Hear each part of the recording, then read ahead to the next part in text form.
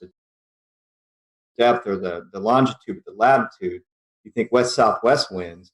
And then how do you forecast the time that it's going to occur? Say, like you said, 10 degree Fahrenheit air moving over 40 degree waters. At what point does that stop? We're looking at what kind of difference in the for maximum occurrence to happen, and then for how long is this going to occur? How do you know when the valve shuts off? Yeah, it's a very interesting and important question there. I like the question. The question is, how long is it going to last? What's the intensity going to be, in addition to where it's going to occur? What's important is you need cold air moving across the Great Lakes, but that cold air has to be deep enough to allow clouds to grow to a great enough depth to produce snowfall. If the cold air is really, really shallow, like that cold air that dams here on the east side of the Appalachians and is really shallow, you're not going to develop the clouds to produce lake effect snow. So that's a very important parameter. As far as how long is it going to last, once again, once that layer of cold air becomes shallow enough that it gets squeezed out by high pressure that moves across the area and begins to produce subsidence, that will cut off the lake effect snow. But in any particular locale, any location, it's the wind direction that determines where the snow band is going to be. So that snow band may be going like crazy over your little suburb, your area, and as little as a 10-degree shift in wind, just like that, will kick the snow band 10 or 15 miles north of you or south of you, and you'll go into clear skies at times. So it's a very, very intricate set of parameters that produce lake effect snow. Again, temperature difference to get that heat and moisture off the lake, the depth of the cold air to allow clouds to grow, and then the wind direction, which determines where that will all occur.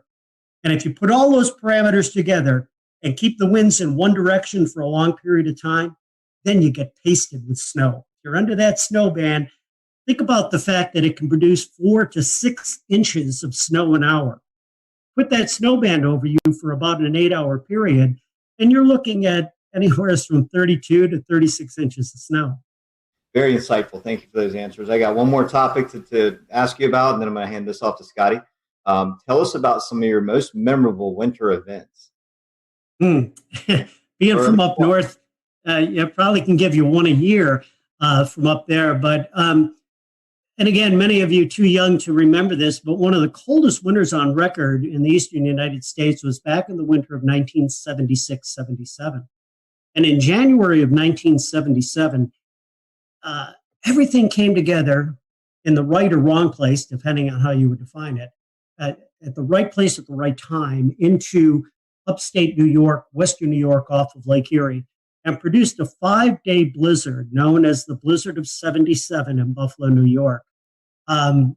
Unfortunately, 29 people died during the blizzard. Many of them were found frozen in their cars that had gotten covered over by snowfall from 5 days. And think about this, 5 days of blizzard conditions. Blizzard conditions that stranded people on roadways. Back then, you didn't have cell phones. You couldn't get on that phone and just call someone to help you. The conditions occurred with temperatures down near the freezing or the zero mark and wind chills down to 20 to 30 below zero. Anyone caught outside in that storm was in peril. And again, unfortunately, there were many, many people that died from that. That was probably the benchmark storm for me because the intensity and the duration of that event. But we've had other really interesting lake effect snow events that have occurred. Back in Christmas week of 2001, I was working at the office in Buffalo, and during that week, we picked up 82 inches of snow. And this wasn't in mountainous areas or areas that were not populated. It was right across the city of Buffalo, and that really put the city at a standstill for several days. Tom, when you had a chance to go to the Weather Channel, your area of responsibility grew from upstate New York to the entire country. What was that learning curve like? Oh man, what an education to go from forecasting for, several counties in a portion of the state, and then all of a sudden ending up being responsible for forecasts across the entire nation. At any one point in time, and I've had this happen more than once in my career there, I'd be covering a storm coming into the West Coast, pasting the Sierra with heavy snow, a second weather system that was developing a lee cyclogenesis coming off of the Rockies, and maybe a third weather system that was working up the East Coast to produce a Northeast snowstorm. As I got into that, I began to understand the United States as a whole and what an amazing natural laboratory it is for studying the weather. Check the map out here. This is what I use when I train the forecasters and meteorologists that are at the Weather Channel. There's several features in the United States that make this a great natural laboratory. We start with the mountains, the western and the eastern mountains.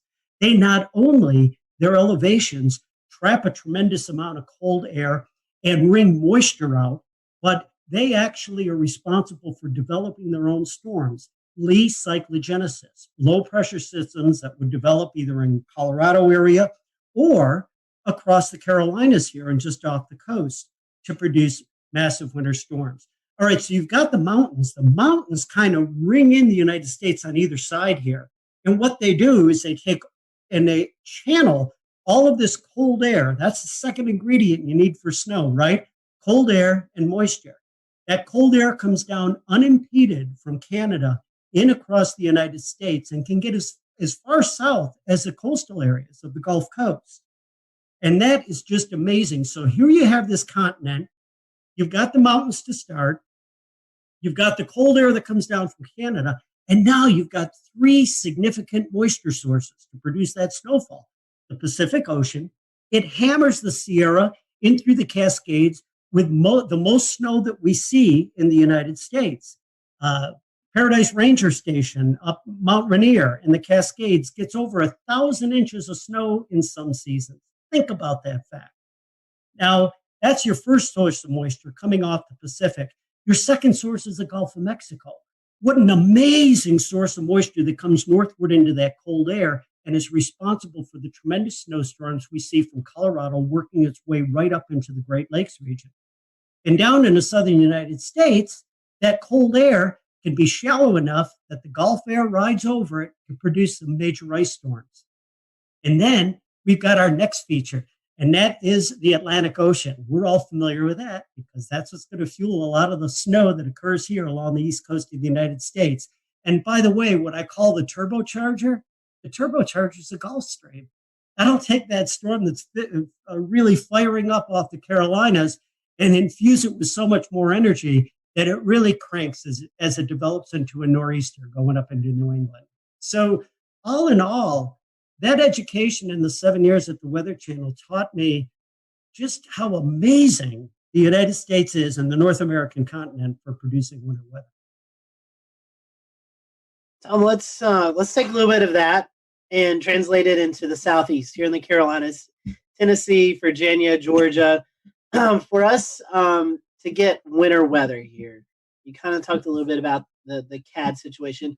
What are our typical setups? We hear Miller A, Miller B systems. Talk to us about what we need to see here in the Southeast to get a winter storm.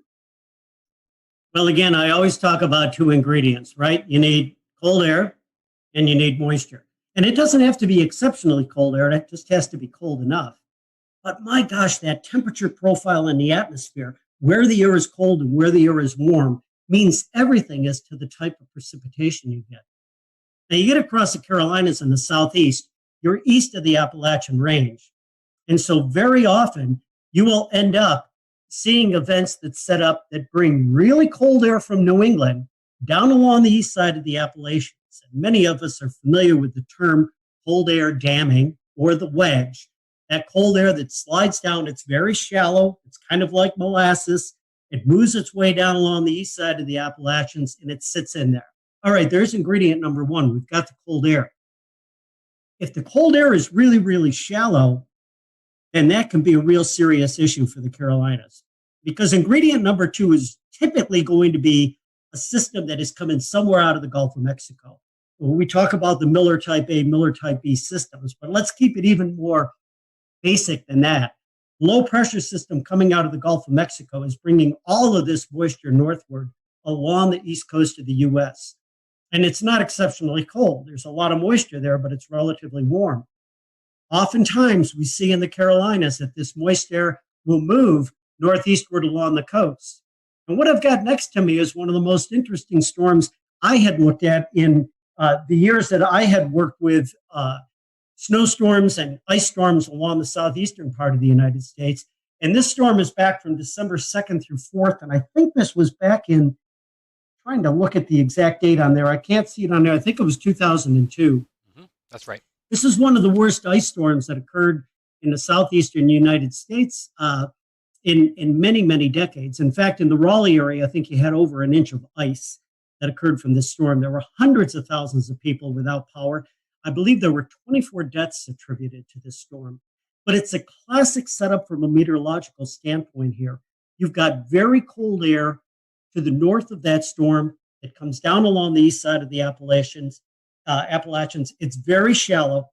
You bring more moisture above that. What will happen is snow starts high up in the atmosphere. It melts as it comes down into that warmer air. And then when it hits that cold air right near the surface, it ends up hitting anything that's below the freezing mark and instantly freezing. And because there was so much moisture with this storm, it moved relatively slowly, so there was a long duration. A combination of cold air at the surface and warm air aloft produced what again was an epic ice storm there. As of here in January, mid to late January, much of the East Coast, Southeast, I would even say the Tennessee Valley, has not really seen a lot of winter weather. We've had really warm conditions. As we go back, I know for a lot of locations in western central North Carolina, it's been over 400 days. You'd have to go back to December 2018 since we've seen measurable snowfall outside of the mountains. Obviously, the mountains have seen some snowfall. What has contributed to that? Why do you think over the last couple of years, it seems like the snow chances are decreasing in much of the Southeast? Well, obviously, there can be a number of parameters that contribute to that. You can certainly have weather patterns that operate on many different scales, from more of a local or regional scale to a hemispheric scale, that certainly modulate the winter weather across different parts of the globe and across our latitudes. We've had up to this point, two relatively mild, and I might say very mild winters across the southeastern U.S. We've had a jet stream that has been defined by oftentimes a trough in the western U.S. and a ridge over the eastern U.S., which is not allowing much in the way of cold air to get down into this part of the world. But you can't neglect the fact that all this is occurring on a background of a warming globe. And that climatic change, that warmth, is going to produce certain results. We don't know exactly what that is contributing to in the way of modulating our seasonal weather patterns here, but it certainly has to be doing something. We'll often look at other factors on a large scale that help to modulate seasonal weather across parts of this continent. ENSO is one example, okay? And we're always quoting El Nino or La Nina, whatever phase of ENSO that we might be in, and looking at that as a possible modulator for seasonal forecasts across the United States. But there are so many other factors that come into play from mid to high latitudes. And when you talk about the eastern United States, you talk about other factors that can influence that pattern in the season. It can be anything from ice cover in the Arctic to snow cover in Siberia to other factors that influence the mid and high latitude flow across North America.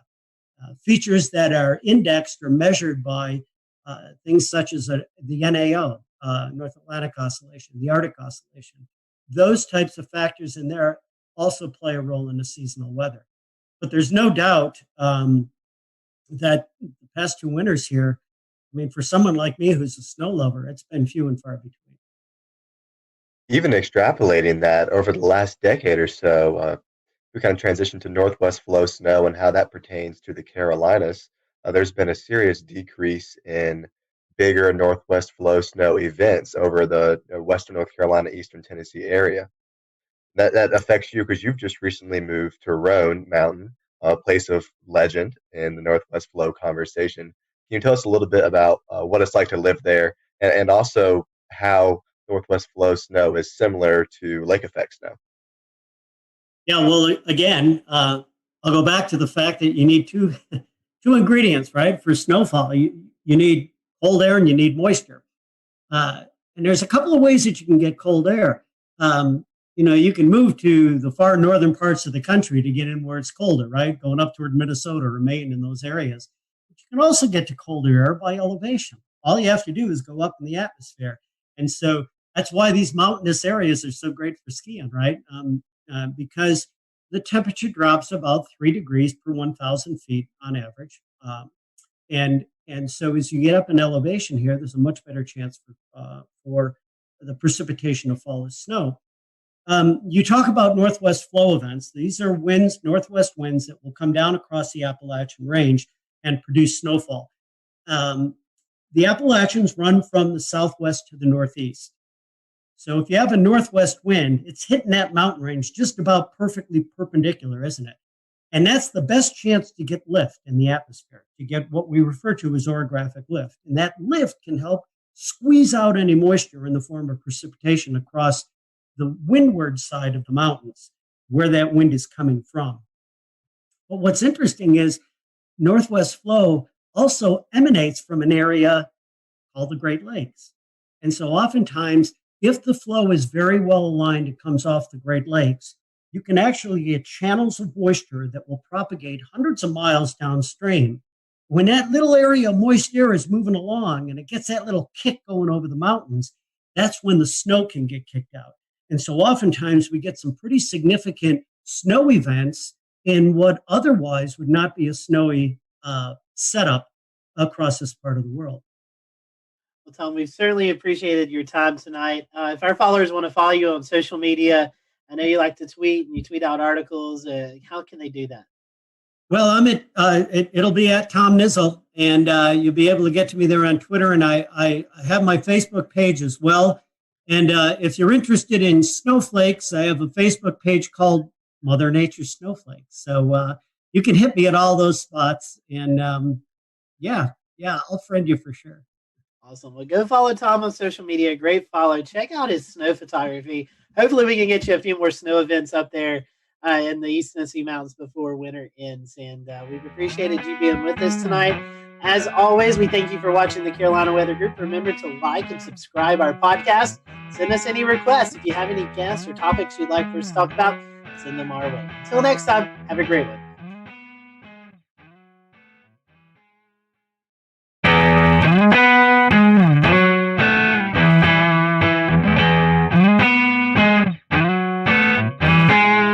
Hello, everyone. Welcome to the Carolina Weather Group. We're happy to have you this evening, and we're going to be talking about winter weather. It's getting cold outside, and eventually we're going to be talking about some of those wintry precipitation events that likes to kind of rear its head here in the southeast, here, especially in the Carolinas in the wintertime. So with us tonight is Trish Palmer.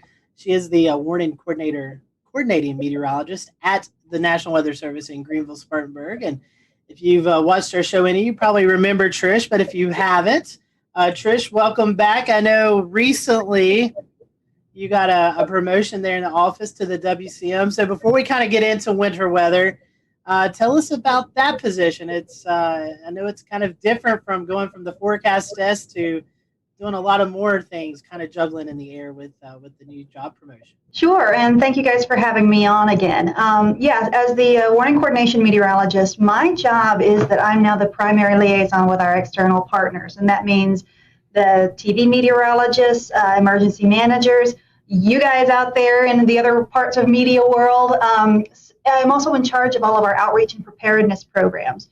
So when you hear about Severe Weather Awareness Week or Winter Weather Preparedness Week or whatever it might be, I'm the one that has to coordinate all of those different issues. And I work very closely with our surrounding offices.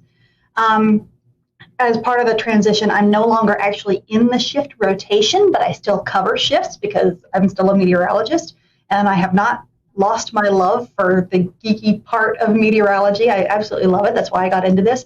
But now with the promotion and my title as the warning coordination meteorologist, getting to work with the partners and establish those relationships and working with the media and helping to bridge the gap between what we do in the Weather Service and what you guys and the TV meteorologists do in taking the message to the public. It's the whole weather enterprise needs to work together really well in order to effect the proper response from the public. And I really enjoy being that liaison and working with all these different facets of the weather enterprise.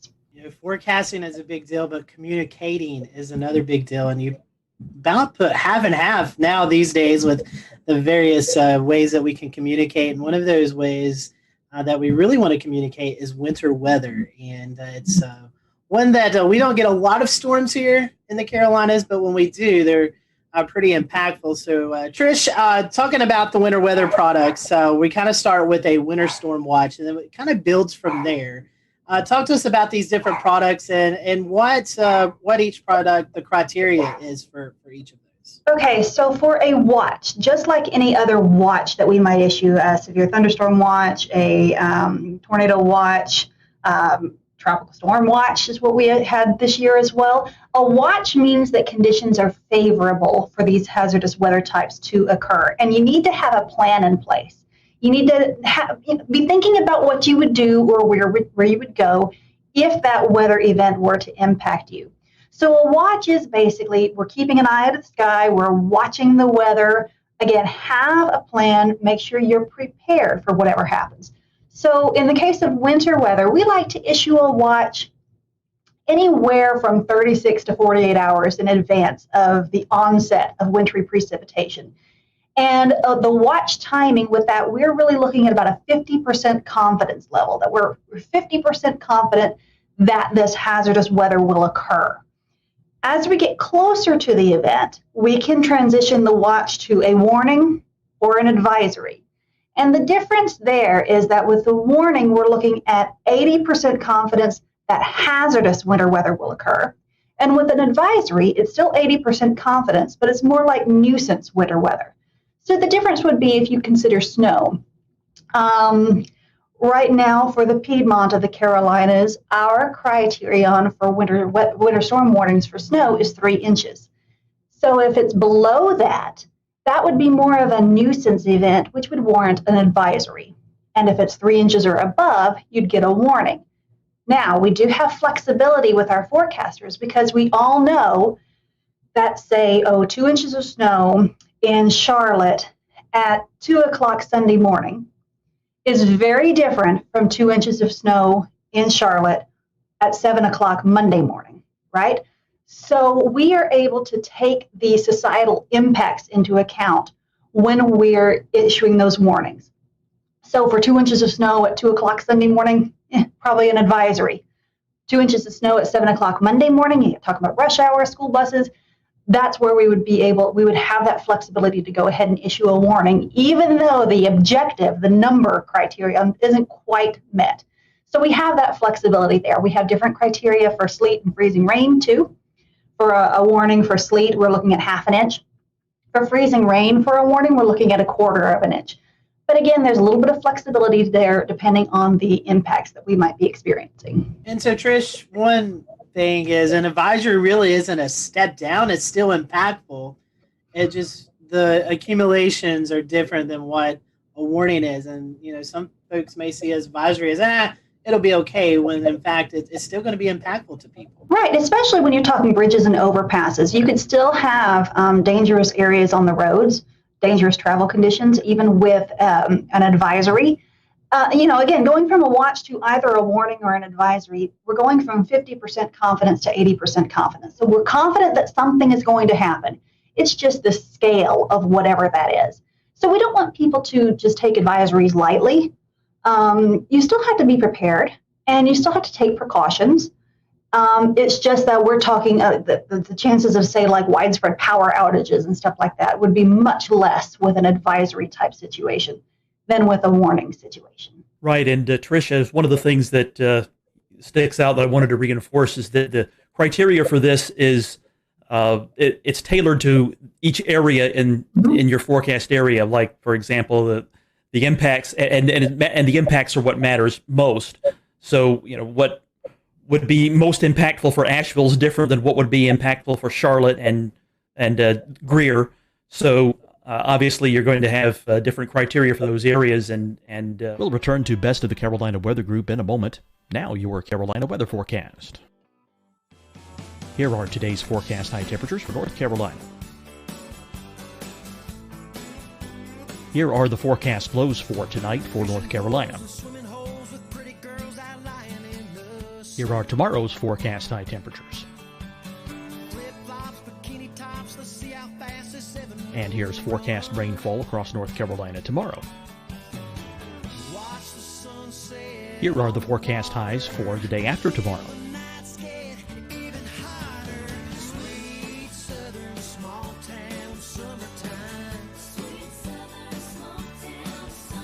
And here's the forecast rainfall across North Carolina for the day after tomorrow. This is the total rainfall forecast across North Carolina for the next 3 days. Here's the severe thunderstorm outlook for today from the Storm Prediction Center.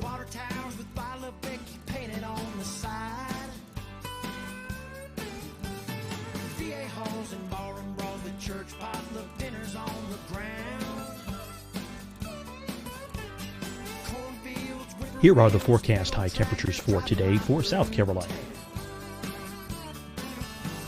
Here are the low temperatures for today for South Carolina. Here's the probability of precipitation forecast across South Carolina today. And here are the rain chances across South Carolina tonight. Here are tomorrow's forecast highs across South Carolina. Here are the forecast low temperatures for tomorrow for South Carolina.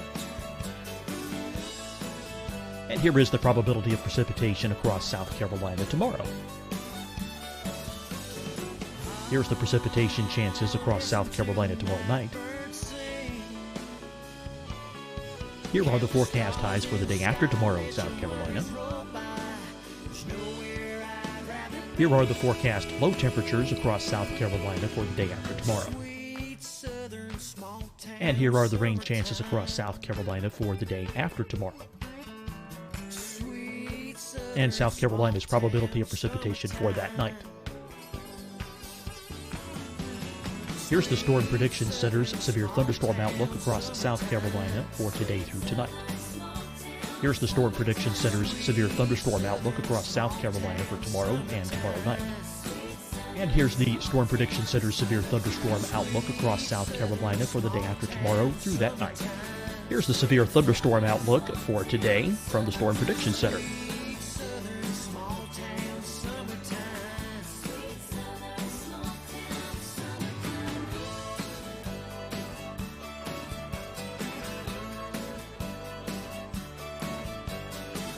And now here's a live look at weather radar across the southeast.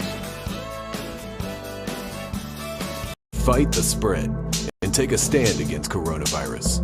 Wear a mask in public. Stay at least 6 feet apart from others. And get tested. Join us and fight the spread. Visit scdhec.gov/COVID-19. Getting tested for COVID-19 helps you to take the steps needed to protect yourself, your loved ones, and your community. Find the testing location at scdhec.gov/COVID-19 testing. Hi everyone, I'm Dr. Mandy Cohen, Secretary of the North Carolina Department of Health and Human Services. And when you follow the 3 W's, you protect your family and your neighbors from COVID-19. When you leave your home, practice your W's. Wear a cloth face covering, wait 6 feet apart, wash your hands often. Wear, wait, wash. We're in this together. Stay strong, North Carolina. Deciding when to wear a mask isn't about who you know or how well you know them. Just ask yourself, will I be with anyone I don't live with? If the answer is yes, get behind the mask. Help slow the spread of COVID-19. Get behind the mask. Learn more at covid19.ncdhhs.gov. You'll see your Carolina weather forecast at 25 and 55 past. And now back to the best of the Carolina Weather Group on the all-new Carolina Weather Net.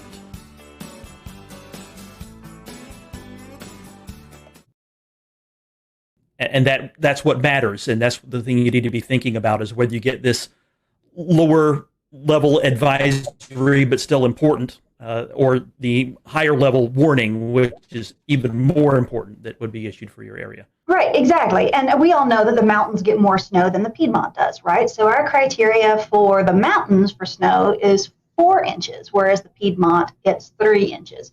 And the further north you go, the higher that gets. You go for places like New York, you're looking at 6 or 7 inches, maybe even 8 inches before they get to a warning, because they know how to handle it. They have the resources. The impact isn't as great up there as it is down here. Again, just partially based on climatology. Right. And something else to think about if you're traveling outside this area is that criteria will be different elsewhere. If you go into Raleigh, if you go to Philadelphia, if you go to Chicago, those criteria are going to be different still. Think about the level of impact when you hear about these advisories or warnings being issued. It indicates how serious the event's going to be. Right, and we have the exact opposite in the summer. You know, down here we can handle the heat a little bit better than people can up north. So somebody down here may go up north in the summer and it's a heat advisory, whereas down here we're expecting heat indices of 105 for a heat advisories, but up north it might be more like 95 or 100. And, you know, we Southerners are like, what, they can't handle 100 degrees? But it's different. It's based on climatology and what your body is acclimated to. Trish, the National Weather Service also issues wind products year-round, but during the wintertime, it gets especially breezy across the western half of the Carolinas, and specifically in NWS GSP's forecasting area.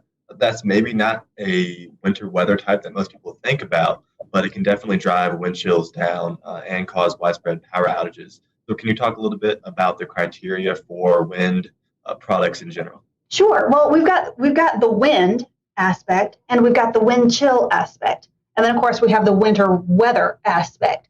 So when we have a winter event, lots of times we roll them all into one product rather than issuing a whole bunch of different products. Because as you guys are probably aware, a wind product is handled by one set of products. It's called a non-precipitation warning, whereas the winter storm and wind chill products are handled by the winter storm products. So it can get very confusing. So we often wrap these in together. And so we can sometimes tweak our criteria to make it match what the weather is looking like. And again, just to make more sense to the residents across the Western Carolinas and Northeast Georgia. So for example, when we issue a high wind warning, that's when we're expecting frequent gusts over 50 knots or 58 miles per hour. That's not uncommon in the northern mountains in the middle of the winter because we have the jet stream coming down. We've got some really tight pressure gradients that set up often. And anybody who's watched the weather at Grandfather Mountain knows it can get very, very, very windy up there. So you'll see those products a lot. The step down from there is a wind advisory. And that's really when we're expecting winds, 30 to 39 miles per hour with frequent gusts over 40 to 45 miles per hour. Again, we have the flexibility to adjust that. It's been kind of a wet season, so maybe we might issue a wind advisory at wind speeds just a little bit lower. We also know that once we get to wind speeds that are over 35 miles per hour, school buses have a real hard time driving in that. So we're trying to line up our products a little bit more with what the schools are needing from us. And that's part of the communication between us and those decision makers. So they let us know what they need. And we tell them what the weather is going to be. And sometimes it's just easier for us to issue a product based on those more widespread impacts. So when we take the wind and the temperatures into account, then we get the wind chills on top of that too, right? So once we're looking at wind chills below 0 Fahrenheit, that's when we're going to start looking at wind chill advisories, wind chill warnings. Again, it's going to be a little bit lower in the mountains than it would be in the Piedmont.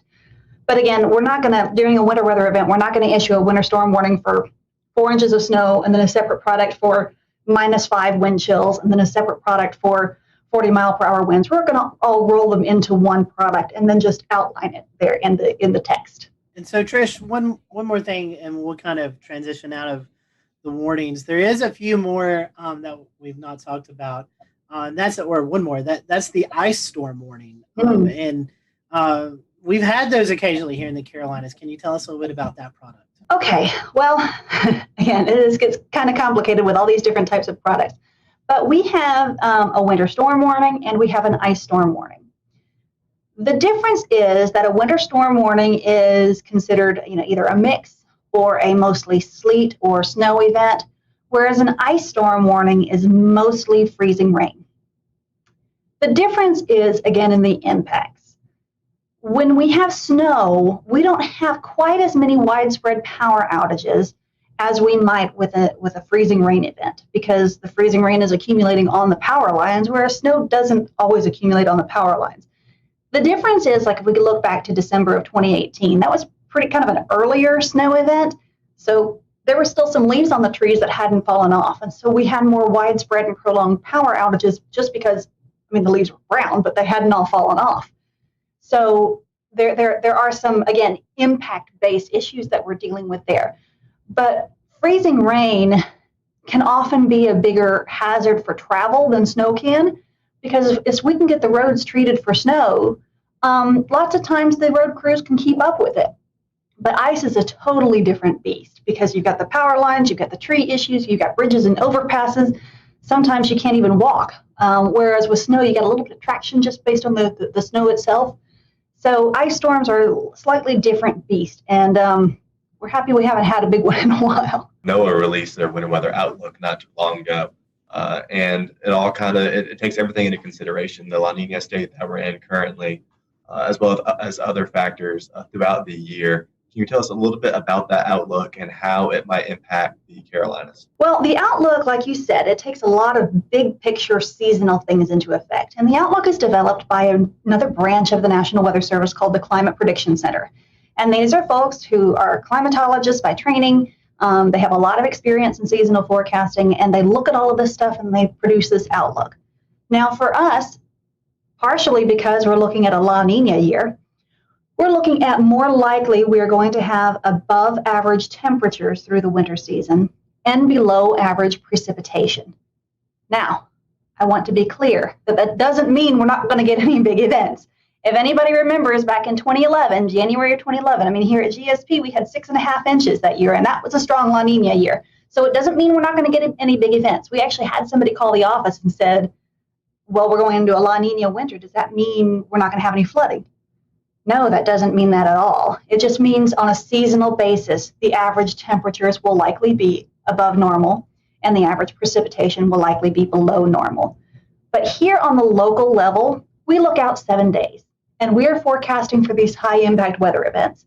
And we're going to issue watches and warnings no matter what the seasonal outlook is, because you could still have an extreme event any time of year. Very important to consider when we live in the South here that one snowstorm can bring you double your normal snowfall in a year. So even though on average we're likely to see a warm and dry winter, it only takes a 1 week long cold pattern to give you above normal snowfalls. So keep that in mind, because what's normal is actually not much. So you can actually get a lot well above normal snowfall for a year just because you got one big snowstorm. Yep. And it's really important for your viewers, your listeners, to understand that they need to be prepared for all types of high impact weather. Don't take a seasonal outlook of, above normal temperatures, below normal precipitation, and say, I can let my guard down. No. You always need to have an emergency kit ready. You always need to be prepared. And so, Trish, talking about that, the forecast, it seems like, with tropics, we get a little sector of that.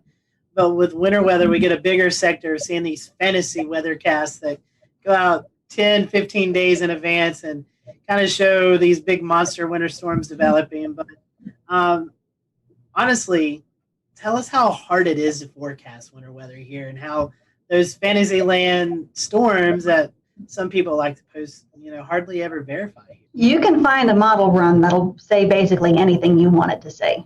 And what's the saying that even a broken clock is right twice a day, or even a blind squirrel catches a nut every now and then. So there may be some extreme forecasts out there, and maybe somebody gets lucky and it gets right. But the important thing is for people to rely on trusted sources of weather information. So don't just look at one social media post from Joe Blow out there. Talk to your, I mean, you guys have a huge Twitter following, and you guys have reliable sources that you tweet and retweet, whether it's your local favorite TV meteorologist or us here at the National Weather Service. It's really important that people rely on trusted sources of information. And in the end, when it comes to watches and warnings, we in the National Weather Service are congressionally mandated to issue those products. And then we rely on you guys on the media side of things, whether it's TV media or internet media or whatever, to get the word out there to the public. I mean, some people will get it through our website. But our interface is more working with the media and emergency managers. So we really rely on you guys to be the go-between between us and the public. So again, we're the ones that are issuing the watches and warnings, but often it's you guys in the media that are communicating that to the public. So that back and forth interaction is really important. And when it comes down to some random social media post with some random forecast, anybody can be right every once in a while. And a lot of that is just clickbait. They want people to click on them to get likes or followers or whatever. And there's really no point in scaring people with crazy forecasts all the time. Again, go to your reliable, trusted sources of weather information. Absolutely. Know your meteorologist. If you're finding weather information from someone you don't know who is actually posting it, it's some anonymous type of weather site, you may want to take that with a grain of salt. Exactly. If it's the National Weather Service, a company like the Weather Channel or AccuWeather, or a local meteorologist, those are the ones you can trust, especially if you're hearing the same or similar message from all of them. Trish, we were talking about that. Obviously, winter weather gets everyone excited. But there's also some aspects here in the Southeast where we could see severe weather in the wintertime. We have seen, severe weather aspects. And even when you mention La Nina, you in the back of your mind, late winter, early spring, you think of potential of an active fire season. So there's other things that we're looking at in the wintertime besides snow, sleet, freezing rain, and high winds. Yes. We live in a very active portion of the country. We don't really get a break here. There's not really much of a down season. Sometimes October, early November can be kind of quiet. It's actually kind of quiet out there this week. But certainly recently it hasn't been. We've had a lot of rain and some big flooding events. So there's always something that could be happening. So like you said, I mean, winter, we're going into winter weather. That doesn't mean that there's not going to be tornadoes at some point. February 6th of last year, we had a pretty big event back then, or this past year. We had tornadoes back in January of 2020. So tornadoes can happen any time of year. And again, that's why people need to be watching the forecast, be prepared for anything. And you mentioned fire weather. We've been lucky in the fire weather aspect, and that we haven't had much of a fire weather season in the past few years. It's been 2016 since we've had a really big one, and that was a bad one. So, to avoid fire weather, we've got to have a lot of water, right? So you get 6 of one, half dozen of the other. But that is certainly an issue before the leaves start greening up, the big spring green up. As we get into late winter, we still got leaves on the ground. It's not quite as wet anymore. We still got some big wind systems that are coming in that'll continue to dry us out. So yeah, fire weather in the early part of the spring is a big issue.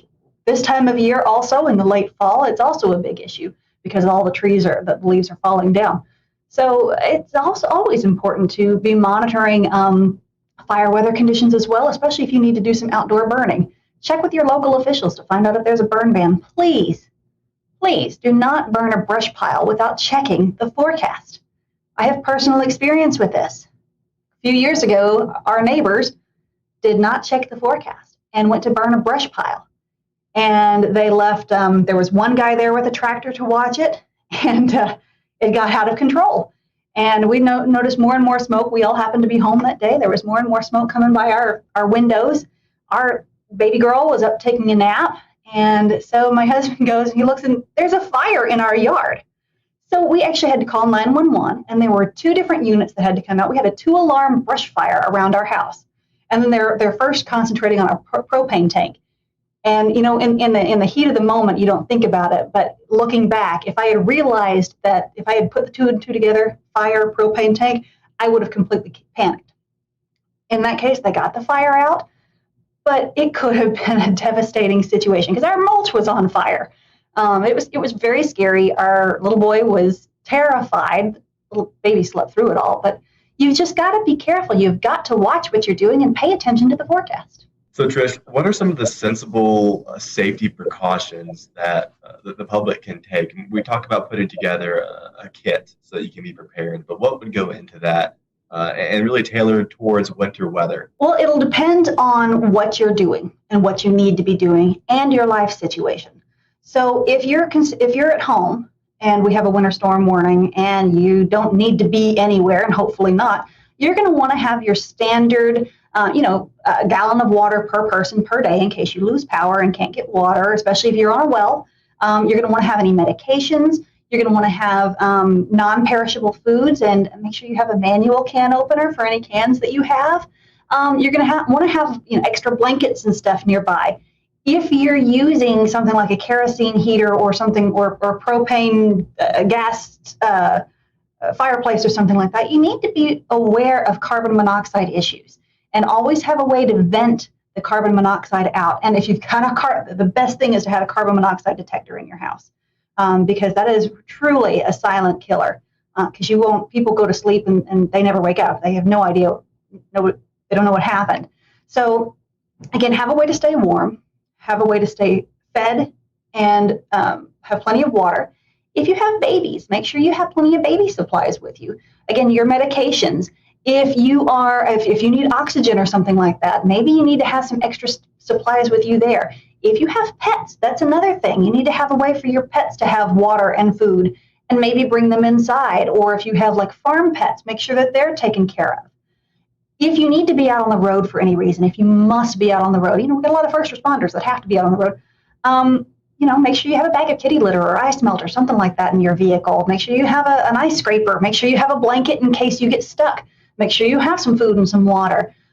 Make sure you have a snow shovel maybe even. So there's a lot of different things that you can have with you to help you should the worst case situation arise. And it's important to do that in advance. Yes. Like, for example, current times when the weather's relatively quiet, advanced planning is the key to being ready when things happen, be them a weather disaster or something else. Get ready in advance. That way, for one thing, you can actually secure the supplies. They might be in short supply when we're close to an event and something bad's going to happen, a big snowstorm or whatever. Be ready in advance. And ready.gov is a good place to go and look for other tips for not just weather emergencies, but also other kinds of disasters too, earthquakes and so forth. Exactly. And always have your phones charged up. Always have these charged. Even if the cell phone networks get clogged up, often text will still work. So if something were to happen and you get stranded, maybe you don't have a cell phone signal, you might be able to still send a text to a family member or something like that and ask them to ask for help for you. But always have your phones charged up. That's a big one too. Especially going into a big event, just keep it plugged in overnight and just have it there. There are lots of like manual battery chargers that you can get. You can get crank chargers, crank radios, and stuff like that. So there's lots of different options out there. Well, Trish, speaking of winter weather, we'll kind of close with this. For those folks who live in Western North Carolina, upstate South Carolina, and far northeast Georgia, how can they follow you guys? What's the best way for our followers and listeners to get information from the Weather Service there with winter weather coming up? I know your website, you've got social media. What's the different outlets they can check out? Well, like you said, our website, weather.gov/GSP for Greenville, Spartanburg, weather.gov/GSP. That's going to have all of our latest information, the most official information. We do have Facebook and Twitter at NWSGSP. Facebook and Twitter, social media is not an official source of warning information, okay? Because sometimes that can go down. Sometimes our meteorologists get overwhelmed and we can't always keep some of that updated. A lot of that auto posts. The other thing is that Facebook algorithms sometimes don't always show you the most recent posts. So we have stopped posting warning information on Facebook because we've had a lot of complaints from people getting old warning information instead of new warning information. So we'll use Facebook more to post precautionary and preparedness activities and actions And we might use Twitter more for the actual warnings and advisories, those kinds of real time, what's going on right now situations. We love to get reports from people. We don't know what's happening basically anywhere except outside our office. And we have these little bitty windows. We can't see very far. So it's really important for people to tell us what's going on out there. And that's not just winter. That's all year round. If you see a tree that comes down, let us know. If there's a thunderstorm out there and it's causing, there's flooding on your road, let us know, because we don't always know what's going on at the ground. So get out there with a ruler, take a picture of the ruler. Those are the best. If you can take a picture of the ruler in the snow and then tweet it to us at NWSGSP, or if you go to our website, there are places that you can report your weather there.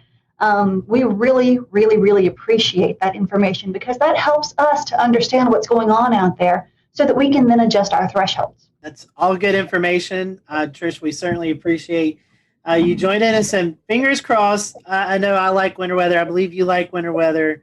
I know Evan loves winter weather. Frank, I know you've had your winter weather in Pennsylvania, so you might want a little bit of a break. But yeah, I'll take this La Nina winter. Hopefully it's at least 60 degrees every day for now through March. I'll be fine with that. But for the rest of us who are wanting winter weather, we hope that we'll get some. And Trish, we thank you and your crew down at GSP for all you do. I know it's been a very busy year, and maybe we can get one or two winter weather events and then let you guys get a little bit of a break. Maybe we can. And we really appreciate you guys, because like I said earlier, we really rely on you guys in the media, whatever type of media it is, whether it's television or social media or podcasts and videocasts and all of this stuff. Again, we rely on you guys to be the go-between between us and the public. And we appreciate the efforts that you guys make to help in that regard.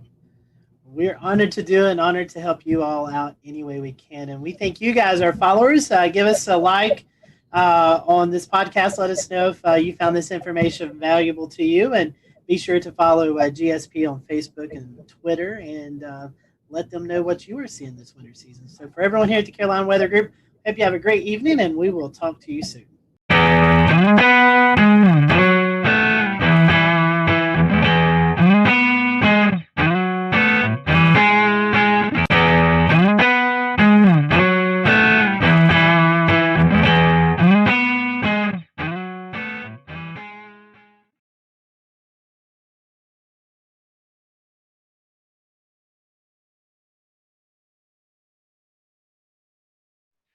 Good evening and welcome to the Carolina Weather Group. I'm James Brierton in Charlotte. We have a great panel for you tonight. We are going to be talking about the flood threat against your house, whether you live in a flood zone or not. We have some great material for you tonight that may have you rethink the next time you're looking at your policies. Joining us from Charlotte, Bill McGinty, consumer reporter at WCNC Charlotte.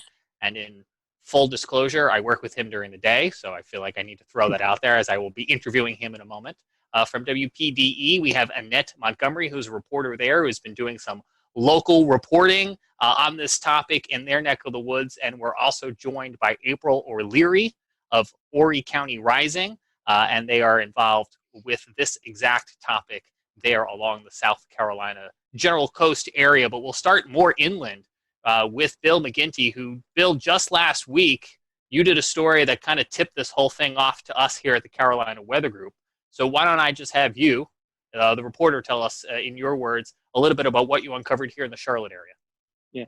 So one of my jobs here in Charlotte is the consumer investigative reporter, and so people email me. I run a franchise called Get McGinty, and if you have a problem, you email me. And so I got this email from this couple, and I actually got the email in the middle of the 4 o'clock news, and he said we're being flooded. Every time it rains, we get flooded, and it never used to happen. We can't figure out why. The city was working on the storm drain system. We're wondering if that maybe had something to do with it or not. So I replied back and said, just send me a couple of photos if you wouldn't mind. I'd like to see what you're talking about. He sent me back some photos. And when I looked at the photo, I said, I'll be out there first thing tomorrow morning. He showed me, he's got a townhouse, a 3-story townhouse, and the bottom floor of his finished townhouse was completely underwater, above the fireplace. And I said, this is from a rainstorm? I mean, this looks like a river came up. He said, it comes up and then it goes away. And as long as the rainstorm lasts, his point was that if we get 3 inches of rain over 3 days, not a problem. But if we get 3 inches of rain in an hour, huge problem. So it's basically a flash flooding issue. And so one of the things we were able to do was get a hold of the city of Charlotte, which told him they'd look into this sometime about 2021, before 2021?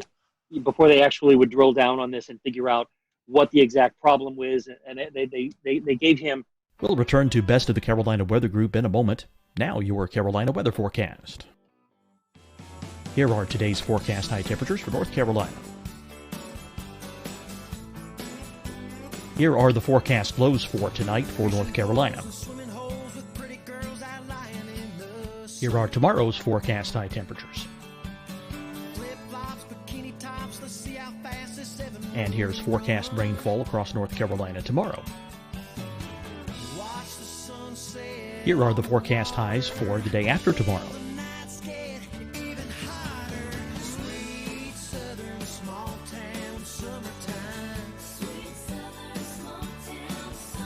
And here's the forecast rainfall across North Carolina for the day after tomorrow.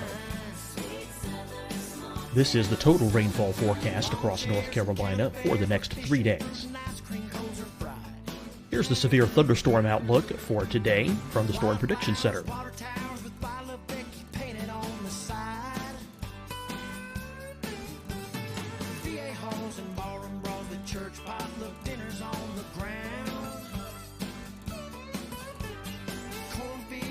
Here are the forecast high temperatures for today for South Carolina. Here are the low temperatures for today for South Carolina. Here's the probability of precipitation forecast across South Carolina today. And here are the rain chances across South Carolina tonight. Here are tomorrow's forecast highs across South Carolina.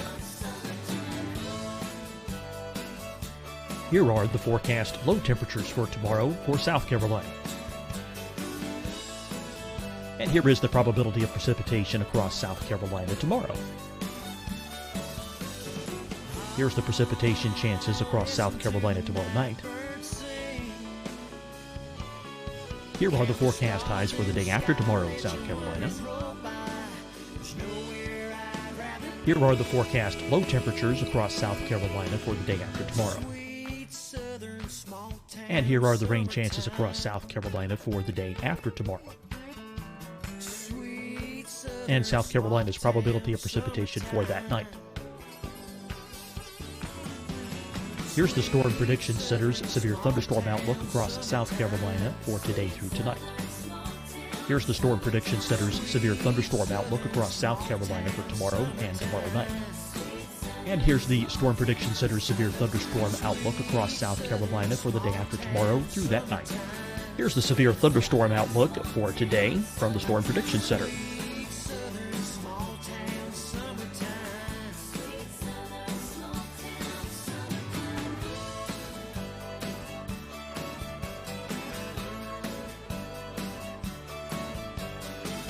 And now here's a live look at weather radar across the southeast. Fight the spread and take a stand against coronavirus. Wear a mask in public. Stay at least 6 feet apart from others. And get tested.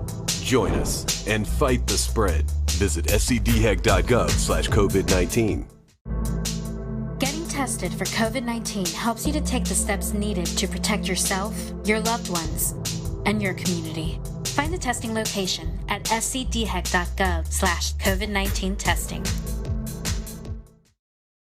Hi, everyone. I'm Dr. Mandy Cohen, Secretary of the North Carolina Department of Health and Human Services. And when you follow the 3 W's, you protect your family and your neighbors from COVID-19. When you leave your home, practice your W's. Wear a cloth face covering, wait 6 feet apart, wash your hands often. Wear, wait, wash. We're in this together. Stay strong, North Carolina. Deciding when to wear a mask isn't about who you know or how well you know them. Just ask yourself, will I be with anyone I don't live with?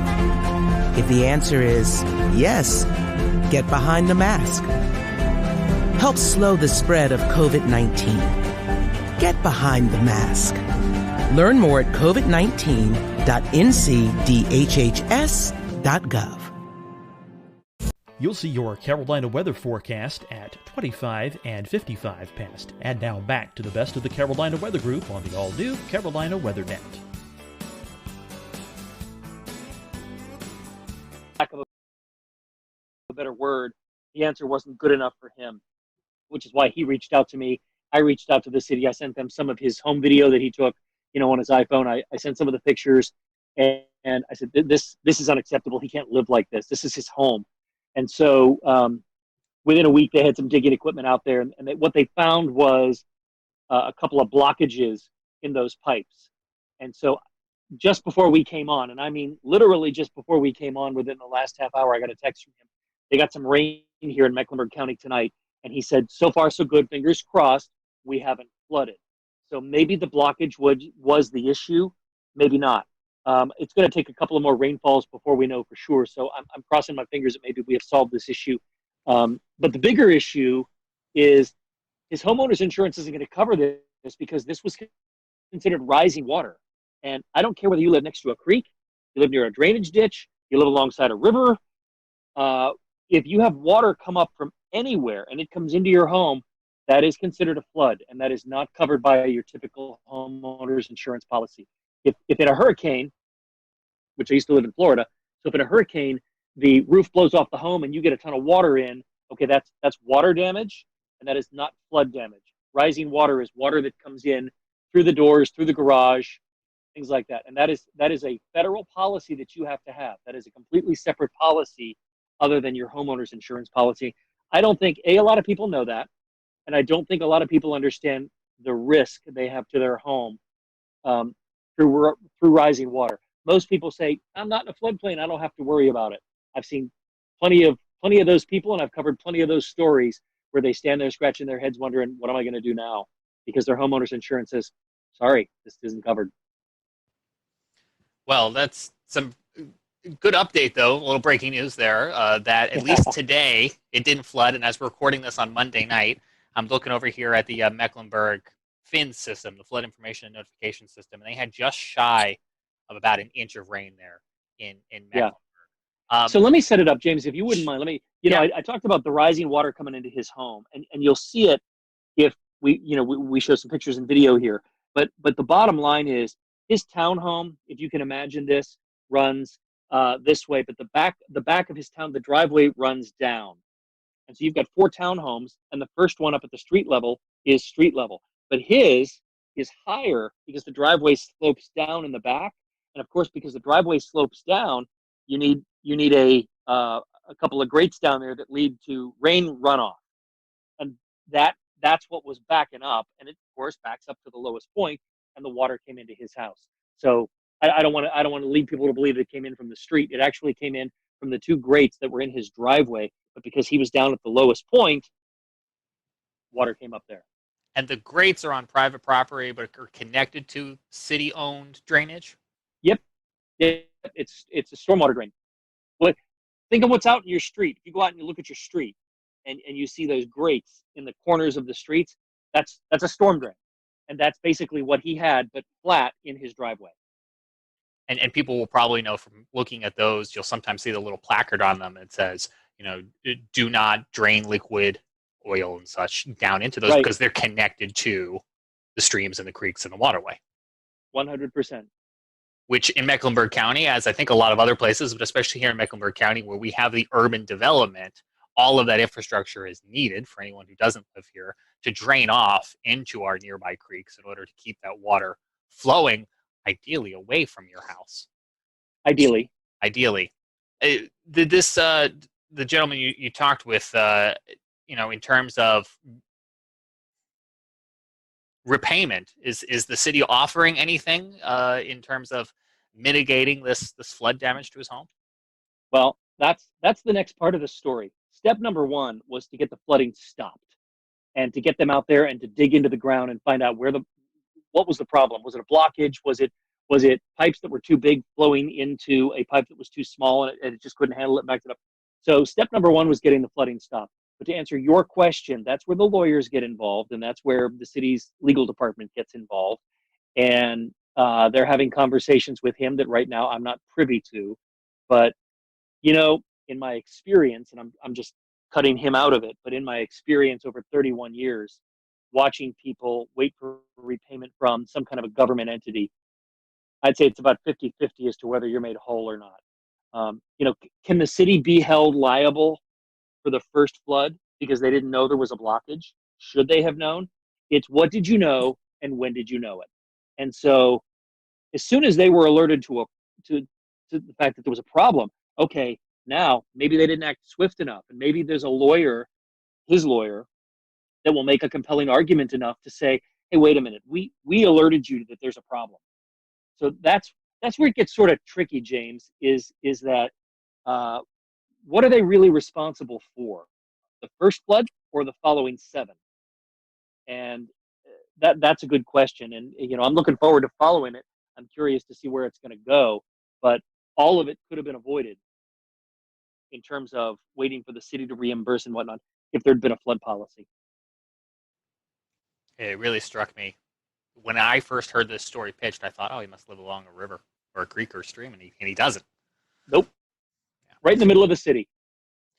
Bill, I want to come back to you in a few minutes because I know there's some more that you have to share, tips and tricks for folks wherever they live, things for them to consider on their homes. I want to bring in Scotty Powell, who's going to expand the scope and continue our conversation. Yeah, thank you, James. Much like the Charlotte-Mecklenburg area, another metropolitan area that's really growing a lot of urban development is the Horry County area. That's Myrtle Beach, Conway, South Carolina. Tonight we have Annette Montgomery and April O'Leary with us. Annette, you cover this story a lot for WPDE. I came across some of your reports there. You guys see flooding maybe a little bit different than what Bill was talking about. Obviously, flash flooding, a big concern. But a big concern for you all in Horry County is when we see these heavy rain events occur. And this doesn't necessarily have to be tropical rains or tropical storm activity. This could just be heavy rain that's developed over North Carolina, you know, anywhere between 3, 4, 5 inches of rain, and it kind of travels down the river system. Annette, you unfortunately have been covering these stories of folks who've been affected by also this water runoff and affecting many homes and many communities that are being flooded. Yes, I actually know a lot of homeowners that are selling their homes just simply because of the flooding.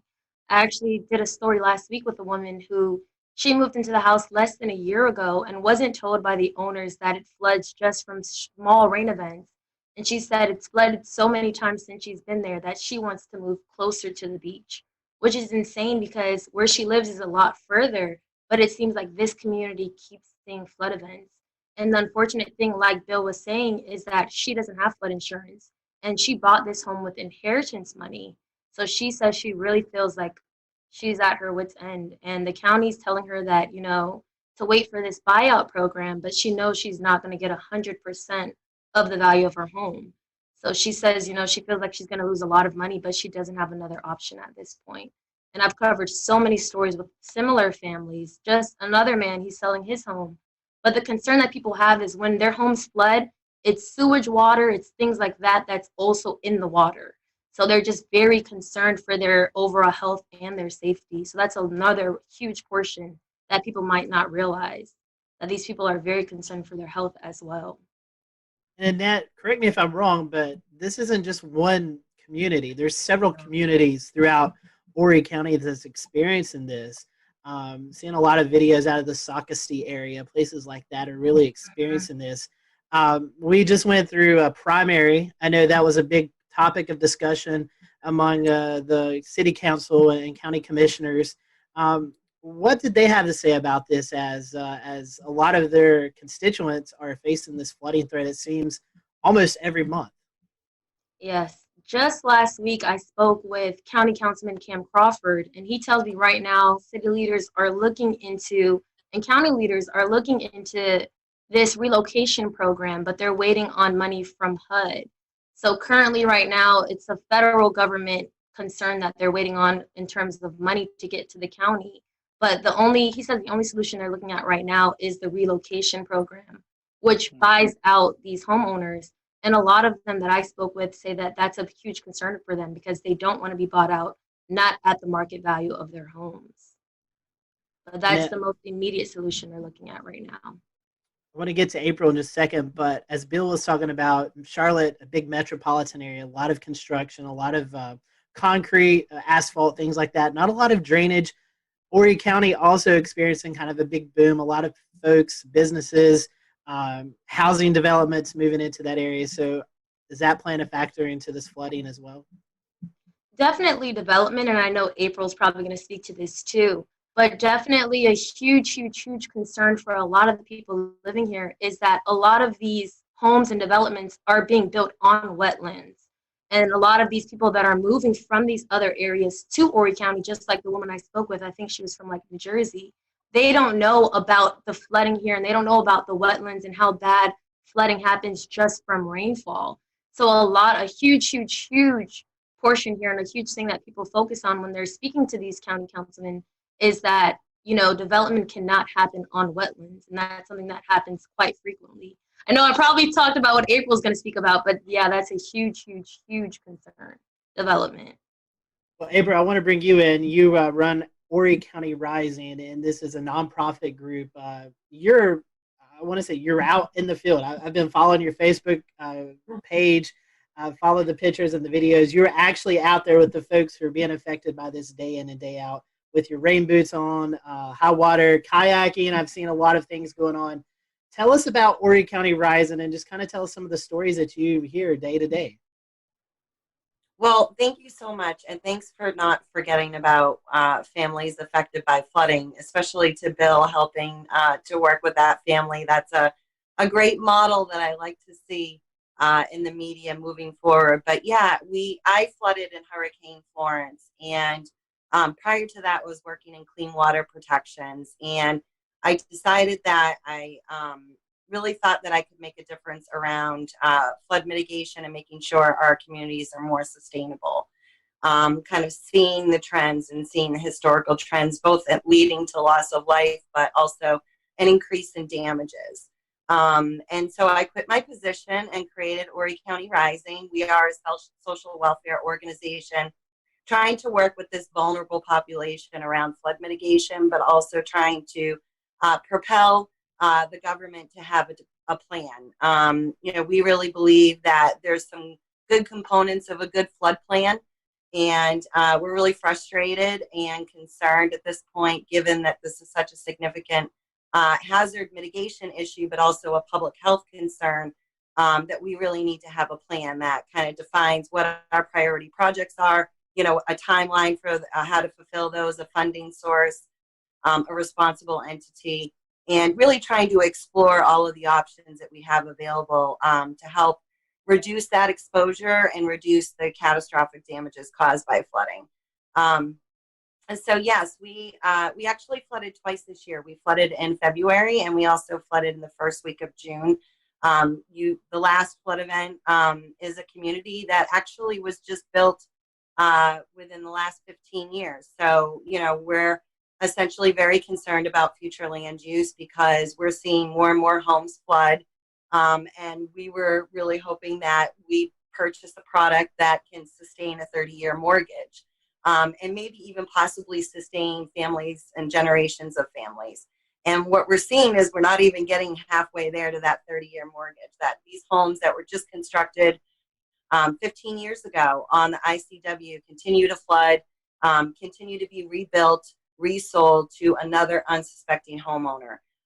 So we see these homeowners, particularly around the Atlantic Intercoastal Waterway, repeatedly flood in the 4 or 5 times in the last 5 years. But we also are impacted by these significant riverine floods as well. So that's, you know, events like Hurricane Matthew, Hurricane Florence, where we saw historical river crests.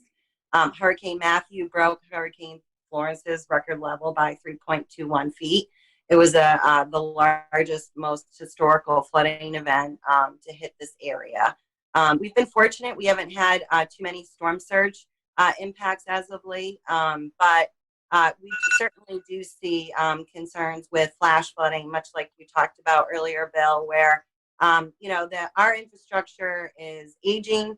It was based on this assumption that we would have consistent historical rainfall trends, and naturally these really significant events, these high peak rainfall events, contribute to those flash flooding impacts, and we see damages as a result of that as well.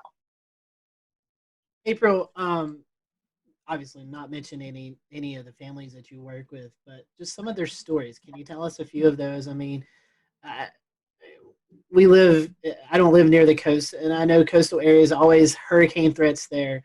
We experience flooding up here in Western North Carolina, but we don't experience it like you guys do. I mean, it's just a constant, like you said, already 2 times this year, not counting all the previous years. What's their stories like? What are they telling you? I mean, I know you're the advocate for them, that you're going out and trying to spread the word. So what do you hear from these families? The first initial response, I think, to any kind of catastrophic flood event is, how do I control this water? But, we're really trying to focus and shift that perspective and really kind of explain that this isn't a water issue. So to speak. Yes, we're seeing high peak rainfall events, more flooding, obviously as a result of rainfall events being more frequent and more intense. But, this is a people problem. It's just a flood if there's no capital investment in that area. We won't see catastrophic damages. So it's really about understanding what your exposure is and understanding what your risk is, and doing all you can to mitigate that risk and reduce that risk. Annette touched on it. A lot of families, we have about 80 families that are interested in that flood mitigation buyout project that should be available, but we're competing with 10 other counties, and there's only 35 million. So we're going to have a serious unmet housing crisis in the middle of a huge growth and population boom. So a lot of this is just really smart future land use. I also think we're a particularly vulnerable county, so we're among the top 5 hazardous counties. We should probably exceed those federal standards and those regulations, given that we're particularly vulnerable to flooding.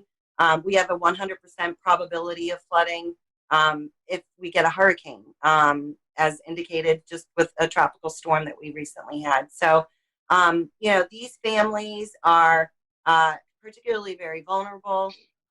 We see a lot of financial stress. They lose their financial viability. So families that are typically getting ready to retire, or maybe just bought their last forever home and in retirement, that are on fixed incomes or flooding. They just bought their homes again, within 15 years, and, they're being impacted every year at this point. So there's a lot of real concern about that vulnerability and, how that really decreases a family's financial viability, and there's very few options. Obviously, protecting yourself and buying flood insurance is critical. You can flood from a tree or a beaver or a stormwater issue, or, Eastern Carolina getting 8 inches of rain. So, at this point, it's really crucial that we do all we can to educate the community about these issues, but also work with our elected leaders and our government to really take this very seriously and, do real common sense approach, like have a plan. Annette, one more question for you. You had an article or a news story out last week, June the 15th. Some flooded homeowners in the Socastee area actually plan a protest to make their voices being heard to officials. Can you tell us a little bit about that? So I spoke with one of the women who helped organize the protest, and what she basically told me is these homeowners, like April knows, they're just tired of flooding and tired of, elected officials telling them that they're doing studies, and nothing is being done. So they said, they're doing this to make their voices heard. And I know April could probably speak to that as well. A lot of them they just said this is their last resort. They feel like they've spoken to county council members, they've spoken to elected officials, and they just feel like enough is enough. So they said they're going to bring out some of their flooded items and have them laid out for people to see. And this is just to have officials really see how these people are being affected. and what it's doing to them emotionally and physically, their stuff. So it's July 6th at 8 a.m. in front of the Horry County Courthouse, in case anyone wants to go. But yeah, I'm glad that, they're doing this. I think it's important. Well, Scotty, I think that we would be remiss if Jared and I didn't also hop into this conversation and talk about Charleston. I can see it. I can see Jared cracking a smile every time you guys mention street flooding, because living in downtown Charleston, this is also an issue that we face regularly, at least once every couple of months. And it just like I said, it's a combination of water table issues, salt water getting into the pipes, as well as just freshwater flooding. So it's kind of a combination of everything, and blockages and sewers, and just it's a mess. But there's a real social problem where if you drive around downtown, you'll notice a distinct difference between higher and lower income portions of the area. A lot of the higher income areas in these homes, they're well off the ground. They're at least 5 feet above street level. Versus if you go to the lower income areas, a lot of these homes are literally sitting at street level. And both areas typically flood in heavy rain events. But unfortunately, one area sees significantly more damage than the other, just because of the way that the infrastructure is in that portion of downtown. So everyone has a plan. When the heavy rain starts, people start coming out and laying out sandbags. And that shouldn't have to be where we go to every time we have a thunderstorm, but unfortunately it is. It's a very serious problem. And Jared, you've had a little bit more experience in Charleston, and you certainly run the weather page that deals with all of the reports. So I'll let you jump in here as well. Yeah, I mean, for historical reference, I used to live on Evans Street a lifetime ago, and I know that sewage water well. I know wading through that. I know losing a car to it almost, and so there's real property damage that happens, and much as what y'all are seeing in Horry County, we're seeing the same thing in Charleston. We have people building on wetlands. We have people building in places where they shouldn't be, and now we have new flood hotspots coming up. Meeting in Hugie Street used to never flood. Used to be it was a clean getaway. That was an escape route from downtown when many other arteries were closed. And now it's got the same problems. You're building right at the base of the Ravenel Bridge there, and now it floods. And that's just within the last year kind of thing. And it gets up 6.7, 6.8 feet, and it floods all around the low income housing right around the Citadel.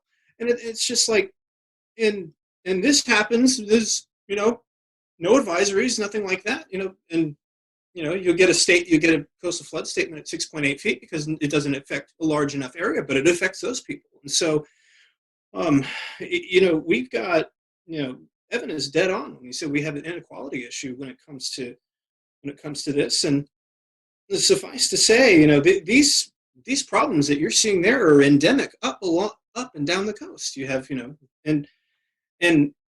you can't help but wonder, there's been scuttlebutt in Charleston about them just not insuring these places anymore. Mm-hmm. and that is when you're going to finally start to see some change, because when they won't insure them anymore, then you'll start, then people will be rethinking their views. We've got, we've got a major issue. It's just a tide, just a thunderstorm. We had a thunderstorm about a month or so ago. We had a thunderstorm set up just off the coast. Sold out a little bit, had a water spout with it, but the problem is on the north side of that storm, the rainfall rates have become so enhanced, it rained 5 inches in an hour. Wow. We're seeing more and more of those kinds of events. The Army Corps of Engineers is studying a seawall. They're going to build a wall in the Battery, make the floodwaters pay for it, I guess. I don't know. But and it's like, okay, well, that's all well and good, but that's not going to solve the problem, as Evan said, of the water coming up through the drains. And then you have the water coming up through the drains, so we have these things called check valves. And when the tide hits a certain height, check valve kind of clutches and fills the drain, and then no water comes in. But what if it rains on top of it? Then that has nowhere to go. So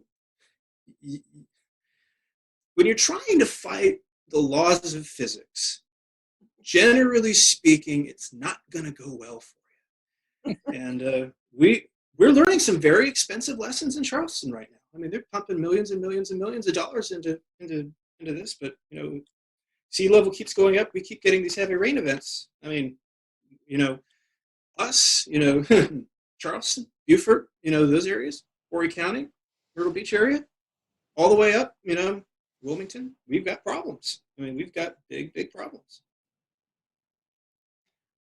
I don't know if people who listen to this show on a regular basis are thinking, I haven't heard Jared that much in like a year. Jared is really passionate about this, and some great points there, Jared. And that's what I was. I don't know, Jared, if in the years we've been doing this show, I've ever seen you that fired up. I love it. It's a big problem, and we'll return to Best of the Carolina Weather Group in a moment. Now your Carolina weather forecast. Here are today's forecast high temperatures for North Carolina. Here are the forecast lows for tonight for North Carolina. Here are tomorrow's forecast high temperatures. And here's forecast rainfall across North Carolina tomorrow. Here are the forecast highs for the day after tomorrow.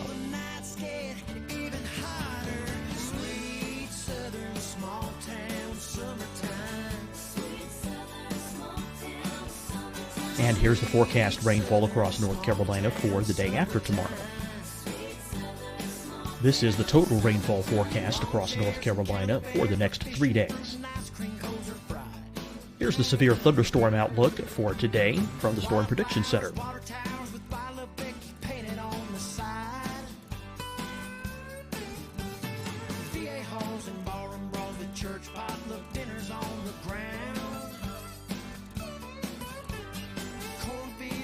Here are the forecast high temperatures for today for South Carolina. Here are the low temperatures for today for South Carolina. Here's the probability of precipitation forecast across South Carolina today. And here are the rain chances across South Carolina tonight. Here are tomorrow's forecast highs across South Carolina. Here are the forecast low temperatures for tomorrow for South Carolina. And here is the probability of precipitation across South Carolina tomorrow. Here's the precipitation chances across South Carolina tomorrow night. Here are the forecast highs for the day after tomorrow in South Carolina. Here are the forecast low temperatures across South Carolina for the day after tomorrow. And here are the rain chances across South Carolina for the day after tomorrow. And South Carolina's probability of precipitation for that night. Here's the Storm Prediction Center's severe thunderstorm outlook across South Carolina for today through tonight. Here's the Storm Prediction Center's severe thunderstorm outlook across South Carolina for tomorrow and tomorrow night. And here's the Storm Prediction Center's severe thunderstorm outlook across South Carolina for the day after tomorrow through that night. Here's the severe thunderstorm outlook for today from the Storm Prediction Center.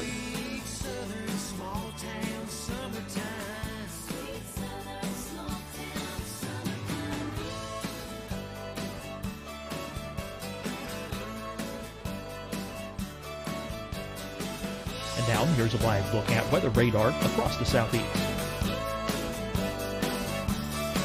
Fight the spread and take a stand against coronavirus. Wear a mask in public. Stay at least 6 feet apart from others. And get tested. Join us and fight the spread. Visit scdhec.gov/COVID-19. Getting tested for COVID-19 helps you to take the steps needed to protect yourself, your loved ones, and your community. Find the testing location at scdhec.gov/COVID-19 testing. Hi, everyone. I'm Dr. Mandy Cohen, Secretary of the North Carolina Department of Health and Human Services. And when you follow the 3 W's, you protect your family and your neighbors from COVID-19. When you leave your home, practice your W's.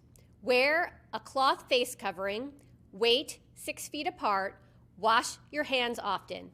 Wear, wait, wash. We're in this together. Stay strong, North Carolina.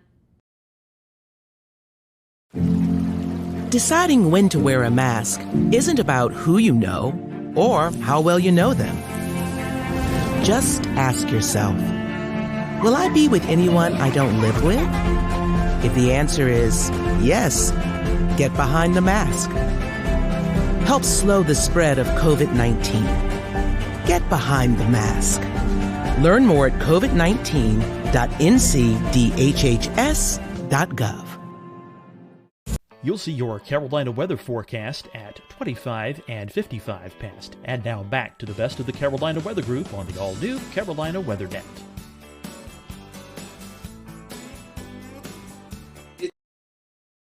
It's just one of those things. It's just so self-inflicted, and it just keeps happening. It's like, that's not cool, man. That's not cool. I'll shut up now. April, in this cycle of proposing, planning, and building, and we loop around again, in your experience, where do we start the problem solving? At what point in this cyclical wheel?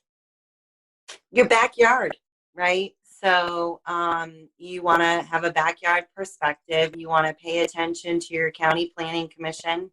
You want to review future land use projects. You want to educate yourself about the special flood hazard areas.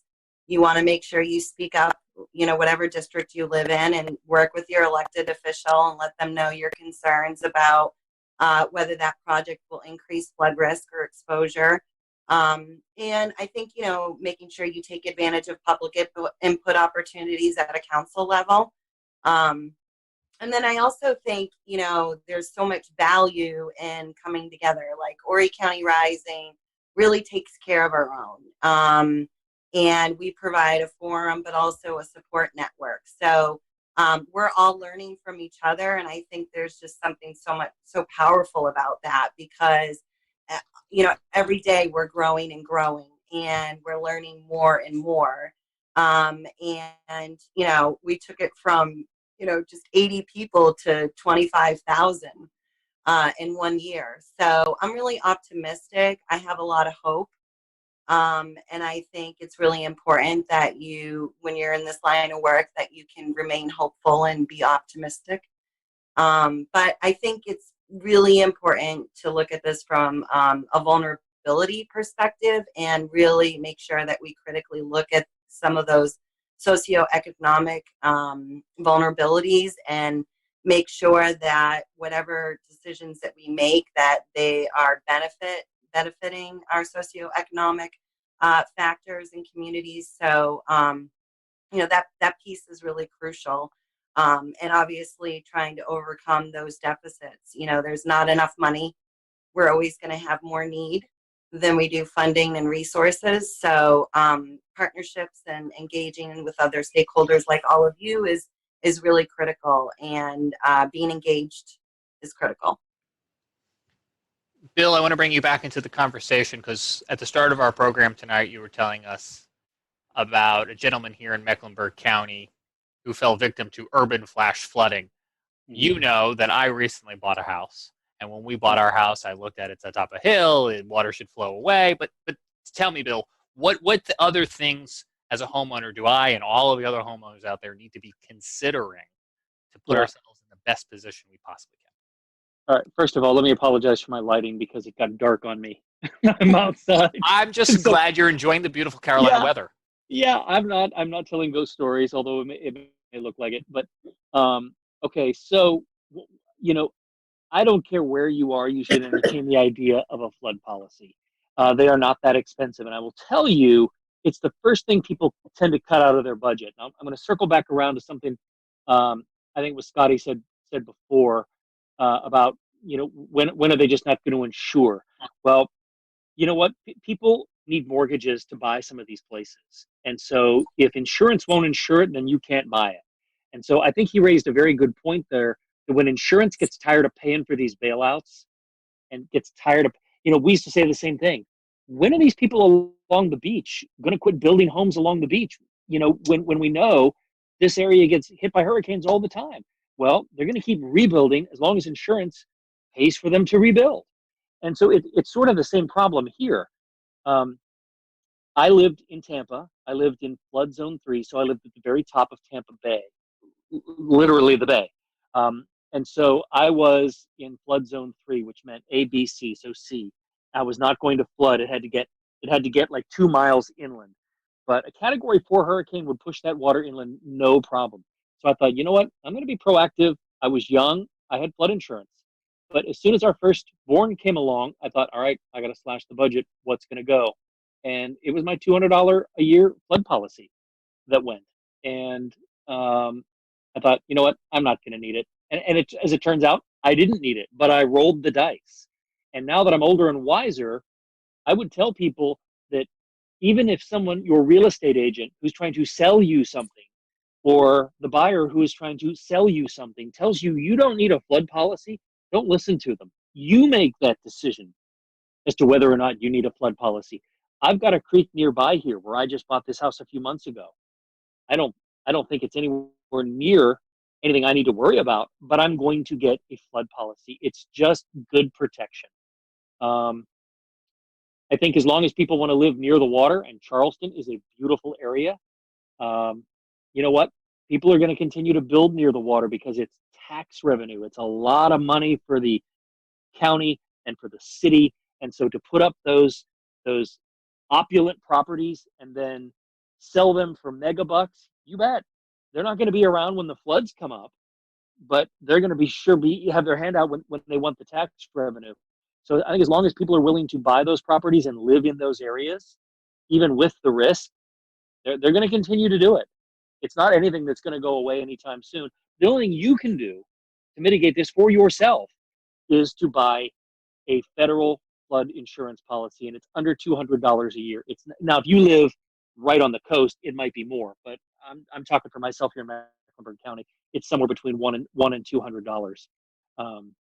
The other thing that April and I think both of you mentioned is that these homeowners that are selling these properties to people, knowing that they flood, not disclosing that, I mean, that's a legal issue right there. Now, if your home's flooded, what am I going to do? Fix my house, or am I going to file a lawsuit against the former owner? It comes down to how much resources do you have? How much money do you have in the bank, and where do you want to put those resources? A lot of people would just choose to fix the home and then get out of it again. But, you just really can't rely on, you should be able to, the seller and the real estate agents involved, but you have to protect yourself. And the only way, again, going back to, is a flood insurance policy. Are there different tiers or different versions of this flood insurance that different people should be considering? Yeah, I'm not in the insurance business, so I won't pretend like I am. But having looked at a lot of insurance policies over the years, just through the eyes of a consumer reporter, yes, there are. If you live along the coast, you're going to pay a higher premium to live there. And a lot of people are willing to do that. But if you live inland, if you live just anywhere near a creek or a river, and I'm not saying so that you have riverfront property, but if you live anywhere near it, and I think it's reasonable to ask, what's the 500-year flood plan? Most people don't think, 500 years, that'll never happen. Well, look what's happened in the last few years. Yeah. And I know here in Mecklenburg, and I can't speak for Horry County or any other municipality in the Carolinas because I think it varies. There are maps out there that hopefully you can get your hands on. You can here in Mecklenburg. You can go on to, I want to say county, could have been city. Yeah, yep. And your you county can see. And city government. Yep. They'll make it all available to you, and you have to then take the ball and put it in your court and decide whether or not you want to spend a couple $100 a year for a flood policy. And it is worth it. It is worth it. And I'm going to be getting one here. We just moved in here a few months ago, and we're coming into the rainy season now. It is definitely something that is worthwhile. I know when we bought our house, I looked at that map, and we were clear of the 500-year flood plain for the nearby creek. But I think after tonight's conversation, I'm going to take another look at that because it's not out of the question. And the thing that is striking to me that is timely to this conversation, just in the past few days during their regular coronavirus briefing, you had North Carolina state officials coming out and reminding folks that they can still sign up for hurricane relief programs. Hurricane Matthew, Hurricane Florence, these storms are over 2 years ago, and folks are still needing help to clean up. I don't have to tell you that if you're watching or listening to the show and you're in that position, but I will say it's easy for me here in Charlotte to forget that there are still communities trying to clean up from those storms, those floods, more than 2 years ago. Yeah, Jane, let me throw one more point is, and a lot of people think that, oh, you know what, I'll just wait till I see a storm coming and then I'll get the policy. But a lot of these policies have exclusions, and sometimes they won't write 30 days before a storm. Now, nobody knows 30 days out when there's going to be a storm, but it isn't something that you should sit on your hands. If you're even thinking about it, you shouldn't wait, because a lot of insurance companies will not write policies the minute your area goes into a hurricane watch or a hurricane warning, or even a flood watch or a flood warning, or if rain's expected heavy and the meteorologist is saying, hey, I think there might, look for a flood watch. The insurance companies are going to use whatever they can to not pay you, down the road if they could. That's how they make money. That's their business model. They don't really want to pay out. And so you can't sit on your hands and wait for the radar to start spinning counterclockwise before you decide you want to do something. At that point, it's too late. You just got to hope for the best. It reminds me of life insurance. We got life insurance after my son was born, and I think it had at least a 14-day, if not a 30-day kind of waiting period. Yep. I want to give each one of you a chance to tell us where we can find you or your organization on social so we can stay informed. But I also want to ask if there's anything else that maybe we forgot to ask or we didn't ask that you wanted to get out there. And I'll start with Bill on both of those points. Bill, how can we follow you on social and get updates on this and other stories like it? The best way to follow me on social is I have a Facebook page that is station branded WCNC Bill McGinty. I put consumer stories on there and consumer advice from time to time. I'm not super active on social, but I should be. James, I see you grinning there. Well, he will be. Don't worry. Yeah, right. But you can also find, my consumer reports on WCNC.com. I just made up for it right there, James. WCNC.com and our WCNC Facebook page. They take a lot of the content as well. But I just think that it's better to tell your friends and family members if they live anywhere near a body of water that they at least investigate a flood policy. You might be surprised how cheap it is, and it's one of those things. It's like life insurance. You don't. And I had a family member that needed the life insurance after signing up for it, and you know what? It made all the difference in the world in terms of childcare and things like that going forward. So I know we hate paying those premiums, but boy, I'll tell you, when you see rising water coming up, you're going to be darn glad you did. And I think those are some good takeaways, Bill, because I hadn't thought about that waiting period for the flood insurance. And we are just into the start of hurricane season with 4 tropical cyclones thus far here in the Atlantic Basin. Annette, how can we follow you?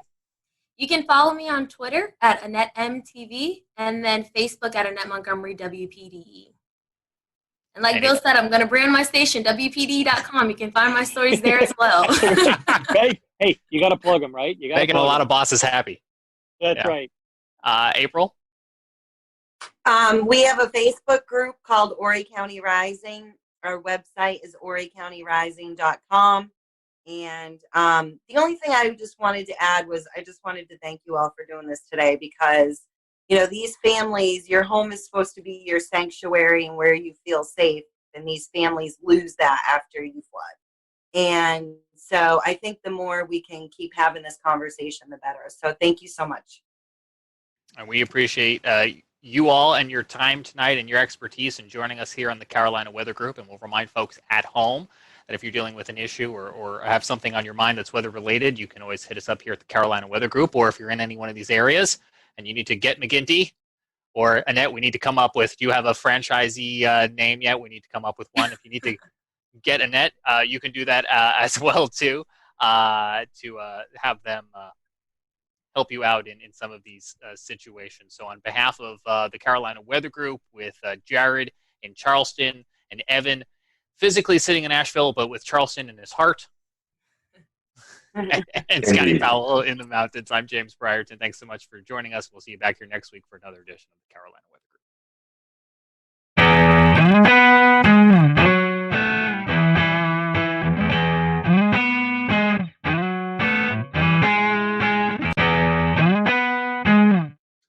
Good evening, everyone. Welcome to the Carolina Weather Group. This is the April 1st, 2020 edition of the Carolina Weather Group. We hope that you're doing well on this Wednesday evening.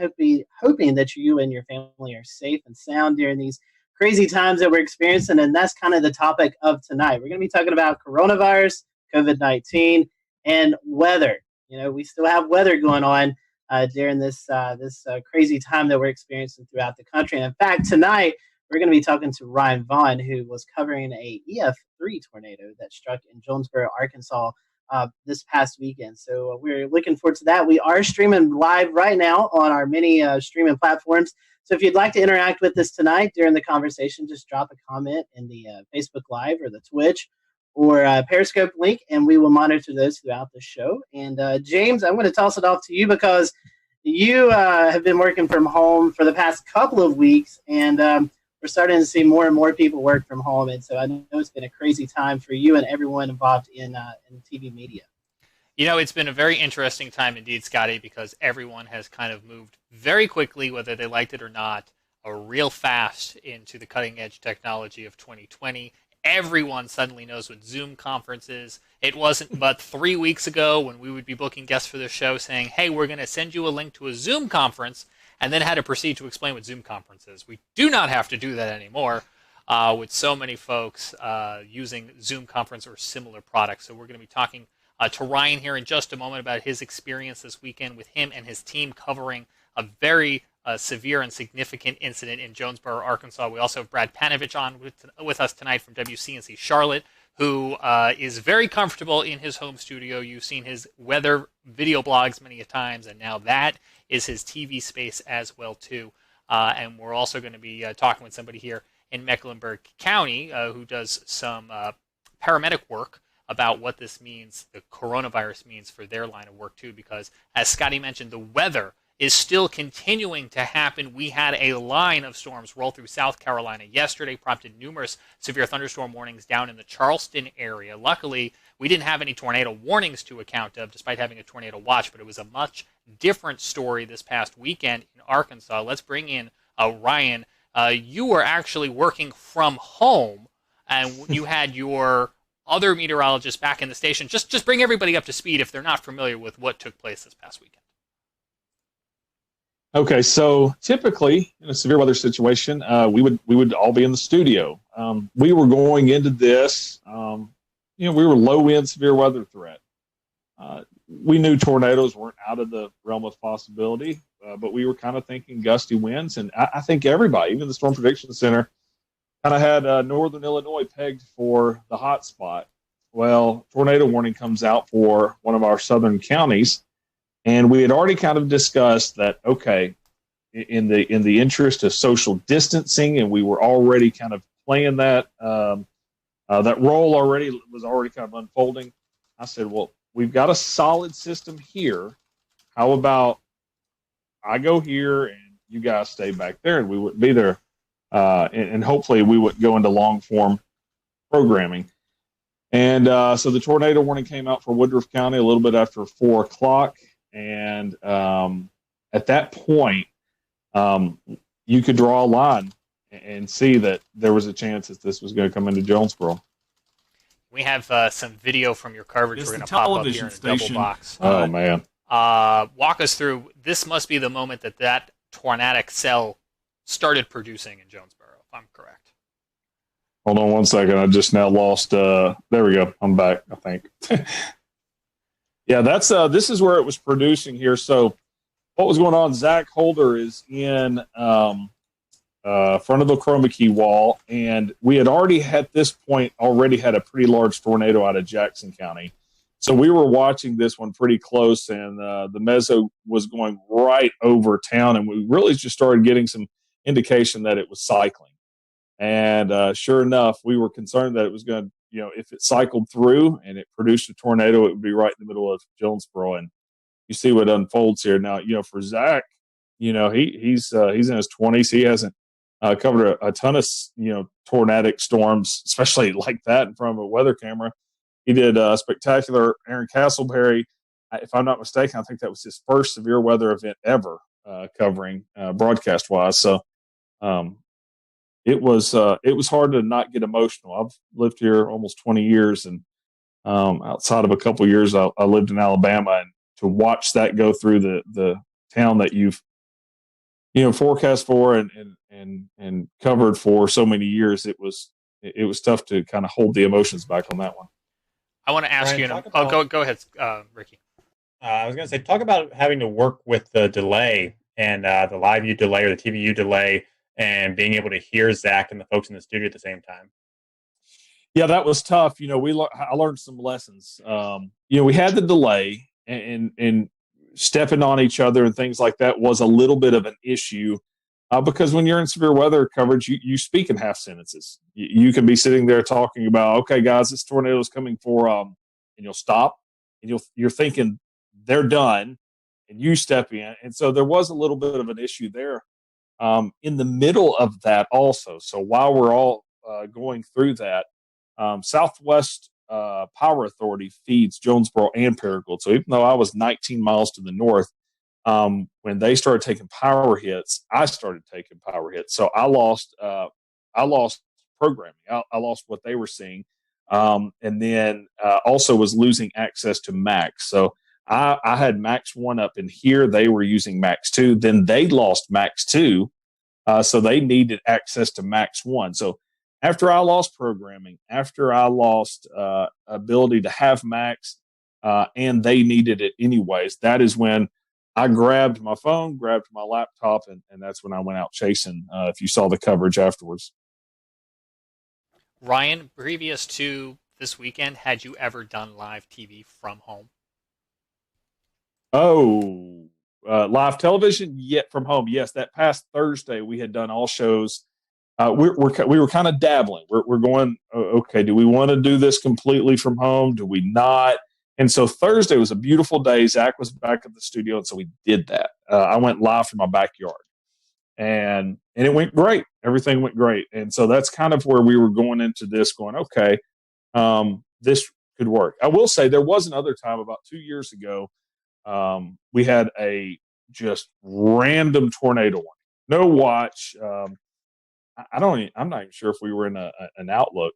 Random tornado warning. Didn't produce a tornado, but it was about 2:00 in the morning, and master control calls. And of course, my weather radio and everything's going off. And I told them, I said, I don't have time to make it to the station.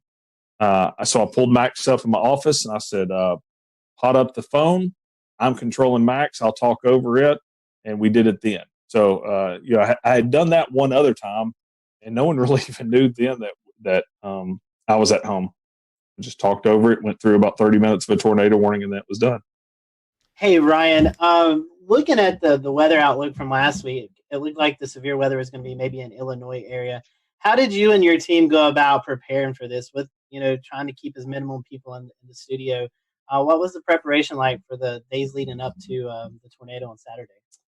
Well, we were going into anytime we have that we think there will be watches, warnings, or advisories, we mark that on the 7-day forecast as red. And we do certain things like put social media graphics out there specifically for social media. So we were ramping it up. We knew the possibility was there. Of course, you look at it. If that had been over an open field, yeah, it would be a big deal, but not this big of a deal. We knew the possibility was there for tornadoes. But not enough to risk everybody being in the same studio together. If that makes any sense. That morning, I can remember Zach, we kind of have like a little group chat going on with text messages. And I can remember that morning, Zach goes, I'm getting a little concerned about the tornado threat on this also. So, we knew it didn't sneak up on us, but it was still kind of a low end deal. We put a medium risk out a little bit farther down to the south into southeast Missouri. But it still didn't play out exactly like I think anybody thought. I think one of the remarkable things about this was being able to show the images live. Talk about your camera network and how valuable being able to see that. Because I was watching it on radar in real time. I'll tell you what, if I didn't have that camera at the same time, I would have thought for sure it was producing it on the ground, but it wasn't yet. No, it wasn't. I kind of thought that also when we have 8 cameras.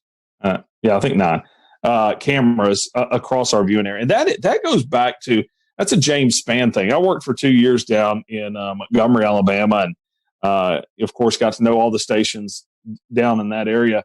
And James was really big on cameras back then, and it did just make sense. It's like, man, if you can get eyeballs in every single county, especially when you live in as flat of an area as we are in, it's going to be really hard for a tornado to sneak by us.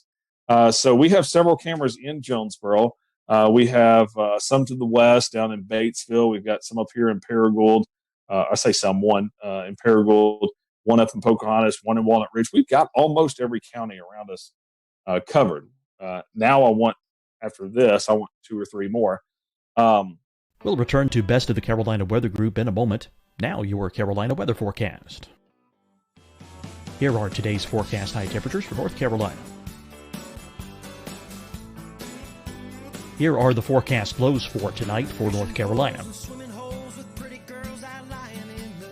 Here are tomorrow's forecast high temperatures. And here's forecast rainfall across North Carolina tomorrow. Here are the forecast highs for the day after tomorrow.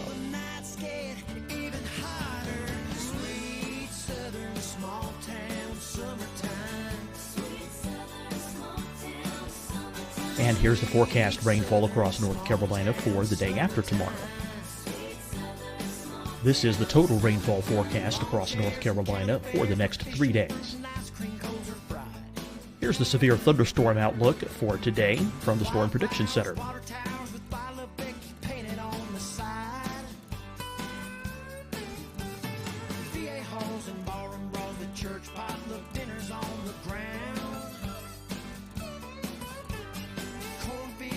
Here are the forecast high temperatures for today for South Carolina. Here are the low temperatures for today for South Carolina. Here's the probability of precipitation forecast across South Carolina today. And here are the rain chances across South Carolina tonight.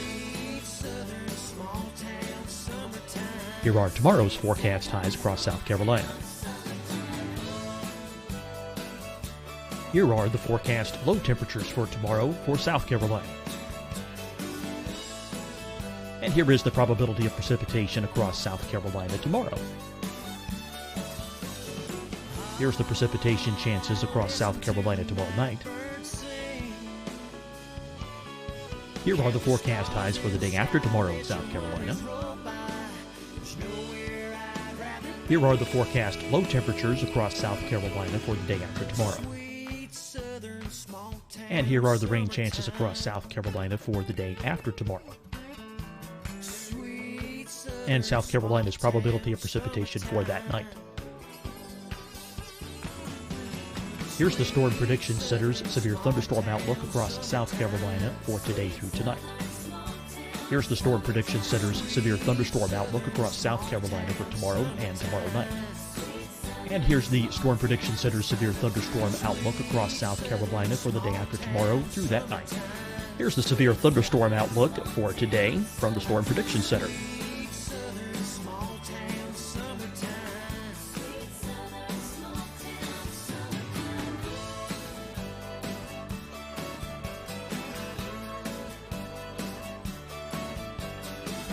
And now here's a live look at weather radar across the southeast. Fight the spread and take a stand against coronavirus. Wear a mask in public. Stay at least 6 feet apart from others. And get tested. Join us and fight the spread. Visit scdhec.gov/COVID-19. Getting tested for COVID-19 helps you to take the steps needed to protect yourself, your loved ones, and your community. Find the testing location at scdhec.gov/COVID-19 testing. Hi, everyone. I'm Dr. Mandy Cohen, Secretary of the North Carolina Department of Health and Human Services. And when you follow the 3 W's, you protect your family and your neighbors from COVID-19. When you leave your home, practice your W's. Wear a cloth face covering, wait 6 feet apart, wash your hands often. Wear, wait, wash. We're in this together. Stay strong, North Carolina. Deciding when to wear a mask isn't about who you know or how well you know them. Just ask yourself, will I be with anyone I don't live with? If the answer is yes, get behind the mask. Help slow the spread of COVID-19. Get behind the mask. Learn more at covid19.ncdhhs.gov. You'll see your Carolina weather forecast at 25 and 55 past. And now back to the best of the Carolina Weather Group on the all-new Carolina Weather Net.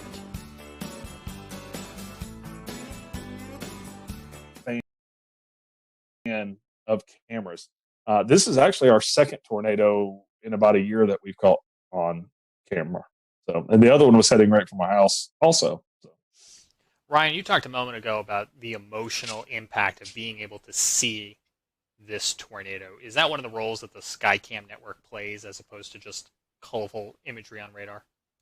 Well, I had so many people. One thing that I always do is I go out to the damage path as soon as possible afterwards. And that night and that next day, over and over again, people said, man, we watched it and we knew it was serious. You can say all day long until you're blue in the face, hey, this tornado's on the ground, this tornado's on the, you can tell them, and they're still going to run out there and look at it. But showing it like that, everybody was taking cover. You're not going to be out looking about for it. You also, as you just mentioned, went down to look at that tornado path after the storm. And you mentioned on James Spann's Weather Brains earlier in the week that that's one of the things you do. You are actually a community responder. Talk to me a little bit about the importance of having that dual role that you play as both a broadcast meteorologist and a community responder. Yeah, I'm part of the rescue squad here in the county that I'm in. So if you listen to the coverage, at one point I turn on the radio and I'm trying to communicate to our guys and emergency management and dispatch in this area.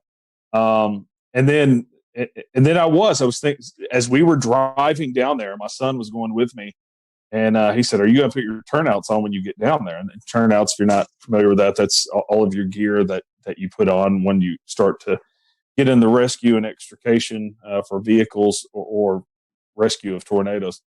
And I really, for the first time, was thinking, I don't know. I don't know what I'm doing. Am I getting down here and I'm helping with rescue? Am I getting down here and telling the story of the tornado aftermath? Am I doing a little bit of both? So I was confused. It was one of those first times where I was thinking to myself, what are we going to be doing when we get down here? And of course, our news folks were already on the scene. Zach and Castleberry were continuing the coverage from a weather side of point of view. And I really did. I mean, you look at that, I thought we were going to be pulling dead bodies out all night. And we weren't. So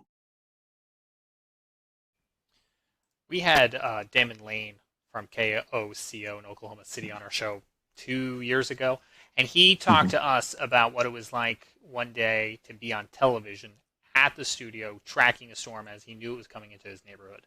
What was it like to be home with your family within earshot and having a tornado in your community while also trying to be a broadcaster? Well, a lot of people have laughed about hearing the snapping.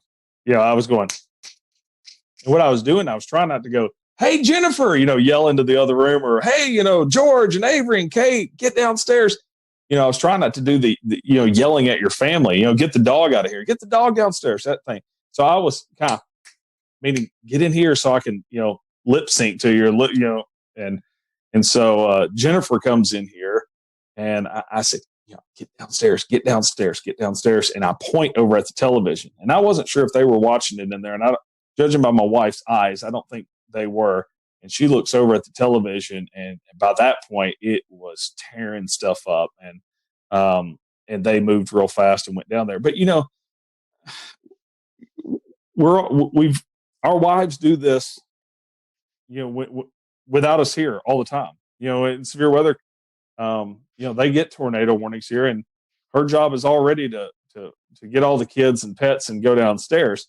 So I don't really know what I was doing, saying, hey, like I'm going to step in and be the leader of this, because they're already, they've done this in the past. And so I realized that after the fact. I'm like, you don't need me to tell you to go downstairs. You probably already knew. But it was wild. And then when I was leaving here, we were having flash flooding in our neighborhood.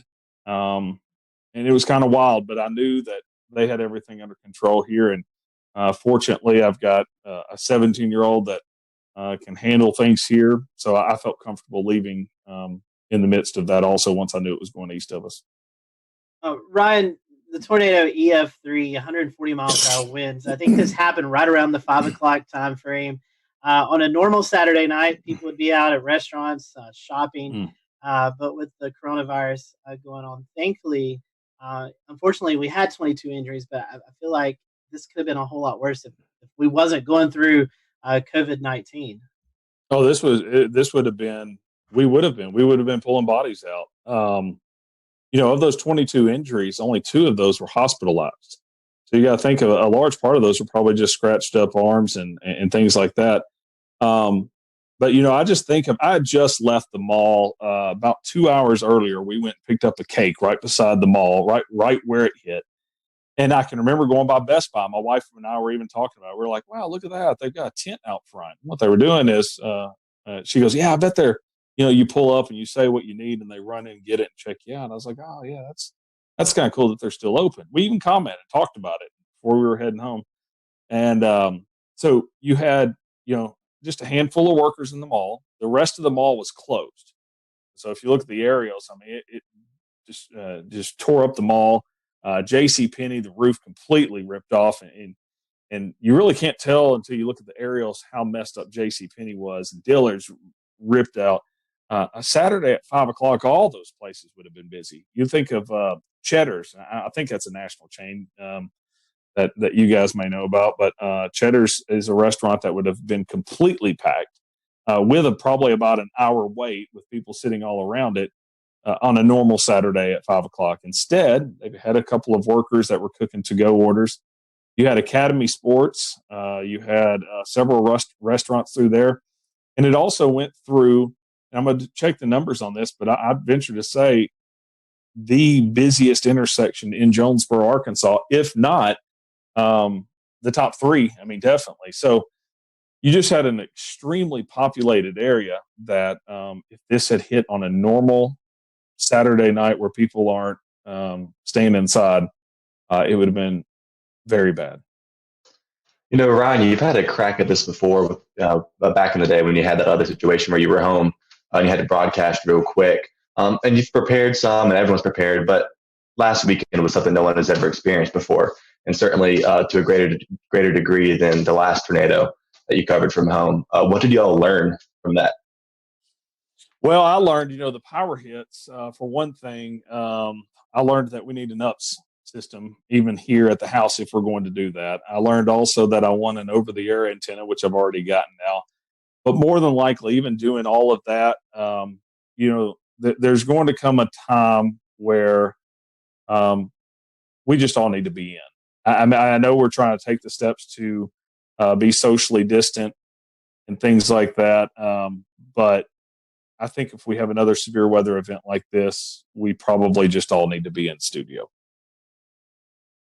Ryan, talking about the coronavirus stuff for a second, what challenges did that present after the tornado with rescue crews, with the recovery aspect and things like that? The scary part of it is, and it's really part of the reason why I decided that I need to start broadcasting from home, is that everybody forgot about it. So Saturday night, we're sitting there handing off microphones to each other. We're 6 inches away from the mayor talking to him and the police chief, and we're just helping people. It was like there was no virus. Late that night, we start thinking about it a little bit, and start thinking of, okay, we need to stay a little farther apart. We need, things like that. And then the next day, you get out and you get into the damage. You start helping people and you start talking to people, and everybody's just hugging each other and just happy that everybody's alive. And I had one lady come up and just give me a hug. And it was like, well, I'm not going to sit there and say, no, coronavirus.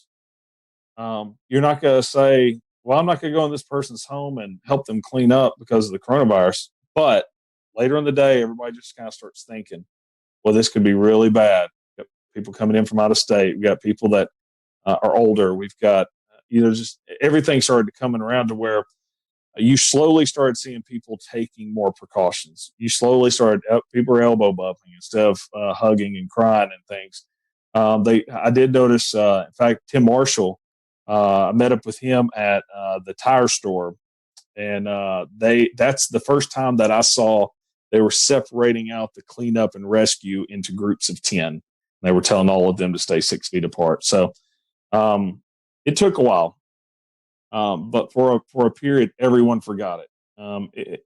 As I said, I'm on the rescue squad, and we 3 weeks back were handed masks, and we were supposed to be wearing masks and responding. Well, I wasn't rescuing people at that point, so I was just like, oh, I'm not doing that. So I don't have to follow any rules because I'm not doing that side of it, and I'm back on the media side of it. But I look back and I'm like, man, I hope 10 or 14 days from now, we're not looking at this going, we all got a little too close.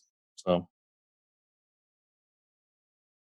And that's it'll be very interesting to see how that goes. And you're right. It is weird. I mean, even me personally forecasting on a day-to-day basis, I've kind of had to tell myself, hey, this is still important, but it feels less important on a day-to-day basis with everything going on. So I want to bring in Corbin here real quick to kind of talk about maybe something that you guys experienced too, Ryan.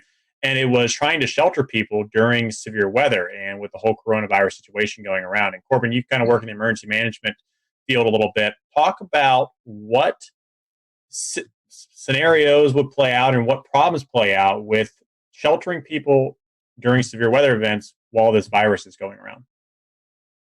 So obviously that's one of the things that we really want to look into. Is sheltering in general is never a good situation per se, especially in severe weather events. And we're all very aware that, life goes on even though the coronavirus is our main focus right now. So one of the main things obviously is social distancing. There are some guidelines out from FEMA as well as DHS or DHHS that say, basically each person needs anywhere from about 50 to 80 square feet. So that's going to limit how many people we can put in a building and create shelter for. And especially if we're looking, 6 feet apart, so we don't, sneeze and cough on each other to limit the coronavirus spread at this point. So that's some of the things we're thinking about and we're actively working through in the Emergency Operations Center.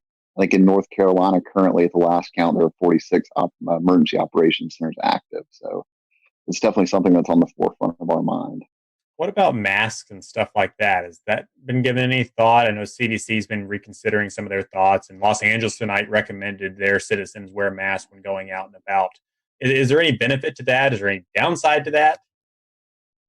So that's obviously another one of the hot topics from the CDC.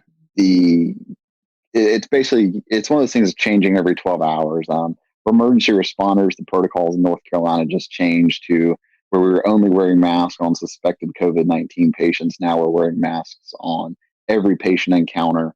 And now, you're starting to see some direction from the CDC and from Pence's, from Vice President Pence's coronavirus task force that may say different. So there's conflicting stuff out there right now, but just for the everyday person, wearing a mask all day long doesn't seem to have an effect yet.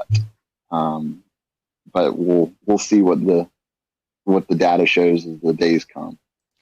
Corbin, we learned today that a paramedic with medic tested positive for coronavirus. You mentioned a minute ago that more people might be wearing masks as they go out and tend to emergency responses.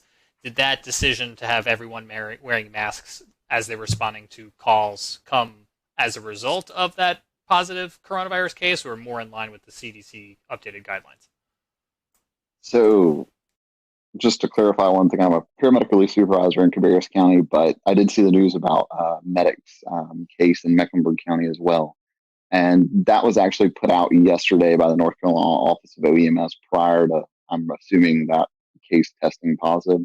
But you got to remember, so an N95 is to protect the provider, a surgical mask also protects the provider, but it's better to kind of put on the patient because it's going to prevent them from spreading their germs, just like a surgeon in surgery. Patty, I think you had something. Yeah, I was wanting to ask Corbin. I'll ask you and Ryan both. Ryan, you live in Tornado Alley per se, the Arkansas area, kind of prone to tornadoes, especially this time of the year. As the CDC and as we hear about the doctors, they're talking about we're going to continue to kind of see that spike happen over the next 2, 3, 4 weeks.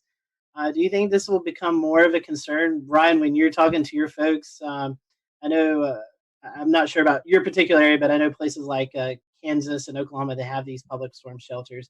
How do you think I don't want to say you guys have fear of tornadoes because you're more used to them than we are here in the Carolinas, but how do you think preparing for severe weather days as well as dealing with the coronavirus, how do you think like the psyche is going to play on people out in your area, Ryan? That's a great question because we have had some of the public shelters closed. And because a lot of them are, some of them are in basements of hospitals and stuff. And you say we're used to them. Saturday night has scared a lot of people, and the storm anxiety is going to be really, really high. And I don't really know how that's going to go. As far as public shelters, even some that are open, it'll be interesting to see. Or even, there's a lot of places where, like our house, we have a basement here. Not everyone around us has basements. So we've always just, hey, come on over, take shelter. Will we all continue to do that?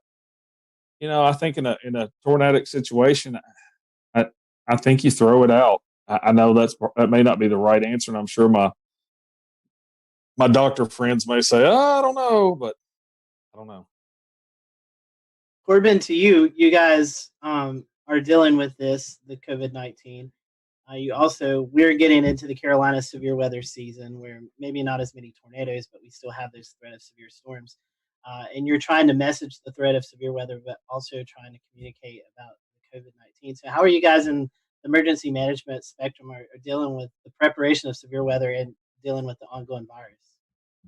So one of the things we have set up in Mecklenburg County, the Emergency Operations Center there, is we have a decision support services line set up with the National Weather Service, which we set up in all of our special events and things like that. We do have the ability to have the National Weather Service in the EOC with us, just a phone call away, a request away. But it's something that our Joint Information Center that deals with all the public information is looking at as well as we progress into our summer season, our storm season per se. We're going to start messaging, obviously, coronavirus, COVID-19, but also our severe weather messages as well. Before the coronavirus hit, we did participate in the nationwide tornado drill day at fire headquarters and everything like that. So we're still trying to do our normal stuff as well as focus on COVID.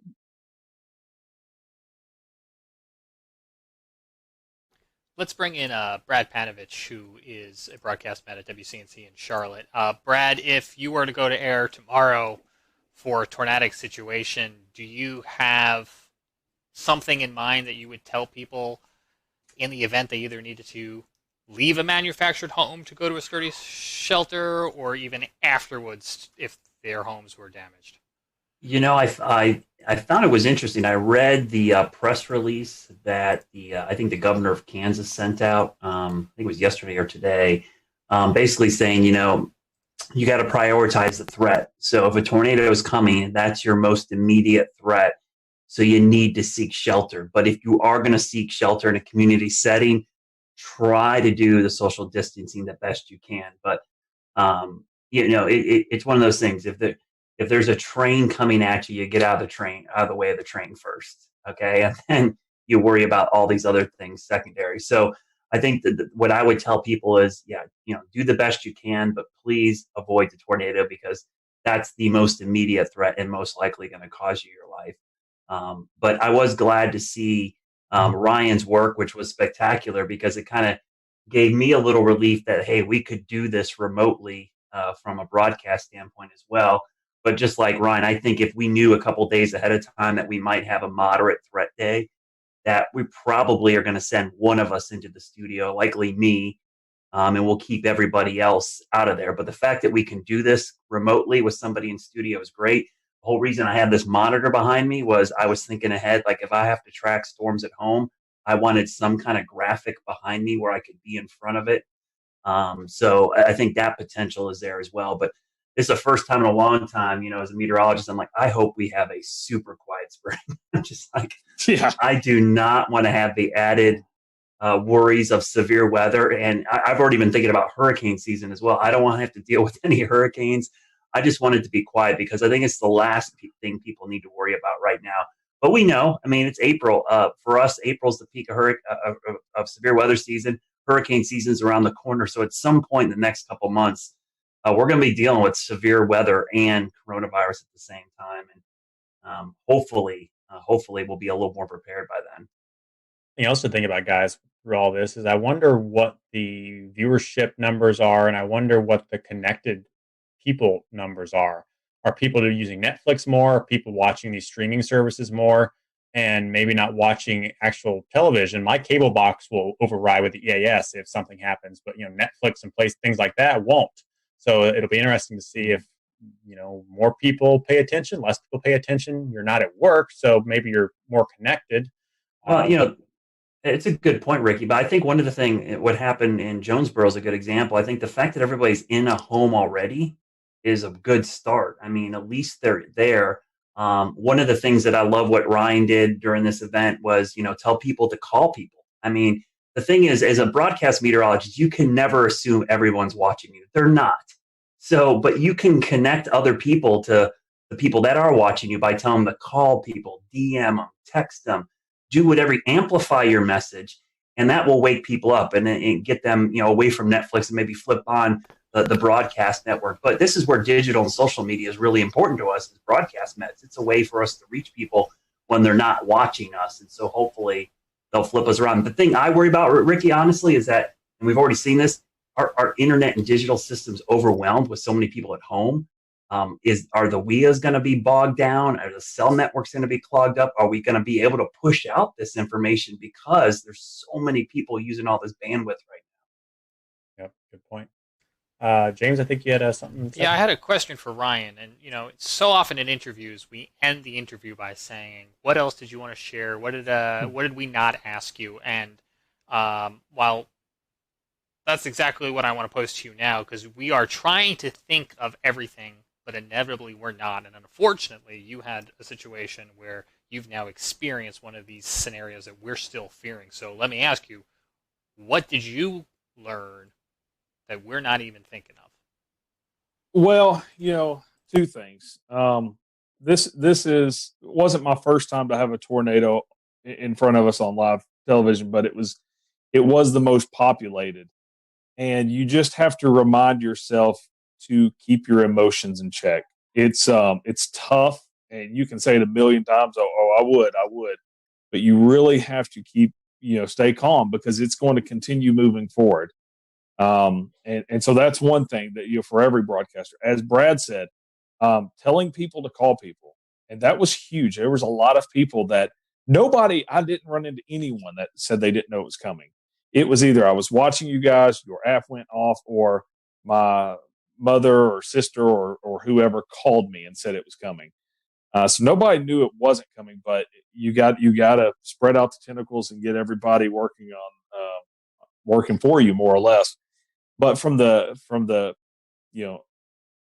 side of this whole new thing with social distancing and everything is in the cleanup process. Even though we're all wanting to hug each other for all being alive and making it through it, we just got to be smart through this whole thing. Corbin, what about you guys from an emergency response paramedic scenario in your experience? Do you think if we got into a weather situation, the response might look slightly different, or the advice coming out from officials to the public might look slightly different? It may look slightly different, but obviously we're going to prioritize life and safety first before everything. So everything we do is to save life. And if that means, that we have to put people at risk of getting COVID-19, then it's probably something we're going to do in that situation. Whereas if it's a sheltering situation, it's a little different. We can, open more shelters per se for less people. Instead of a shelter we put 300 people in, we may just put 100 people in and then open 2 additional shelters, something to that effect. So it's something that, it's taken into consideration, but ultimately that life safety is the priority of every first response agency out there.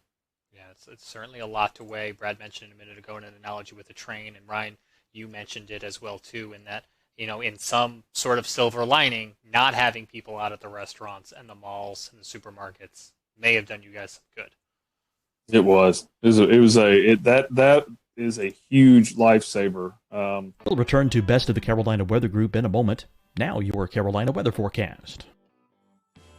Here are today's forecast high temperatures for North Carolina. Here are the forecast lows for tonight for North Carolina. Here are tomorrow's forecast high temperatures.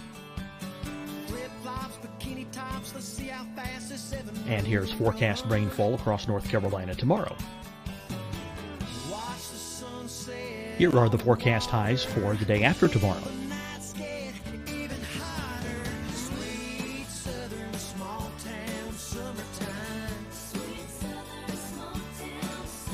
And here's the forecast rainfall across North Carolina for the day after tomorrow. This is the total rainfall forecast across North Carolina for the next 3 days. Here's the severe thunderstorm outlook for today from the Storm Prediction Center.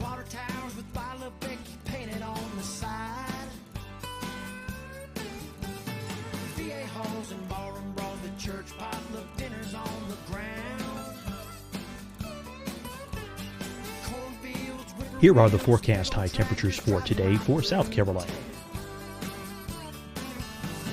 Here are the low temperatures for today for South Carolina. Here's the probability of precipitation forecast across South Carolina today. And here are the rain chances across South Carolina tonight. Here are tomorrow's forecast highs across South Carolina. Here are the forecast low temperatures for tomorrow for South Carolina. And here is the probability of precipitation across South Carolina tomorrow. Here's the precipitation chances across South Carolina tomorrow night. Here are the forecast highs for the day after tomorrow in South Carolina. Here are the forecast low temperatures across South Carolina for the day after tomorrow. And here are the rain chances across South Carolina for the day after tomorrow. And South Carolina's probability of precipitation for that night. Here's the Storm Prediction Center's severe thunderstorm outlook across South Carolina for today through tonight. Here's the Storm Prediction Center's severe thunderstorm outlook across South Carolina for tomorrow and tomorrow night. And here's the Storm Prediction Center's severe thunderstorm outlook across South Carolina for the day after tomorrow through that night. Here's the severe thunderstorm outlook for today from the Storm Prediction Center.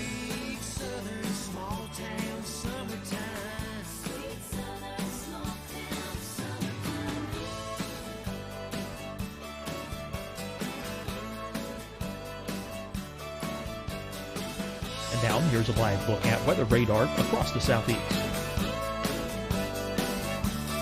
Fight the spread and take a stand against coronavirus. Wear a mask in public. Stay at least 6 feet apart from others. And get tested. Join us and fight the spread. Visit scdhec.gov/COVID-19. Getting tested for COVID-19 helps you to take the steps needed to protect yourself, your loved ones, and your community. Find the testing location at scdhec.gov/COVID-19 testing. Hi, everyone. I'm Dr. Mandy Cohen, Secretary of the North Carolina Department of Health and Human Services. And when you follow the 3 W's, you protect your family and your neighbors from COVID-19. When you leave your home, practice your W's. Wear a cloth face covering, wait 6 feet apart, Wash your hands often. Wear, wait, wash. We're in this together. Stay strong, North Carolina. Deciding when to wear a mask isn't about who you know or how well you know them. Just ask yourself, will I be with anyone I don't live with? If the answer is yes, get behind the mask.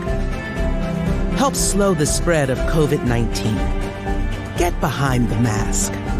Learn more at covid19.ncdhhs.gov. You'll see your Carolina weather forecast at 25 and 55 past. And now back to the best of the Carolina Weather Group on the all-new Carolina Weather Net.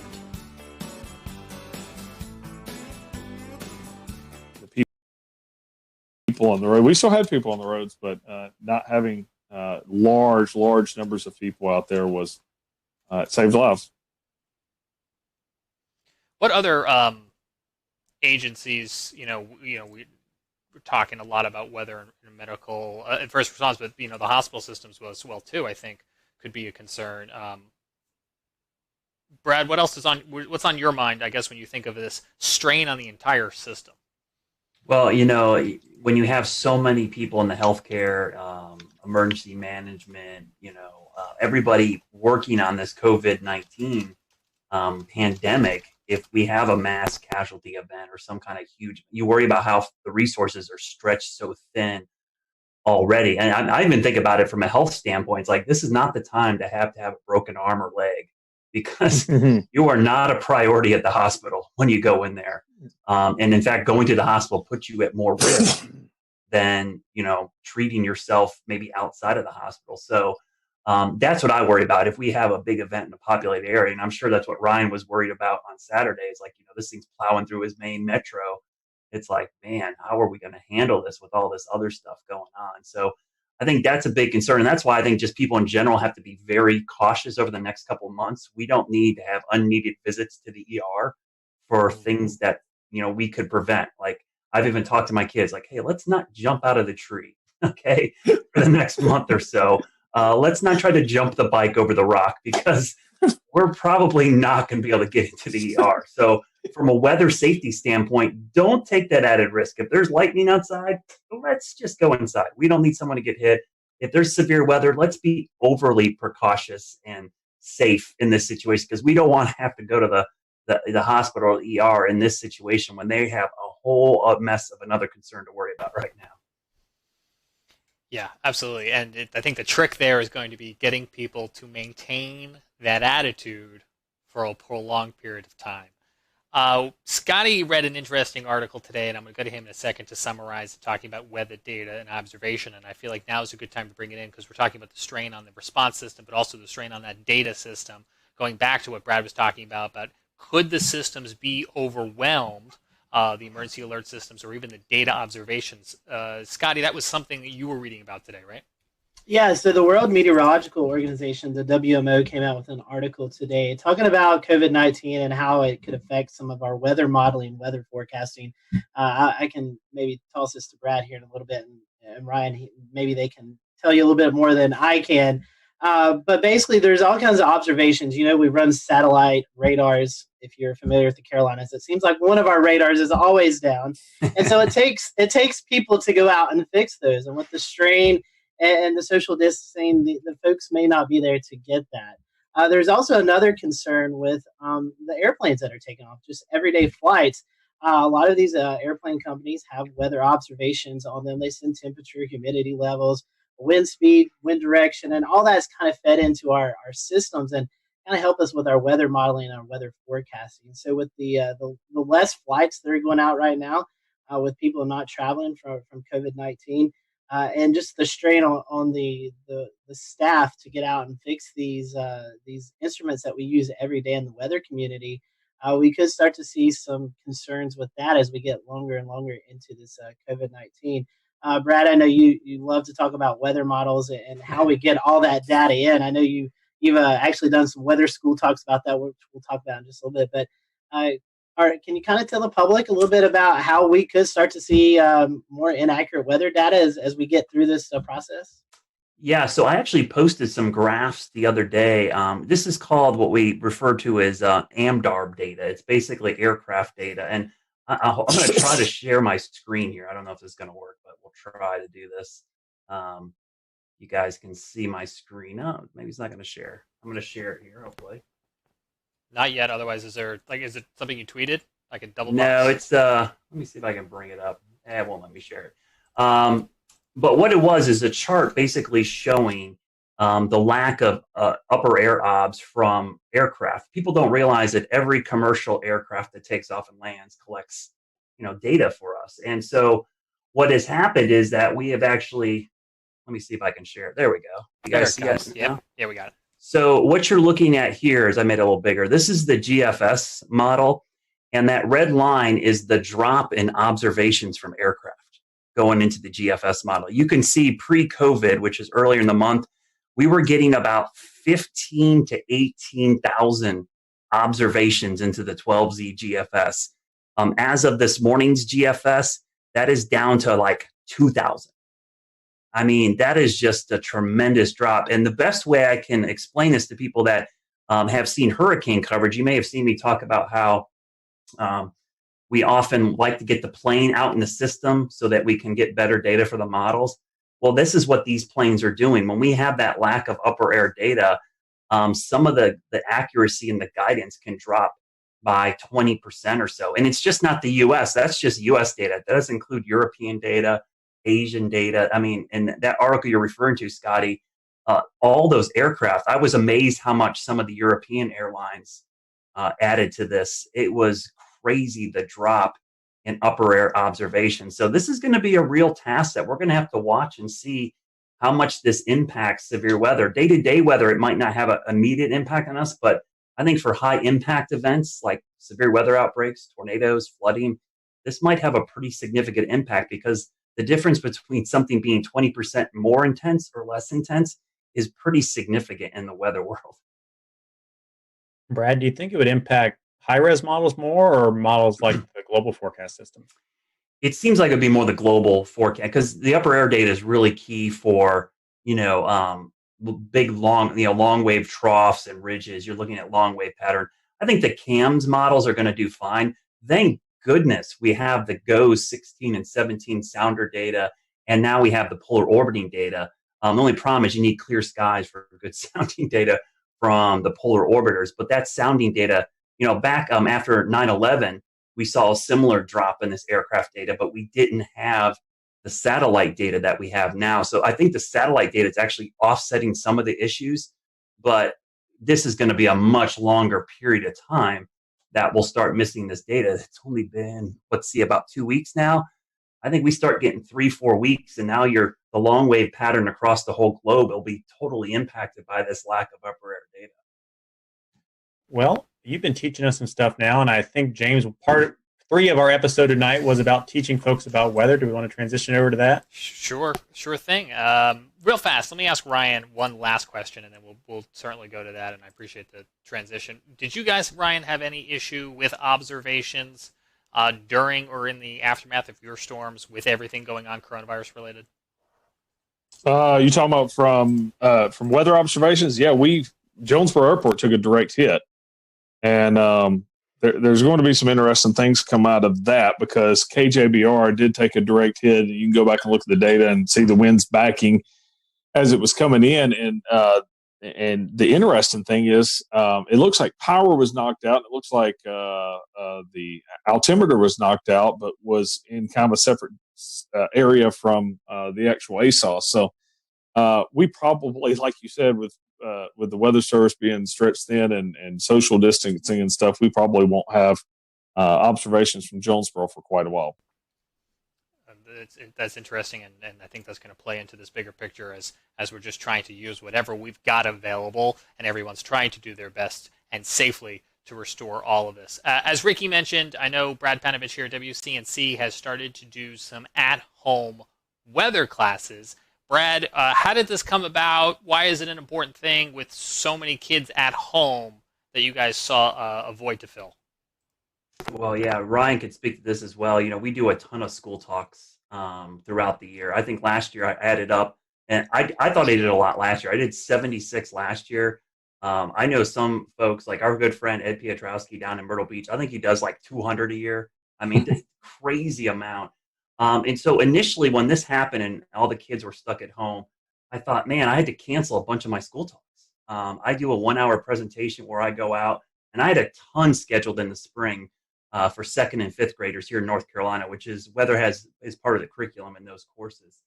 And so what I did the first couple days we were out, I decided, you know what, I'm just going to do my 1-hour presentation at home, and I'm going to stream it. And I did it with my kids, and it did pretty well. And then my general manager in the station said, hey, let's do this every day at 1 o'clock. I'm like, every day? I was like, an hour? Like, no, we're going to do like, small, one topic at a time. Let's break that hour thing down to one topic, and we'll do it every single day. And so I got the rest of my weather team involved. And it's put another thing on my plate, but I enjoy it. I mean, I produce the thing from home completely. I do it all out of this computer right now that's in front of me.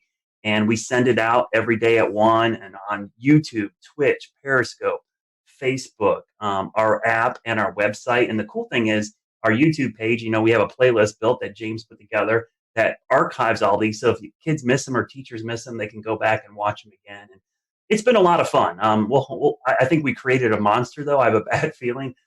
When sales starts asking questions about it, I'm like, uh-oh. What did we do here? So we've already had that inquiry. I know nothing about this. Yeah, so you're like, oh, what did we do? Now it's going to have a sponsor, and we're going to have to do this every day for the rest of our lives. But I think it's really important because the cool thing about weather, I'm a weather geek. We're all weather geeks, right? We love it. But to me, it's one of the few sciences for a kid. It's just not something in a textbook.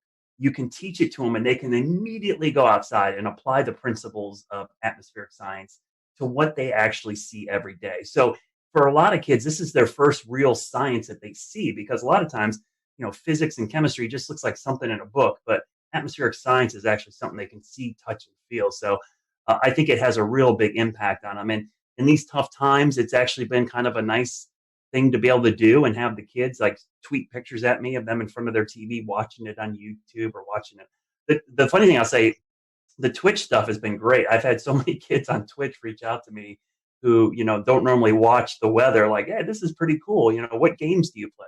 So it's like, everyone wants to wants me to game with them online, and maybe me and my son will team up and we'll get in there and get a server going, and we'll start playing some games with some people online. But last week we played one of the virtual storm chasing games on our Twitch. Exactly. Yeah, I'm really. I think that'd be fun. I would like to play like NBA 2K with like some other anchors at the other stations. I think that'd be cool to have a little like tournament in the market. Broadcast Met iRacing. What's that? Broadcast Met iRacing. Yeah, or something. I think that would be cool. I think viewers would eat that up. We could stream it online. It would be great. You're giving those sales folks some more ideas. We'll get our sports guys to do commentary. It would be awesome.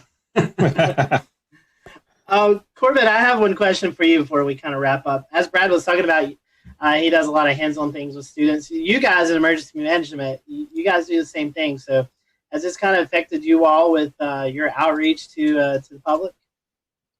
Yes, it's affected our outreach substantially. We're not really doing much face-to-face right now. You'll notice if you go to like the Charmec EM, Instagram, Facebook, Twitter account, you start seeing some videos pop up from the Emergency Operations Center in areas like that, where we're trying to do some education, but just obviously not face-to-face like we normally do. I think last year we did anywhere between 30 and 50 face-to-face talks with everywhere from school-age kids to older adults to talk about emergency preparedness. So it's definitely affected that, and we're seeing that effect, I think, just across about every industry at this point. That's interesting. I hadn't thought about that in terms of fire prevention and first aid trainings, and that would be school-age kids. But you guys also, would you normally be doing office visits? Is that something that is done too, for like professionals in office parks? So we have a public information officer, and she goes out and does a lot of talks. One of the most recent age groups has been like older folks in not retirement communities, but maybe apartment complexes over the age of 50 to talk about emergency preparedness and what they can do just in a general emergency, a weather event, having 72 hours worth of supplies on hand, just general things like that. Let's not even talk about supplies because we know those are scarce right now. But James, one thing I want to do before we close out, I do want to bring on Dan Whitaker. You guys may have seen him pop up from time to time on our show tonight. Dan is our newest panelist here with the Carolina Weather Group. So Dan, for those who are watching tonight, why don't you introduce yourself to everyone? Hey, thanks, Scotty. Yeah, so I have been involved with weather as a kind of weather geek and weather follower since 2008, and have really I'm strong on the storm observation, visual storm aspects, storm spotting, storm chasing. I'm kind of in the field in the storm type of guy. So nice to be able to kind of join everybody and represent that angle when I can. And it's definitely great listening to all the different kind of pieces to the conversation tonight. Honestly, I have kind of one thought, that kind of reaches out to a lot of the different things that were being talked about from tonight, which is, as a person who enjoys the spectacle of nature and following everything from nice day cumulus clouds to supercells in the Midwest. For those who want to experience more outdoor weather during this time when we want to travel less, we want to do more staying at home, short of tuning into Brad Panovich's weather lessons to get some real world observation. Is there a way that anyone wants to kind of speak to that would be a good way for people to do that right now? Definitely so, Dan. And we are happy to have you on the team and can't wait. Maybe we can't wait till hurricane season, but we can't wait to see your footage out there. Evan, I wanted to bring you. I know you had something you want to mention, but you also did a little chasing of yourself today, but not storm chasing. Yeah, I do my little cheesy snow chasing. It's really not nearly as complex as the stuff that Dan does. But as long as you drive high enough up on a mountain, you'll eventually run into snow. So I did. I went up to Craggy Gardens today. Parkway was closed at about 4,900 feet, but I ended up running the rest of the way up to Craggy Pinnacle at 5,900. And it was beautiful. About 3 inches of snow up there, real windy. I'll share a picture since I can see James yearning and trying to share a webcam. I was trying. Yeah, so then that's what it looked like up on Craggy, right near the Craggy Pinnacle Tunnel. It was real pretty. But you're right, Scotty. The one other thing I wanted to mention tonight before we close is that we've talked about a lot of the challenges that have been presented to us over the last couple of weeks as we suddenly get thrown into this new coronavirus situation. But there are some opportunities and some good things. If Melissa Griffin were here from the South Carolina Climate Office, she would be talking about CocoRoss. I know we just finished up March Madness, but this is an excellent opportunity for people to be joining CocoRoss and submitting precipitation reports every day because everyone's got to stay at home, right? So why not get up at 8 a.m. for work or school and check the rain gauge? So she would want us to mention that. And just because it's not March doesn't mean we can't do it. But go join CocoRoss. We'll tweet out a link later tonight. That sounds good. That's a great point, Evan. We definitely, I think I read a tweet, North Carolina's second in CocoRoss Reporter. So that's pretty cool. And I know South Carolina is up there as well. So the Carolinas representing really well. So anybody have anything else before we kind of close up shop tonight? All right. So I appreciate you guys watching tonight. We hope that you stay safe out there. Continue to practice those best practices of social distancing and kind of just staying inside. Eventually, hopefully sooner rather than later, we'll get back to normalcy and be able to enjoy what we've not been able to enjoy for the last 3 weeks. So we're thinking about everyone. We hope that you stay safe out there. We appreciate you watching the Carolina Weather Group tonight. Be sure to follow Ryan and his folks if you're ever out in the Arkansas area. Ryan, once again, great coverage this weekend for you and your team out there. Spectacular. And we hope that everyone in your community get back to normalcy with the cleanup from the tornado, and we extend our thoughts and prayers to your folks out there as well. So we hope you all have a great week, and we'll see you back here next week for another episode of the Carolina Weather Group.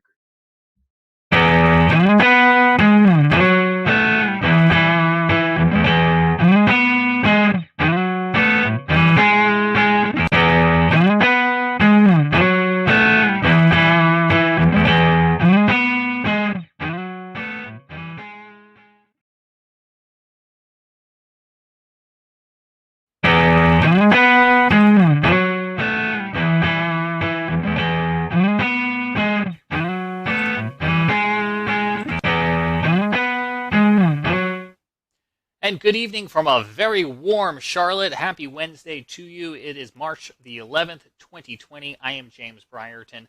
It is Severe Weather Awareness Week carrying on here in the Carolinas. Last week, it was Severe Weather Awareness Week in North Carolina with a tornado drill on Wednesday, and we were lucky enough to bring you some special snippets from our friends at WCNC Charlotte. Well, joining us again this week as Severe Weather Awareness Week continues in South Carolina is Chief Meteorologist Brad Panovich, back from WCNC. Brad, thanks for taking the time out again for us.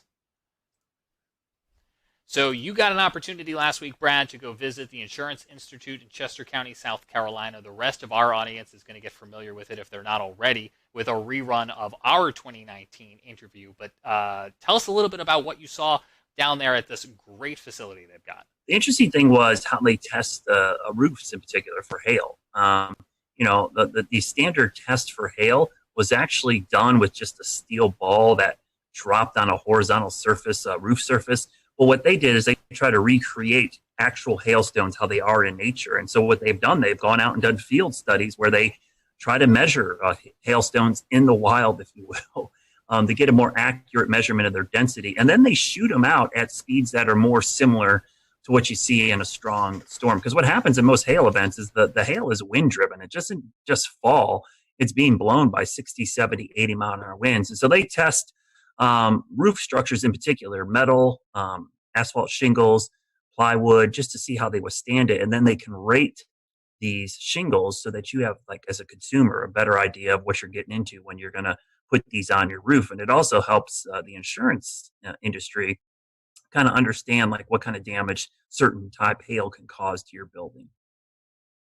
Well, let's talk a little bit about that roof, because you just put a brand new roof on your home about a week before that EF1 tornado came through Charlotte. Did you get some ideas from the Insurance Institute?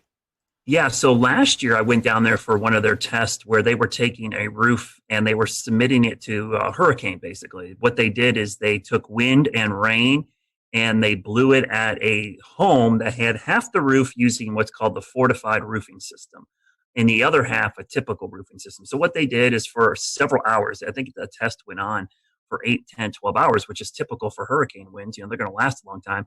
The winds went up and down and they blew rain. And so they wanted to see how much water intrusion they would get through the normal roof versus the fortified roof. And when I saw that demonstration, and at the end of last year, my roof needed to be replaced, I said, you know what? I'm doing that fortified roofing system. So every contractor who bidded on my house, I basically said, hey, I want this fortified roof. And a lot of them had never heard of it. So I had a PDF that they actually can print out on their website, disastersafety.org.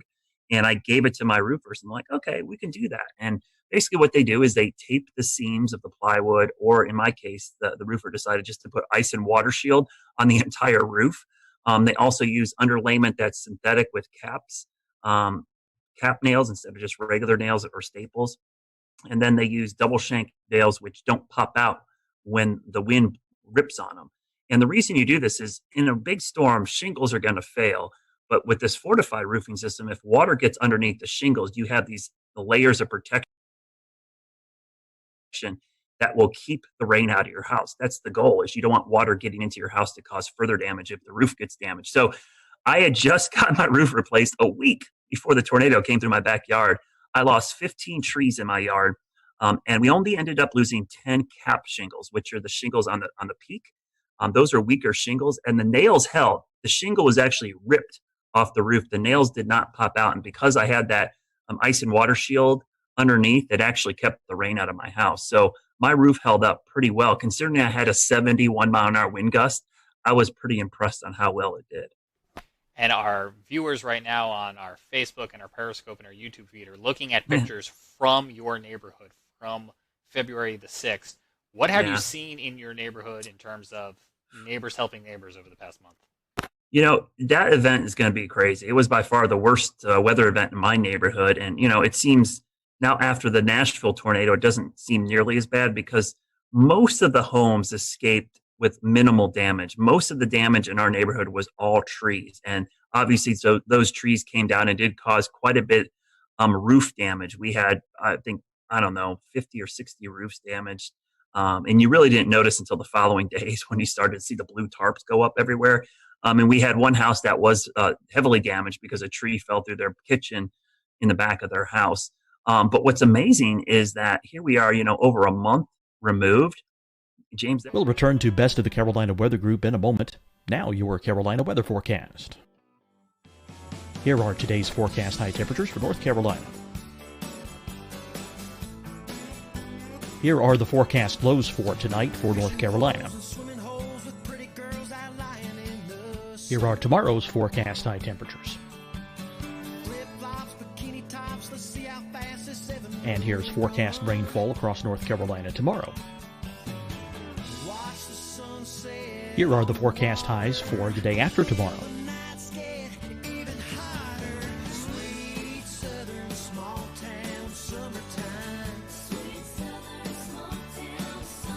And here's the forecast rainfall across North Carolina for the day after tomorrow. This is the total rainfall forecast across North Carolina for the next 3 days. Here's the severe thunderstorm outlook for today from the Storm Prediction Center.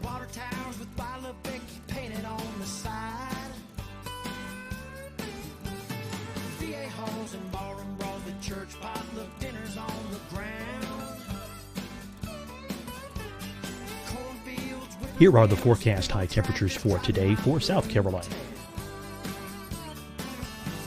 Here are the low temperatures for today for South Carolina. Here's the probability of precipitation forecast across South Carolina today. And here are the rain chances across South Carolina tonight. Here are tomorrow's forecast highs across South Carolina. Here are the forecast low temperatures for tomorrow for South Carolina. And here is the probability of precipitation across South Carolina tomorrow. Here's the precipitation chances across South Carolina tomorrow night. Here are the forecast highs for the day after tomorrow in South Carolina. Here are the forecast low temperatures across South Carolina for the day after tomorrow. And here are the rain chances across South Carolina for the day after tomorrow.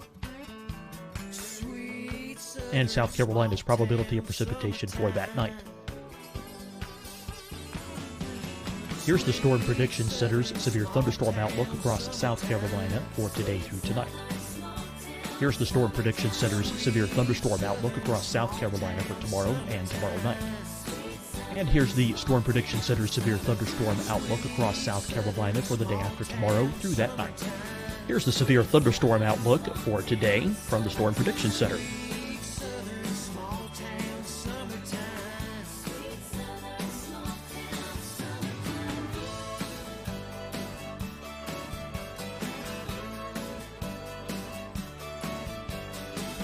And now here's a live look at weather radar across the southeast. Fight the spread and take a stand against coronavirus. Wear a mask in public. Stay at least 6 feet apart from others. And get tested. Join us and fight the spread. Visit scdhec.gov/COVID-19. Getting tested for COVID-19 helps you to take the steps needed to protect yourself, your loved ones, and your community. Find the testing location at scdhec.gov/COVID-19 testing. Hi, everyone. I'm Dr. Mandy Cohen, Secretary of the North Carolina Department of Health and Human Services. And when you follow the 3 W's, you protect your family and your neighbors from COVID-19. When you leave your home, practice your W's. Wear a cloth face covering, wait 6 feet apart, wash your hands often. Wear, wait, wash. We're in this together. Stay strong, North Carolina. Deciding when to wear a mask isn't about who you know or how well you know them. Just ask yourself, will I be with anyone I don't live with? If the answer is yes, get behind the mask. Help slow the spread of COVID-19. Get behind the mask. Learn more at covid19.ncdhhs.gov. You'll see your Carolina weather forecast at 25 and 55 past. And now back to the best of the Carolina Weather Group on the all-new Carolina Weather Net. Over my neighborhoods, there's still the sound of roofers nailing stuff. I still hear chainsaws and chippers and fences being put up. So it's a long process. It is still going to be a while. And these trees, there was just so many of them down that there's just wood everywhere. There's tons of firewood in my neighborhood and trees still stacked up all over the place. So I really, the thing that struck me most about that storm is how long it's taking for the cleanup process to be completed. And to remind folks, this is the same line that came through South Charlotte, starting over in that Pineville area, through South Charlotte, and ended up in Matthews, where we showed you some pictures here on the Carolina Weather Group. But Brad, I'm wondering, this is obviously really close to home for you and your neighbors. Yeah. The next time we get into a weather awareness day, do you think the perception's a little bit different now for so many people who've came so close to this? Yeah, and I mean, honestly, for this event, people did a pretty good job. There was some schools that didn't evacuate their students, but in general, I think it was a pretty good success story considering we had an EF1 tornado go through the heart of South Charlotte and no injuries or deaths is pretty amazing. I hope that it serves as a wake-up call for a lot of people just to have a plan. I mean, that's the thing I preach all the time. It's like the warning times, I wish they were longer, but the average national warning time, lead time for a tornado is like 12 minutes. And we were about 16 minutes with those tornadoes back on the 6th. That's if you get the warning right at the beginning. What happens if you don't get the warning until halfway through or three-quarters full of the way through? You only get like 5-10 minutes. And that's not the time to look at each other and go, where do we go? A lot of people, especially in businesses and structures they weren't familiar with, had no idea where to go. Or didn't know what a tornado safety protocol is. So that's one of the things I think going forward I'm going to work on is try to educate people on getting that plan together. But I think you're right. I think people are going to take these more seriously. Used to have a saying all the time at the coast when I did hurricane coverage, but people's level of preparedness is only as good as their memory of the last disaster. And it's just human nature. If people are going to remember this tornado and the next one, they're going to take it much more seriously because they have that recent memory of this event. And we unfortunately had another incident last week in Nashville that will be on a lot of people's mind with a deadly late-night, overnight tornadic event that came on through, playing out right in the middle of what was North Carolina's severe weather preparedness week. So for Brad, anyone who may have missed some of the material that went out last week, what are some of the items that you would recommend that people have on hand to be informed and be prepared? The most important thing, first and foremost, is have at least 3 ways to get a warning. And I mean 3 minimum. That would include watching us on WCNC. That would include weather apps, text alerts, social media, radio, a weather alert radio. Have at least 3. And the reason I say that is because often in these cases, 1 or 2 of those might fail. So you need some redundancy. So first and foremost, think about, do I have 3 ways to get a warning? And the WCNC Charlotte weather app is great. Our news app is great. Text alerts are awesome. The WIA, which is a wireless emergency alerts, are great. But also, Twitter notifications from me is pretty good. I have a lot of people that actually have done that. And I'm kind of shocked how many people actually do that. They have my notifications turned on when they think there's going to be severe weather. And I push out all our tornado warnings. The next thing is to have a plan. So once you get the alert, you got to know what to do. So whether it's your home, your business, your school, or your place of worship, you need to know where to go for severe weather safety in all of those structures. So think about it when you're at work or school the next couple of days. Where would I go in this building? And it's got to be in an interior room away from the outside walls and windows on the lowest floor possible. So make sure you have that plan in place. And those two things are really the most important things that you can do, because those are universal. Those work with, hurricane season. It works with earthquakes. It works with just about any natural disaster to have a way to get the alerts, but also a way and a plan of what to do. And then obviously we talked about flash flooding, severe thunderstorms, and lightning, which from a hazard standpoint, lightning, severe thunderstorms, and flooding are much more frequent than tornadoes. I did a graphic in my class the other day about risk perception. Tornadoes have a very high risk perception, but the actual hazard is small, and it's just because the tornado is actually pretty small compared to the map. But severe thunderstorms, lightning, and flooding have a small risk perception, but the threat is actually very large. You're most likely going to encounter one of those than you would a tornado. So it's important that you prepare for all types of severe weather, because we have a saying in our business: wind is wind and water is water. It doesn't really matter what causes those. If you get enough of either, it's going to cause problems. And for anyone who missed any of those explainers, you can find them at wcnc.com/prepare. There's the plug. You can also find them here in the Carolina Weather Group feed by scrolling up or checking out some of our latest posts. So, Brad, appreciate you coming on. So happy that you were able to get that work done on your home just before those storms, and hopefully other people will follow that lead. As we mentioned at the beginning of our broadcast, we want to revisit our 2019 interview when we had a chance here at the Carolina Weather Group to learn about the Insurance Institute. They've got one of the coolest jobs in the Carolinas, and it's so great that we get to call this place home and that they constantly are welcoming you guys on down there, Brad. Yeah, and I would highly recommend go to disastersafety.org. They have a great site of all the things you can do to make your home weather ready, and a way to talk to contractors, because some of these things, James, they're super cheap. Like the things I had done to my roof, it only added an additional couple $100. When you're talking about, a six-figure roofing job, a couple $100, it could save you a long history of having issues. And the other thing is, my insurance company actually offers a discount for having a fortified roof installed. So really a good way to get a discount on premiums. And I should ask you before we go, Brad, tomorrow, Thursday. Yep. Slight chance of seeing some storms?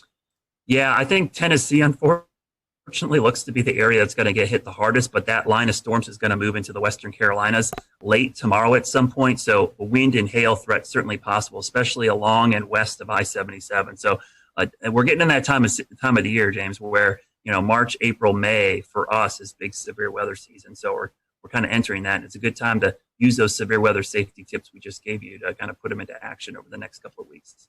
Stay tuned, stay weather aware. They're tips that you could use tomorrow, and if not tomorrow, it never hurts to be prepared for the next go around. Absolutely. Thanks, Brad. We're going to go ahead now and take you to that 2019 interview and check out this place in Chester County, South Carolina.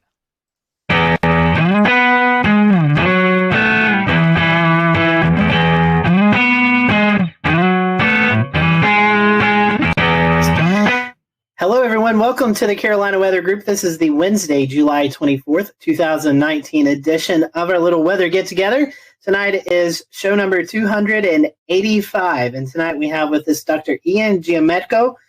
He is a lead research meteorologist at the Insurance Institute for Business and Home Safety. We're going to be talking about hail and some of the research they've done with hail. Ian, welcome to the Carolina Weather Group. This is kind of your first gig with us, and I told you before the show, we're glad to know you're in the Carolinas. So let's talk about what you do at the IBHS. Our lab here in South Carolina was built and opened in the fall of 2010. IBHS as an entity has been around almost since the 70s. It can trace its root back to a few different names and basically started as an advocacy group to help people better prepare for severe weather and try to reduce the losses associated with severe weather. Well, in 2010, our research center opened, and we're taking the model of the Insurance Institute for Highway Safety. So think about car crash tests. It's been highly successful. The property insurance industry wanted to apply that to severe weather, and so $40 million later, in the midst of our economic recession, trying to bring that facility to life, we have our lab, and it is a pretty neat place. Our centerpiece is a full-scale wind tunnel. We call it our large test chamber. We have 105 6-foot diameter fans that can take winds up to about 120, 130 miles per hour. We can do full-scale hail simulations. We can do wildfire ember attack scenarios in there. Basically, anything the weather's out there, we can throw at it. And our goal is to understand how all these different hazards associated with severe weather attack structures. How can we build better? What are the systems that we can improve? And how do we show people those steps that resilience is affordable, and then we can start to bend down the loss curve that we see growing and growing each year?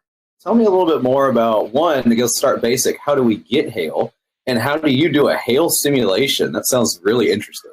Yeah, so most intense thunderstorms have hail aloft in them. It can grow from particles that freeze or grapple, kind of those melted snowflake conglomerate things. And as they make their kind of horizontal arcing traverse through a thunderstorm, they can collect more ice and water and essentially grow and grow.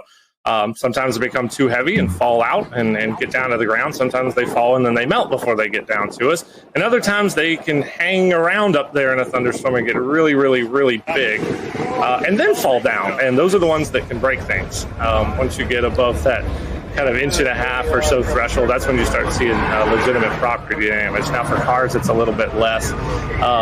But for us, it's duplicating the properties of hailstones in the lab.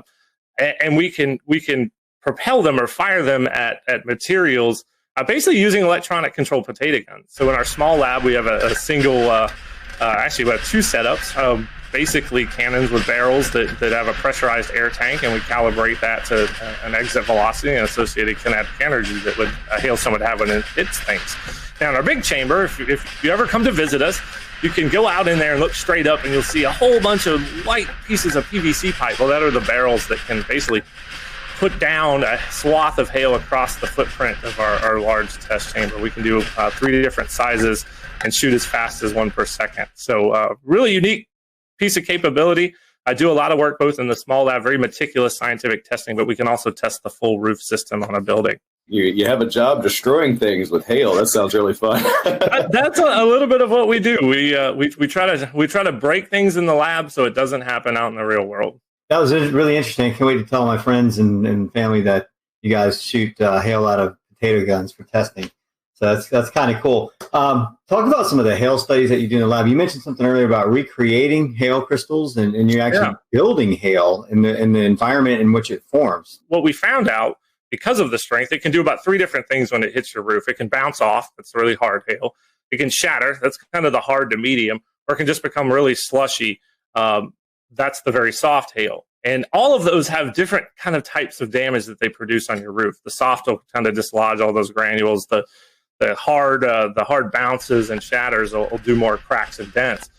So we realized all that stuff mattered, and we needed to simulate it in the lab and also repeat it.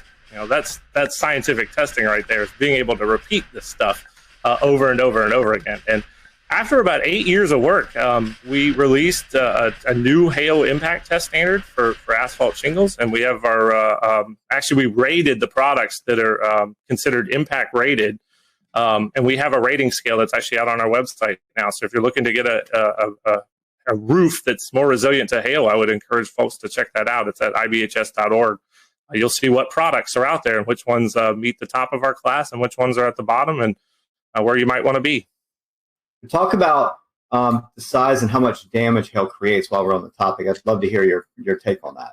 Yeah, so a lot of people don't realize hail, we kind of joke, is the Rodney Dangerfield of the severe convective storm hazards. It doesn't get any respect, but in any given year, it's about 60 to 80% of the dollar damage from severe thunderstorms. That's a lot. And we're in probably what will be the 12th straight year of damage totaling over $10 billion. So it's a big piece of the damage that comes from severe thunderstorms every year. Now, when you start talking about damage thresholds, of course, we have the National Weather Service severe criteria of 1 inch. That's when we really start to see some issues, dents and things with auto. On the building side, if you start looking at roofing materials, once you get close to that 1.5 inch mark, that's when you can potentially see some damage. Now, there's a lot of things at play, age of roofs, age of materials, all that, the wind-driven aspect. Now, we can go all the way out to the extreme size. And once you get to about 3.5, 4 inch hail, that will puncture the plywood roof deck that you have. So you're thinking fall speeds close to 100 miles an hour. Pretty intense hail that I hope we never have to see here in the Carolinas. I'm sure it's happened before, but that size hail, very rare here. So I don't know what's more interesting, the work that y'all do in the lab or the fact that you also have field work. Tell us a little bit about your field work and what y'all have done over the years. Yeah, so way back in 2012, we decided there was all this hail data we needed to go get about strength, and a lot of the tests and how we test buildings were all rooted in information going back all the way to the 1930s. So nobody had looked at this stuff for a while. Plus, we didn't know what strength actually did. There was no data on it. So like any good scientist, we just, hey, let's go to the field and let's go measure it. Let's go look. We kind of use the motto, you can learn a lot just by looking, and we kind of took that approach with hail. So we started out back then going out to the field, collecting hailstones after a thunderstorm, doing crush tests, basically measuring the amount of force it took to crush the hailstone. That's how we get to the strength. Making very detailed measurements of them, weighing them all. And we did that for about really 4 or 5 years. That was our focus, to collect this really big data set, which is now somewhere over near 4,000 different hailstones that we've tested. And to guide how we did the lab work that we just talked about. We needed that guide to be able to give us that information. Now we've switched a little bit. We now go to mapping hail swaths using deployable instruments. I come from a background at Texas Tech where we built a lot of deployable weather instruments. So I took that and applied it to hail. So we have a network of about 18 impact sensors that can measure the impact energy of hail, and we can actually deploy them ahead of a thunderstorm and look at what the size distribution is within that particular storm and how it varies and changes within the swath. It's really, really important for how we look at radar hail detection, even looking into how numerical weather prediction manages hail. And how did it go this year? Oh, two good missions for us. Spent about I think we spent about 12 days total in the field. Ended up, my target was somewhere, I think, 5 to 7 total cases. I think we were right there at 7, which is really, really good for us. So yeah, that's usually the case. We spend about somewhere 10 to 14 days each year in the field, and we'll continue this going into 2020. Yeah, and talk about some of the more memorable cases that you guys have covered, maybe some of the more interesting field tests that you guys have done over the past couple of years. Yeah, for hail, couple of years ago, intercepted a supercell near Eric, Oklahoma, that produced just this really narrow swath of just really big 3-inch hail with the concentration maybe 10 to 12 or so per square foot. That's a lot for big hail. It was the first time we got our instruments into hail that size, so that was kind of a unique experience for us. Now, a memorable case, and this goes back all the way back to I think 2013 or 2014 when we were doing a lot of those crush tests. We encountered some hail. This was in Montana. What we kind of think of as low density spongy type hail, that when you crushed it, it actually deformed almost like a sponge, but held its shape. It actually didn't fracture. And there's some literature out there that talks about how these hailstones can come about, but talk about kind of blow your mind of how complicated hail can be. That the fact you could get this spongy kind of hail that you could compress, it basically just did that and then held its shape even after you took the load off of it. It never broke. I'm guessing those are rare. We haven't seen that again. It was one particular case, and I don't know what kind of environment might produce that, but it's really unique, and it's always been a memorable one from looking at hailstones. And I've seen a fair bit of them. We got a hail threat, right? So how do we tell businesses and homeowners how to better protect their property? One of the things you can do, make sure you can get your car in your garage if you have one. If you're like me, you got all sorts of stuff in the garage. I couldn't get my truck in there if I tried. But that's a step you can take, is make sure you can get your car under cover. And maybe, say we're under a higher risk for a particular day. If you can find a way to keep that vehicle covered, that's one way to reduce your auto damage. Now for homes, it's a lot trickier. If you're in an area that sees a lot of hailstorms, think about the folks in Tornado Alley. If you live in Dallas, Oklahoma City, Wichita, we saw how sick of people were of hail in Dallas this year by their putting pool noodles on cars and inflatable mattresses. And I'm sure they're tired of getting new roofs every 2 years. So I'd encourage people to look at our impact rated shingle test results and look for those good performing products. There are impact rated shingles that do perform, and we tested up to 2-inch and the top performers really do perform very well. So there are products out there from a roof perspective that I would encourage homeowners to look at, and talk to your insurance agent too, because in a lot of cases you can get a discount for some of these things. You own a business, you have a building, you have roof, you have items up on the roof, you have your HVAC units, you have satellite dish. I mean, whatever instrumentation you have up there, is there anything we can tell business owners? For HVAC, that's a very good point, because there are some shields that can be made that actually surround HVAC units that, from what we've been able to tell, looking at their performance, they do a decent job. And HVAC, just the damage to the fins and coils in an HVAC system can be very, very expensive. So there are a few steps you can take if you're a business owner there. You guys are located here in the Carolinas, and many folks may not know that. How did you guys choose the Carolinas? The lab came about in the Carolinas. There was kind of a little bit of a bidding process, and this is before my time at IBHS. We wanted to be away from the immediate hurricane coastline. That's having a facility like that could damage by a significant hurricane was a concern for our membership. So that's one reason why we're a fair bit away from the coast. We had a power requirement, and we wanted to be within a certain distance, basically an hour's drive from a hub airport. So what was settled on was essentially kind of the general Charlotte area.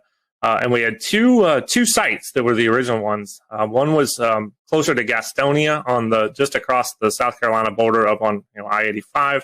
And then there's the site that we currently had. And we ended up with a really, really nice package from the community down here in Chester County. Our plot size was a lot larger. We did have some noise concerns, so that also played a role. And they had the power requirements they need. We're right next to a transmission line, and we had a substation on site.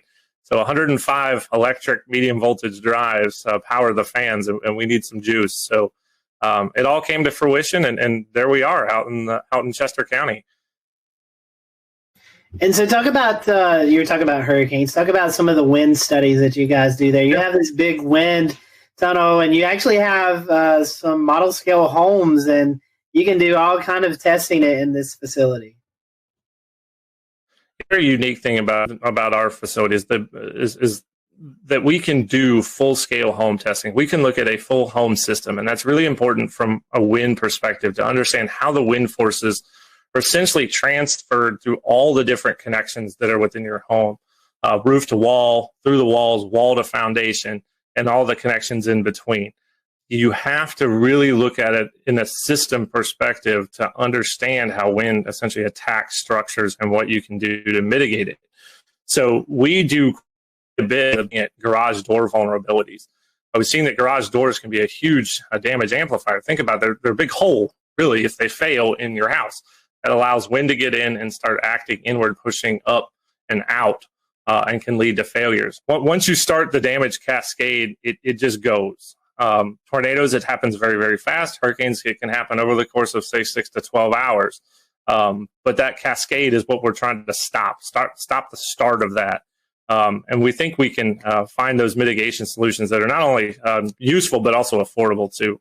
So before we kind of wrap up the interview, can you tell us a little bit about how you forecast and how you decide where you're going during your field studies? Yeah, the logistics are actually a fair bit challenging. So we are a good distance away from essentially what is Tornado Alley or the Great Plains. We like it out there, good road networks, good visibility, although we are going to try to explore some southeast hail. There's some environmental questions that we have that I think we're going to try to tackle that. So we basically have to rely on medium range forecasting. So we're looking for just general pattern support for severe weather. So is the Gulf of Mexico open? Is there good moisture transport northward? Maybe not necessarily if there's a trough, but is there just generally enough flow aloft to support supercells? Sometimes you didn't have the surface features underneath the best flow aloft. It kind of became a day-to-day, almost a mesoscale type forecasting scenario, which is very hard for us in terms of when we pull the trigger. So we work our teams on about a 48-hour leave or 48-hour kind of go, no-go scenario. Using GFS output, Euro output, try to get our best feel that we're going to get at least 3 operation days out of a mission. We got to have some kind of confidence that we're at least going to get 3. It's just not worth shipping equipment out and bringing the team to the field. So Okay, say we give a go. We actually ship 5 big Pelican cases of equipment. FedEx is fantastic. Out to some target cities, and it's usually where we can store equipment. So Norman, Oklahoma at the National Weather Center, have lots of colleagues there. We've used my wife's grandma's garage in Wichita to store all the cases and equipment. So we do that, pick our target city, fly in. We use rental vehicles. We do try to stay out of the hail as much as we're researching hail, and we've done a pretty good job of that. And we outfit them, get our instruments ready, take all the equipment we need, leave the cases behind, and off we go. And usually each mission is about 7 days. So there's some logistical challenges there, given our distance, but we've managed it quite well over the years. When you're renting the car, do you have to kind of stay quiet about what you're really doing with the car? There's one hail. We were out in the field for a hail event in Cheyenne, and the rental car dealership at the Denver airport, they were dealing with a whole bunch of people who were bringing back hail damaged cars, and I kept thinking in my head, I'm like, we're running a hail research project, and we got perfectly fine vans here. But yeah, for us, it's not. We'll return to Best of the Carolina Weather Group in a moment. Now your Carolina weather forecast. Here are today's forecast high temperatures for North Carolina. Here are the forecast lows for tonight for North Carolina. Here are tomorrow's forecast high temperatures. And here's forecast rainfall across North Carolina tomorrow. Here are the forecast highs for the day after tomorrow.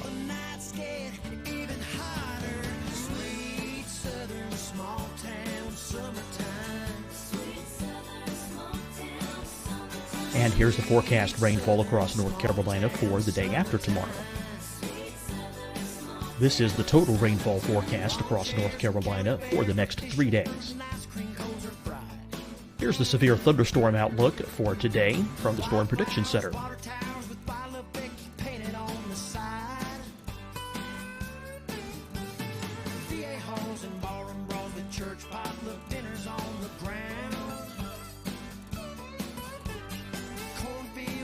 Here are the forecast high temperatures for today for South Carolina. Here are the low temperatures for today for South Carolina. Here's the probability of precipitation forecast across South Carolina today. And here are the rain chances across South Carolina tonight. Here are tomorrow's forecast highs across South Carolina. Here are the forecast low temperatures for tomorrow for South Carolina. And here is the probability of precipitation across South Carolina tomorrow. Here's the precipitation chances across South Carolina tomorrow night. Here are the forecast highs for the day after tomorrow in South Carolina. Here are the forecast low temperatures across South Carolina for the day after tomorrow. And here are the rain chances across South Carolina for the day after tomorrow. And South Carolina's probability of precipitation for that night. Here's the Storm Prediction Center's severe thunderstorm outlook across South Carolina for today through tonight.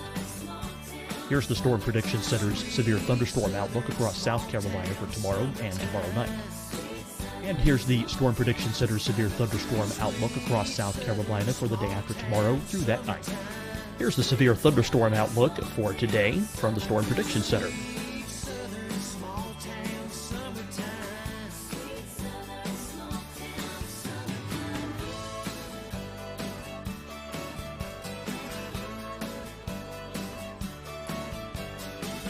And now here's a live look at weather radar across the southeast. Fight the spread and take a stand against coronavirus. Wear a mask in public. Stay at least 6 feet apart from others. And get tested. Join us and fight the spread. Visit scdhec.gov/COVID-19. Getting tested for COVID-19 helps you to take the steps needed to protect yourself, your loved ones, and your community. Find the testing location at scdhec.gov/COVID-19 testing. Hi everyone, I'm Dr. Mandy Cohen, Secretary of the North Carolina Department of Health and Human Services. And when you follow the 3 W's, you protect your family and your neighbors from COVID-19. When you leave your home, practice your W's.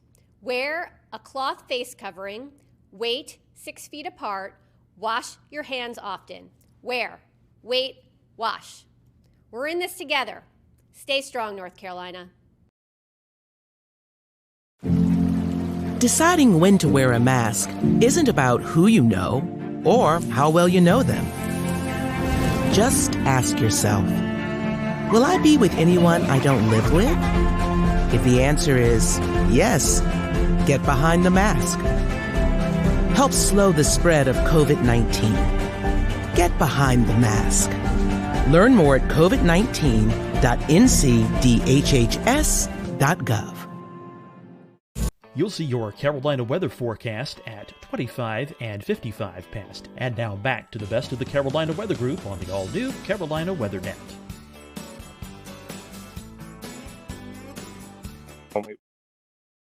We do a good job of that. You're talking about these instruments. Can you kind of give us an idea of what's on these instruments? What it's like? Yeah, certainly. They're on little tripods. They're basically little engineering tripods. And then the plate itself is a little small pyramid. It's 1 foot by 1 foot. And it's actually based on a design that was developed at NASA, Kennedy Space Center, and was published in the literature.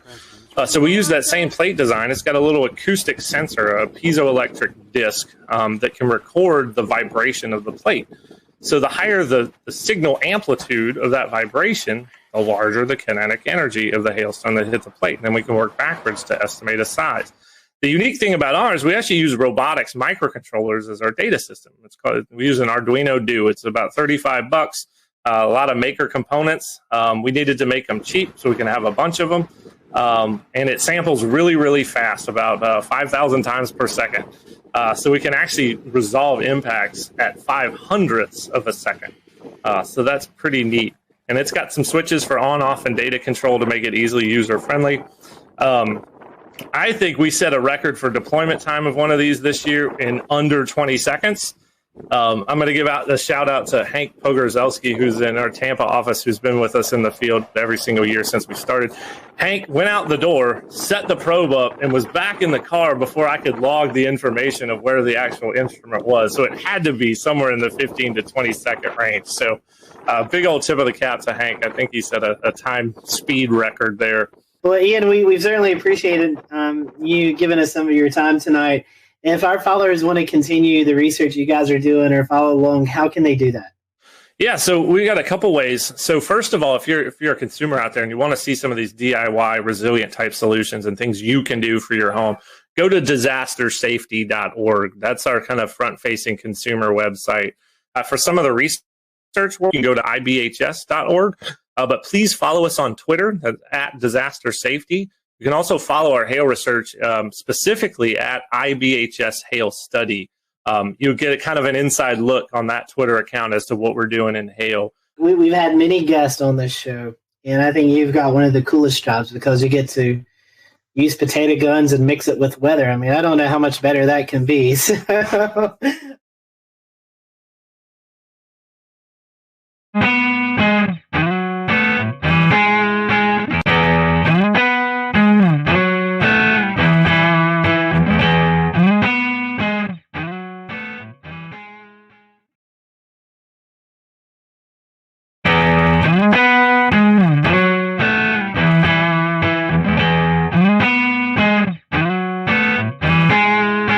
Hello, everyone. Welcome to the Carolina Weather Group. We're happy to have you, and we're going to continue our fun interview segment that we do with local meteorologists throughout the Carolinas. And today we have on Jason Boyer and Ryan Coulter from WLOS in Asheville, North Carolina.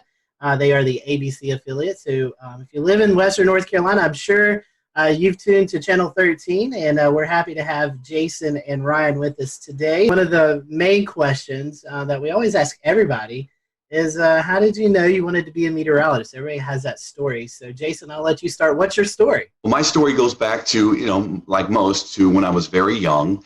Always was inquisitive about the earth sciences and always wanted to understand how things worked around me. And I spent a lot of time outdoors as a child back in the 80s when I was growing up, and that was kind of the way to go growing up in the 80s. Most people just let their kids kind of run around in their backyards. I grew up in a small town, so that was where I grew up and explored. But I think it was around third grade, and this is the most stunning and life-changing moment that I remember. I was walking home from school. It was November, and I lived in Illinois then, so we weren't in Tornado Alley per se, but I remember coming home from school, and I could walk home. That's how close I lived. And it was an unusually warm day. In fact, it was record warm that day. I think it got into the 80s. And the sun was out, the wind was blowing. And I was just thinking like a kid, like a third grader, I can't wait to get outside and play ball, ride my bike. I got home, the sky went pitch black in about a matter of 30 minutes. The wind started picking up. My older sisters, thankfully, wiser and certainly more proactive, they knew something bad was going to happen, and we all rushed downstairs, and in a matter of moments, the tornado sirens in the neighborhood went off, and we had a weak tornado go through my backyard and hit my neighbor's house, and it happened in a matter of a couple of minutes, and that was it. And it was a life-changing moment. When I walked outside, the birds were no longer chirping, and you could see the destruction of my neighbor's house in the backyard across the street. His entire roof was peeled off. You could see into the house, and the insulation was gutted out. And that was amazing. I mean, frightening, but also to me, an amazing display of what Mother Nature could do. And I think from there, I was really hooked. I knew I always liked science. And then from there on, I kind of just built on that, and had a great teacher in 5th grade, Mr. Morris, that set me on the right path too, and inspired me to continue to study science. So that's how it started for me, and I just pursued it. What about you, Ryan? Yeah, I mean, thank you guys for having me, first of all. Yeah, I mean, my story is really not unique from anyone else who does this either. I mean, grew up, my grandparents lived with us growing up, and, you know, they were avid news watchers, as a lot of older people are. And so anytime the weather came on, I was always, you know, super interested in watching that. They always let me watch that with them. I grew up in Colorado, so as growing up, you know, we had a little bit of everything. Wintertime snow, severe weather in the springtime, and the summertime heat, wildfires. So kind of a mixed bag of everything. You get it all there. And so I grew up around that. And I was in about 5th grade. We had a science fair project, and I actually wanted to make a homemade barometer. And so I figured out how to do that. And I actually wrote into one of the chiefs in Denver. She's still there. And she actually responded to my email. So, you know, as a 5th grader, that was pretty exciting. But I knew, you know, kind of like a lot of other people who do this, you know, I knew that from the time that I was a little kid that, you know, this is what I want to do. It's a fun job, and you get to study science, the weather, all of the above. And it's a great, it's ended up being exactly what I wanted it. Those are great and very classic weather stories, I feel like. Super interesting. So keeping on the kind of the same track of weather before we deviate off to some more unique conversations. Did you guys ever have a meteorologist that you looked up to as a kid or as you were coming up through school? Brian, I guess we can start with you. Yeah, you know, interestingly enough, there was a meteorologist in Denver, and he was really cool. He ended up being on both the stations. I grew up watching him on TV. And when I got to school, he ended up actually being my advisor at school when I got into the university. So I learned so much from him, and it was really cool. You know, of course, I always told him, you know, I grew up watching you, and that doesn't go over very well when you say that to him. But no, it's true. He truly helped me along the way a lot, and you know, then I got to learn from him, so even better. I did have a role model as well, and growing up, I would watch Channel 4, the CBS affiliate in my market, St. Louis, and yeah, I grew up watching a particular meteorologist there, and he was the chief, and kind of wanted to mirror him and grow up to be like him as well. So it was a unique situation, but I got to meet him actually in person. We had a old-time power show in my rural town, and he flew in a helicopter, and I mean, it was the biggest thing that ever happened in my small town, seemingly. at that point in my life, and got to get an autograph, talk to him briefly, and so that was a moving situation for me too. So Jason, I'll pose this question to you first, and then Ryan, I'll let you to finish up. So, Jason, you've been in Western North Carolina a while. We have all types of weather. So this question is, would you rather forecast for severe weather or the dreaded winter weather that we face here? Yeah, you know, they have their unique qualities, obviously, and they're very different when you're trying to forecast those two situations. And the most challenging, I think, would be winter weather, because it usually is much more of a large-scale system, so it affects many more people than just, say, localized severe thunderstorms. So you're dealing with everybody's topography, too, and it's very topographically driven by elevation and location in relation to the mountains. So that is the challenging forecast. I look forward to that. It's the most stressful one, but it's part of the job. You know, you come into this situation here in Western North Carolina, and you quickly realize how big of a deal winter weather is. You know, most would categorize our severe weather as flash flooding, a big risk. I think flash flooding is certainly one of the bigger risks here, living in the mountains. But when it comes to winter weather, that is usually the memorable severe weather for most when they think back to when they were younger, or maybe even the older folks. They'll say, look, I remember the big snow of certain years, certain month, and it sticks in their mind. So that would be the bigger challenge, and also the more exciting, I guess, forecasting that. Ryan, I think your career was in Texas for a while, so you had to deal with forecasting winter weather and severe weather there. So tell us, which one do you prefer? Yeah, you know, I guess it's kind of a similar answer. I mean, there's definitely a lot more challenges with winter weather than there is severe weather. Where I was at in Texas, we would get severe weather. We would be, wall-to-wall coverage for, sometimes 6 hours at a time, or even longer than that. I don't even remember what our longest stretch was on air. I would say, though, there is more challenges in winter weather, and I would say there's more that can go wrong when we're forecasting for winter weather as well. So, we can say we think we might get 2 to 4 inches for Asheville, for example. The temperature comes in a degree or two warmer. We're not getting that. And people get a lot more upset when you miss winter weather forecasts versus severe weather forecasts. So I would say, I would rather, I guess from that standpoint, I would rather be forecasting for severe weather. It's usually, I want to say easier, but usually you can have a better idea of exactly the elements that could be coming at you. There's, people are, again, they're more mad when you tell them 2 to 4 inches of snow and we only get an inch of snow, or you get, on the other end, you get 3 to 6 inches of snow, and then they don't like that either. So, yeah, definitely severe weather would, I guess, be my preferred. Well, Jason, you mentioned topography a minute ago, and with this conversation of severe and snow, I feel like this kind of rolls into a question that we had on social media about lower precipitation totals in kind of the French Broad Valley. I know you have a map and some resources to talk about, so I'll kind of let you take over from there. Yeah, I think when people talk about Western North Carolina weather, the first thing that comes to mind is snow, but then rain is actually a very diverse topographical feature here as well. So I brought this 3D relief map just to give you an idea. It's kind of one of my more favorite maps to look at. I could study this. I've looked at this 100 times already, and I could still just look at it almost every given day. So here's the French Broad River Valley right here. This is I-26 running through, and it's a valley. So it's the Broad River Valley. So it's pretty wide considering the other features here.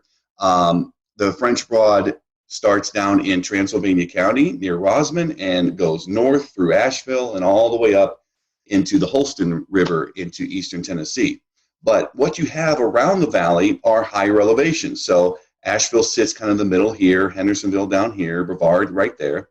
And the prevailing winds during the spring and summer months are south and southeasterly winds. That will draw moisture from the Atlantic and the Gulf, bring it into the mountains, and because of the features we have from lower elevations in the upstate and Piedmont to highest elevations here, the air has to rise. And so the air will rise and cool and condense into clouds and form a significant rain event down here into the southern mountains, whereas Asheville is in that rain shadow.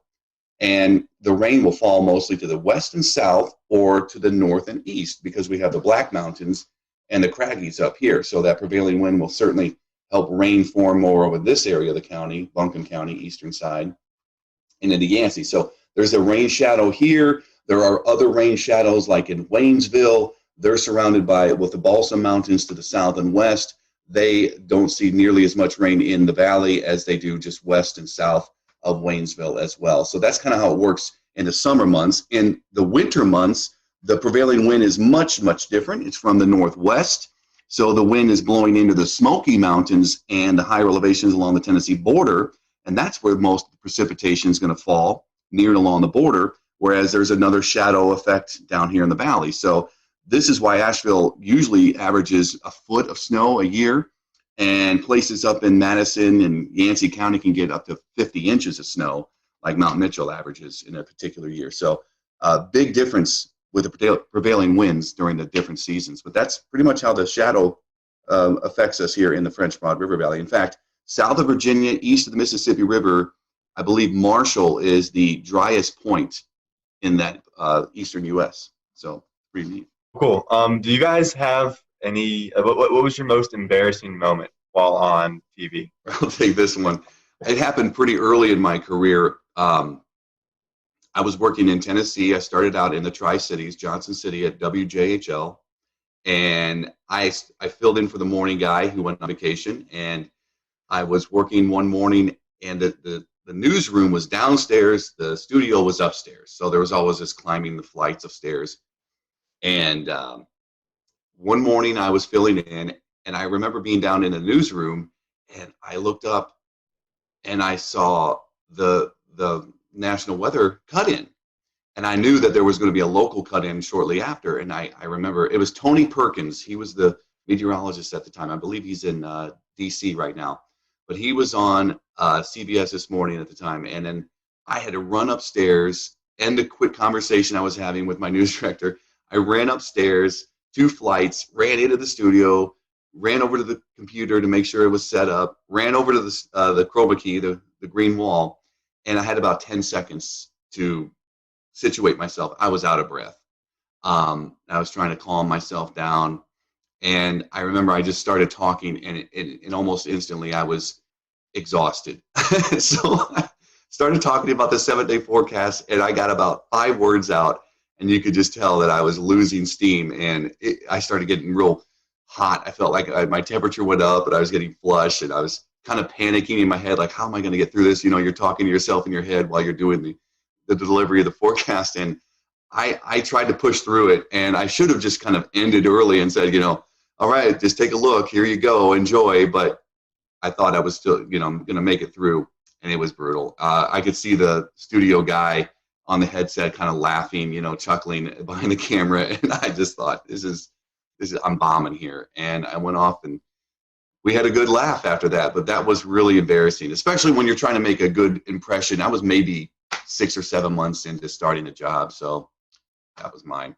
Yeah, I got to think back here on this. So far, luckily, since I've been here, I don't think I've had anything crazy happen here. I will say, though, in my last job, my first job, first day on the air, we have a system. It's called Max. I don't know if you guys are probably familiar with it, WSI. And the way we have it formatted, you have your first weather hits, you have your main weather hits, you have your final weather hits. And I unknowingly, I had the wrong weather hit loaded for my first full weather ever on. And I didn't know what to do in the moment. I had my final weather loaded for my main weather, and kind of like what in TV you always have a time limit that you're set for, and you have to fill that time. And so here I am. I have my current temperature graphic, and I think I had a camera graphic, and then it went right to the 7-day. And so I'm standing there for 2:30 is what we were allotted for. This was the weekend evening show. And I looked back towards the anchor, who's also the producer at that station, and she's just cueing me to keep going. So I think I talked for a solid 2:15, 2 minutes 15 seconds on the 7-day forecast. And I may have even gone back. I don't remember. I may have even gone back and talked more about the current temps. I don't know. It was bad though. Luckily, I haven't made that mistake since, or if I have, I just will run over and correct it. Pretty easy Yeah. now. You learn quickly how to get around things. Yeah. Oh my gosh, that's funny. Both of you guys have experienced this, and tell us what it's like, and then we'll maybe go into some more non-weather questions. A lot of folks may tune in when the weather's at its worst, and you guys are doing wall-to-wall coverage. Tell us a little bit about that. I mean, that's pretty intense for you guys. Jason, you were talking about, you were out of breath, with that little run, but being on the wall for 2, 3, 4 hours straight, that's got to be mentally, exhausting as well as physically exhausting. Talk to us about that. It certainly is.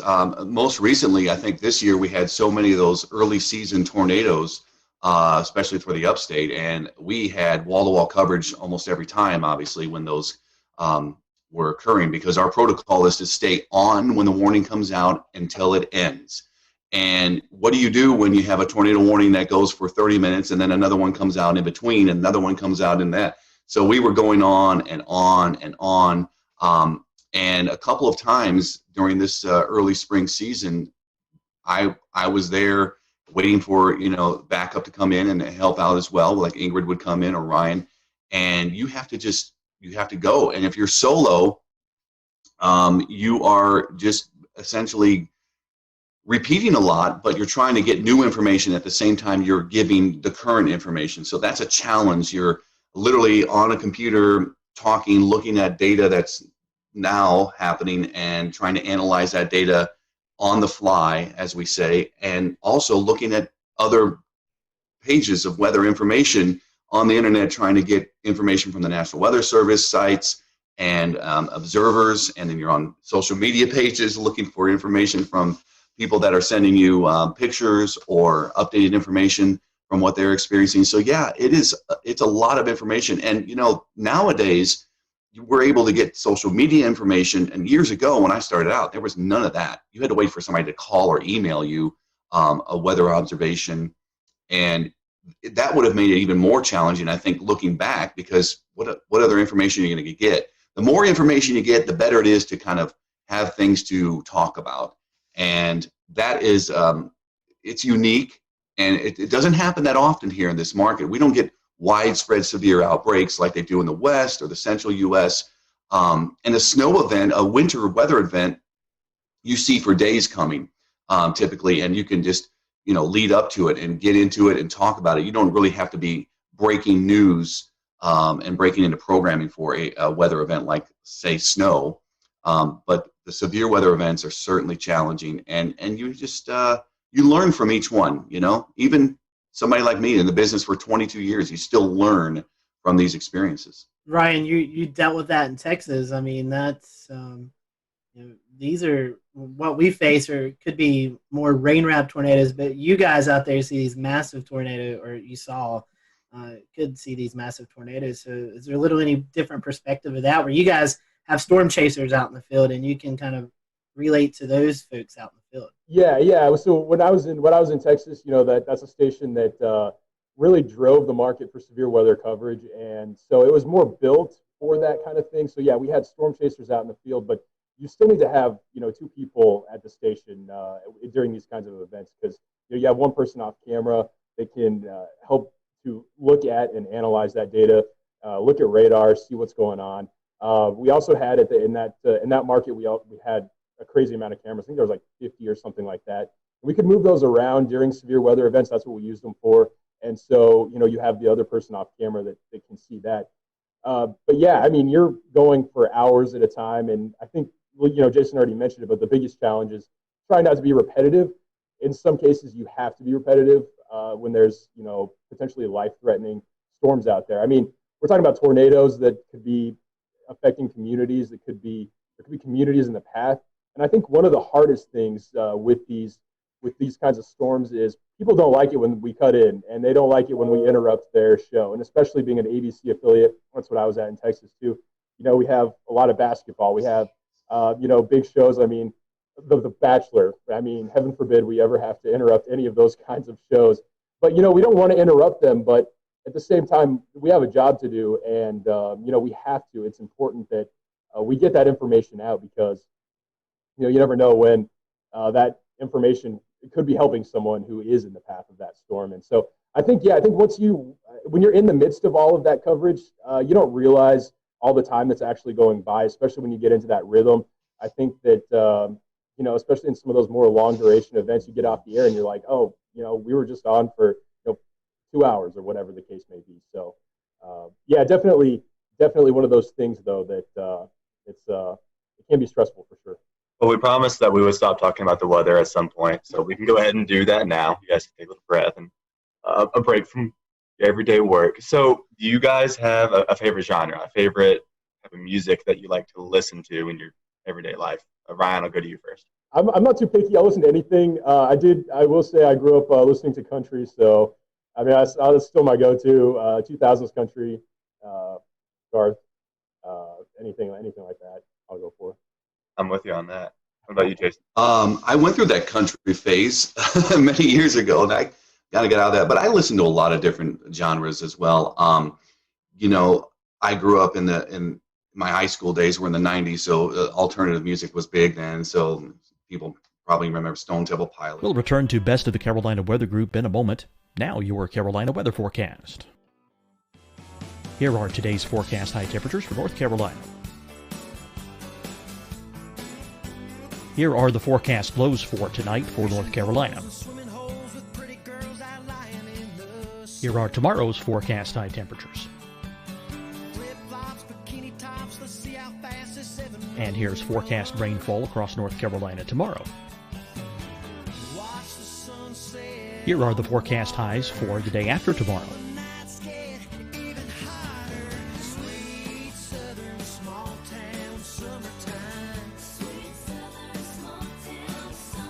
And here's the forecast rainfall across North Carolina for the day after tomorrow. This is the total rainfall forecast across North Carolina for the next 3 days. Here's the severe thunderstorm outlook for today from the Storm Prediction Center.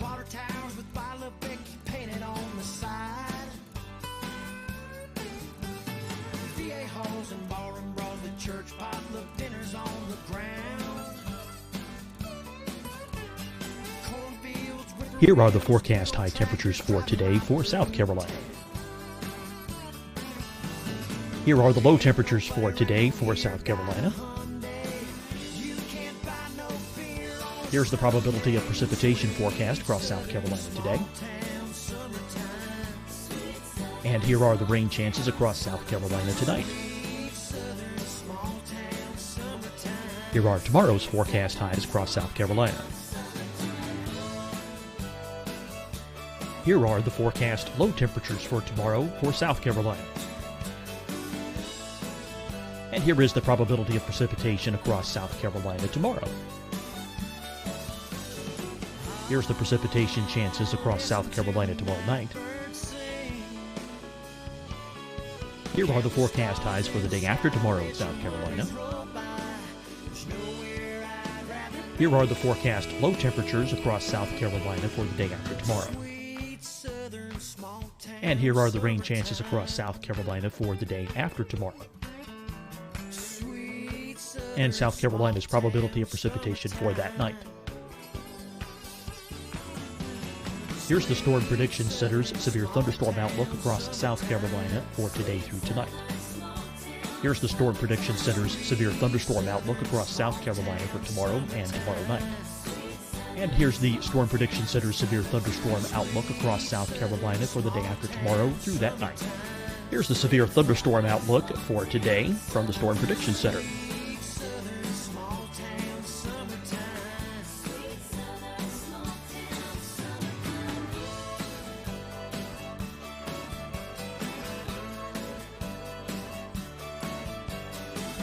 And now here's a live look at weather radar across the southeast.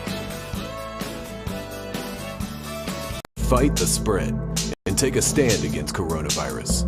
Wear a mask in public. Stay at least 6 feet apart from others. And get tested. Join us and fight the spread. Visit scdhec.gov/COVID-19.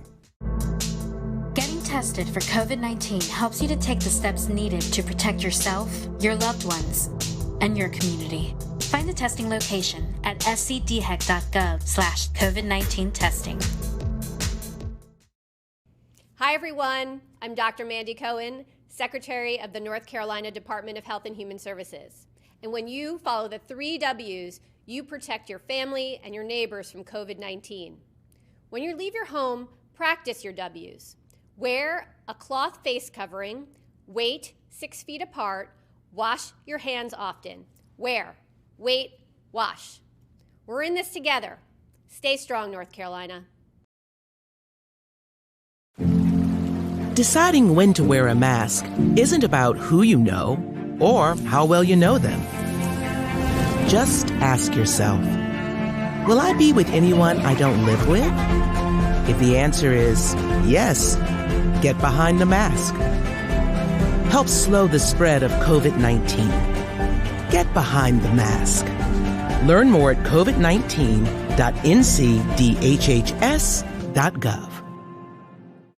You'll see your Carolina weather forecast at 25 and 55 past. And now back to the best of the Carolina Weather Group on the all-new Carolina Weather Net. Really listen to that music as much anymore. I've gotten older and a little more subdued with my music choices, but I'll listen to a lot of modern music, pop or rock, and I just don't spend as much time listening to the radio or actually picking out songs anymore.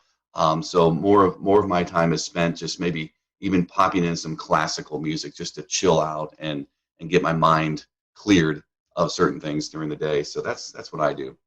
I play music too, so I have a guitar and I love playing music. So that's my escape. Anytime I want to, I can just pick up the guitar and play some songs or whatever. That's something we've found with a lot of these that we're doing is a lot of meteorologists play music on the side. I don't have that ability. Evan, I know you play guitar as well, so you got that. I play a few instruments. Brian, do you play anything? No, I can't play anything. I can't sing either. I mean, no one for that. So yeah, no music ability here. I'm glad we're there on the save link there. Yeah. Right.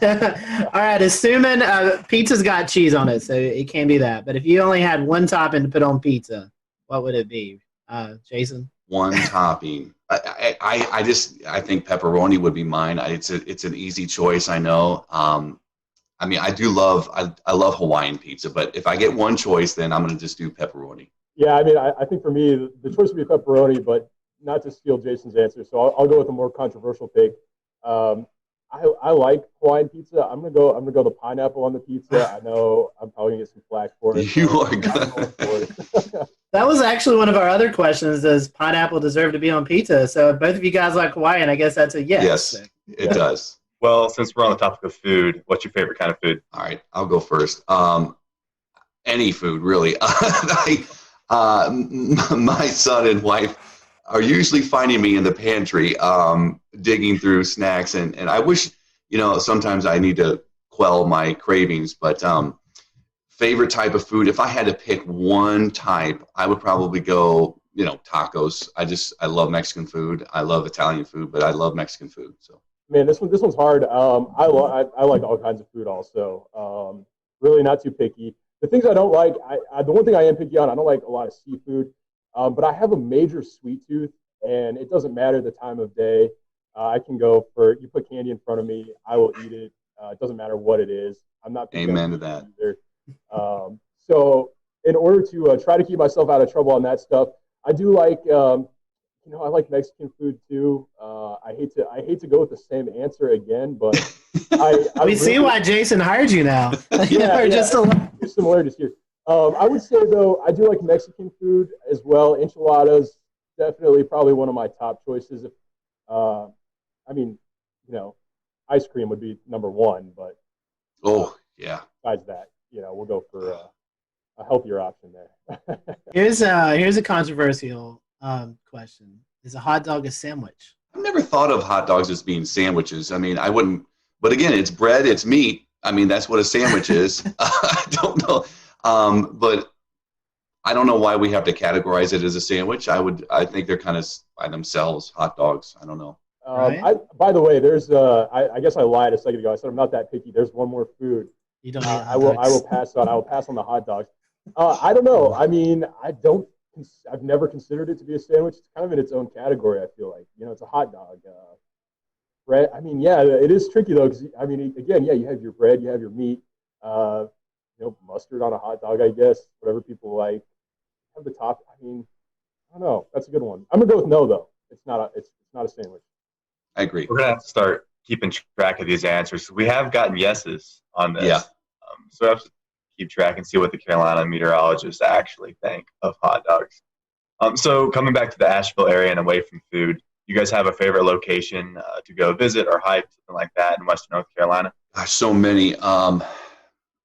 Convenience-wise, we love the Arboretum. It's close to our house, and we could just jump on there with the bikes and ride. It's pretty easy trails for Hudson, my son, and that's a good go-to. Just hopping on the Blue Ridge Parkway, that's also very convenient. We love going to Grandfather Mountain. It's a little more out of the way, but we love going up there. I love the uniqueness of the rockscapes and the swinging bridge, and seeing off to the east, you have this completely drop off in the elevation, and then you have your mountains around. So those are my two big places. But I could go almost anywhere, and really be happy as long as there's a trail or hiking or biking trail and some vistas. I'm good to go. Yeah, and I'm still new to the area here. I haven't had a lot of time to explore a whole lot, but I will say the close place for me that I could go to any afternoon would be DuPont State Forest. It's kind of crowded this time of year, I've found, but a little bit of everything there. You can get some elevation. You got the waterfalls, so a lot to do there. I've actually spent a little bit of time in South Carolina here more recently. I found some cool places, cool pockets down there. So there's a short drive down there as well. Ryan, you're from Denver. Evan and I, we went storm chasing. We was based out of Denver. We flew in and kind of went from there. So we took our last day. We took our trip into the Rockies, and it was June the 3rd, and it started snowing on us, Evan, I believe. Yeah. So what's your favorite place to go in the Rockies? Oh man, it depends on the time of the year. Rocky Mountain National Park is such a stereotypical answer. That's a great place to go in the summertime. In the wintertime, I mean, I'll take any of the ski resorts. Love skiing, so I'll take any of them any day in the wintertime. Probably not Loveland. I would say more of the Copper Mountains, maybe Keystones of the state. Steamboat Springs is another great place, but even Denver. Man, I know I'm not narrowing this down very well, but Denver's great. Love Denver as well. So I don't know. But, Amen. Well, guys, I know we're nearing our kind of end time, so I'm going to ask one more quick question, and Scotty will close this. So the last one for me is going to be, do you have a favorite weather disaster movie? It can be super cheesy. Well, Twister immediately comes to mind. My wife loves Twister. My son loves Twister. I love Twister. That would be the number one, but The Day After Tomorrow's good. My son loves weather disaster movies, of all things. Can you imagine? I mean, he's the perfect child. So he loves any kind of disaster movie related to weather. So I've seen all of them. But yeah, I still think Twister ranks at the top. Oh, that's a tough one. I don't watch a lot of movies. Immediately, A Day After Tomorrow came to mind for me. Great movie. That's one that, I mean, you can stay involved in the entire movie. Yep. No chance of losing focus on that one. But yeah, I have a short attention span, so not a lot of movies. Twister, of course, is great. It's the all-time classic answer, but yeah, I'll go with Day After Tomorrow for sure. I think those have been our most popular answers when we've asked this question. Well, gentlemen, final question here. For those folks maybe who are getting ready to leave high school or are in college and thinking about maybe changing their degree and they're interested in weather, what would be your advice to these folks? Why should they choose meteorology if it really interests them? And Jason, I'll let you go first. Well, that's a diverse question, but here it is in a nutshell. Meteorology offers so many opportunities. Besides what Ryan and I do every day, broadcast meteorology is a small sample of overall the meteorological profession and the meteorology field. You could go into research. You could work for NOAA. You could work for the private sector. You could start your own company. There are many climate-driven sectors to go into as well. That's becoming more and more important, and certainly more and more are leaning towards the environmental/climate side of things too. It's just such a diverse area of study. It's great for somebody that loves science, and you got to stick with it. It's challenging. I mean, many people don't understand how much math and physics goes into meteorology unless you've taken those courses. It is a very challenging profession and study, but I think it's wonderful. So yeah, just stick with it. If you love science, meteorology is one of the best fields to get into. I mean, I obviously haven't been at it for very long. I'm still, pretty young myself, but I would say the biggest thing is, there is a lot more work involved than I think that people realize. It's something that is fascinating. It's interesting. There's a lot to look at. And again, TV is not the only thing. In fact, I would say if someone wants to go into meteorology just to be on TV, that's maybe a bad idea because, there's so much more to it than that. A lot of math, a lot of science, but it is fun. And, every day for us looks different. And I'm going to, I'll disagree and agree with the statement to a certain degree. Everyone always says you can be wrong and you still get paid. We're right most of the time. But you know what? Even if we miss a forecast, it is true. We still get paid. So that part's kind of cool too. It would be challenging if they did pay by the accuracy of the forecast. Some people, you never know, right? Goodness, great. I can imagine now dealing with the Carolina wedge and at least the temperature forecast. That would be horrible if that was true. It's challenging. minus $100 every degree you're out. Oh my goodness, yeah, that would be brutal some days. Well, guys, we're going to let you do your social info so folks can follow you if they're not already. Ryan, how can our followers follow you on social media? Yeah, I'm on Facebook and then Twitter. I should know what my handle is, but I don't. But you can find me on there as well. And I'm on Instagram, and same thing. I gotta figure this out. But I don't know what my handle is on there either. Not much help. Well, I'm Ryan, sure if you just your handle on Twitter, it's Ryan_WLOS. So if y'all want to follow him, you can find it there. I think it's the same on Instagram. So there we go. All right, Ryan, thank you. Jason, how can our folks follow you if they're not already? I believe, I'm on all three too, Insta, Twitter, and Facebook. I won't get into the uniqueness of each, demographic and socioeconomic thing, but the idea is that I'm pretty simple. I think it's just at Jason Boyer, WLOS. We appreciate you guys joining us. And for you guys who are watching, thank you for watching. Until next time, we hope you have a great evening.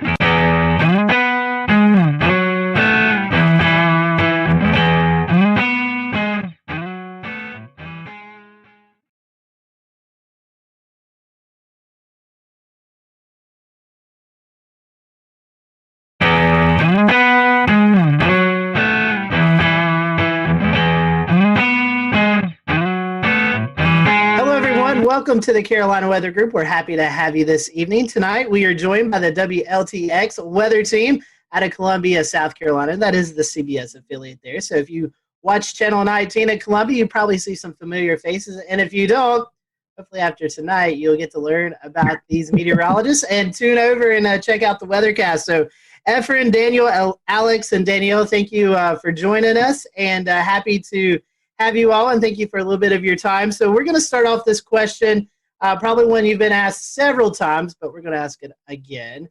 How did you guys, how did you know you wanted to be a meteorologist? What persuaded you to do that? And Everett, I'll start with you, and I'll just let the team continue after that. The interesting thing is that when I went to school, I actually wanted to be an aeronautical engineer. Then I had an interest in weather, but I never had an interest in meteorology as far as a study. And I took one class, and it was an orientation to professional meteorology. There was one credit class, and I got hooked.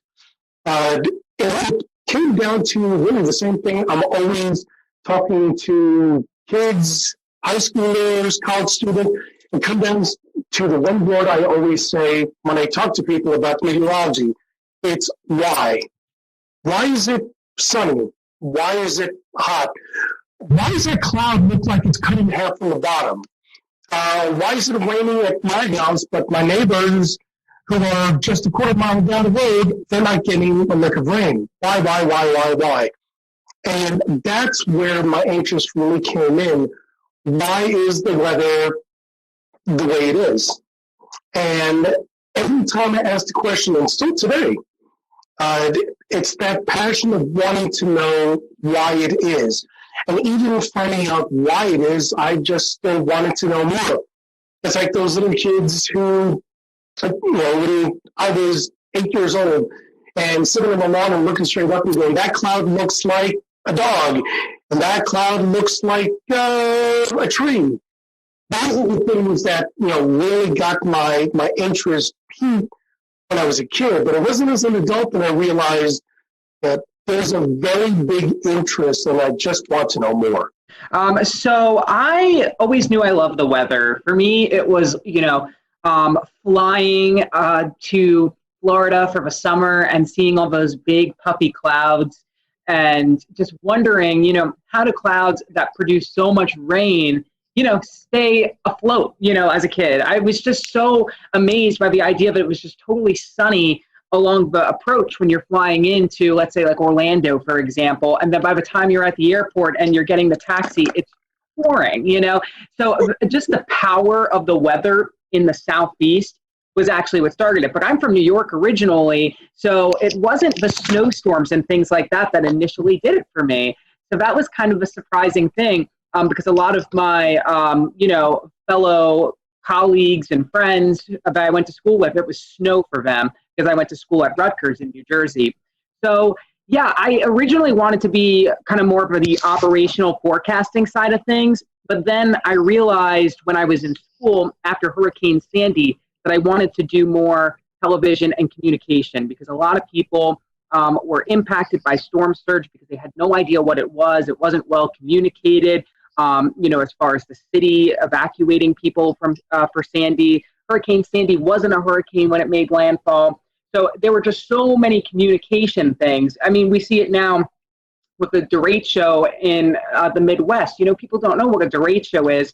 And so there's all of these different things that kind of go into the communication aspect that I was like, you know what, that is absolutely where I feel comfort. I need to, kind of explain what's happening because I love learning about the weather and why it's happening. So that was sort of what did it for me. I'm kind of like Alex. I grew up outside of Philly, but it wasn't snowstorms that did it for me. I have a lot of good memories of snowstorms, but kind of like the two big things I remember growing up was sitting on the back porch, dangerously close, just listening to thunderstorms and this is the coolest thing ever.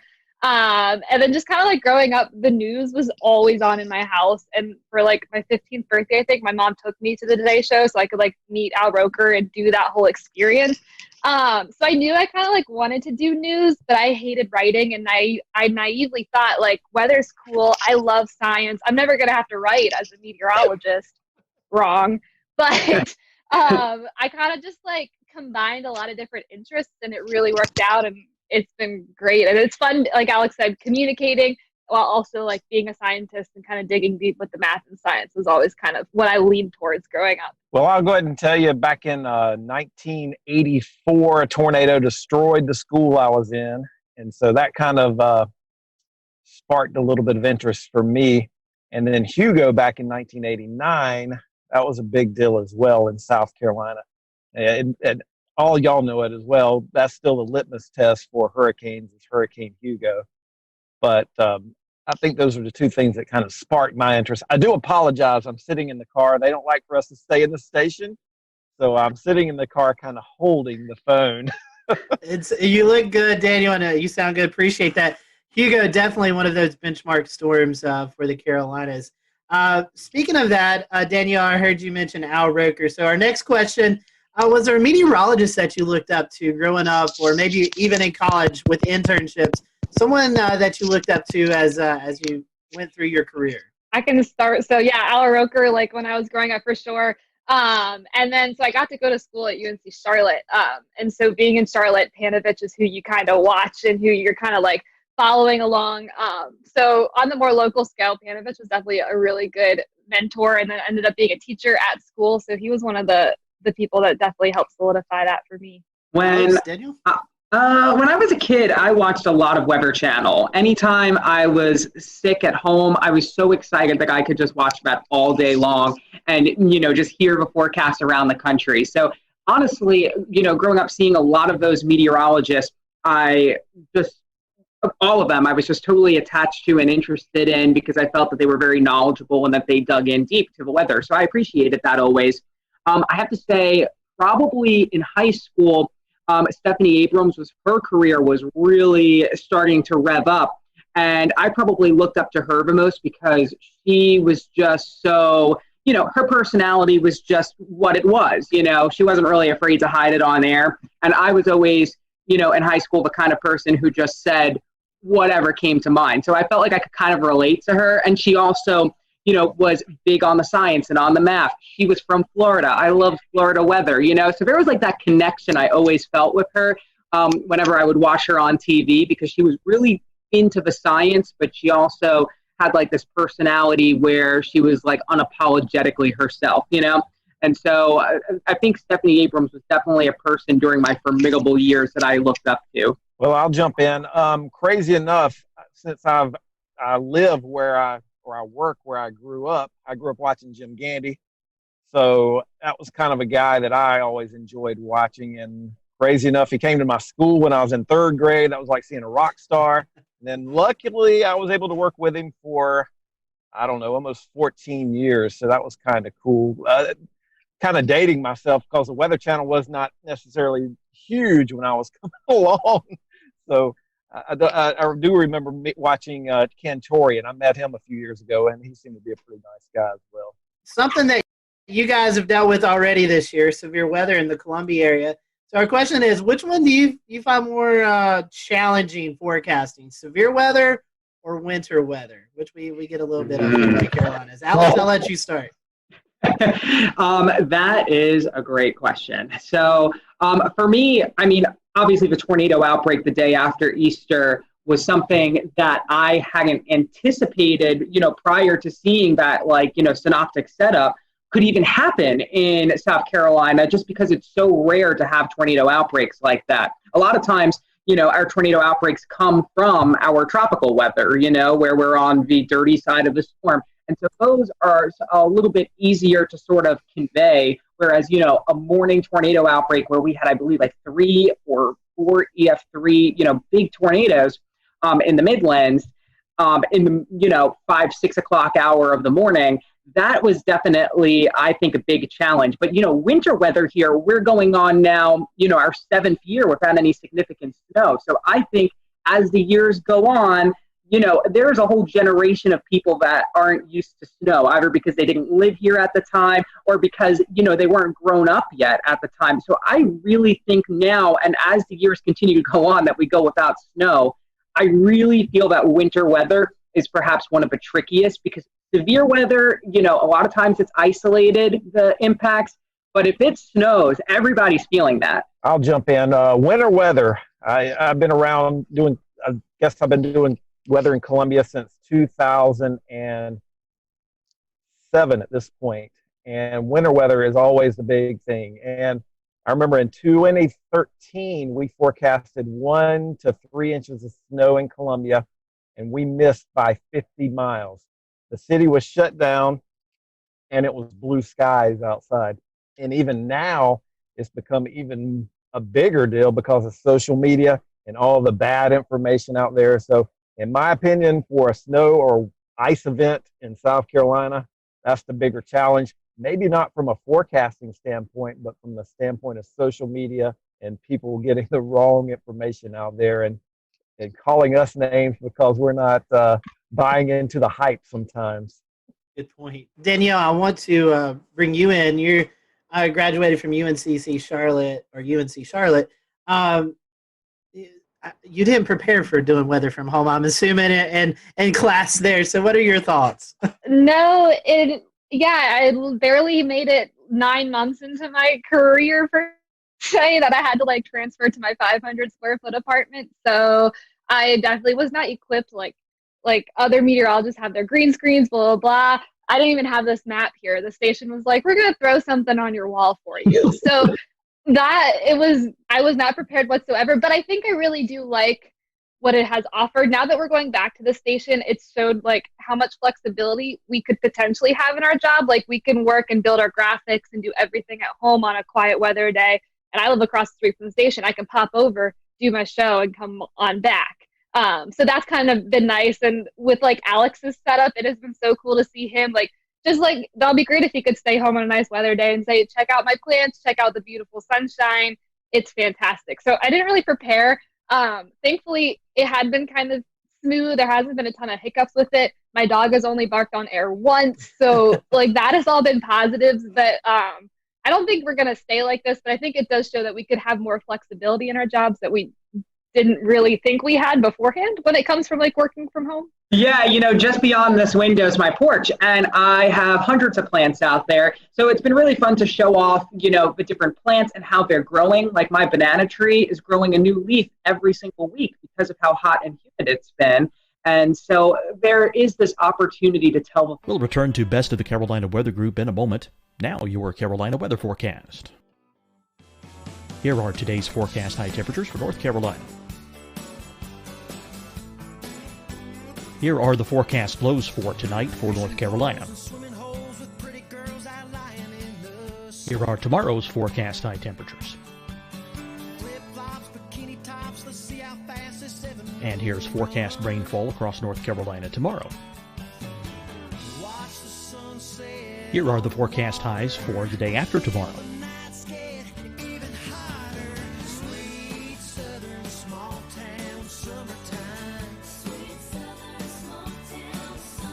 And here's the forecast rainfall across North Carolina for the day after tomorrow. This is the total rainfall forecast across North Carolina for the next 3 days. Here's the severe thunderstorm outlook for today from the Storm Prediction Center.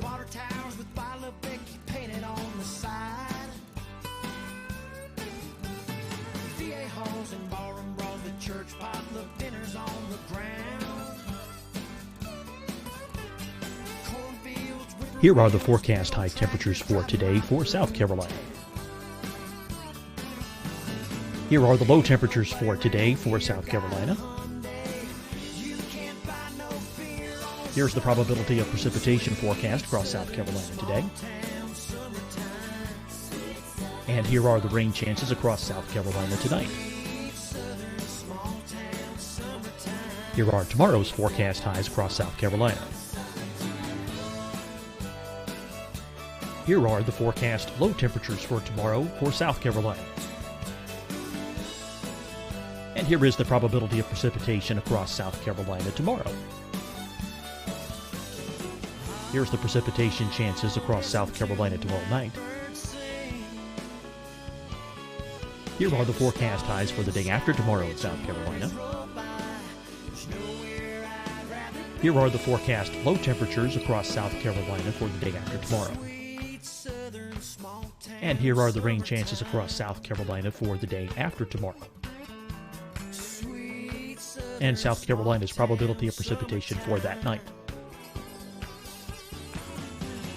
Here's the Storm Prediction Center's severe thunderstorm outlook across South Carolina for today through tonight. Here's the Storm Prediction Center's severe thunderstorm outlook across South Carolina for tomorrow and tomorrow night. And here's the Storm Prediction Center's severe thunderstorm outlook across South Carolina for the day after tomorrow through that night. Here's the severe thunderstorm outlook for today from the Storm Prediction Center.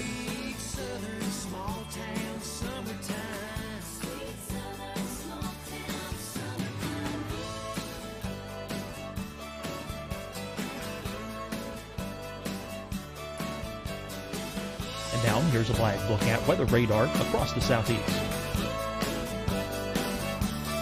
Fight the spread and take a stand against coronavirus. Wear a mask in public. Stay at least 6 feet apart from others. And get tested. Join us and fight the spread. Visit scdhec.gov/COVID-19. Getting tested for COVID-19 helps you to take the steps needed to protect yourself, your loved ones, and your community. Find the testing location at scdhec.gov/COVID-19 testing. Hi, everyone. I'm Dr. Mandy Cohen, Secretary of the North Carolina Department of Health and Human Services. And when you follow the 3 W's, you protect your family and your neighbors from COVID-19. When you leave your home, practice your W's. Wear a cloth face covering, wait 6 feet apart, wash your hands often.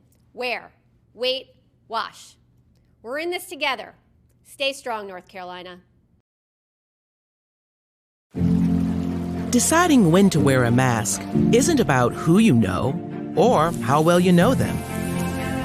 Just ask yourself, will I be with anyone I don't live with? If the answer is yes, get behind the mask. Help slow the spread of COVID-19. Get behind the mask. Learn more at covid19.ncdhhs.gov.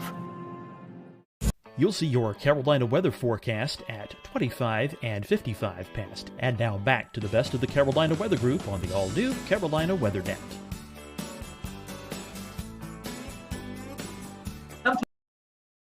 Sometimes during the morning show, the wind will actually shift from behind me, which is my south, to in front of me, which is my north. So I can talk about the reason why there is maybe some fog because, the temperature has now reached the dew point because of this northerly breeze that's coming in.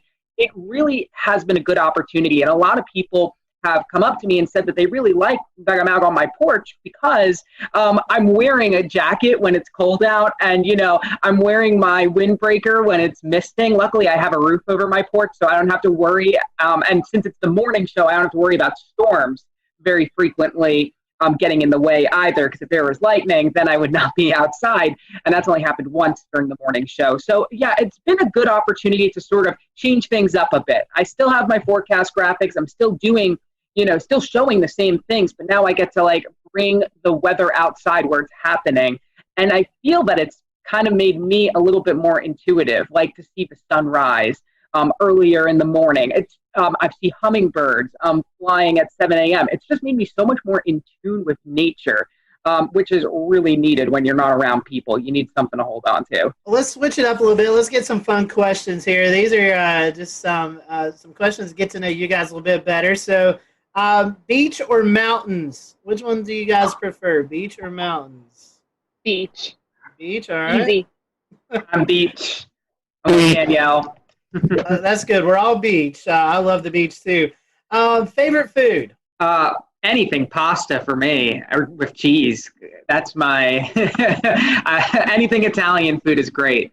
Pizza and everything pizza. I really like just a good baguette and some nice cheeses, a little charcuterie spread. That's what I'm gonna say. Everyone's talking about pizza, so we had a few questions about pizza here.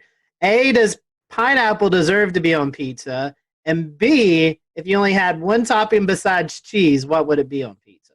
Pineapple does not belong on pizza. I actually, surprisingly, do like pineapple on pizza. I didn't first have it until after I left New York because that's just not something you tend to see up there. But I love the sweet, salty. So, and I'm not afraid of, some odd and unusual kind of toppings. So on the topic of toppings, I think the one that I would really like to keep is basil. I know it's simple, but I just love that little herby kind of feel that it gives. I think pineapple can stay on pizza. I'm okay with that. We can leave it there. My topping would be black olives. Growing up, my sisters and I would have extra double black olive pizzas, and that was it. So I'll keep the black olives with the pineapple. Favorite type of music? What do you listen to while you're preparing your forecast, or just kind of out every day? What's your favorite type of music? Oh, I go through all the decades personally. And I do listen to music in the morning. A lot of times I'll listen to our other sister stations to see what they were talking about because we have sister stations across the country. But when I'm not doing that, I'll listen. I think this morning I was listening to Fleetwood Mac. I was listening to the Supremes last week. It's just all over the place. I love it. But generally my favorite music is kind of that alternative rock kind of thing. I still listen to the Foo Fighters and the Killers, all those bands that were popular in the 90s and 2000s. They're still releasing pretty good music, so I like them. I'm country all the way. And then whatever Spotify will like say is popular, I'll like shuffle because I don't think I'm a good playlist maker. But if I have to pick, it's going to be country. Favorite disaster or weather themed movie? I agree with Twister. We actually did a senior project about all of the things that were wrong with Twister. That was our final assignment in mesoscale meteorology, and that was a lot of fun because, I mean, you got to watch Twister and, you know, kind of pick it apart with the things you learned. It was really fun. I'm going to go Twister too, just because I know I've seen it. I don't like disaster movies. They stress me out.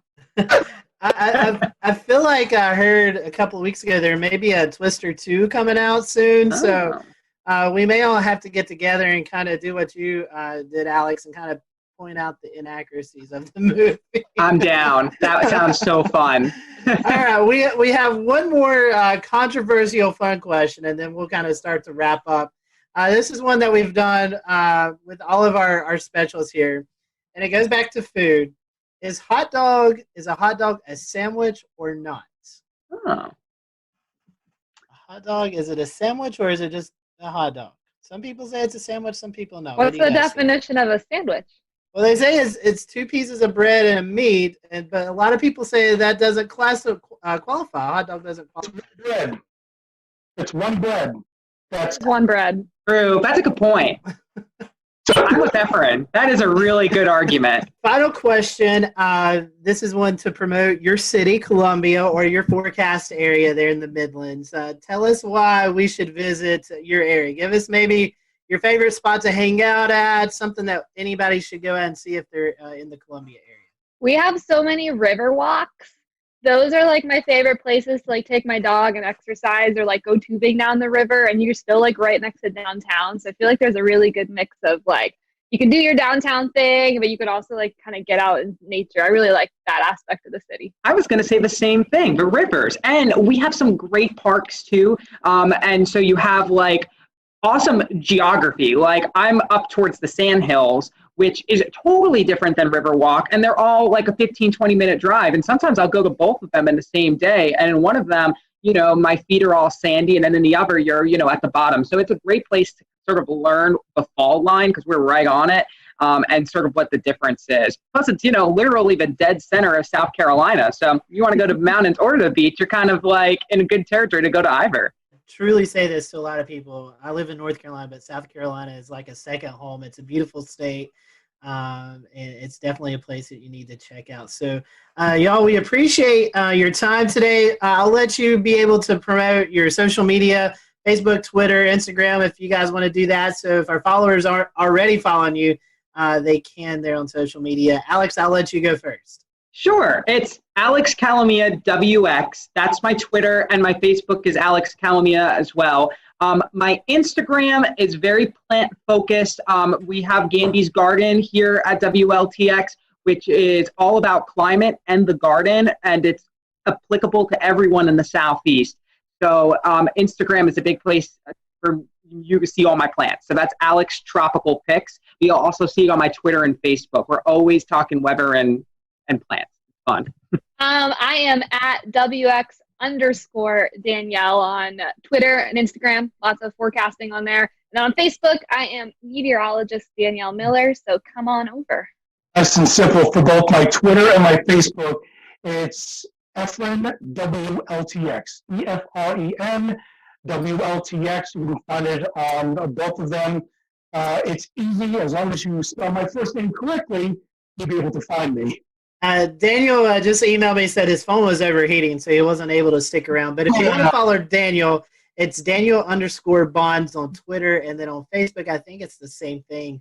You can follow his weather page, Daniel Bonds. Just search it up, WLTX. So we want to appreciate you guys watching us here at the Carolina Weather Group.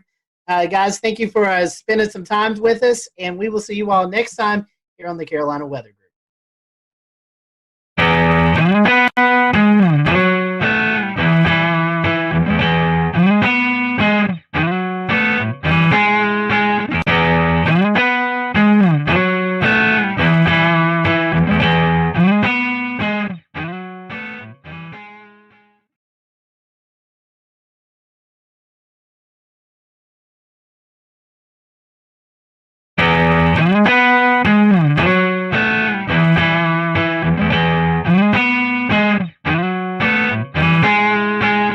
Thanks, James, and welcome everyone to the Carolina Weather Group, Quarantining with Mets. We're happy to be joined by the WMBF weather team out of Myrtle Beach, South Carolina this afternoon.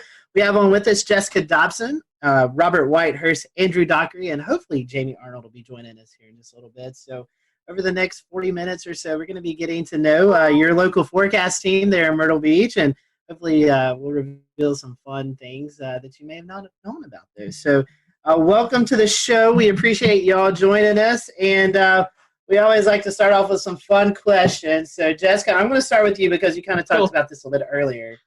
Iced coffee or hot coffee? Which do you prefer? Usually iced coffee all the way. I've been on this whole whipped coffee kick. Andrew hasn't heard me shut up about it for a long time now. But iced coffee on most days, unless it's like winter outside. And then sometimes I'll go for a warm cup. Andrew and Robert, you guys have a choice? I would say I'm an iced coffee guy. I wasn't until I moved here into Myrtle Beach. And once you get into the humidity here, you're almost kind of forced to be an iced coffee guy. So I do hot coffee in the mornings, but if I have it in the afternoon, it's usually iced. And yeah, that whipped coffee, Jessica talks about it nonstop, and it is very good. I wouldn't steer you wrong. Yeah, I think it's 50-50. It depends on the season. And it depends on where you're getting the coffee from. Ooh, Dunkin', I love Dunkin's hot coffee. I'm not a big fan of Starbucks hot coffee, but I like Starbucks iced coffee and cold brew better than the iced coffee at Dunkin'. That is a well thought out answer. Yeah, I discovered this thing too. It's called a hyper chiller. And so what you can do is brew hot coffee at home. You pour it into the hyper chiller that's frozen, and you spin it around for 30 seconds, and you have iced coffee that's not watered down. Wow. I don't own any stock in this hyper chiller either, so I don't get any commission if I sell any product. How many sugars and creams, though? You know what? You're really, that's a hurtful comment right there. That's what gets me at Dunkin'. I'm like, load it up. Just keep squirting it. My coffee is like white, okay? What are y'all's favorite weather or disaster themed movies? I guess we can go in the same order again. Start with Jessica. Twister is for sure. I mean, that's very typical, but that came out when I was younger. And, you know, Jessica, she had blonde hair. I have blonde hair. So it just kind of really, it stuck with me. Love that movie. And also one that I grew up watching, I feel like it was on ABC Family a lot, was Night of the Twisters. It's very corny, like 90s one, but that's another. I think for me, Twister was a big one. I'm not a big movie guy, though, if I'm being honest. Especially when it comes to weather movies, I just critique them really bad. But another one that stands out that I did watch a lot, which is even worse, is The Day After Tomorrow. That's one that immediately pops in there with Twister, but as far as if I could quote a movie, the one I've watched the most, it's definitely Twister for me. Yeah, I think Twister is kind of the go-to answer, I think, for this one. I loved it growing up. I used to watch it all the time. I get a little more frustrated watching it now. Like, maybe that's not where we want to be during a tornado. I don't know. Maybe not in a shed tied to a water pipe coming out. I think it's funny that I love Jo so much, but I didn't really understand the whole backstory that she was like kind of crazy and was refusing to divorce her ex. Like that didn't really register with me until honestly I watched it like a couple of years ago and I was like, man, this is kind of messy. So next question on our list here, and to kind of stick with the same kind of weather-related stuff, do you have like a favorite type of music just in general, or maybe it's something that helps you kind of get in the mood for doing live broadcasts or weather-related stuff when weather's happening? I'll let Andrew go first for this one because Andrew's our music buff, I feel like. I'll have opened a can of worms. We could be here. We could be here for 40 minutes on this topic, no doubt about it. Music is my passion. I'm probably behind weather, so I'm a big music junkie. With that being said, I love every type of music. Anything kind of gets me in the mood. I usually do something that's not super upbeat in the morning since we're on the morning show, but something that'll just like, all right, this is a good feel, kind of like a acoustic indie vibe maybe. But I can listen to anything from Fleetwood Mac to George Strait to Tom Petty, Bruce Springsteen, you name it. I love it. I am a big component, though, of playlists. And I think I told Jessica this yesterday. I made a hurricane playlist. I might have to make it public one day. And it's all these songs about hurricanes. And I'm a big runner, too. So, like, right before Dorian arrived, I was just, like, rocking out to all these songs that had hurricane references in there, from Jimmy Buffett to Luke Combs to all kinds of music. And it was fun. But yeah, music is a big passion of mine. So we might have to get your hurricane playlist there to put out when we put out the show, right? Oh, for sure. Heck yeah, I can gladly do that. I don't really, I listen to a little bit of everything, but I don't really listen to music much when I'm forecasting. I think it distracts me a little bit. Honestly, so on the weekends, I'll do mornings and evenings. And honestly, it really depends on the morning show or the evening show, which one I'm doing on my mood. Because if it's the evenings, like I'm already like mostly awake and I've probably had a lot of caffeine in my system, so I'm like ready to go. And I'll listen to, honestly, like I love throwback playlists, like whether that's like throwback R&B and hip hop from like the early 2000s or like the early 2000s hits or like late 90s hits. Like those always put me like in a really good mood. But when it comes to mornings, I kind of like, what is it? I have like a couple of different ones on Spotify. Like my Spotify is so disorganized, it's not even funny.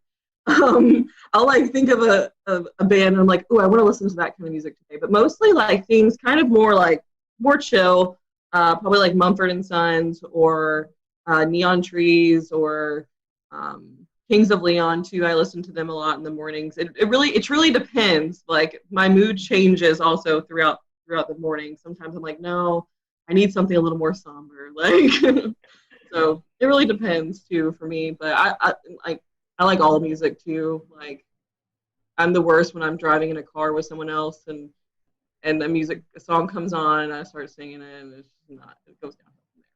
Like the Spotify playlist used to work great for me until I had a daughter, and now it'll go from Luke Combs to the Frozen 2 soundtrack.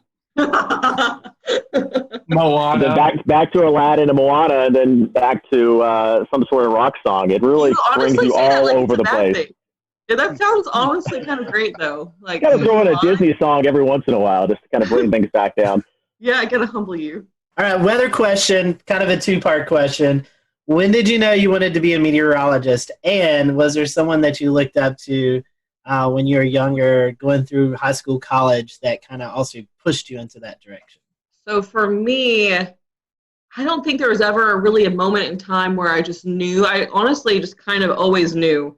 Like even when I was looking at colleges, I was like, okay, well, I'm going to do meteorology. But I didn't know I wanted to do broadcasting because I used to be really shy. I don't really know what happened. Something happened, so now I can't shut up. But that kind of evolved throughout college. But in terms, I watched a lot of the local meteorologists. I think someone who pushed me a lot, though, who I met in high school, didn't realize how important it was to meet him, though, was John Gordon. He really pushed me to just kind of like take on my own personality when it came to weather. He works with, I don't know if you guys are familiar with him. He used to actually be a hurricane hunter. Now he's the MIC at the National Weather Service in Louisville. And I volunteered with him one summer, and like it totally changed everything for me. But I always grew up watching the meteorologists on air. There weren't always a lot of females, though, so it was kind of hard for me to kind of, I never really had one specific person I looked up to because I kind of watched them all. So, yeah, long story short. I think for me, I was in 5th grade. I grew up terrified of thunderstorms. Couldn't stand them. And I turned to the people on TV to kind of guide me through the storm, as corny as that sounds. My mom was in TV her whole life. She's behind the scenes. So she is a research director. She's been doing that for years. And I kind of had a firsthand like experience into what broadcast meteorologists do. So I would go to work any chance I got with mom and shadow all these meteorologists and be like, hey, listen, I don't like storms. And that actually grew a passion more out of fear back when I was in like 5th grade to, oh my goodness, this is crazy. Like the power of the atmosphere is so amazing. So I think the big mentor for me was Kevin Harnick growing up. I met him in elementary school. I kind of Went with him. He's in Louisville. Jessica and I are from the same town, same city, went to the same college. But I got to shadow him all the way from elementary school through middle school, through high school, through college. And it really paved a way for me to understand how this business works, but also to really just be amazed at, there's people that are out there that are afraid of this type of thing, but just to be amazed at the power and how the technology these days is almost like there shouldn't be a fear just because we've come so far for how we are in this industry. And I think that's a big focal point for me right now, is to try to teach people, hey, if there's a warning issued, take precaution, but at the same time, there's no need to be afraid of these things. Yeah, I think my passion for weather started pretty young, and I think it was kind of a fear thing too. But my grandparents, my parents always told me that 5 or 6, I'd always watch the Weather Channel instead of the Cartoon Network or something, especially when a storm would come in. And then I would go into a closet and watch the Weather Channel because the storm scared me, but I was so interested in it. And especially my mom has kind of pushed me into weather because I was so passionate about it growing up. But we would go storm chasing in Florida. Whenever a hurricane would go by, we'd go down to the beach. I remember Flo going up the coast, and we were down at the beach looking at the wind gusts. And whenever a storm would come by, we would do that kind of stuff. So it's something I always wanted to do. And I don't know if I really had a favorite meteorologist growing up. I watched a lot of the Weather Channel and local. We had Tim Deegan in Jacksonville. I think he's still there. He's been there a long time. John Gahn there as well. So I think growing up in Florida, hurricanes was kind of my passion, and that's always been still my passion. That's why I'm still in the Southeast. So this is maybe a question that's been a little bit controversial in the past. We've had some interesting answers. But model websites, you see model output all over Twitter and Facebook and anywhere that social media exists. Do you have a favorite website? So in college, we always used Pivotal and COD, or College Up to Page. And so in college, I got so used to those that those kind of, I'll use other ones. I can never remember the one we use now. I think, Robert, you have it on our computer, or it's your account. But that one's good too. But I always end up, I think, going back to COD and then, or Pivotal, because I don't know, I just always like Pivotal, the colors. And then when it comes to COD, I like their satellite data a lot. I always go to their satellite, their surface analysis. I am a weird one when it comes to models. Twister data, does anyone remember that site back in the day? Yeah. How the color table was so great, but the features were a little eh. I'm a big fan of ensemble forecast and having a ton of variety on a website. So simple is great. Otherwise I get distracted. So I try to do COD throughout a 48-hour window. And then I transfer over to weather models, which Robert and the team use, and then WeatherBell. I love WeatherBell. I love weather models. And those two are I would say my 1 and 2. But if it's coming to a quick 48-hour look of a forecast, it's usually Pivotal Weather or College of DuPage if I need to get something out quick. Otherwise, I'll spend way too much time on the other two. Yeah, I think a lot of them each have their strengths. Yeah. A Pivotal Weather with the clickable soundings for the Euro and the UK Met and all the extra data now. That's great. You can't really find, I don't know where else you can find that kind of stuff right now. Obviously, you could break down the levels yourself on WeatherBell or weather models, but to have those clickable soundings for the Euro and the UK Met, great. We were big into WeatherBell, and then when Ryan went over to weather models, we kind of gave that a try, and I think they're both great. The navigation certainly gotten a lot better on both of them. I think when they first started, it was there's all this stuff, but I don't know how to get to it. You'll find it once. You're I really want to save that. You come back and you couldn't find it. But I think they've kind of improved with those. So we use all three. We're kind of lucky that we have an account for all three. Yeah. I don't know if many people know about this one, but the FSU cyclone phase, that's good. That's good stuff there. You can see it kind of gives you an idea if it's going to be a shallow warm core, if it's more cold core. What would be your most embarrassing on-air moment that you can recall? I feel like I embarrass myself on a regular basis. So I don't know. I mean, I have made it before on one of those viral YouTube blooper things over something so stupid. I like just stumbled over my words and then I couldn't stop laughing afterwards. And it was just 20 seconds of me like doing the whole where you don't breathe or say sounds. You just like sitting there laughing without making any noises. I did that. That was probably up there with one of the most embarrassing. I don't really, and this, I mean, you can ask Jessica and Robert, they know. I don't get embarrassed often. That's true, yeah. So, like, I think back to, like, my job at Eastern Kentucky when I was the chief at WIMT. I would go out and do face paintings right before main weather and dance with people to learn, like, a jig or whatever it was. So I've done probably a lot of embarrassing stuff, but to me, I was just doing it just because it was interactive. But something I did not plan that happened was I did a whole main weather and Twitter blew up. This was back at Bowling Green, and it was obvious that my flag was down the entire time. So that was the only thing I can think of. I will never remember or forget that day. But other than that, everything else it takes a lot to embarrass me, but that day certainly did. This isn't a bad one, but we have a Hurricane Expo we do every year. And I went to a little girl who was with her dad in a live interview. And I asked her, hey, are you having a great time here? And she looked at me and said, no. And I had no idea what to say. I was like, oh, well, there's some fun stuff. We'll return to Best of the Carolina Weather Group in a moment. Now your Carolina weather forecast. Here are today's forecast high temperatures for North Carolina. Here are the forecast lows for tonight for North Carolina. Here are tomorrow's forecast high temperatures.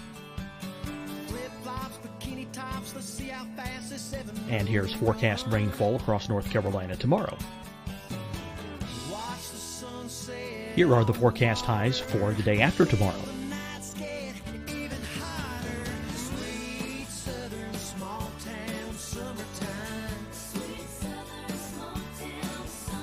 And here's the forecast rainfall across North Carolina for the day after tomorrow.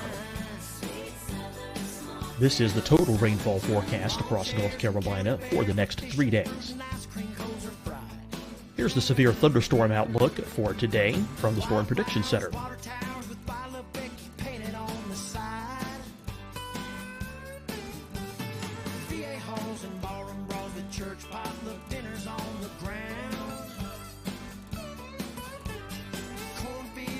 Here are the forecast high temperatures for today for South Carolina.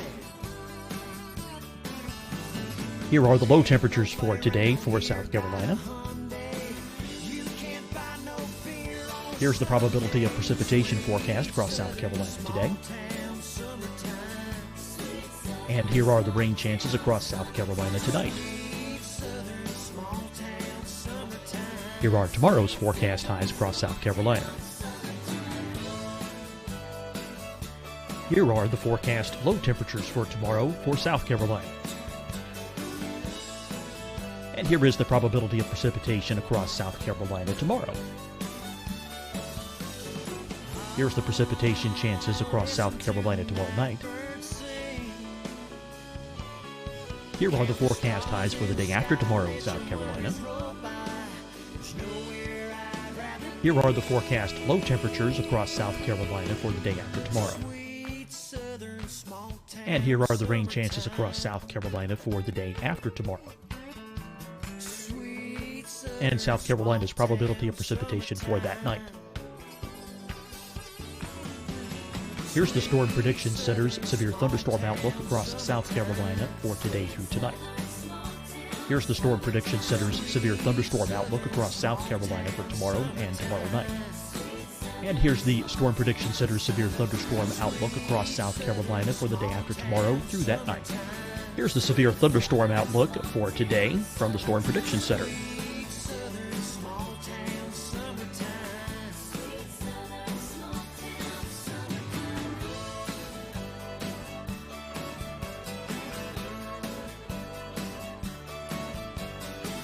And now here's a live look at weather radar across the southeast. Fight the spread and take a stand against coronavirus. Wear a mask in public, stay at least 6 feet apart from others, and get tested. Join us and fight the spread. Visit scdhec.gov/COVID-19. Getting tested for COVID-19 helps you to take the steps needed to protect yourself, your loved ones, and your community. Find the testing location at scdhec.gov/COVID-19 testing.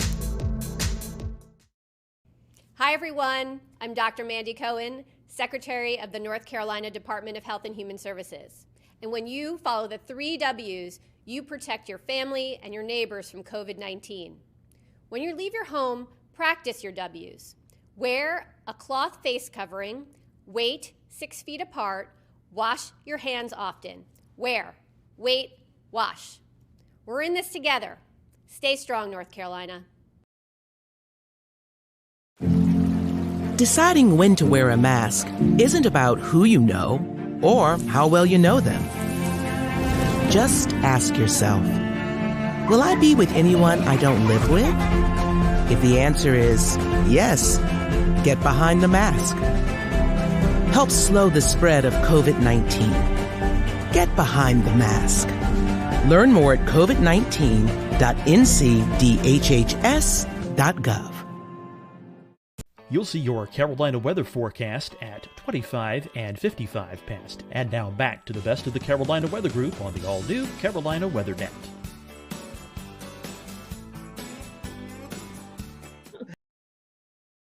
Back to you. You didn't respond with, I like turtles, right? And this is the thing with kids. They'll tell you the truth. They're not going to sugarcoat it. Storm chasing. I know Western Kentucky goes out in the storm chasing every year. Have you guys been storm chasing? Any memorable events from that? Oh my gosh. Storm chasing. I went twice. And best 2 weeks of my life, both times. Like, hands down. Like, second time, they were both great for different reasons. The first time, I was in 2016, in May of 2016, which I don't know if you guys remember or not, but that was the whole Dodge City event that unfolded, which was the craziest day of my whole life. Just like a tornado on the ground for I think over an hour, and it had, sister tornadoes at one point, and it was just like complete madness. Like I'd never seen chasers like that before either. And really that whole season I got to see pretty much every type of storm structure you would want to see, whether there was tornadoes or not. So that was really big for me. It was like literally, like everyone says it, but it was literally like everything you learned in your meteorology class and your textbooks, everything you see, but it was like in front of your face. And so that was really cool for me. The second time we didn't see quite as much, but WKU goes over a 2 week span, which I think a lot of schools probably do that too. And we did a lot more sightseeing. We went out to New Mexico, and we got to do a lot of cool things outside of the whole storm chasing thing too. But I got to be with like my best friends when they saw their first tornado. So like lots of bonding, and like, it was just the best of both worlds, like being with your friends, but also at the same time learning so much, like being able to share all those like experiences and your same passion with other people. I could go on for days about storm chasing. Very near and dear to my heart. I wish I could go back and relive those days. For me, I did go on the storm chase trip. I worked 2 years in college while doing school, so I did 19 hours of classes in a 40-hour work week in Bowling Green, which was crazy. The first year I couldn't because of a job. We just lost someone, so I couldn't take off. The second year, I just accepted a job in Hazard, so I was already moving out when it was going up. I've storm chased on my own. I've never seen a tornado with my eyes. I've been around storms that produced a tornado at night and knew that, hey, this had a good chance of a tornado. I've seen damage firsthand from a tornado. I think the most powerful experience, though, would have been when we signed up for something that's not even storm chasing. We remember March 2nd, 2012 was a big time event in Kentucky. It was the one time I left Kentucky to go to and paid like for this big conference in Oklahoma. I never attended the conference. Like I just sat there and because everyone back home was so freaked out. So that was probably one of the more memorable events, is coming back and seeing the damage of what that produced up in Henryville and all that, because It's still crazy to look back at. But Yeah, it's kind of a bucket list thing for me. I've never really done storm chasing much, other than with my mom going to the beach when hurricanes went by. And of course, in Jacksonville, it's always when they went by for the most part. So we could go down to the beach and have wind gusts 40, 50 miles per hour. It was kind of crazy to watch. And they would always shut down the bridges going over the waterway. So we get stuck at the beach for an hour or two until the storm went by. But I've never really done any big storm chasing. I worked in Hattiesburg, Mississippi for a couple of years, and we certainly had quite a bit of severe weather there. A lot of tornadoes, and certainly saw a lot of pretty bad damage around there, but never actually seen one in person.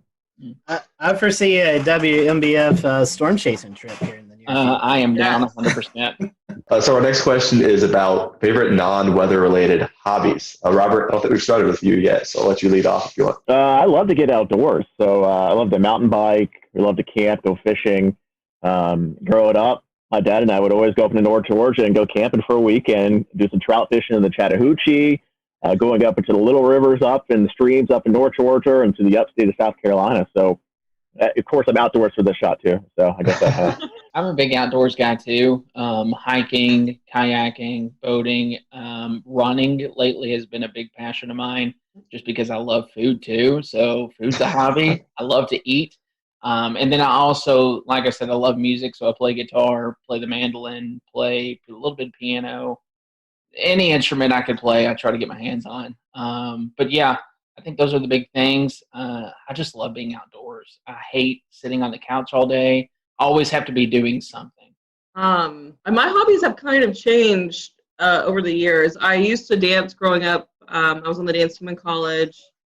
But obviously now don't really do that as much. But I kind of, now that I live near the beach, I don't ever like to be sitting in my apartment. So I go to the beach literally as much as possible. Like when I get off here, I'm probably going to try to go to the beach because it's so nice outside. I love to read. I love reading books, especially recently, like autobiographies about either meteorologists or people in broadcasting, like books that I can take a lot away from. I love to cook. I don't like to clean.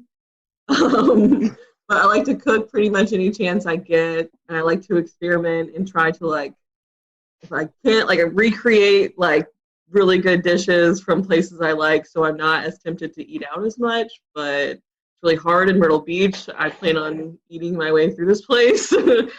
So, yeah, and then hanging out with my cats. Since all three of y'all like doing stuff kind of around the city and stuff, is there a shout out to some of the places or things that you like the most? What makes your city so great? Can you name a couple favorite spots? Beach. Any particular part of the beach? Yeah, I mean, there's a couple spots here. I mean, everybody kind of, when they come to visit, they go to downtown Myrtle Beach, and it gets a little busy, a little crazy. I think the locals go a little farther north or a little farther south, and it gets a little quieter, and you can actually relax a bit. So maybe that's if you're going to come to visit Myrtle Beach, try to branch out from just downtown Myrtle Beach. There's a lot to offer up and down the coast. And that's the thing with Myrtle Beach. They want to stay as close to the beach as possible, the buildings and the homes. So instead of going inland, everything here is built up and down the coast. You have to kind of go quite a bit to see everything. But it's worth a visit from North Myrtle Beach all the way down to Merrill's Inlet. Pawleys Island's beautiful, a little farther to the south of Myrtle Beach. Yeah, I will agree with that. And the food is great, too. You can go all the way up into North Myrtle Beach and hit up Flourishes up near downtown North Myrtle, down to Barefoot Landing. I think a Flying Fish is a great seafood place there. Highly recommend that. It's a 48 catch to plate rule, so everything is super fresh, 48 hours. And then I'm a big South Strand guy. So what we say by South Strand, south of downtown Myrtle Beach, Surfside, Garden City, Merle's Inlet, the marsh walk is beautiful. And then you go even further south, Huntington Beach State Park, Brook Green Gardens, Pawleys Island. It's just a beautiful area down there that I would highly recommend anyone to come check out. Come to Myrtle Beach, check out downtown, and then go south would be my recommendation. And then if you have another day, go north, because you could eat your way through this city in the Grand Strand, no doubt about it. I have not had the chance to really explore that much. I'm just now starting to be able to with all the Corona stuff going on.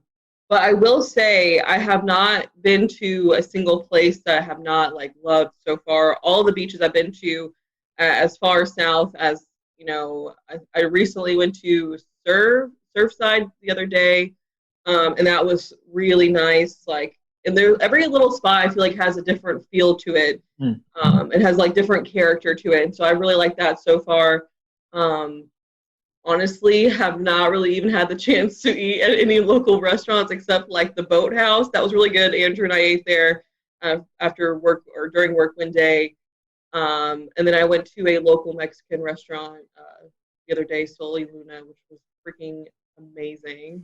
Where do you see the future of meteorology being? We're seeing a lot more non-traditional wise media with social media, websites, blogs.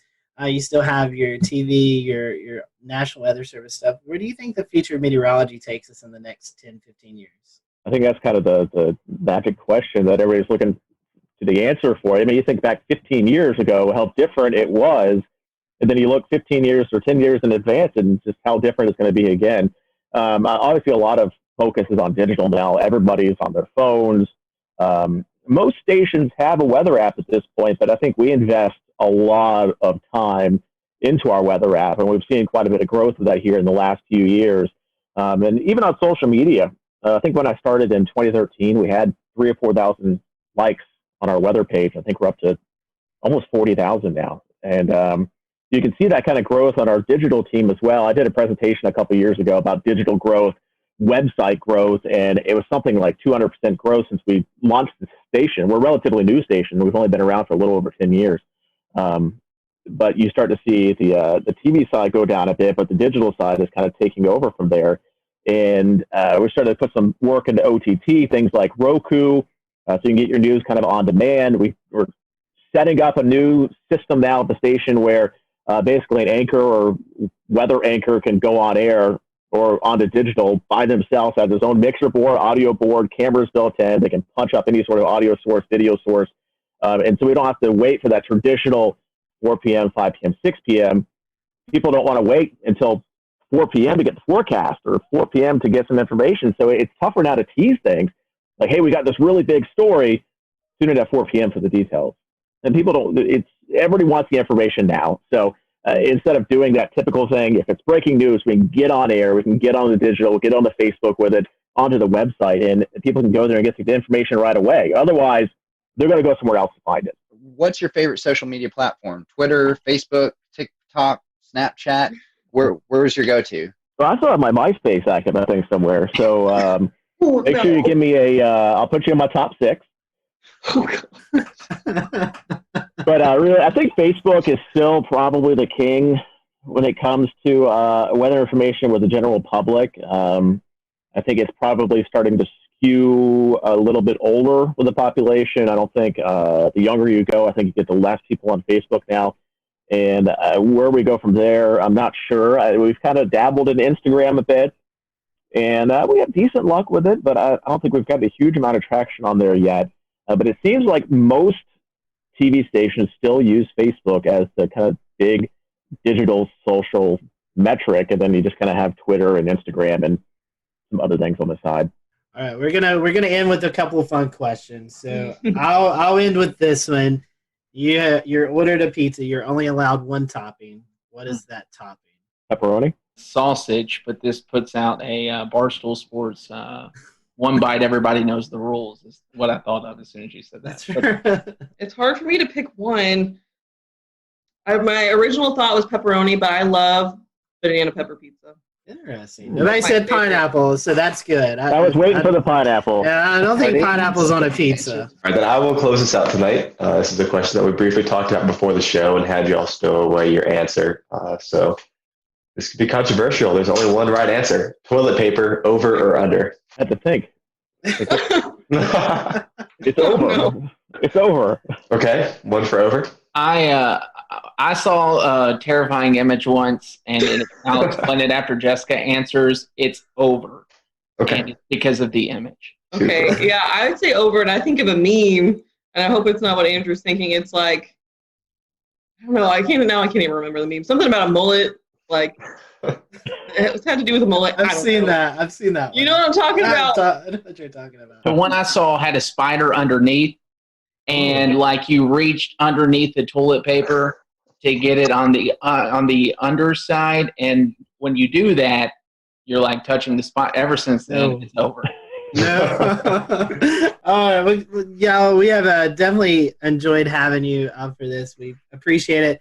I would hate to give up this opportunity, or would love to give you this opportunity to promote your social media accounts. So if anyone who's watching or listening, head down to Myrtle Beach. They know where to get the weather information at, and maybe some of the best places to hang out. So I'll let you guys give out some social media information before we close off. Robert, I'll start with you. You could. I'm big on Facebook, so if you just search for meteorologist Robert Whitehurst, it should pop up on there. And of course, our main Facebook page is kind of the one where we put a lot of our time into more forecasting, and that's going to be the WMBF First Alert Weather Facebook page. Yeah, I think we're all pretty generic in our handles. I'm meteorologist Andrew Dockery on Facebook. And then you could find me on Twitter at AndrewWMBF. We have a great team that loves social media. We would love to just even chat with you all about weather sometime. Yeah, mine's the same pretty much. It's meteorologist Jessica Dobson on Facebook, and then at Jessica Dobson WX on Twitter. You can also follow me on Instagram. I can't even think of my handle right now, so whatever. You can also follow me on Pinterest. You can also find Jamie Arnold at Jamie Arnold WMBF on Twitter. So look up Jamie. We hate that he wasn't able to join today, but certainly appreciate having you all around. And if you're in Myrtle Beach, be sure to check out the WMBF First Alert Weather Team. For everyone here at the Carolina Weather Group, thanks for watching, and we'll see you next time.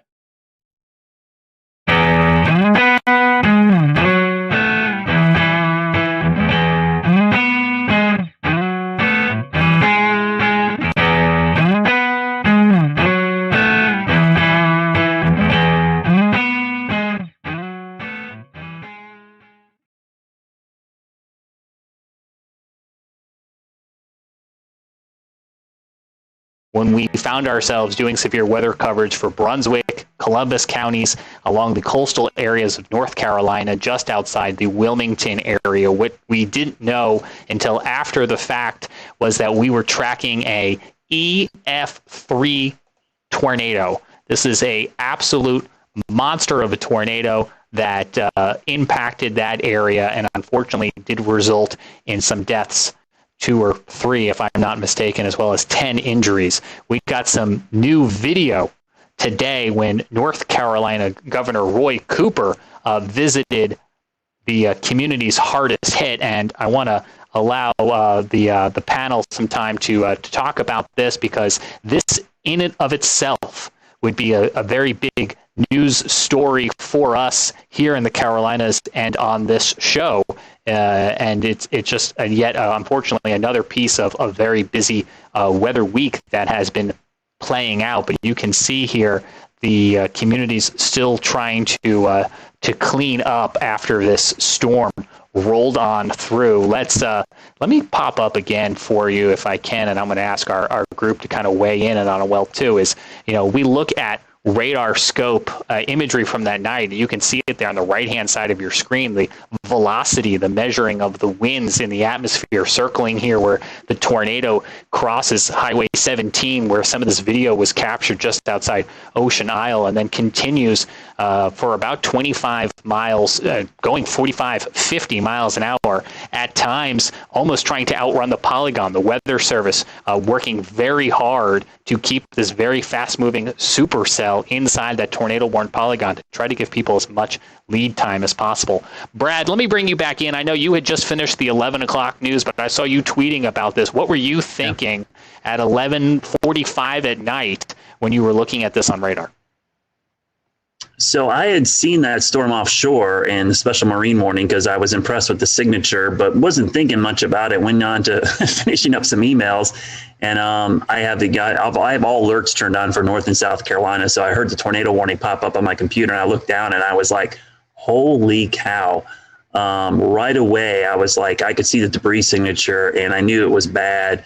And then immediately, with some of my emergency manager contacts, started getting messages about some serious damage and requests for search and rescue crews. So I knew it was pretty bad. And when I looked quickly at the map, I knew that area quite well. I actually played that golf course several times. Tiger's Eyes right there, Ocean Isle. It's a beautiful area. So I'm very familiar with that. And I knew, hearing the damage reports, those weren't small homes. Those were well-built, I wouldn't say mansions. Those are nice houses. So for those to be leveled and destroyed, I knew it was a significant hurricane tornado. I'm thinking of hurricane because that area was hurt by Isaias as well, almost the exact same location. But what was interesting is, that was EF3. That's the only second EF3 I could find in the database in the month of February in North Carolina's history. The other one was in 1971. So EF3 tornado in the month of February is incredibly rare for North Carolina, and in that area, period, any time of the year.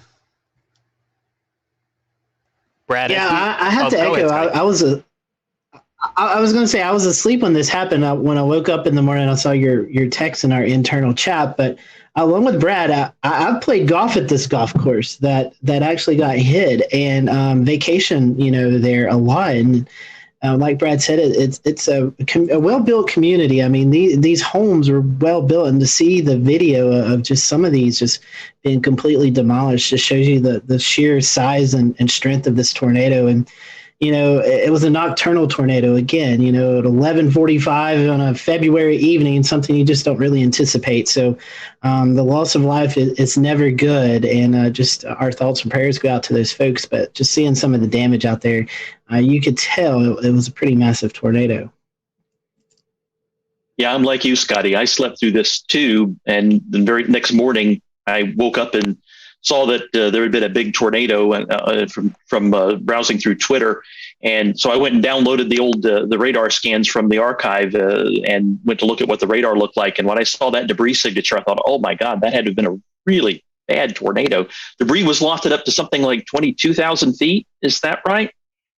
22, 25. It was up there. It got sucked right up into the updraft. It was pretty impressive. Right. Yeah. When you see debris lofted that high, you're dealing with a pretty substantial tornado, and in this case, an EF3. And that's what it looked like. It could have been just looking at the radar. Yeah, that's a tough warning scenario.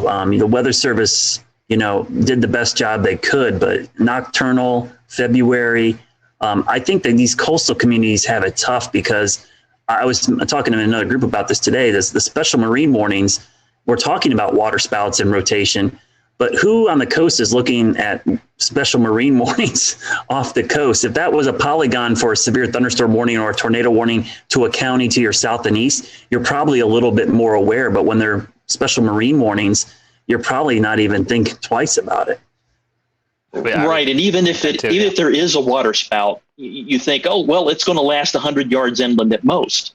But this is a little different. This was, I think this was supercellular in nature. And when you get that kind of situation, you get a water spout from that. It's going to keep going inland and a long way sometimes. I remember when we were streaming this, just looking at it going, this is textbook.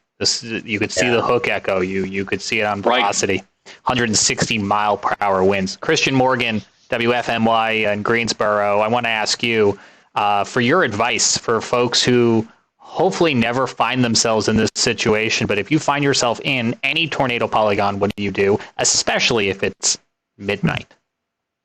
Yeah, guys, I was kind of watching this all unfold, kind of like Frank said. I just happened to log on to Twitter to just kind of see what folks were saying and kind of check out some different things about our upcoming storm this week. And I noticed all of these radar scans and started to notice and realize that, we were dealing with something pretty serious down in the coastal region of North Carolina there. And what I was saying on Twitter, I wasn't an active meteorologist following along in those areas, but I was saying, if you have family and you have friends that in this area, who cares if you got to wake them up? Call them until they wake up and let them know what is going on, that they have to find somewhere safe to get. And really, in this situation, we say it all the time and it kind of gets drowned out and people kind of put it in the back of their minds. But really, you got to find that most inner room in your home. If you have a basement, that's the safest thing to do, away from doors and windows. And people say, well, I'm in the next room over. Is that okay? And I'm in the closet in the bedroom that, has windows in it. No, it's not okay. because especially in a situation like this with such a dangerous tornado, I mean, we see picture after picture after picture of whether it's branches or whether it's beams from houses flying around. They can pierce right through walls and right through doors, and they can come into those rooms and into those areas. So the most inner room in your home, away from doors and windows. If you have a basement, that's the best. And one thing that we always try to say on the air in a tornado warning situation is take shoes with you, take a helmet with you. And people think that sounds crazy at first, but if something comes through the door or something comes through the wall, if you've got a helmet on, just like riding a bike, if you fall off and you have a helmet on, you're going to be that much more protected. And shoes, people say, well, I'm in the home. Well, if you have debris in the next room over and you come out to survey that once things are over, there's no telling what you could step on. So a helmet, glasses, safety goggles, shoes, if you have those things and take them with you, you're that much more prepared and that much more ready in a situation like that. Hey, Christian, I think you guys did the story today. Wasn't there someone whose home was damaged by the ice storm and went down to their beach house because of the damage and then was impacted by the tornado? Yeah, that is a series of really bad luck. They left here. Their home was damaged on Saturday with the ice. And so they went to their beach house. I think they left earlier this week to kind of get away while crews were cleaning up their yard, and then found themselves in that situation the other night. And it's like, what do you do at that point? And I think, if I remember right, I didn't watch the story in full detail yet, but if I remember right, I still think some of the family was either en route or was going to be traveling down to the beach house later. And so they had a really hard time getting in contact with those folks. And that, of course, is scary in itself when you're in one place going somewhere to be safe and your other family. We'll return to Best of the Carolina Weather Group in a moment. Now your Carolina weather forecast. Here are today's forecast high temperatures for North Carolina. Here are the forecast lows for tonight for North Carolina. Here are tomorrow's forecast high temperatures. And here's forecast rainfall across North Carolina tomorrow. Here are the forecast highs for the day after tomorrow.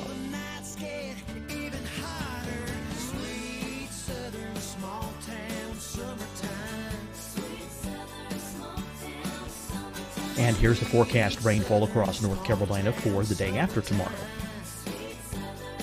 This is the total rainfall forecast across North Carolina for the next 3 days. Here's the severe thunderstorm outlook for today from the Storm Prediction Center.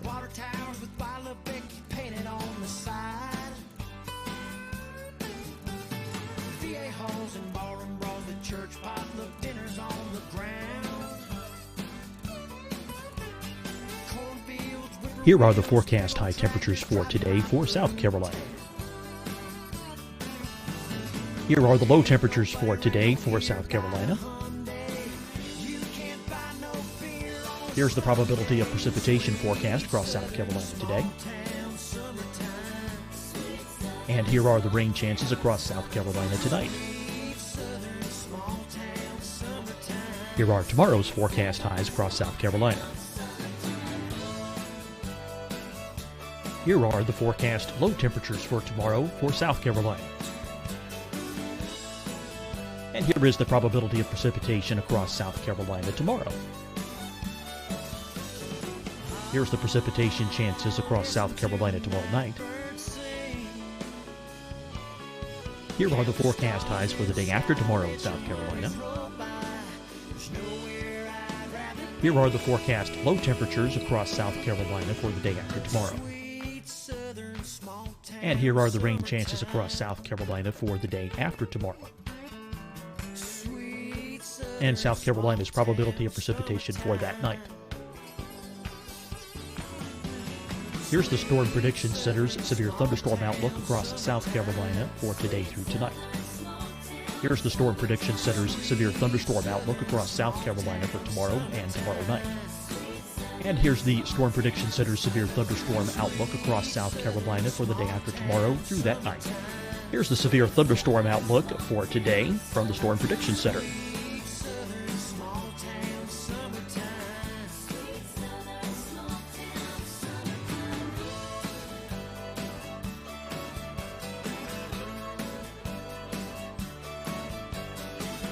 Now, here's a live look at weather radar across the southeast.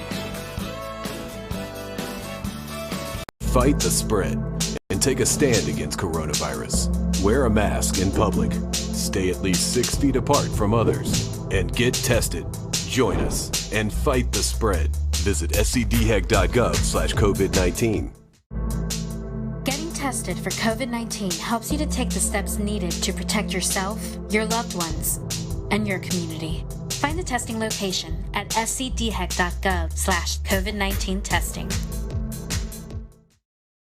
Hi, everyone. I'm Dr. Mandy Cohen, Secretary of the North Carolina Department of Health and Human Services. And when you follow the 3 W's, you protect your family and your neighbors from COVID-19.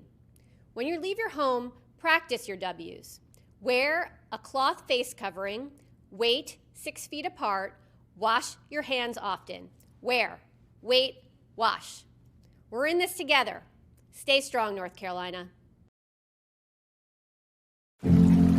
Deciding when to wear a mask isn't about who you know or how well you know them.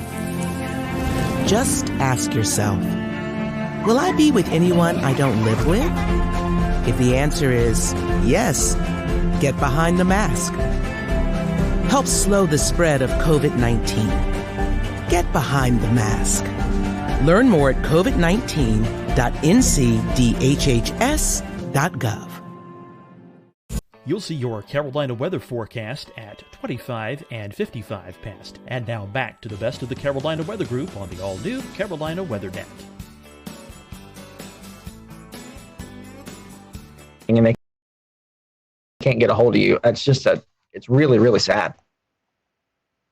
That is absolutely incredible. That story had another thing worth mentioning. Go ahead, Frank. Yeah, another thing worth mentioning with all the Christian said earlier. Do these things that you can do in advance. Decide where to go when the sky's blue. Make the plans on that day. Share them with your family. Make sure everyone knows where to go, so that when the tornado warning is issued, you can just do that and not have to think about what to do. You just do what you've decided to do, and it saves you time. That way, if you don't get a lot of lead time, and sometimes you don't, then you know what to do and you can do it and get there faster, and having less lead time matters less. Yeah, that lead time is so critical, and the Weather Service does as best of a job as they can, and it's frankly a really good job, and it's improving each and every year to give people more and more lead time. But, an excellent amount of lead time is, what, guys, 7, 8, 9, 10 minutes, and in this case, it might have been even less because of how fast this cell was moving. Yeah. And another thing, I'm just reviewing the radar again right now, and I just noticed why this was kind of sneaky. I understand why it is. The radar near Charlotte, it looks like it has some obstructions to the radar beam to the southwest. And that was clouding what was going on with this storm. And it made it that much more difficult for the Weather Service to warn, because it was kind of in a dead spot for radar. And it just approached from the southwest, and the thing was over Sunset Beach before they realized what was going on, I think. Yeah, I'll just do a shameless plug here. If you're interested in this, we're going to do a show with Gannon Medwick. He had a really good write-up today about the situation. So, a lot of weird things going on at that time. So sorry about that shameless plug, James. Back to you. No, I'm glad you actually. That's more late breaking news, because I know you had reached out to him there at WECT. To find out if he would come on and talk to us. So I think those are all valid points. And Frank brought something up that I think in hindsight, more people are learning about. I think the folks in that area may have already known about it.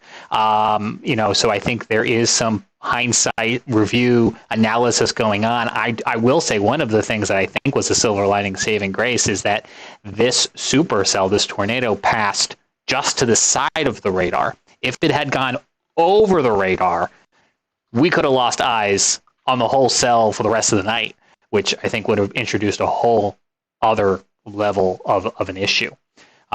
Certainly. Yeah, just under 3 miles. If it had been just under 3 miles farther east. Yeah. So we mentioned that Governor Roy Cooper went down to survey the damage today and to meet with folks who were impacted by this tornado firsthand. And amongst some of the video that was fed back, we have about 2 or 3 minutes here where the governor is talking to 2 homeowners who were inside of their home when this tornado approached. You're going to hear them talk about the amount of lead time they had, or what frankly was a very small amount of awareness and lead time for them by the time they realized something was wrong, and what position that left them in, and how they ultimately rode this storm out inside of their home. It's a miracle. It's miraculous. It's heartbreaking. It's inspirational. It's a whole palette of emotions. Now, because of the ongoing coronavirus pandemic, the microphones are a little bit further away than they would be ideally, and I'm letting you know that because the first rule of broadcast is always good audio, and you can hear them here, but especially if you're listening on our podcast, I want you to just stick this out with us and take a listen to the conversation the governor is having here with these homeowners. It's an incredible story. They won't invade your space here, but I thought I'd just come over and just see things. Hello, Leopard, how are you? I'm doing okay. How are you guys doing? We're alive. The fact that we're alive is a big positive. I know that's something to be thankful for these days. Yep. So we're thinking about you and hope that everything can be put back together. So sorry about the loss of life here. Yeah. Tragic. That's our greatest fortune. That was not us. Correct. This is sticks and bricks. They can be replaced. So is this your house? Yeah. And so were you guys home? Oh yeah. We were in this under the curtain. So what happened? How did you guys? Where were you? I was in bed and I heard the hail, and at that point I said it's time to get up. And by the time I turned my back, the doors came in and hit me in the back and knocked me down to the sofa, to the bed. And that's probably the only thing that helped me survive, being knocked down. So, oh yeah, well you heard the hail.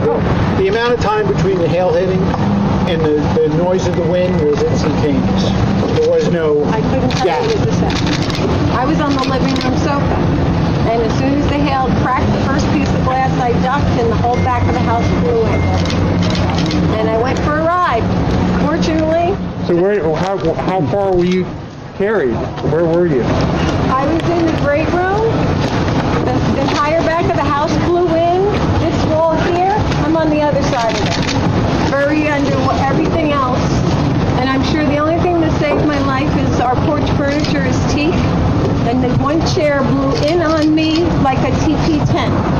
So everything falling and throwing landed on that and not directly on me. And I swear that's the only reason I'm here. That is amazing. Were either of you injured? Minor scratches. I had to get a couple of stitches. But considering, no, was the answer.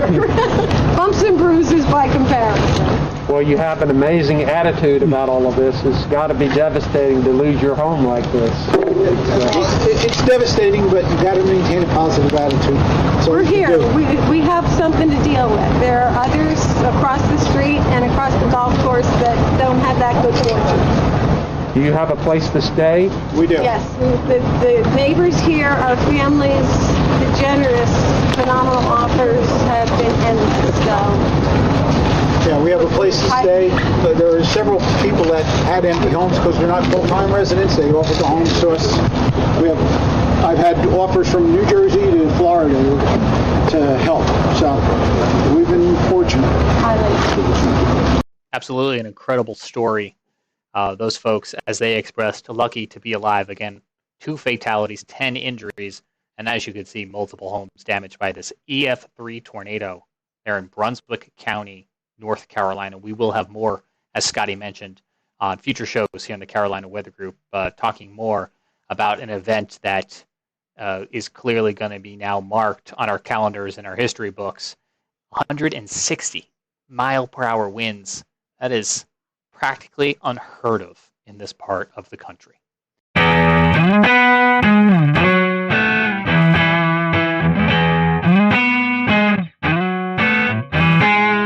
Hello, everyone. Welcome to the Carolina Weather Group. We're happy to have you this evening. And man, I am excited about this show. We have featured frying pan tower, frying pan shoals out off the coast of North Carolina several times during our hurricane coverage that you most likely have tuned into from one time or another. And I've been wanting to get Richard on the show, and Shay worked his magic and was able to get Richard Neal on the show. Richard is an engineer and the director of Frying Pan Shoals Tower out in the Atlantic Ocean, where he currently is right now. And it's just hard to believe that technology's come so far along that we can actually talk to Richard, who's out in the middle of the ocean right now. So, Richard, welcome to the show. We are happy to have you. And, I just want to talk a little bit. Our first question for you is more of a just kind of getting to know you question. And normally it's how did you get hooked into the weather world? And I know weather plays a little bit into what you do, but how did you get involved in this project? I mean, this is just such a fascinating story about you guys. Well, like a lot of guys, after work, I still have my hands on the keyboard and I'm working on things and I'm surfing the web. And this is back in 08, 09. And I was like, well, there's got to be great things that are giving away because we're in a recession and everything's so discounted. And let's search for government surplus in North Carolina. And the first thing that popped up on screen was this big old warehouse. And no, that's crazy. Swipe right or left, whichever it is. Next one was a whole bank building, and then some FEMA trailers, then some strange big metal box out on legs in the ocean. And that was kind of the fish hook that caught me. So ended up getting it. Won the auction. A little bit about you. Assuming you was looking up stuff in North Carolina. Are you originally from North Carolina, or how did you get here? Well, I was born and raised in Oklahoma, which is not exactly a land of oceans or mountains. And so I had a chance to come do a job interview over here back in the previous couple decades. And I was like, the trees are tall, the ocean's beautiful, so it hooked me. I moved into the Charlotte area where I've been since 99. I've got to ask you, I personally love Oklahoma. I go out as much as I can to storm chase. So did you have any close encounters with tornadoes in your time out there? In Oklahoma, it was pretty normal to just, there's the tornado and it's only yay big. And so you drive a little slower so it can stay ahead of you, or you drive a little faster because it's behind you. The one time riding in my dad's pickup truck, banged on the rooftop because back then we could ride in the back. And we were following one about 2 miles ahead of us. And I asked him to hurry up because there was another one behind us about 3 miles behind us. So we just stayed right between the two as we went home that day. Just a normal day.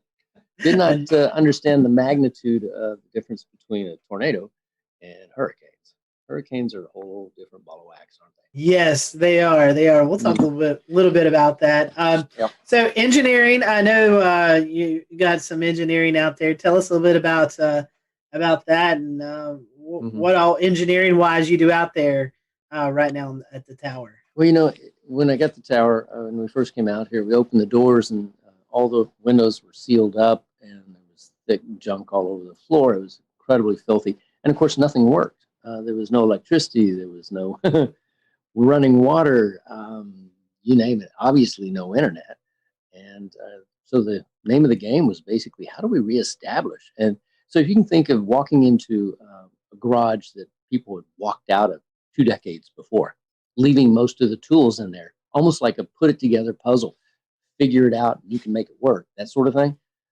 That was what it was. So found that there were holding tanks of water, found that the wiring was redundant because in the classic military Coast Guard sense, you never modified a circuit. You just added another one, So, oh my gosh. So it's really stretched my brain, everything from the structural to the mechanical to the electronics to you name it. Again, you don't just hire a plumber out here. You are the plumber. So. Very interesting. And the first question that pops into my mind here, Richard, is how do you get out there? Good question. After I bought it, it took me 4 months to get here because I couldn't get a captain willing to bring me out in a boat. He said, there's no ladder on it and you can't get up on it. And I said, well, I was actually a really good climber, so just get me close. But I think what really made him laugh was when I showed up at the dock carrying an extension ladder with hooks on the top. So climbed on it that way, and we do come out by boat when we're carrying things, but more commonly we just fly out by a Robinson R-44 and land on the helipad, which is our entire rooftop. So It was here a couple times today, dropping off researchers. Very interesting. So no Jacob's ladder. I mean, you're just strictly helicopter at this point. Helicopter and boat, because one of the legs does have a reestablishment of handholds. You do have to be a little bit of a monkey to jump from a boat to a leg and then climb up freehand 65 feet of handholds. So you're telling me if you're not a fan of heights, that might not be the best way to. Not a good idea. But, that's actually how we get to the first person on, usually one of the crew, and then we snatch everybody. If you don't like heights, we snatch everybody out of the front of a boat with a hoist and just pull them straight up, and that's actually really, really safe because the person's sitting there with a harness or whatever, and until they get hooked in, they're perfectly safe. They're just sitting in a boat, right? Then we grab them, pull them right up, roll them inside, just tell them to stand up. That's all there is to it. And haven't dropped anybody yet. It's probably a good record, 10 years. So why was the tower built in the first place? I'm the old one out of probably all of us. And I remember when we didn't have cell phones and rolled this little circle on the phone to make it work. So back in the 1960s, there was still the frying pan shoals, and the shoals were shallow and then deep, and then who knows. Boats were going aground and wrecking. So because we didn't have GPS and we didn't have LORAN, and you could use a sextant or whatever to look at the stars, but it was out here to be the lighthouse. So it's still got the light up in the corner that we don't use anymore because GPS, obviously, but it was purely to keep people from running aground. There's literally hundreds of shipwrecks from here to shore. We're about 32 miles from the closest point. Technically, we're outside of America by about 6 miles. And speaking of that closest point, for those who may not know, what is that closest point off reference of North Carolina? A lot of people would be aware of Wilmington, and Wilmington has a bunch of smaller cities flanking it, Southport and Carolina Beach, and coming out to the tip of it of Bald Head Island. And that's from where the shoals actually continue on outward. So Bald Head Island, which is right over that way. We can see the light of a lighthouse on shore occasionally, just a little faint glimmer, but we don't see light of anything else because we're just too far away. Sometimes people just like to go out in the ocean, fishing and stuff. Do people ever come by and just say, yell up and say hey to you and whatever? Yeah, it is interesting. I don't know if it's good or bad, but I've got, I guess people are like, hey, Richard, and my phone number's out there, so I'll get text messages, emails. I think I'm down to, 5,000 or more emails in the last couple of weeks again. So it's a little tough. I'm amazed you guys could track me down. I'm glad you did. But they'll holler up, Richard, hey, this is so-and-so. And I was out there 2 years ago, 5 years ago, 6 years ago. Sometimes I remember who they are and sometimes I don't. But on a good, flat, calm weekend, we can have 30 boats around here all getting bait fish or catching fish or just hanging out. It's really quite the party. Yeah, I was going to say, I've done spearfishing at the Chesapeake Light Tower to the north up there. That's a popular spot. And there's, there's a lot of fish. There's a lot of great, fish that hang around these things. It's an object in the water. It goes in depth. There's teeming life around it. It's kind of neat. Yep. We've got a lot of bugs underneath this. And bugs, in layman's terms, are lobsters, spiny lobsters. They average about 8 pounds here. So you kind of took up my next question was going to be about the B&B and how long that ran for. Yeah, we were doing that from 2012 when we had our first family stay out here, which was quite interesting. They were like, yeah, we know it's sort of a B&B, right? And then we shifted over in 2018 purely to the nonprofit. And we still have a lot of people come out, but it's not in the sense of coming out and hanging out. It's come out and participate. The walls in here are nice and blue because we had 3 or 4 volunteers a couple of weeks back, clean and scrape and put it all back in order. How many people do you normally average in a year, Richard, that come out and volunteer? I mean, I know it can vary, but it's a really great question. We've had thousands out, and that's because many people will come by in their boat and then they'll come on up and maybe they'll carry something out. I occasionally get a call on the Marine Band radio. Hey, Richard, we're here and we brought you that extra water, or we brought you some food, or we have too much beer and we can't get rid of it. We need your help. So, or we have fish that we've caught, and like, yeah, come on up, let's share it and have a meal, and then head out the next morning. But with 8 bedrooms and a crew room in addition, and about 6,000 square feet, and a rec room and a stainless steel kitchen and a big generator room where we can cut and torch and do all the types of mechanical things you would want to. It's actually got a place for all different kinds of people. We've got people that came out and did nothing but work on our garden in the back corner. So we've got a garden that grows. Go figure. And for those who are maybe wanting to know, you do a fantastic job on social media, the Facebook page, of just sharing your experiences from day in and day out. And it's a really cool thing. If you go to Facebook and type in Frying Pan Tower, Richard, you do a great job on social media, just kind of showing the behind the scenes look there. Yeah, it's funny. People ask what the tower is really like and how it survived these hurricanes.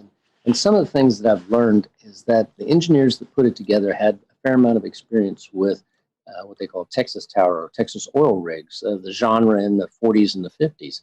So they made this thing stupidly overbuilt. I mean, massively structurally strong. With the legs, I just got a blueprint that I hadn't seen in 10 years. And it actually indicates that when they set the base pilings down, they actually took pipes and then hydraulically rammed them through the legs down into the bedrock to the depth of, if you can imagine this, 296 feet. Wow. That's incredible. It's a football field of steel down into the bedrock and then filled up with cement. So, and the casing on the pipe that actually is water level down is multiple layers, so it's approximately 3.5 inches thick. We just, we have to worry more about anything above water and just keep welding on parts there. So, yeah, I've gotten a chance to become a more proficient welder. And, since I don't have OSHA looking over my shoulder, it's like, yep, I'll do it. I'll do it right, but I don't have to get it inspected. So, again, being outside the country does have some perks, right? Next question is, it's kind of like just everyday life that we have here, the luxuries of plumbing and power, internet. Mm-hmm. I've seen you were watching the football game a couple of nights ago. You cook up these really nice looking dinners. So how do you get all of that 32 miles out in the Atlantic Ocean? That's it. This is truly a working environment along the lines of, we don't just say, hey, stick a solar panel up there. It'll be great. You'll love it for 25 years. No, we actually know that they will hold on during a hurricane. We've had solar panels up for 3 or 4 hurricanes now. We know the flags don't last quite as well, but that's another story. And with those solar panels, we still are on conventional solar batteries. So we don't have lithium yet because we work off of a very tight donated budget, obviously. And then if we need to augment it, like tonight when everyone's using all kinds of things, I will run a small little 3K generator by Honda or something like that. But the good news is that we did also resurrect life back into the 40 kilowatt Detroit diesel that has been sitting here ever since the 1960s. And when we took it apart and looked inside at the pistons, everything was put back in almost perfect order. And then they closed the doors and walked away. So all we had to do was get it up and running again. Now we need to get the electrical part out of it, which is the diodes and the rectifiers. And guess what? I'm getting to learn something else. But once I do that, then we'll reach out to our audience and say, be nice to have some resistance heaters bolted back on the wall, and then we'll run that and be warm while we're out here working. So 99% of the time, we're just solar and wind. So we have a couple turbines, and we've got a couple dozen panels and a battery room full of batteries that we watch very closely and monitor. And everything that we do out here, we can also look at and monitor from shore. So, and that was a 5.2 gigahertz microwave dish that we set up, shot to shore, 56 miles, talked to TV station into letting us put a dish up on their tower at 1,300 feet. And, it's one of those, I can't believe they let us do this sort of stuff, but, we get really smart people and then they're excited about it. And then they tell other people, and then we get a phone call. And a gentleman just got on a helicopter today that left that made a donation, and he spent a day or two out here. I didn't make him work, but he worked anyway. Couldn't stop him. Jordan, I know you've got the big fun question for us meteorological nerds. Yeah, so as the Carolina Weather Group, I'd be remiss if we didn't talk a little bit of meteorology while we're here. So what are some of the more memorable storms that have come by in recent times? I mean, I know I'm thinking about Florence and Matthew are probably the obvious ones, but maybe you have one that's maybe not quite so obvious. Well, Arthur was an amazing thing. I actually was out here with 3 of my kids and 1 volunteer, and we planned on flying back by helicopter on a Tuesday with an upper limit to the wind speed of being around 45 miles an hour or so for the helicopter. I think it was a Bell Jet Ranger. And we woke up that next morning to 55 miles an hour constant. So we weren't going anywhere. Surprise, surprise. Had not been out here for a hurricane. And my kids are like, are we going to be all right? Of course we are. It's going to be great. So everything was great. The winds were averaging around 75. They got up to 100 and something during that. And we were all in here, and it's very noisy. My daughter points out the window because there's a huge mooring light that's about 2/3 of a mile that way. And it has a 12,000-pound dumbbell weight at the end of a huge chain. And it's the marker for the very end of the shoals. Well, the waves were so big. They were about 30 feet tall. They don't even look like waves. They just look like hills, that it was picking it up and slogging it along. And she says, Dad, is the buoy supposed to be traveling?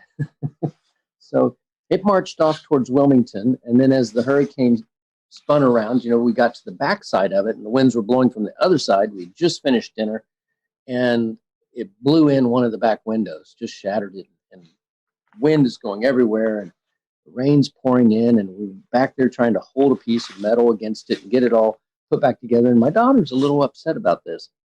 And I said, it's okay. We were fine. She goes, I'm not worried about the tower, Dad. It made my cake in the oven fall. Unbelievable. So, we've been out, and I've since found that hurricanes can be really pleasant to watch when there's nothing in the air to hit you but rain. When you're on shore, you have to worry about all kinds of things. You have to worry about trees falling on your houses, and that sort of thing. Out here, it's just rain. We'll return to Best of the Carolina Weather Group in a moment. Now, your Carolina weather forecast. Here are today's forecast high temperatures for North Carolina. Here are the forecast lows for tonight for North Carolina. Here are tomorrow's forecast high temperatures. And here's forecast rainfall across North Carolina tomorrow. Here are the forecast highs for the day after tomorrow.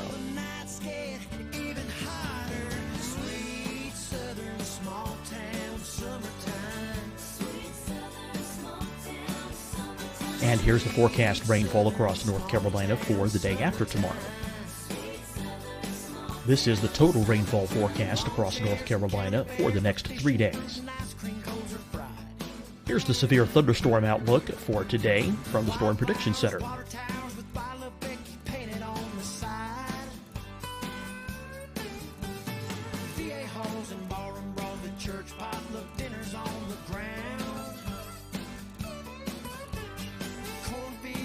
Here are the forecast high temperatures for today for South Carolina. Here are the low temperatures for today for South Carolina. Here's the probability of precipitation forecast across South Carolina today. And here are the rain chances across South Carolina tonight. Here are tomorrow's forecast highs across South Carolina. Here are the forecast low temperatures for tomorrow for South Carolina. And here is the probability of precipitation across South Carolina tomorrow. Here's the precipitation chances across South Carolina tomorrow night. Here are the forecast highs for the day after tomorrow in South Carolina. Here are the forecast low temperatures across South Carolina for the day after tomorrow. And here are the rain chances across South Carolina for the day after tomorrow. And South Carolina's probability of precipitation for that night. Here's the Storm Prediction Center's severe thunderstorm outlook across South Carolina for today through tonight. Here's the Storm Prediction Center's severe thunderstorm outlook across South Carolina for tomorrow and tomorrow night. And here's the Storm Prediction Center's severe thunderstorm outlook across South Carolina for the day after tomorrow through that night. Here's the severe thunderstorm outlook for today from the Storm Prediction Center.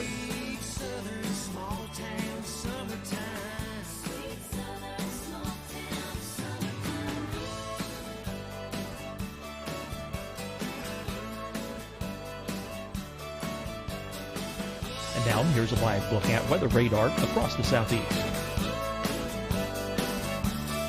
Fight the spread and take a stand against coronavirus. Wear a mask in public. Stay at least 6 feet apart from others. And get tested. Join us and fight the spread. Visit scdhec.gov/COVID-19. Getting tested for COVID-19 helps you to take the steps needed to protect yourself, your loved ones, and your community. Find the testing location at scdhec.gov/COVID-19 testing. Hi, everyone. I'm Dr. Mandy Cohen, Secretary of the North Carolina Department of Health and Human Services. And when you follow the 3 W's, you protect your family and your neighbors from COVID-19. When you leave your home, practice your W's. Wear a cloth face covering, wait 6 feet apart, wash your hands often. Wear, wait, wash. We're in this together. Stay strong, North Carolina. Deciding when to wear a mask isn't about who you know or how well you know them. Just ask yourself, will I be with anyone I don't live with? If the answer is yes, get behind the mask. Help slow the spread of COVID-19. Get behind the mask. Learn more at covid19.ncdhhs.gov. You'll see your Carolina weather forecast at 25 and 55 past. And now back to the best of the Carolina Weather Group on the all-new Carolina Weather Net. So that it doesn't sting your face too bad. And anything under 100 miles an hour, it's not going to blow you off the top. Over 120 miles an hour, it gets a little dicey. We had some gusts to that during a couple of them. And the water kind of comes in everywhere, so it gets a good rinsing, but that's all right. Does the tower sway at all? Do you get a little bit of that rocking factor? I'll show you. During the worst hurricane, this is it. That's it. Just enough to make the water wiggle around in the Culligan jug. That's it. Puts you to sleep really good, and they are really loud. They are quite noisy. You asked the question really that I should answer more directly is about the weather and how and what do we watch and how do we know when we can go out here.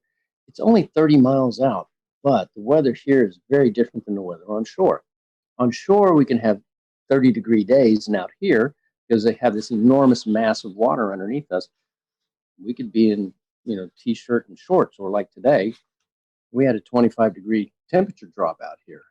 Beautiful, it was 75, and then it went down to 55 for a while. And I'm wearing a jacket because it's cool. So you kind of have to be aware that the ocean is what they would call an ever-changing, never-changing environment. So it's always going to be a little different, and you can only tell about 3 or 4 days in advance as to the true conditions in this one location. Being on top of a hill at the end of the shoals creates a Venturi effect. So the water goes much faster underneath us than it would maybe just a half a mile away. It's quite an interesting place to try and go scuba diving, that's for sure.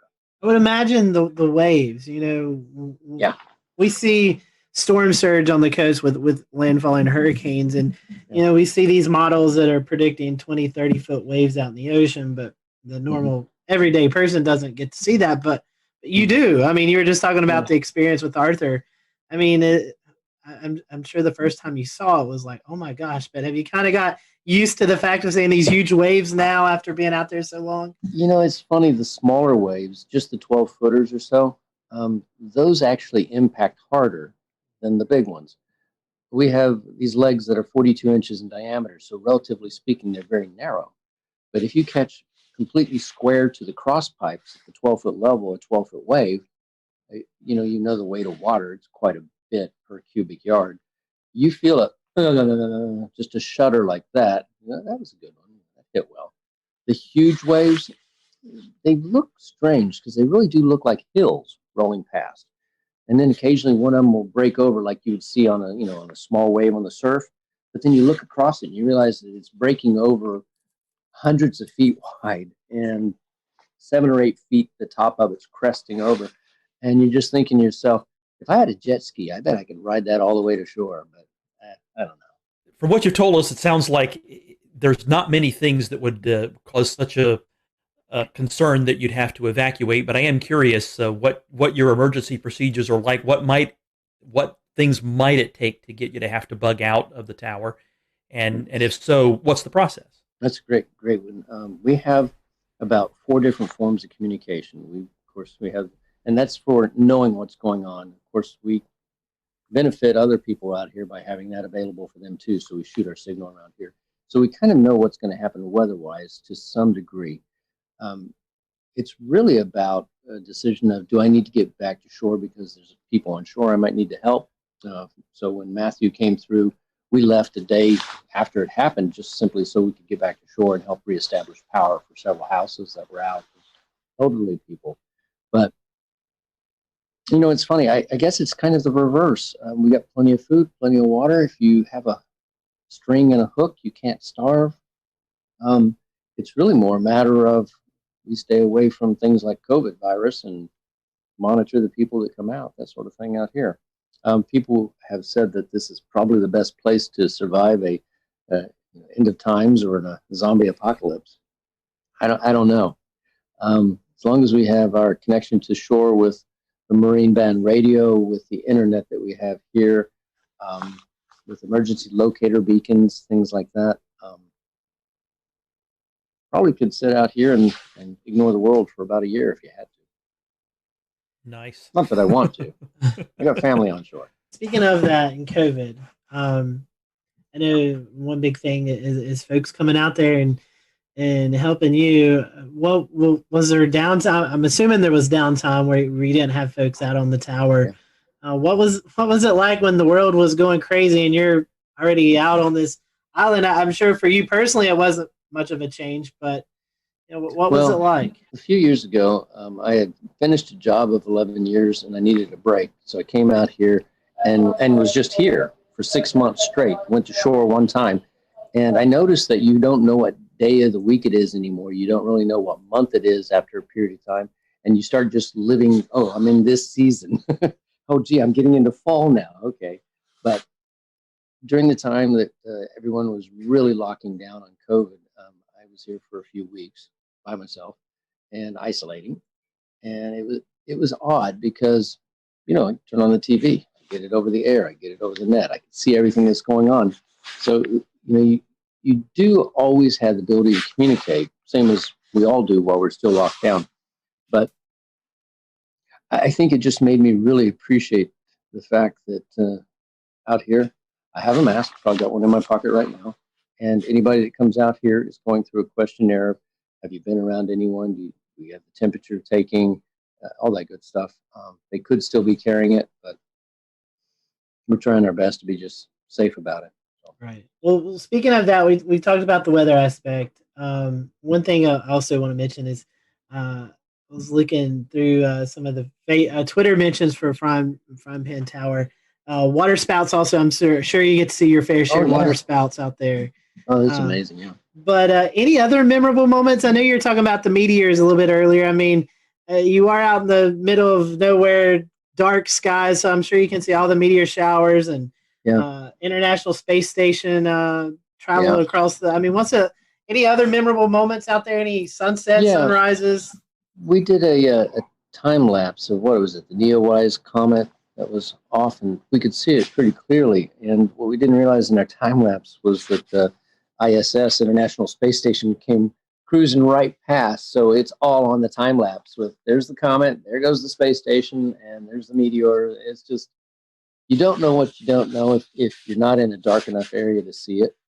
On the same type of thing, you might look down at the water, and I didn't know this, but there's a shrimp variety that when they snap their tail, they make a blue flash. And I'd never heard about that, but I was looking down in the water one evening and all these little blue dots of light, all these shrimp just pop, pop, pop, pop, pop. And it was like, incredible. How would you have known? So, the wildlife that you don't see when you just look across the ocean is all abundant underneath there. And it's just increased my desire to help educate people. So we have the above camera, the water level camera, and then the shark camera down on the very bottom that we do for explore.org. And that's in classrooms all around the world with kids watching it. Just kind of fun. So hopefully they'll learn about the ocean and, keep the straws out of the turtles' noses and understand the power that is in our oceans. I mean, the weather is by virtue of this enormous body of water that gets heated up and moves around. I mean, the things that our world does, I just think there's so much for us still to learn. And I really applaud what you guys are doing on sharing and discussing what's going on with the weather, because, it's not a matter of do I have on a jacket so I can go from my apartment to the car. It's what's happening in the world and why are there, storms and fires in different places. And that's all about weather and what's happening, right? Yes, that's true. The one thing I'd like to learn, those spiny lobsters, how do they compare to Maine lobster? What do they really taste like? Oh, I had thought they would be, because they're so large, that they would be tough, right? No. They have no claws, but they can have very long legs, almost like, what is it, a snow crab, those giant ones. And their tails are usually about that big around, about that long, and they're deliciously fresh and soft. We have divers that come out here and they'll grab them. We have a lot of rock ledges. So if you grab the one or two out of there, next day another one will move in because they're always looking. So they're migrating at night, running around.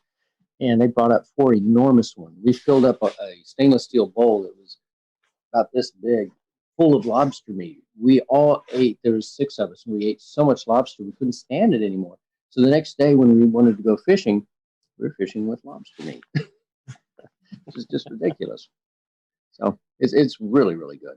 For those folks who are listening tonight and they may feel like, this is a worthy cause that I want to give to, I know looking at your website, I mean, you've got a shop with apparel that you can do. You have a list on Amazon that folks can purchase and send to you, all sorts of way to help out the cause. So tell us about that. And I even see a signature coffee blend. So tell us about all the different ways that we can help you guys out there doing the research you're doing.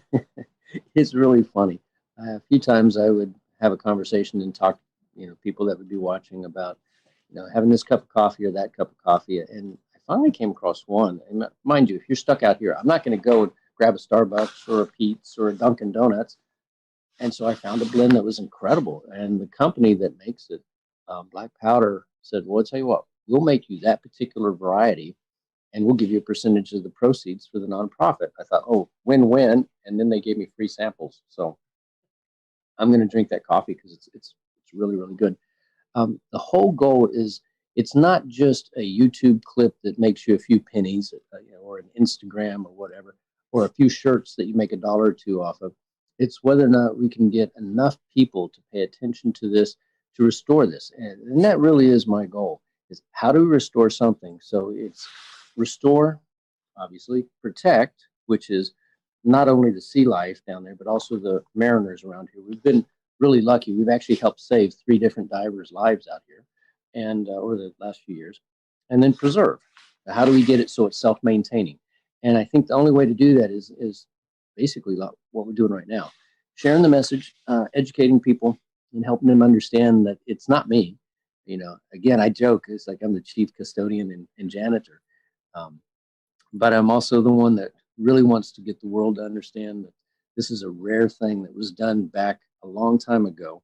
And we typically don't do things like this anymore. We don't build big steel structures because we simply don't need to. And it's really worthwhile to save it. That's all we're trying to do. Interesting that you say that. I was looking, you're on the wish list, you have like an AED, and I never would have put that together with, folks who may be out there and, 30 some miles off the coast and they need immediate medical attention. That's a great thing. Had a heart attack when you had to, get him out of here. We had the helicopter flew out here and grabbed him. So a big Coast Guard helicopter snatched him off. And he was okay. Next day, he was fine. Wow.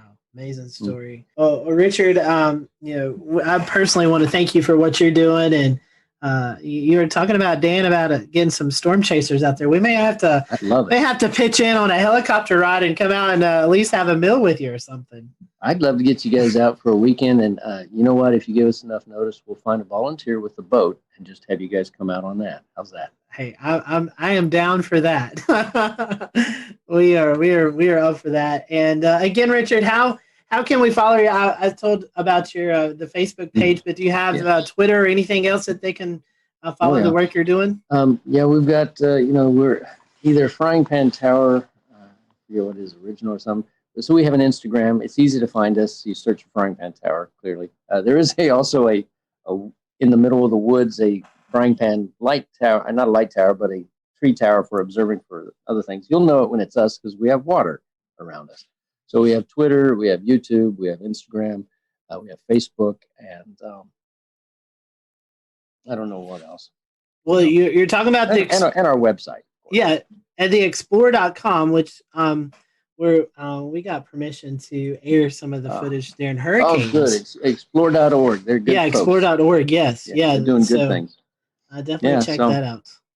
That's awesome. Yeah. Good deal. Well, Richard, we thank you for your time. And for those who are watching here on the Carolina Weather Group, we hope you have a great rest of your week. And we'll see you next time here on the show.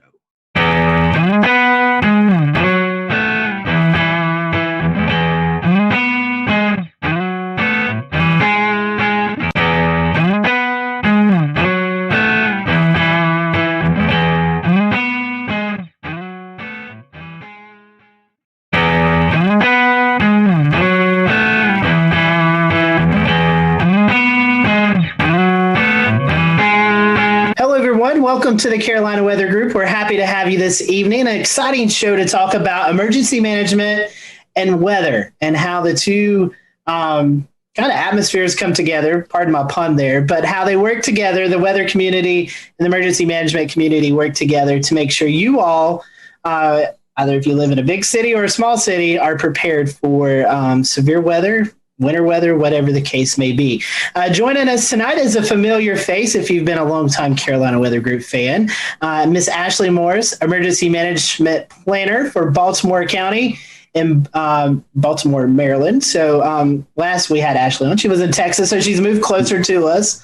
So that way, if we ever travel, we don't have to go out to Texas. We can just go up to Maryland. So Ashley, welcome back to the show. And we also have with us Felix Nance, who is the emergency manager for the city of Hominy, Oklahoma, just outside of Tulsa. So Felix and Ashley, welcome to the show. We're going to kind of give you Ashley, I know you've probably already answered this question a long time ago, but we'll give you the opportunity to answer again.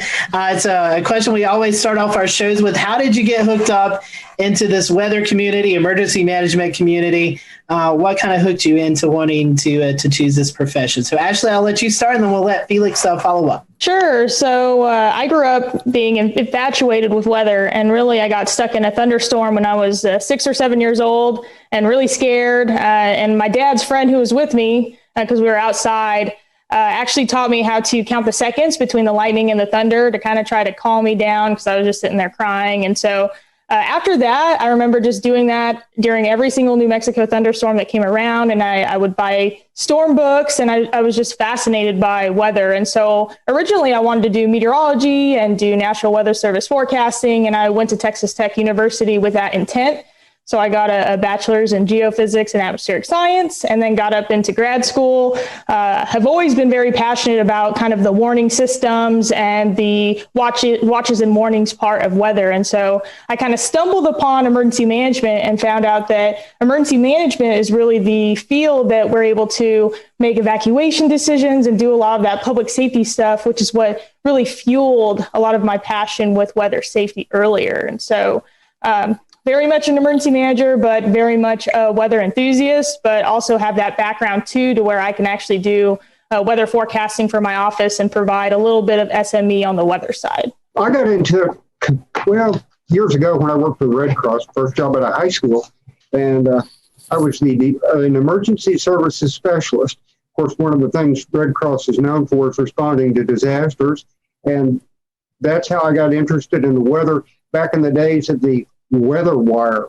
back when weather information came in on a teletype at something like 40 words a minute.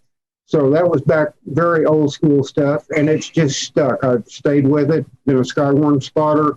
It's just a natural progression, actually, from that point on. Questions for both of you here. I want to ask exactly what your role is like and your day-to-day life. What is the typical day in the life of an emergency manager? So it kind of depends on your location, your position, and what you're kind of designated to do. So as emergency managers, we're in the art of doing disaster preparedness, response, recovery, and mitigation for either a city, county, state, or the federal through FEMA. So from a local emergency management perspective, I've done 4 years in city and county emergency management. And so ours is very localized and hyper-focused on neighborhoods, communities, and things like that.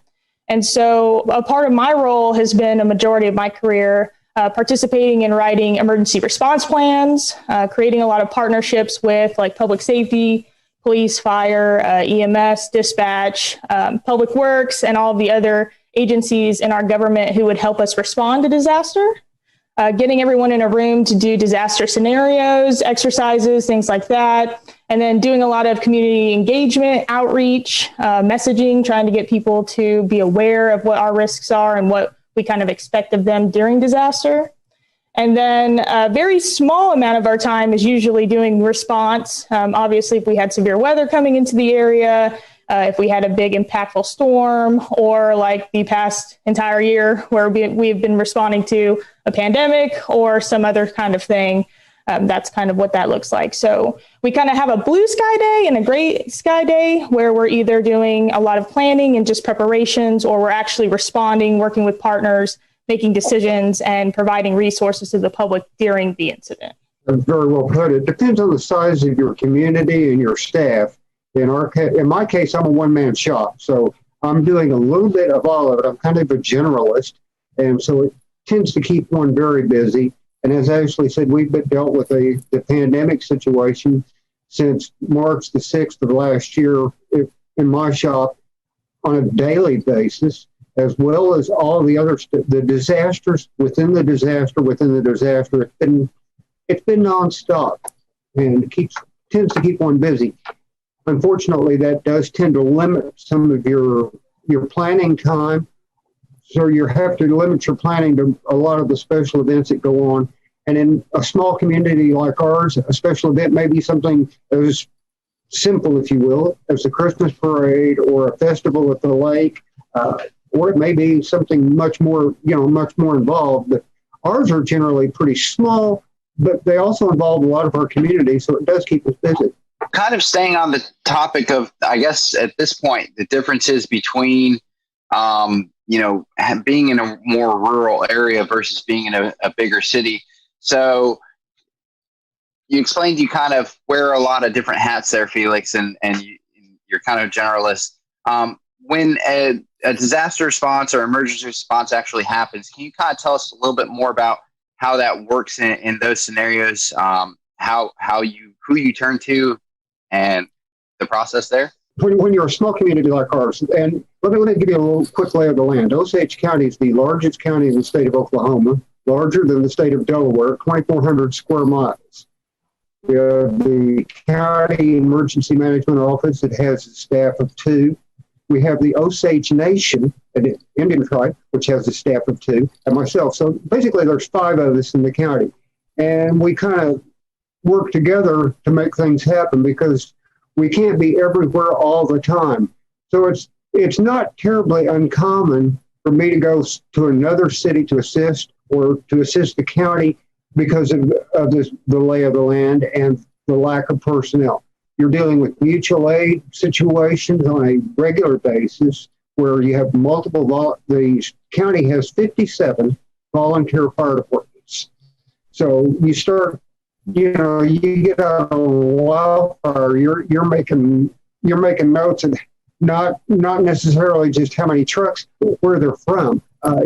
It's a conglomerate affair, and it works pretty well because everybody works together, and that's the key. So you're drilling, you're practicing. The blue sky days are the days you make the big progress because that's when you make the connections. Ashley, can you talk to us a little bit about how that works out kind of in a bigger city scenario? When an actual disaster or emergency happens, how is that delegated? And what's the response like? Yeah, so I'm lucky I have the background of both. So I came out of a tiny place out in Texas, and then I came over and did 9 months with Fairfax County before I just took this position. And so one of the biggest differences in kind of that would be your resources. So it was exactly what Felix was saying. Resources. Big cities, we have usually a bigger tax base. We usually have better funding, better things like that. And so when you have that, your capacity to respond is a lot bigger. You don't have as many mutual aid needs or community needs. We can usually throw money or resources or whatever we need at it. And so something interesting about Fairfax was that we would have severe weather setups where in Texas, I would be a little concerned. I'd probably kind of do like a light EOC activation, or maybe I would just sit in the EOC just in case we got severe weather. And in Fairfax, you would think you would do that because you have a huge population. But because your police, your fire, and a lot of your public safety is so massive and they have so many resources, it takes a lot for them to get tapped out. So we would have those squall lines with the trees down and stuff, but it wasn't a problem for Fairfax because we have massive amounts of department resources. And so that was something that I had to learn that was a lot different, just having those resources and those needs to actually be able to respond. Ashley, kind of piggybacking on that, Maryland's it's a pretty extensive urban area. Does your like territory go out to like Catonsville and Ellicott City where we see that major flooding over there, or do you handle that as well? We do from a first response perspective. So we do have like regional teams doing like swift water rescue, things like that. And so like our fire departments, even in the state, are very well linked to where they can deploy and do that mutual aid like they need to. From OEM and from Baltimore County, so I'm kind of back in one of those smaller roles being with the county. We're just establishing our program, so it's me as a planner and then a couple of fire personnel. And so depending on what the threat is and depending on what the threat would be to... We'll return to Best of the Carolina Weather Group in a moment. Now your Carolina weather forecast. Here are today's forecast high temperatures for North Carolina. Here are the forecast lows for tonight for North Carolina. Here are tomorrow's forecast high temperatures. And here's forecast rainfall across North Carolina tomorrow. Here are the forecast highs for the day after tomorrow.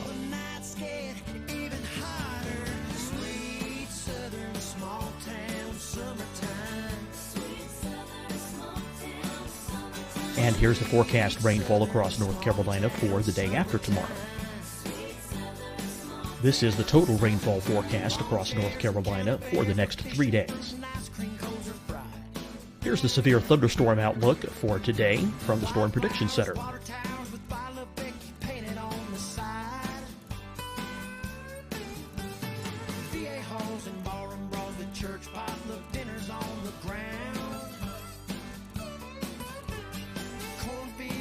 Here are the forecast high temperatures for today for South Carolina.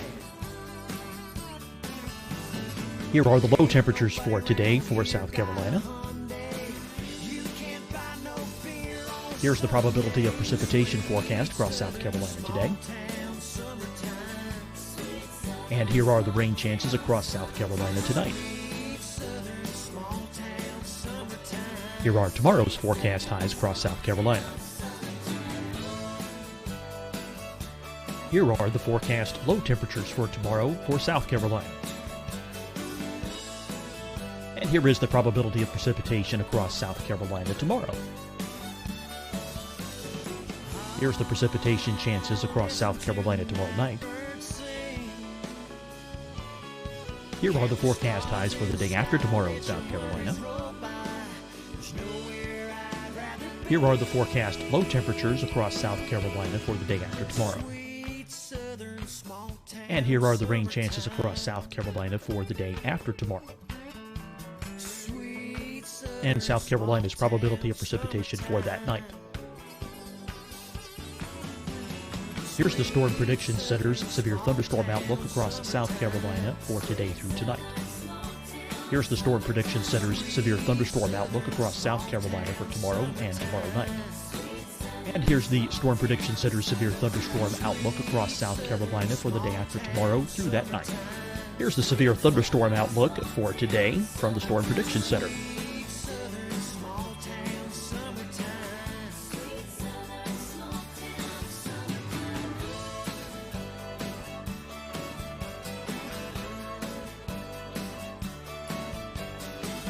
And now here's a live look at weather radar across the southeast. Fight the spread and take a stand against coronavirus. Wear a mask in public. Stay at least 6 feet apart from others. And get tested. Join us and fight the spread. Visit scdhec.gov/COVID-19. Getting tested for COVID-19 helps you to take the steps needed to protect yourself, your loved ones, and your community. Find the testing location at scdhec.gov/COVID-19 testing. Hi, everyone. I'm Dr. Mandy Cohen, Secretary of the North Carolina Department of Health and Human Services. And when you follow the 3 W's, you protect your family and your neighbors from COVID-19. When you leave your home, practice your W's. Wear a cloth face covering, wait 6 feet apart, wash your hands often. Wear, wait, wash. We're in this together. Stay strong, North Carolina. Deciding when to wear a mask isn't about who you know or how well you know them. Just ask yourself, will I be with anyone I don't live with? If the answer is yes, get behind the mask. Help slow the spread of COVID-19. Get behind the mask. Learn more at covid19.ncdhhs.gov. You'll see your Carolina weather forecast at 25 and 55 past. And now back to the best of the Carolina Weather Group on the all-new Carolina Weather Net.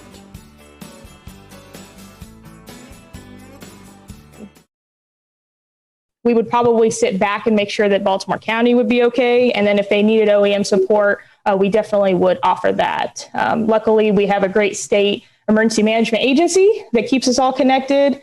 We have EMAC, which is the emergency management agency compact, where they send out a mutual aid and things like that. And so we have an ability in the state to help each other when we need to. Now enter the COVID-19, right? So we're getting the next topic here. Obviously, we're going to have to, ask about, the challenges, right? So 2020, you had a whole nother set of challenges every EMS entity across the country had to deal with. Now you've got social distancing and all kinds of things that you have to deal with. So I'll let you go first, Ashley, on what your efforts are, what in Baltimore, how you handle COVID-19, how you handle disasters with that layer of complexity. Yeah, so I'll speak again kind of on Fairfax County. So we're a bigger jurisdiction. We have a pretty big public health, and it is a county public health agency where that's a lot different from other counties in Virginia because they actually have a state program. So we have state public health and a county. So we were able to have more county resources to throw at it. Because it is a disease or an epidemic or pandemic, that's all going to be related to public health. So they're going to be the lead agency. As OEM, we're just offering our support. So, we run logistics, maybe ordering PPE, maybe doing any other kind of needs. They needed a lot of testing site materials like tents, tables, and that stuff. So OEM played a really big role in setting up logistics for the EOC and actually ordering and deploying the stuff based on their needs. We would help them with planning efforts. Obviously, they are the subject matter experts, though, so they would lead a lot of what the plan would look like, but we would help kind of support that and offer them staff, offer them really whatever they needed. It was very interesting with Fairfax because, like I said, we were very big. Even our OEM was 20 people. And so we had a huge capability and a huge amount of people to where we could spread people out. We had a ton of different NGOs or nonprofits that would actually plug in and help us with food donations, mask donations, and doing a lot of the other needs that we might have for our residents. And so it really has been a all community effort from everybody responding to this. And it's really important too, because Fairfax is 1.2 million people. And so it's a massive county. Well, it's pretty much the same as Ashley, but some of the interesting things, we had a lot of PPE come in for the schools. We've got 12 school districts in those separate school districts in Osage County. We had a 6-county area that got together at a pod, picked up all the stuff for the local Osage County, brought it back to Hominy and sorted it here, and then distributed it to the schools. So there's an awful lot of work that goes on behind the scenes that people don't see and things like that.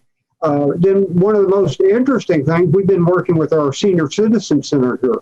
They cannot have in-person meals or in-person feeding in the senior citizen center. And they've had trouble getting disposable trays and other supplies that they need. They turn to emergency management, and we pull rabbits out of hats and get them the things they need to help feed our senior citizens. So there's a lot of unusual things that small towns do that the big cities may or may not do, or the people may or may not see, or they may or may not be unusual for them. I mean, picking up the phone and ordering a specific item in a big town is not unusual. In a small town, it may take some doing to get certain items. Well, it certainly is not always the best scenario in every single severe weather setup or whatever weather setup you guys may be anticipating. Sometimes the worst happens. Between Oklahoma and Maryland, you guys certainly see the full gamut of every type of severe weather and threat you need to be prepared for, short of perhaps volcanoes as a kind of geologic threat. When you guys have to make that hard decisions, which I'm sure you certainly do, what goes into that emotionally, and when you just have to make that decision, how do you do that? Ashley, I guess we'll start with you. If we're making response decisions, it's always going to be priority based, and typically we put lives as number one always. And so any kind of action that we're taking, whether or not it's even in preparedness, but even in response, we're going to try to do what we can to save as many people that we can, and then also stabilize. So it goes lives, and then property, and then economic recovery and economic stabilization. So it is really challenging. I think that there are some situations where, you might be faced with a really tough decision. Like, for instance, a dam. You might have a dam that could break, and if it breaks, it might flood 2,000 homes, or you might have to do the emergency release and it might flood a neighborhood. That's a really hard decision to make. But I think that we tend to kind of err on trying to protect as many people as possible. And usually we can kind of have that support from our community in advance. But yes, we are faced with very difficult decisions in a lot of our incident management. Felix, I'm sure that you know just about everyone in Hominy, and everyone knows you. With a 2,000 person town, it's a lot more personal than perhaps it may be with the 1.2 million, I believe it was, in Baltimore. Does that sometimes weigh on you when you see disasters unfolding in your area? It absolutely does, because the chances are, if you don't know the people personally, your kids knew them or went to school with them. So yeah, they're not strangers by any stretch of the imagination. They're your friends and neighbors. But that's also part of the strength of the community, because they are friends and neighbors, and the community bands together. A lot of what we do is, in a situation with a storm, is the pre-storm warnings and get the information out. In the response phase, we leave that to fire EMS for the rescue part and law enforcement, but we're also out there with them. And not just the day of the event, we're out there with them for a long period of time afterwards. We had a flood in May of 2019 that affected 71 homes and 9 businesses in our county. And I told the city manager, I said, "You signed on for the long haul. We're going to be at this a while. We're still working. We're just now starting into the mitigation phase of that. But part of it is you were working individually with each family. And as we were doing debris removal, I told the guys, I said, now, break this stuff out with the backhoe out into the street, scoop it up, and put it in the truck. I said, I want you to remember, that's someone's life you're taking away in the truck. It's not debris, it's not junk, it's not trash until you get around the corner. It's their life. And they all look at me like, never thought of it that way. I said, yes, that's everything those people own in some cases. And it's right there in a pile in the front yard, and you're taking it away. They're starting over from zip. So it changes your perspective and the perspective of your people. So it's important to remember that, one, when the debris is gone and the rebuilding's done, now you've got to go back to those community areas of the community and visit with those people and ascertain long-term needs, make sure that their needs are met both physically and psychologically. So it's a huge, huge job, and it doesn't end. You'll see them in church months later, and they're still the same people. You're still the same people, and it still tends to evoke the same emotions. In January of every year, in January 2021, we just had NOAA release the $1 billion disaster map that they come out with every year. This year, I believe there was $23 billion, or 2020 had $23 billion disasters. Felix, I'm going to direct this question to you. And Ashley, living in Texas, you've experienced this as well. A lot of those $1 billion disasters were severe weather events. And Felix, it's known you're in Oklahoma, prime severe weather territory, tornado season. So my question to you, and Ashley, feel free to jump in with your experience in Texas.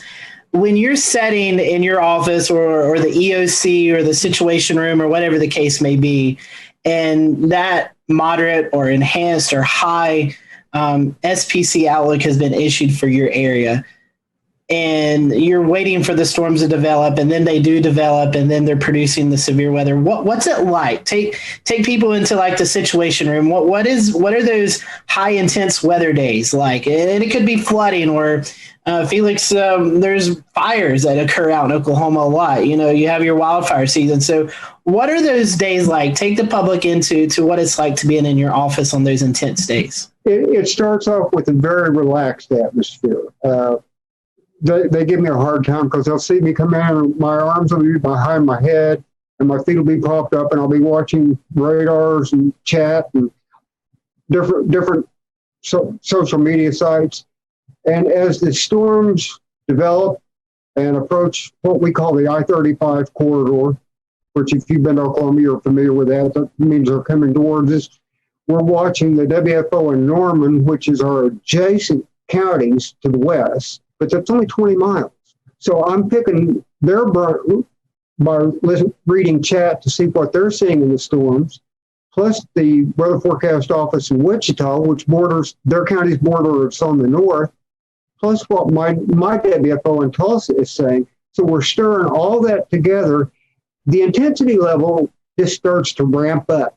The closer the storms get, the more information you get, the worse they get. The intensity kind of tends to ramp up to a point.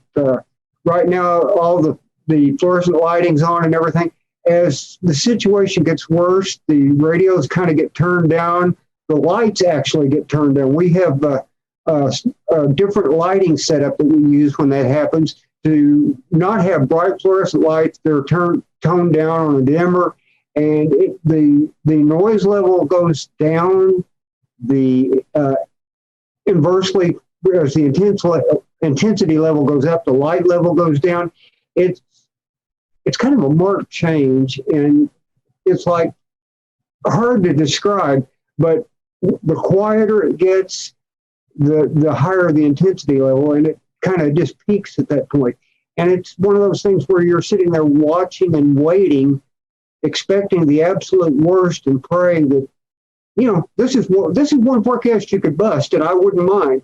But you mentioned the high levels.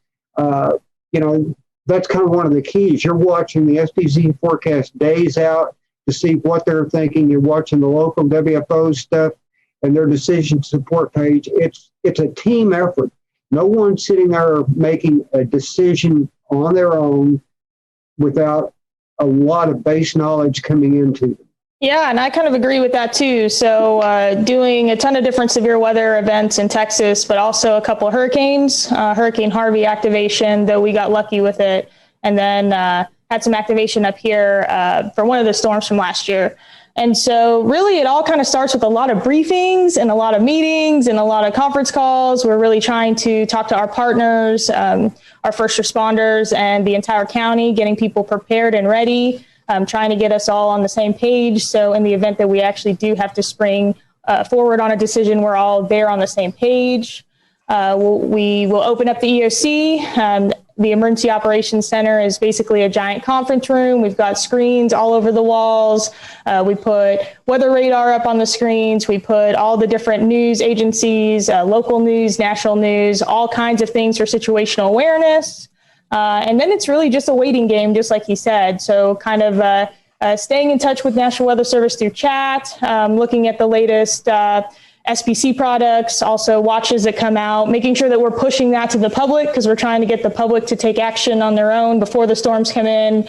And then also using social media to do a lot of that communication as well.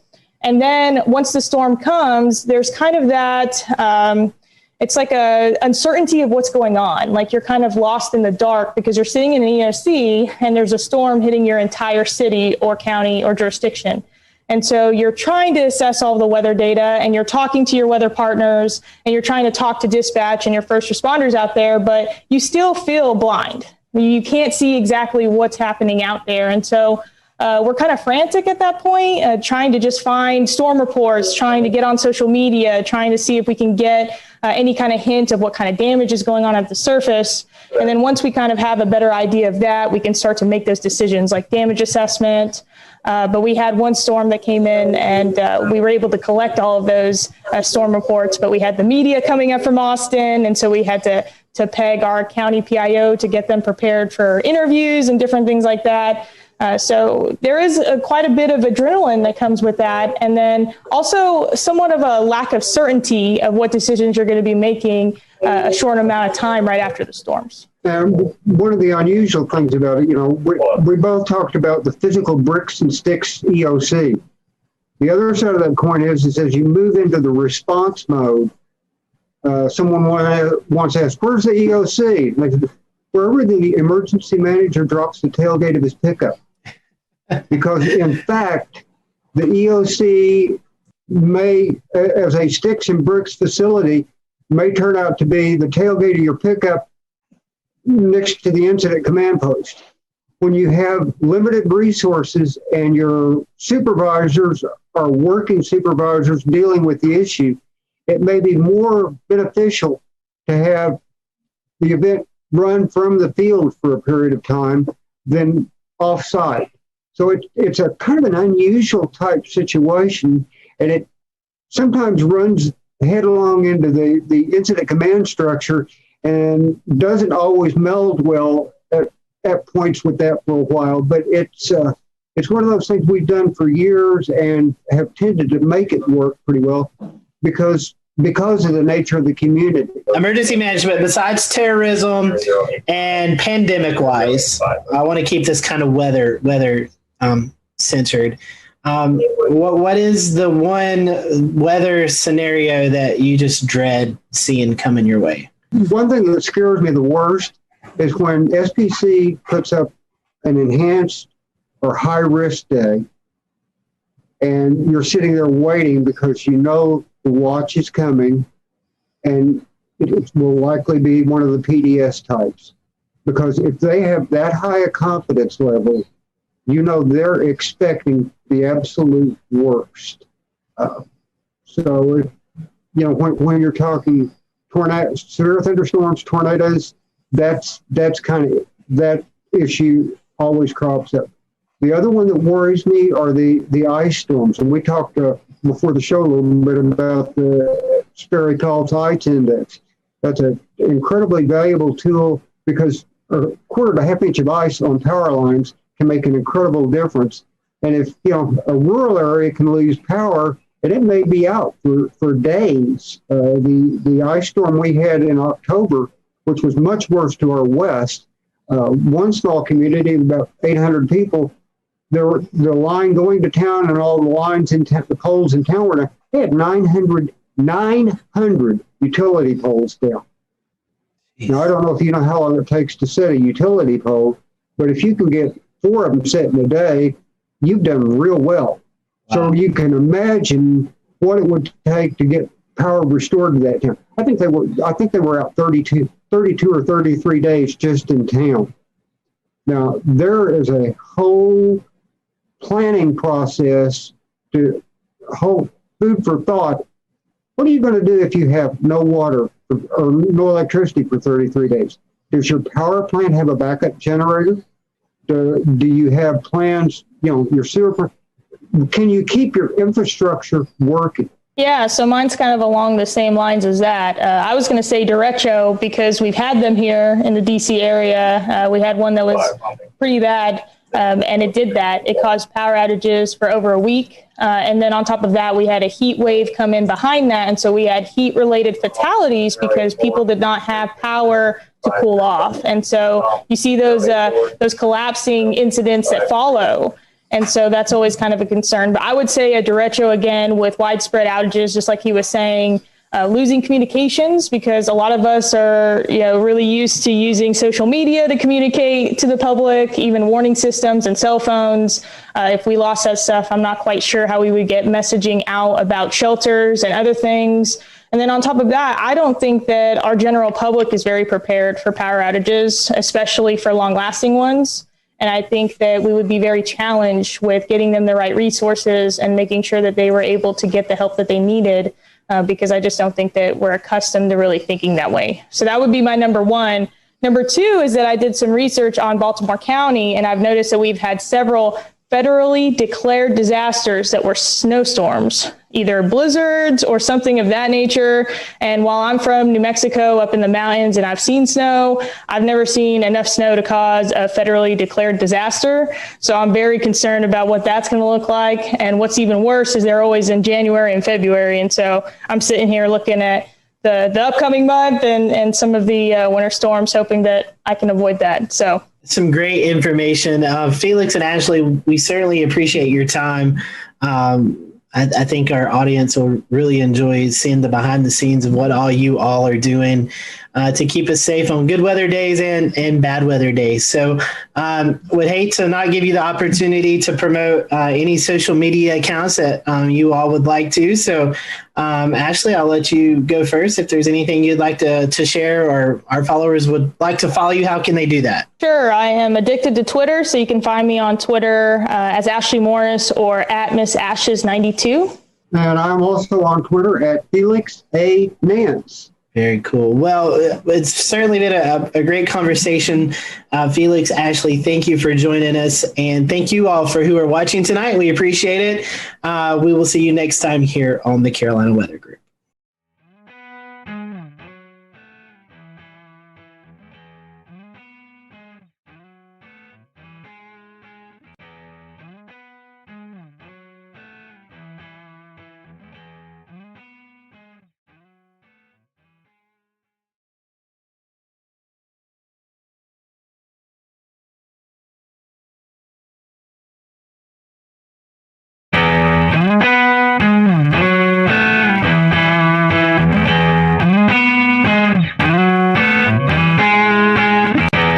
Welcome to the Carolina Weather Group. We continue looking back at some of the previous severe weather events that's not only affected the Carolinas but the Southeast. And this is the 10-year anniversary of the April 27, 2011 tornado outbreak, not only for the Southeast, including Mississippi and Alabama, but there's also some tornadoes in Georgia and South Carolina and North Carolina. So we want to focus our attention right now on the Alabama aspect of that. And we have with us Chief Meteorologist from ABC 3340, James Spann. James, appreciate you spending some time with us as we kind of look back at this. I think you categorize it as a generational tornado outbreak for the state of Alabama. A very well forecasted event leading into it. Take us behind the scenes as you there at the station are getting not only the viewers ready, but the reporters ready, the storm spotters ready. Take us back to what it was like a couple of days leading into the event. Well, it was a well forecast event, and one thing about it, I didn't know it was going to be that bad. I didn't know. I mean, could it be? Yes, but odds of an event like that are always not that high. So I didn't know we were going to have 62 tornadoes that day. I didn't know that the death toll would be so high. But having said that, it was a Wednesday event, and you could start to see it, about 5 days out. The Friday before the Wednesday, we started to mention it. And then after the weekend, we really hit it hard, Monday and Tuesday, with everything we had. And I think people were prepped, and I think people knew that it was coming. But despite that, the only number that matters to me, and I'm a numbers guy, is 252. That's the number of people that died that day. We had 251 names, and we had one infant that was delivered prematurely at 6 months. The infant did not have a name, and the infant didn't live. So 252. And that's just a reminder, guys, we got some work to do. I think what we learned that day is that, what we do is not enough. We need some help. And we've been trying to get help for the last 10 years to make the process better.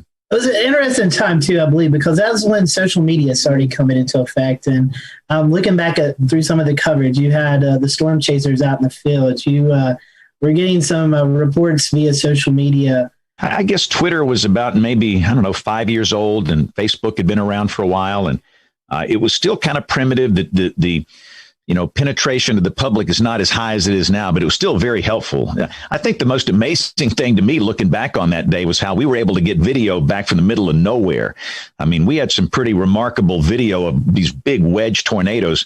I mean, literally in the middle of nowhere. And cell service in 2011 is not as good as it is now in terms of coverage.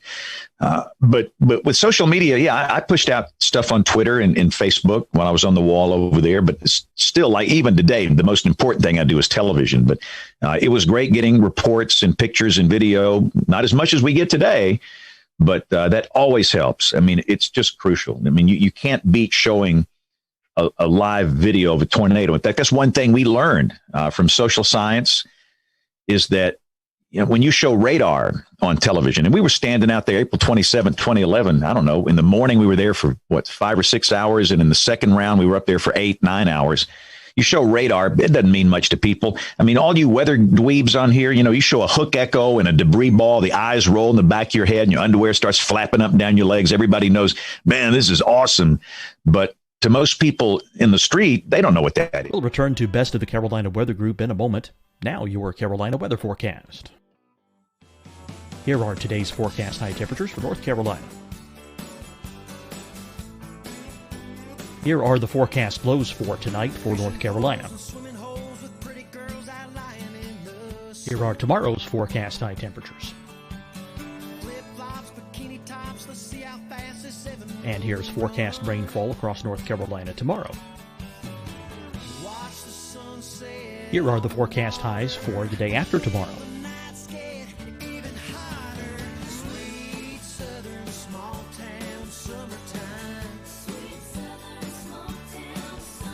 And here's the forecast rainfall across North Carolina for the day after tomorrow. This is the total rainfall forecast across North Carolina for the next 3 days. Here's the severe thunderstorm outlook for today from the Storm Prediction Center.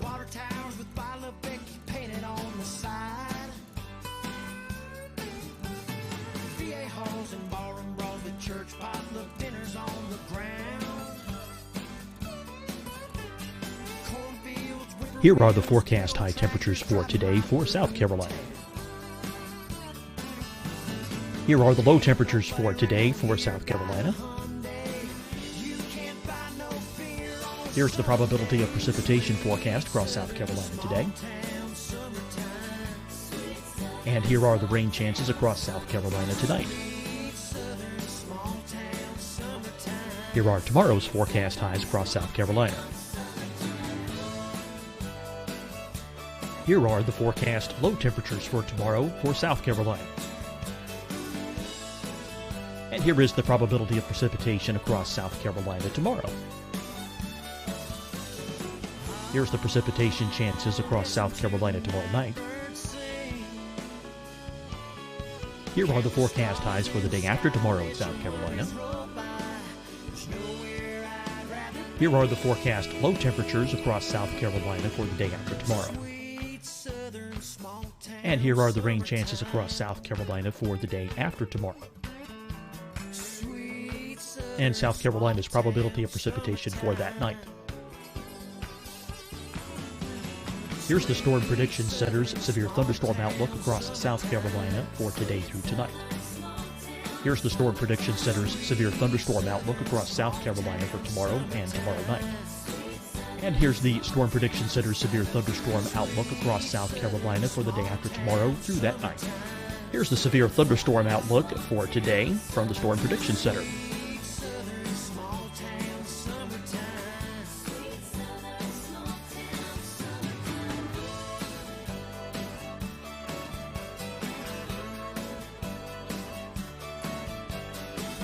And now here's a live look at weather radar across the southeast. Fight the spread and take a stand against coronavirus. Wear a mask in public. Stay at least 6 feet apart from others. And get tested. Join us and fight the spread. Visit scdhec.gov/COVID-19. Getting tested for COVID-19 helps you to take the steps needed to protect yourself, your loved ones, and your community. Find the testing location at scdhec.gov/COVID-19 testing. Hi, everyone. I'm Dr. Mandy Cohen, Secretary of the North Carolina Department of Health and Human Services. And when you follow the 3 W's, you protect your family and your neighbors from COVID-19. When you leave your home, practice your W's. Wear a cloth face covering, wait 6 feet apart, wash your hands often. Wear, wait, wash. We're in this together. Stay strong, North Carolina. Deciding when to wear a mask isn't about who you know or how well you know them. Just ask yourself, will I be with anyone I don't live with? If the answer is yes, get behind the mask. Help slow the spread of COVID-19. Get behind the mask. Learn more at covid19.ncdhhs.gov. You'll see your Carolina weather forecast at 25 and 55 past. And now back to the best of the Carolina Weather Group on the all-new Carolina Weather Net.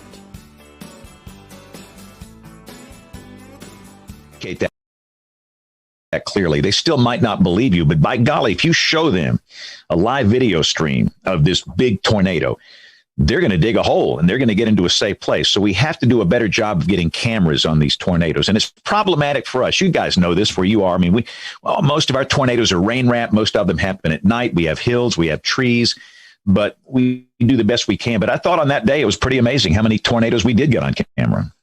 You had multiple tornadoes at one time. How was that? I know you and I had some meteorologists out in the field, another meteorologist in the studio helping you. What was it like covering multiple tornadoes, strong tornadoes at the same time? There's no book or manual on how to do that. You don't learn that in college. You kind of learn it on the fly on that day, which is what we had to do. And, that's one of the things I look back on. And everybody's probably seen, whether people that listen to the show here, they've probably seen some of that. History is going to judge us for what we did that day. And I tell Jason Simpson, Jason was the meteorologist with me in the studio. We bonded that day. If you go through a generational tornado event with another meteorologist in the same room, you will be bonded for life. And I've known Jason since he was a kid. He interned with me. He's a really close friend. He's chief meteorologist at the station in Huntsville now. But, history is going to judge us, the two of us, for what we did that day. And I don't even know if what we did was right or wrong. Obviously, we did something wrong because 252 people died. That's inexcusable for anybody in the weather enterprise, inexcusable for the public. These were precious people that died. And I look back on it, I wonder, like the Tuscaloosa tornado. Everybody talks about the Tuscaloosa tornado. Well, what about the Cordova tornado? Tuscaloosa is a population center here. There's a big college there, University of Alabama, and everybody knows about that, and everybody knows what happened. It was a horrible tragedy. I'm not trying to lessen the magnitude of that, but what about the same EF4 that was down at the same time in Cordova in Walker County, where 2,000 people live, at that many? Nobody talks about that. And did we focus too much on the Tuscaloosa tornado because we had that thing on camera and not focus enough on the Cordova tornado? I think about that a lot. And even in that case, we had 2 others down at the same time. And you just try and bounce back and forth between these things as best you can. And I try and give equal time. And I firmly believe that television meteorologists discriminate against people that live in rural areas.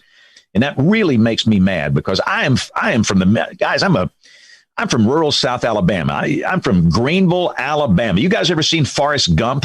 Where's Forrest Gump from? Greenbow, Alabama. The guy that wrote that book, I know him. He passed away recently, Winston Groom. He patterned Greenbow after Greenville, this little town where I came from.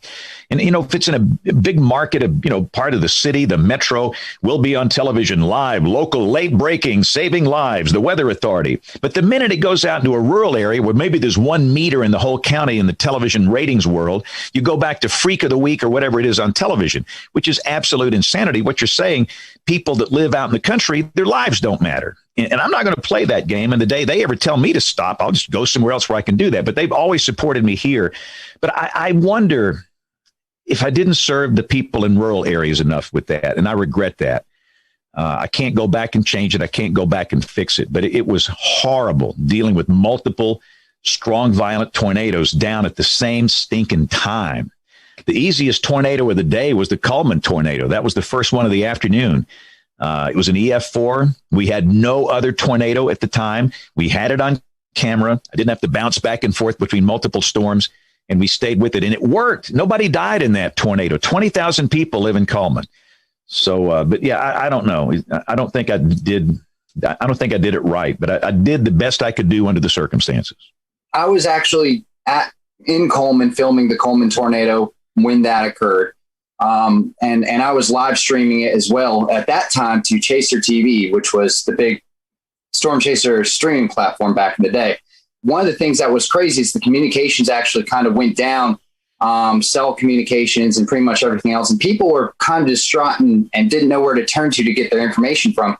That was one of the biggest things that stuck out to me that day was how communications failed at the very end of everything and kind of in the middle of the outbreak. So can you talk to us a little bit about in a position of trying to communicate to the public how that was affected? I think one thing people forgot about too that day, we had a morning round of storms. It was basically a QLCS, and some pinhead named a squall line a QLCS a long time.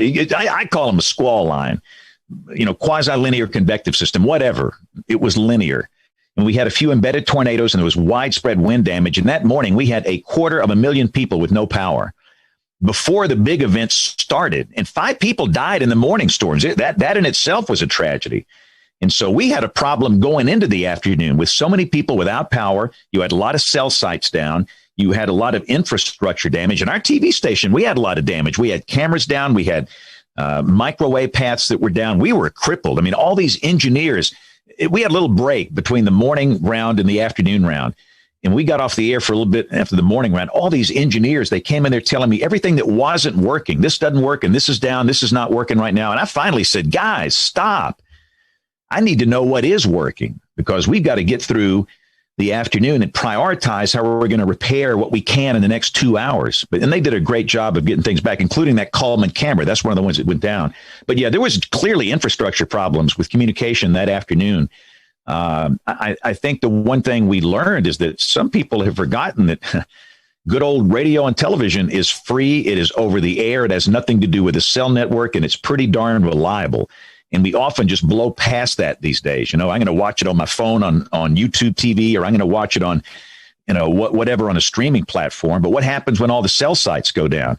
We're still on the air. These big 5 million watt blowtorch transmitters we have, not that many people watch them over the air now, but I think we have to remind people that with a, crappy $5 antenna from Walmart, you can pick up 60 channels, and you need to have that in your toolkit at your home in terms of severe weather. So I think that's the one thing we need to do. And goodness, local radio, people have forgotten about it. Everybody streams, their music on their phone, but they forget that we've got these local radio stations that are 100,000 watt blowtorch FMs and AMs, and they will simulcast our coverage. And they provided a lifeline that day. And I got to give a shout out to the all those radio stations that just simulcast our coverage. If you listen to all those videos, those YouTube videos about like Tuscaloosa and these places, you could hear my voice. That was over the radio. So I think that's a thing we need to remind people of today, is that TV is still free. It is still over the air, and you don't need a cell network to watch it. James, the thing I wanted to ask you is what has changed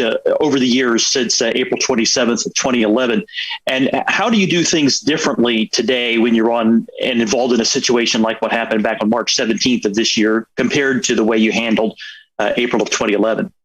Well, here's the deal. After the event, I didn't talk about it for 6 months. I had nothing to say.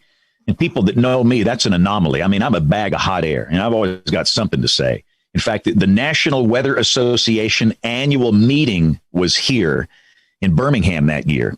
No, usually, James, they get me up there just to wave my hands and I talk loud and I say something, that's outrageous. And I didn't speak. I had nothing to say, nothing. And everybody just couldn't believe it. But I needed to go through the phases of grief.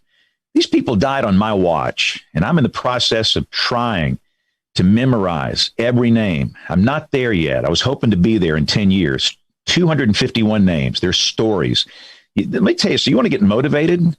You do that when there's a tornado in your market. Learn their names, talk with their families, get to know them. It will be so motivating for you in future events. But what after 6 months, I said, all right, let's roll up our sleeves and let's fix it. Something went wrong. There were 62 tornadoes in one day in the state, and there was a darn good warning for every one of them. In some cases, the lead time was 40 minutes. And I thought the death toll that day should have been 30. And 222 people ought to be listening to this show right now. And so I went to some of my friends in the social science world and said, help.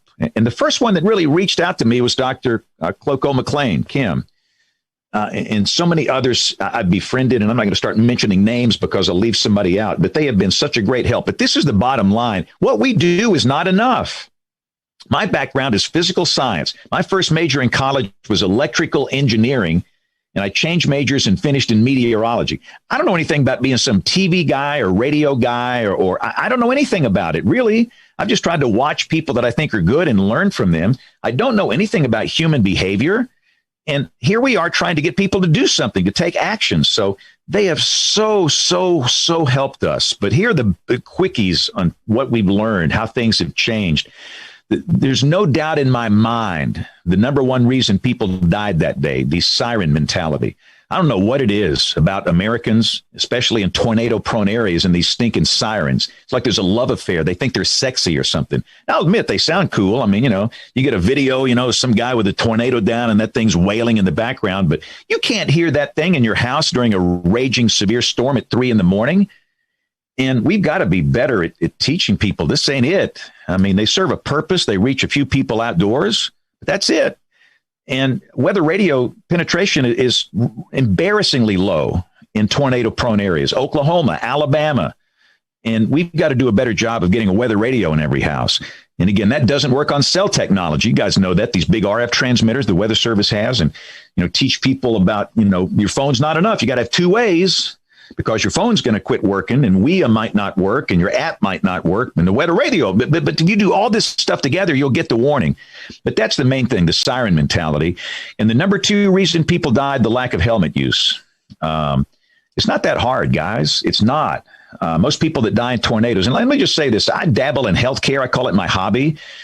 For 15 years, I have been the chairman of the board of a really large tertiary care hospital here. I've just been interested in it. And I fell in love with these people 15 years ago, and I've learned a lot by talking to ER docs. And they will tell you that most people that die in tornadoes, what do they die from? Blunt force trauma.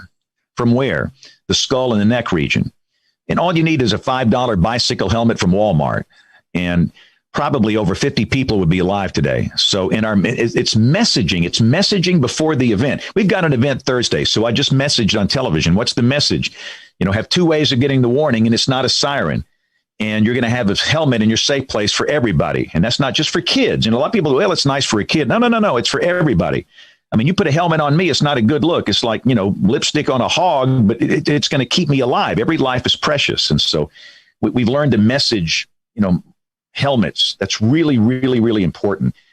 And, you know, I could keep going, but one thing that we knew that we've screwed up on with the false alarm ratio was too high. It was over 80 in 2011.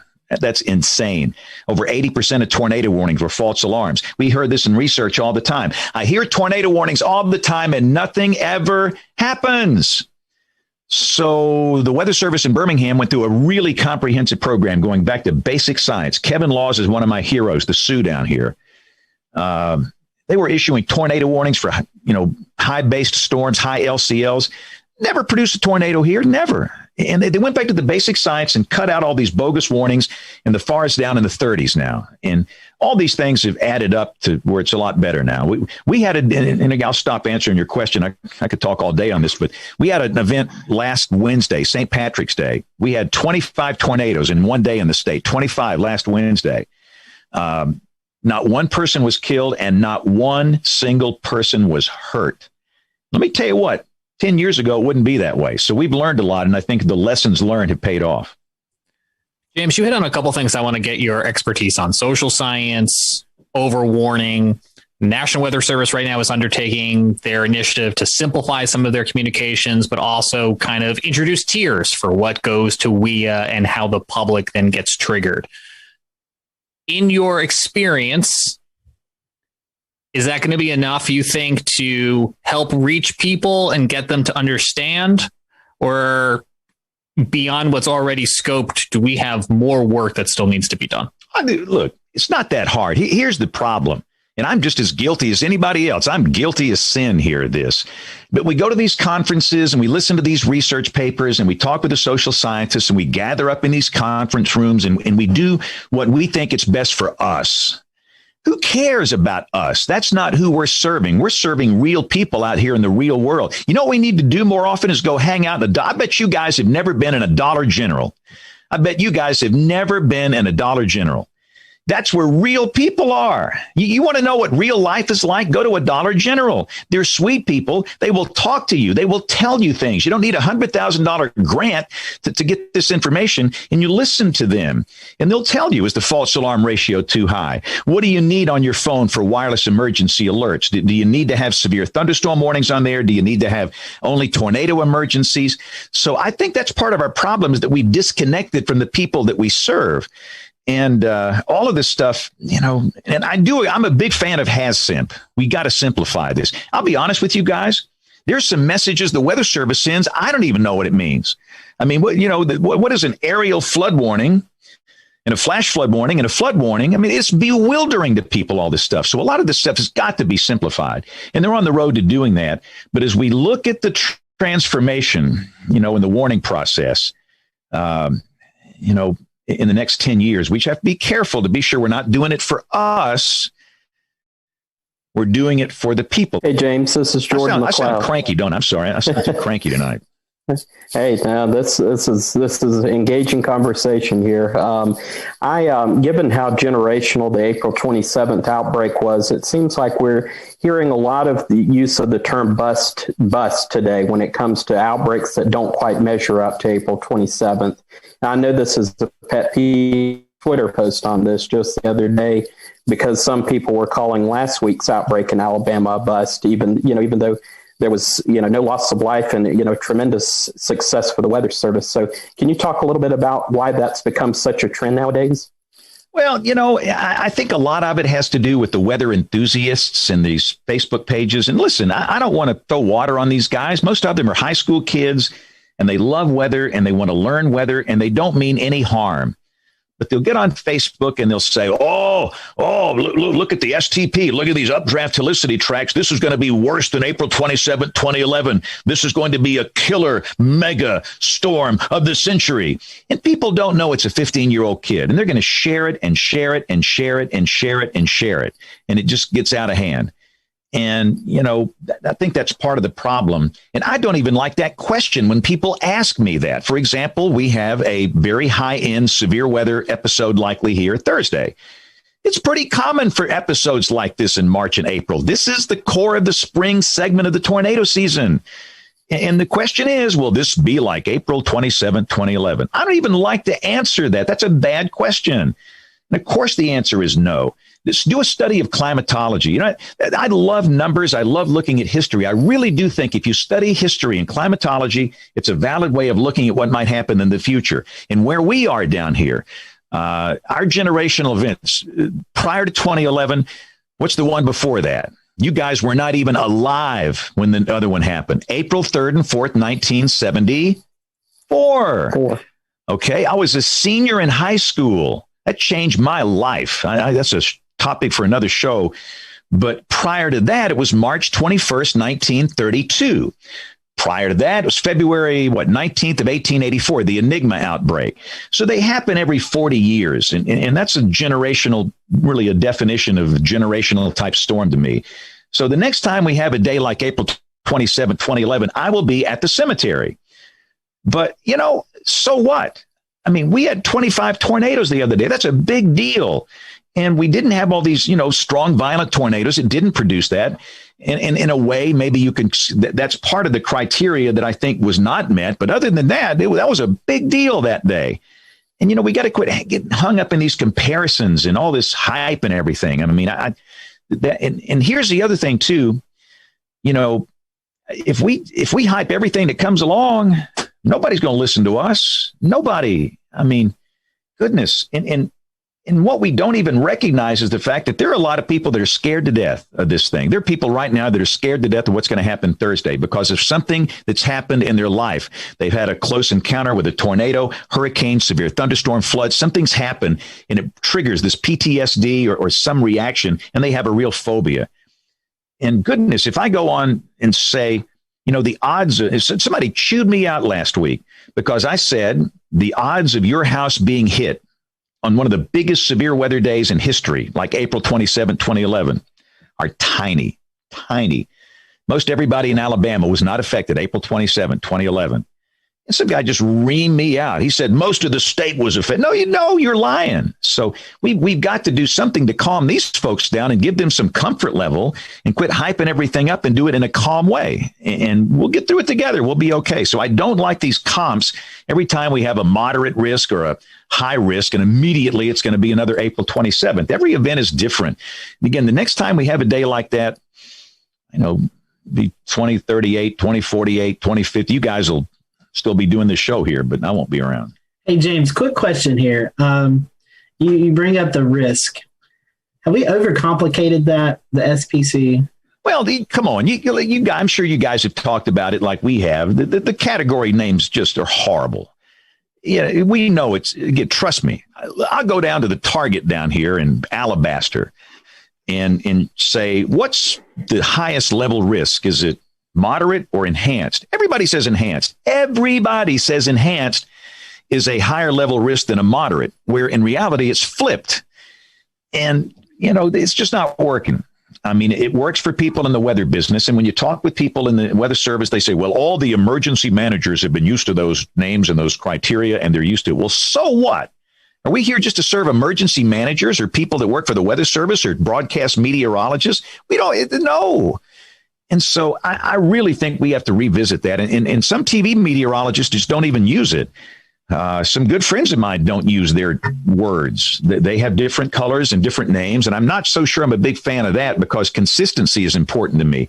If one guy says one thing and some guy says something else, and who knows who you believe? I think we should be messaging the same thing, but I think we have to work together to fix that. And we need to bring in some of the SPC guys and have a long talk. And really, Rich Thompson, John Hart, these are my heroes. They got nothing to do with this. It's up there at NOAA headquarters where this kind of stuff is made. But the 5 levels don't bother me. And I mostly use numbers now. That's what I use. 1 out of 5, 2 out of 5, 3 out of 5. I'm kind of getting away from even using those words because it's just not working. Thank you, James. We appreciate your time tonight. Go follow James on social media. I'm sure you probably already are if you're watching our show. And just great to get around and hang out with James. And I promise you, we'll have him back. We've got a whole list of questions we didn't even get to tonight. So stick around. We'll make sure that James repays us another visit here real soon. So for the rest of everyone here on the panel, we hope you enjoyed the show. And we will see you back here next Wednesday night for another episode of the Carolina Weather Group.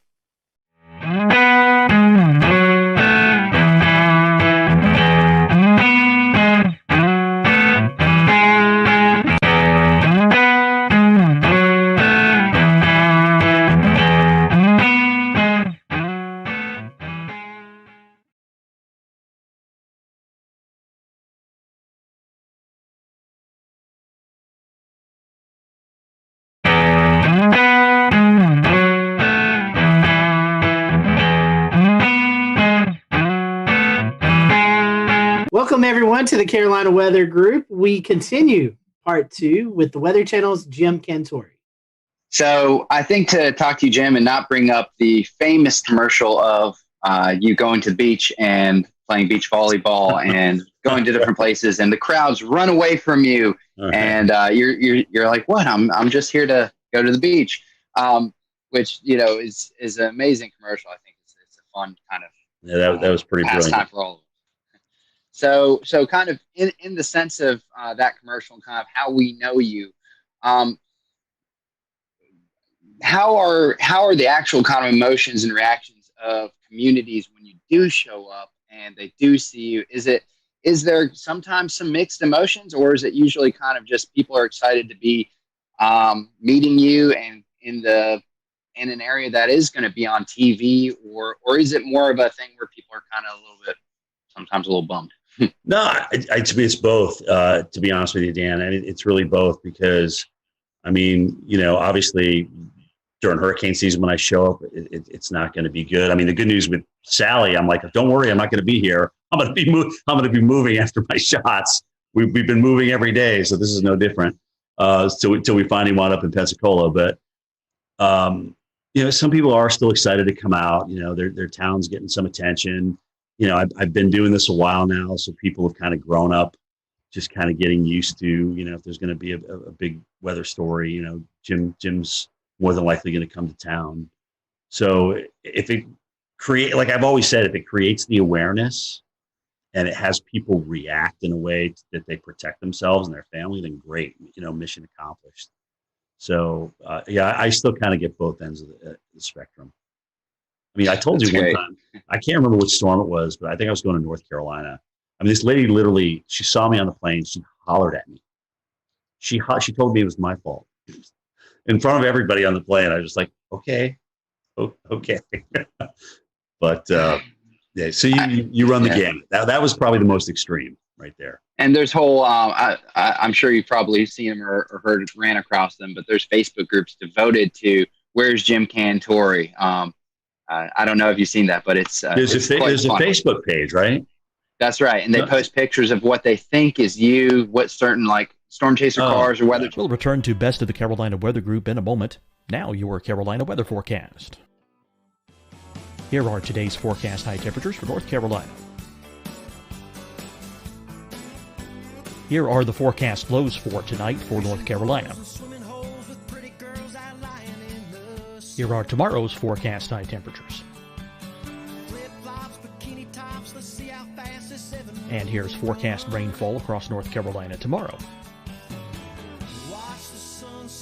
Here are the forecast highs for the day after tomorrow.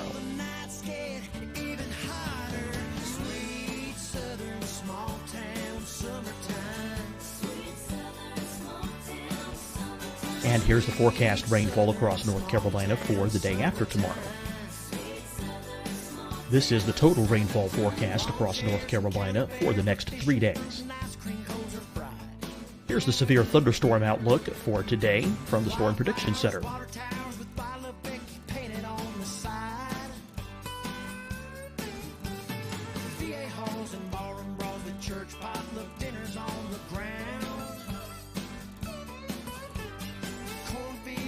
Here are the forecast high temperatures for today for South Carolina. Here are the low temperatures for today for South Carolina. Here's the probability of precipitation forecast across South Carolina today. And here are the rain chances across South Carolina tonight. Here are tomorrow's forecast highs across South Carolina. Here are the forecast low temperatures for tomorrow for South Carolina. And here is the probability of precipitation across South Carolina tomorrow. Here's the precipitation chances across South Carolina tomorrow night. Here are the forecast highs for the day after tomorrow in South Carolina. Here are the forecast low temperatures across South Carolina for the day after tomorrow. And here are the rain chances across South Carolina for the day after tomorrow. and South Carolina's probability of precipitation for that night. Here's the Storm Prediction Center's severe thunderstorm outlook across South Carolina for today through tonight.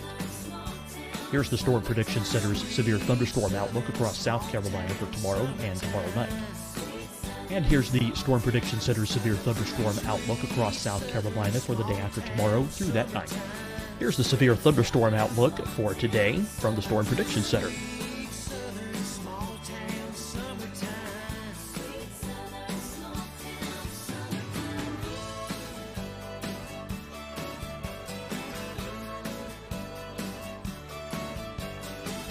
And now here's a live look at weather radar across the southeast. Fight the spread and take a stand against coronavirus. Wear a mask in public. Stay at least 6 feet apart from others. And get tested. Join us and fight the spread. Visit scdhec.gov/COVID-19.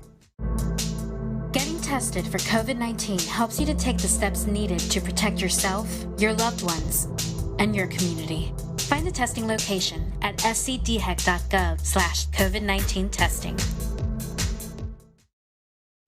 Hi, everyone. I'm Dr. Mandy Cohen, Secretary of the North Carolina Department of Health and Human Services.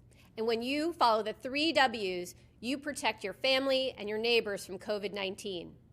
When you leave your home, practice your W's. Wear a cloth face covering, wait 6 feet apart, wash your hands often. Wear, wait, wash. We're in this together. Stay strong, North Carolina. Deciding when to wear a mask isn't about who you know or how well you know them. Just ask yourself, will I be with anyone I don't live with? If the answer is yes, get behind the mask. Help slow the spread of COVID-19. Get behind the mask. Learn more at covid19.ncdhhs.gov. You'll see your Carolina weather forecast at 25 and 55 past. And now back to the best of the Carolina Weather Group on the all-new Carolina Weather Net. I've been spotted at Sunset Beach, and then it's got hundreds and thousands of members. So for the record, guys, do you know how many bald, short Italian men exist in this world? A lot. And I'm just one of them. Okay, so yeah, I get spotted a lot in places. I'm like, and sometimes I read those in my Twitter, and I'm just like, I'm sitting right here at my house looking at this, and who is playing me, or who do they think is me? So it's cool. I mean, in a way, it's kind of cool, because I never in my wildest dreams thought that a guy that just wanted to get the forecast right would be, somebody who developed a Facebook page for. So, I mean, it's kind of fun when I can play along, I will. But, like I said, at the end of the day, if it helps people get ready and creates an awareness, then mission accomplished. Mission accomplished.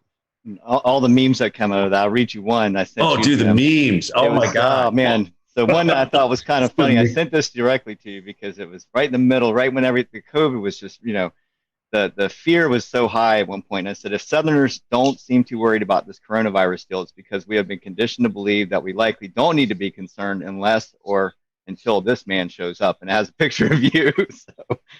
I mean, yeah, they seem to get better every year.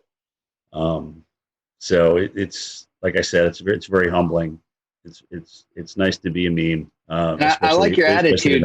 I like your attitude on it a lot. I mean, the idea is if you can bring attention in a positive light to the storm, then you're doing a good thing no matter what, and that's great. It's really weird. Bobby Labonte is a friend of mine, and I remember when he was telling me a story about the ESPYs, where he was in the back room with Tiger Woods, and he was, they were both just kind of like, "Are you here for this?" "Yeah, we're here for this." I mean, when you don't really want to be in the limelight. Sometimes when you're in the limelight, you don't really want to be in the limelight. It's not what you strive for. It's not. You don't wake up in the morning and say, "Oh gosh, what can I do to make myself more in the limelight today? I mean, that's just really not. I mean, Bobby is a fantastic race car driver. He won a championship. That's all he wanted to do. Tiger is a phenomenal golfer. All he wants to do is play excellent golf. And now, as you saw from this weekend, his son can play pretty good as well. It's just I think that the true professionals, the notoriety that comes along with them is just kind of an after effect. But I do think you also have to embrace it. You can't ignore it. You have to embrace it, because I'll never forget the time as a kid I got a chance to meet Reggie Jackson. As you guys know, I'm a huge Yankees fan. And I got a chance to get an autograph from him. I stood in line just like everybody else. They used to have this big thing in Atlanta called the Super Show, which was everything and anything to do with sports. And I was like, oh my gosh, Reggie's signing for Upper Deck. I got to go get Reggie. So I had my baseball and I stood in line just like everybody else. So when I finally got up there, which was, probably 45 minutes, I was like, oh my gosh, I handed my baseball. I said, Mr. Jackson, what a pleasure to meet you. I mean, you've been you've just been my hero. You took the Yankees to a world championship.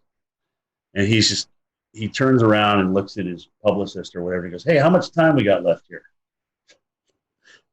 15 minutes. All right, here you go. He handed the ball to me. It was just kind of, I don't know. It just kind of left a sour taste in my mouth. I just never forgot it. And I'm not Reggie Jackson.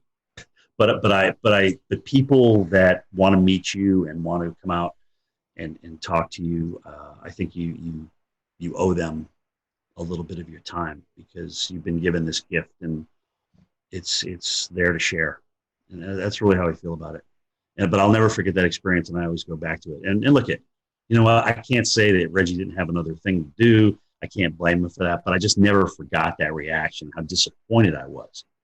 Now, if I'm out to dinner with my girlfriend, or if I'm with my kids and we're talking and having a good time, and if you want to come up and talk about climate change or what we should do about NextRad, I'm like, hey, can we save this for another time?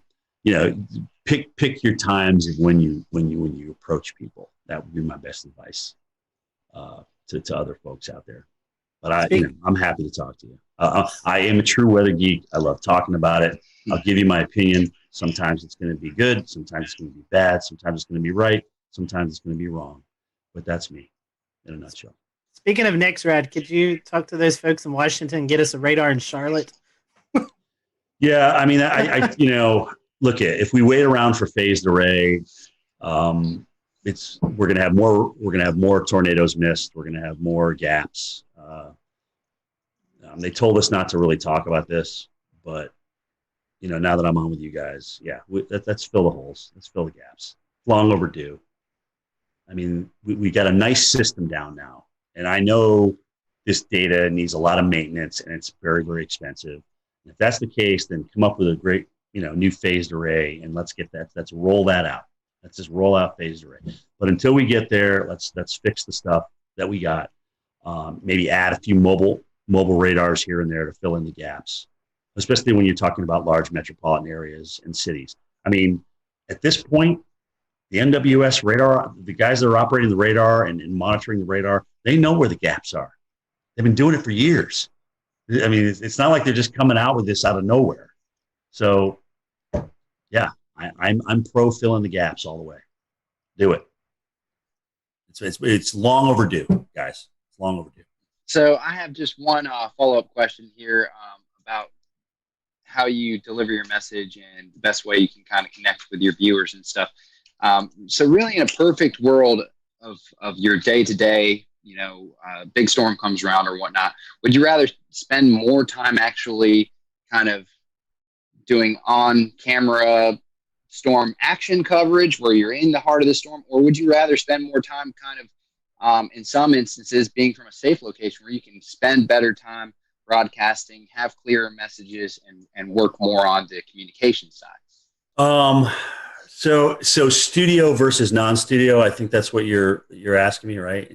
I like a mix. I've got to have a blend, because I still need, like when I was told I was going to go out to the snow the other day, I was like elated, because A, it wasn't a hurricane, and B, it was just, I just love getting out in it, because that here you are, you spend all this time looking at model data and this, that, and the other thing, and reading this and reading that, but you to go out and experience it, and then to kind of bring it home to the viewers. I just, that's the win.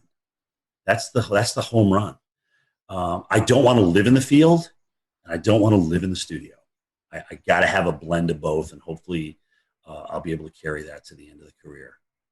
But it is getting exhausting out there. I won't lie. When you go through on eye wall, guys, and then you got to get up the next morning and do it, kind of tell everybody what happened. It's tiring. And the adrenaline takes you through the event, and then after that, the tiredness and the lack of adrenaline. I mean, you got to find it from somewhere else. But you still got to put together 2 words in a sentence. So that's how that's going.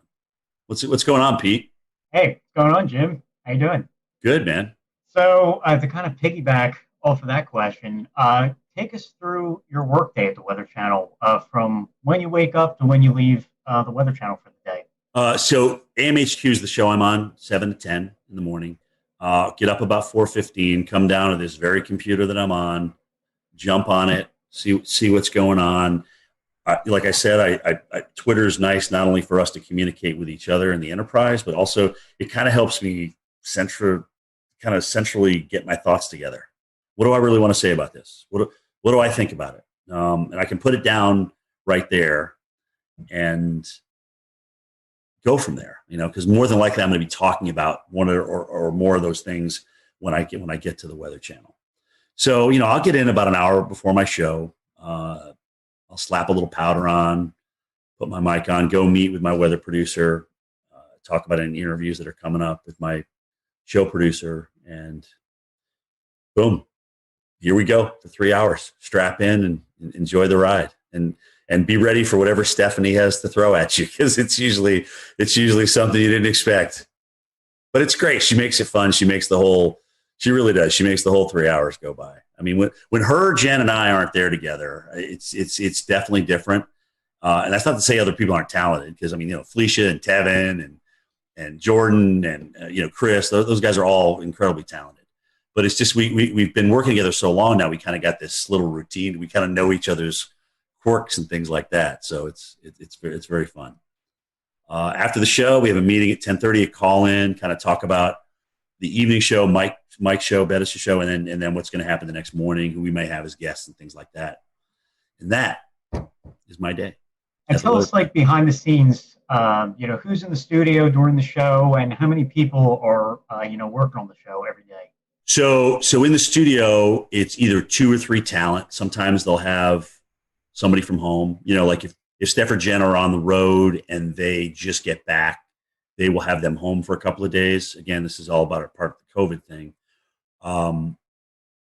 It's been weird. I've actually been lucky, because when I've come back from the field, it's been a Friday. So I just go into my weekend and I just come back into the studio. I think I'm the only guy who doesn't have a home studio. I said, look, I will come in. I have no problem in coming in. They have me in this area where nobody's around. I have my own desk. It's away. It's literally yards and yards away from anybody else. So I'm nowhere near anybody. And it's literally as soon as you walk in the door. There's a couple floor directors, 2 weather producers in the studio, but we're all spread apart. I mean, that studio that we have downstairs that we're doing the immersive reality on is huge. It's kind of like a half a gym, if that gives you an idea of the size. So the ceiling wise and width wise. So we just have everybody spaced out perfectly. And, a lot of the cameras are run from inside the production booth, so they can run those from upstairs with the joystick. So we don't need people down there moving cameras, even though sometimes you have to move some of the cameras. It's really the jib operator who's got to move this big jib and this big teleprompter so that we're out on the new augmented reality set.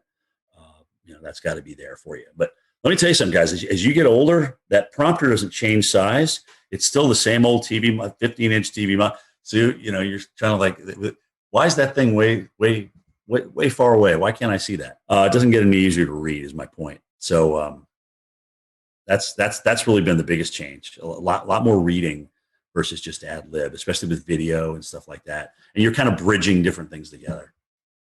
That's what it looks like in the studio. It's cool. It's really cool. I enjoy it. I really do. Guys, it's still a thrill to get up in the morning and go to work every day. It is. And I don't even consider it a job.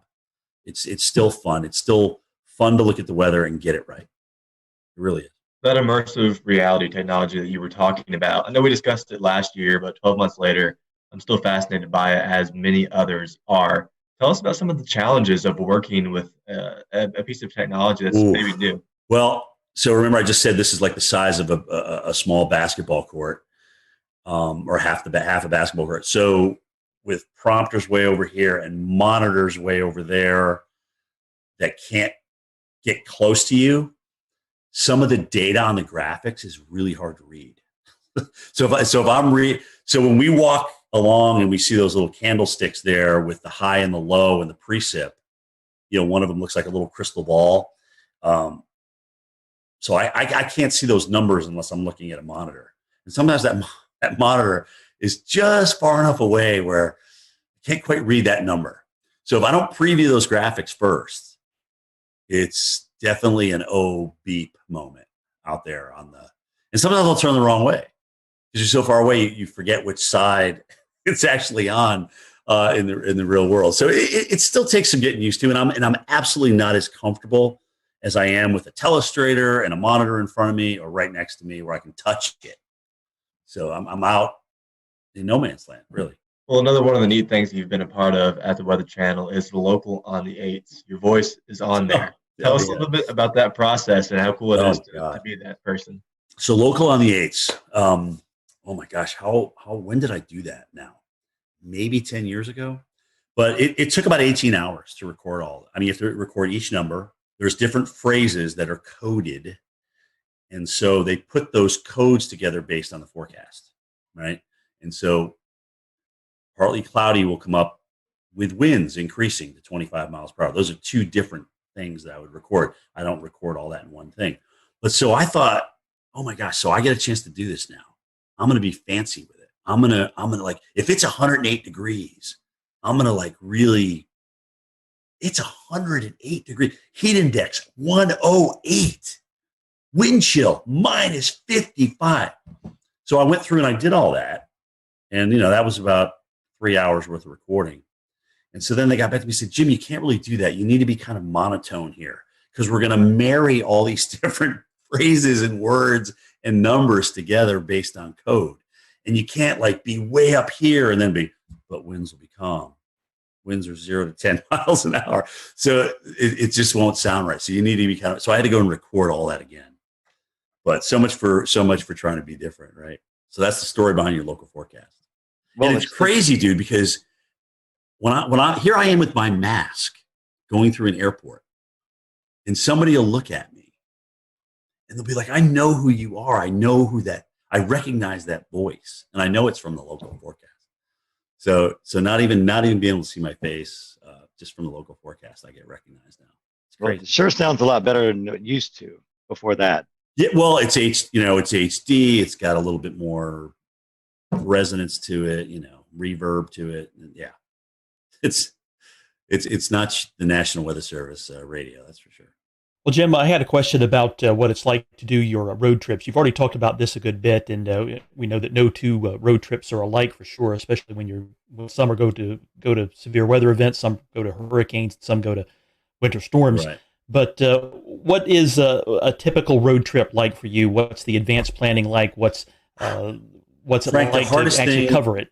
Yeah, the hardest thing for me is that I want the ball when the game's on the line. Okay, so what that means is in the morning before I travel, I don't like if we have a pending hurricane, I don't want to not be on the air.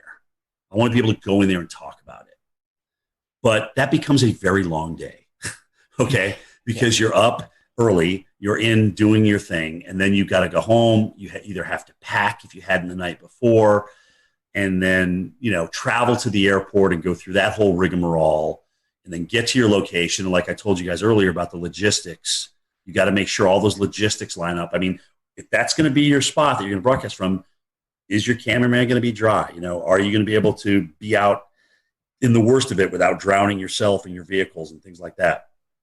All those things come into play. And so now here we are at 6 o'clock at night after starting at 4:15 in the morning without stopping. And it just becomes an incredibly long day. So when it's just a travel day, which is rare, it's like getting ready for the game. You know, you got to pack, you got to have the equipment, you got to execute when you get out there. So you just kind of gradually ramp up and get to your location. And there is kind of a, between all of our teams out there, like, okay, who's going to get the best location? Who's going to be able to get the best shot? And so there's a little bit of that sportsmanship going on out there between us meteorologists. And I mean, we all want the best shot. We all want, the best TV for people. We don't want to have something happen to anybody or happen to us. That's not what I'm saying. But we want to have the best looking shot out there. But you just don't show up and that happens. There's a lot of logistics that go involved in that. You got to talk to the hotel managers. You got to make sure that you can actually broadcast here. Can we open this door during the storm? Can we get this AC power plugged in? Those kind of things. Can we get this room on this side of the hotel? Blah, blah. All those kind of things come into play. And if you've worked the morning and it's like, let's say it's a Thursday and you've been doing this all week, you're pretty tired by the time you roll into Friday, and you're going to work the weekend because that's when, the storm's coming in. So let's see what, I think I pulled 14 days was the longest stretch, 14 or 15 days this year. It was a long stretch. And how much downtime do you need to rest after something like that? Well, that depends on who's out and who's not. I mean, we're pretty much running a lean, mean fighting machine right now.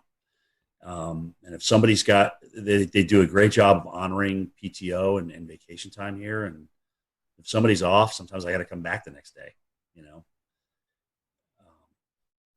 and it's tough. That sometimes winds up being the toughest day of all, is the day you got to come back in studio.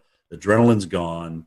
You still have memories of what just happened and the hardship out there that was produced by a hurricane or a tornado. And you gotta find a way, man. You got to find a way to ramp it up, because as Al Roker always tells everybody, he goes, the worst thing in TV you could ever do is be boring. That's the worst thing you can ever do on TV is be boring. Absolutely. Your passion has to come out no matter what. Yep. So, Jim, you started at the Weather Channel right out of school. So tell us how you got the job and talk about the demo tape you sent in. Well, I never even sent it in. Oh. So that's the I never applied to the Weather Channel. The guy who was in charge at the time, his name's Ray Bann. A friend of his apparently was doing a research project. They were researching where broadcast meteorologists were coming from.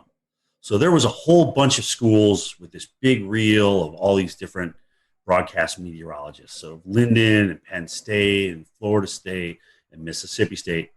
And I was on that reel for whatever reason. And so Ray was I guess he was watching that tape, or he got a hold of that tape. And he said, oh, this guy looks interesting, and they contacted me.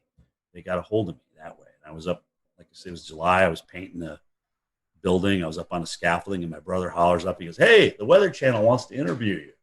You got to go home and call them. I'm like, oh, wow. That's cool. Because we had just gotten them on cable in White River Junction, Vermont, back in '86. So I remember seeing Gay Dawson and Bill Schubert and Bill Keneally and Mark Mancuso and John Hope and Will Annan and all those guys and Bruce Edwards. So it was interesting because I went down there for an interview, and a couple of them were there. I got to meet a couple of them, and I was a little bit starstruck, frankly, because I had been watching these guys on TV, and they're doing what I want to do. So I had a great interview with Ray, and I had no idea what was going to happen. Got back, and a couple of days later he called and he says, you got the job. When can you start? Can you be down here in a week? And I said, yeah. I drive into Vermont to Atlanta. No air conditioning. It was a little Mercury Capri with a T-top. And like an idiot, I go down there during the worst heat wave in North Carolina that year. It's 106 degrees. I'm just like ready to faint. I couldn't drink enough Gatorade. I mean, it was absolutely ridiculous. Instead of driving at night like I should have done, right? Hello. Anyway, so I got my first experience with Southern heat, and I couldn't really for the first 4 years down there. I was like, I got to get out of here. I can't stand this heat and humidity. I was sweating when I got out of the shower. I mean, it was awful. It was awful. So finally, I got acclimated. About 7 years in, playing softball, just the honeysuckle, the southern nights, the humidity. So I really started falling in love with it. Now at 56, I'm too cold. It's too cold outside for me in Georgia right now. So I'm ready for Florida, South Florida. Speaking of that, what's left? Well, I mean, what's left for you to do or you want to do before you retire? I mean, it's been a great weather career at the Weather Channel, but anything left on the bucket list that you've not been able to pursue yet? Yes, there is. I've never done a blizzard in North Dakota. I've got to do one. That's the only state I haven't been in for something for the Weather Channel. So I've got to do a blizzard in North Dakota. I would love to do a Westpac typhoon. Okay, I really would. I would love to do one. Maybe do what was a hurricane in the Atlantic ramming into the UK or Ireland or something like that. I mean, that would be just to kind of experience weather in different parts of the world. Antarctica, this iceberg that's supposed to crash into that island down there. How cool would that be to broadcast live on that iceberg? Right? It's the size of Puerto Rico and it's shaped like Jamaica or something. I mean, it's crazy. Just those kind of things. I mean, I like voicing over storm stories, but I liked doing Cantore stories better. I mean, this is really I've been blessed, man. I got to see a lot of the world. I got to work with NBC Sports during the Olympics. I mean, I got to work out with Al Michaels, who also always called me Dr. Doom. I mean, it was just really cool. I've just had some really cool experiences. But honestly, I'd like my goal, God willing, is I can get 40 years in broadcasting, and that's okay. Maybe I'll be done after that. So that date would be June. We'll return to Best of the Carolina Weather Group in a moment. Now your Carolina weather forecast. Here are today's forecast high temperatures for North Carolina. Here are the forecast lows for tonight for North Carolina. Here are tomorrow's forecast high temperatures. And here's forecast rainfall across North Carolina tomorrow. Here are the forecast highs for the day after tomorrow.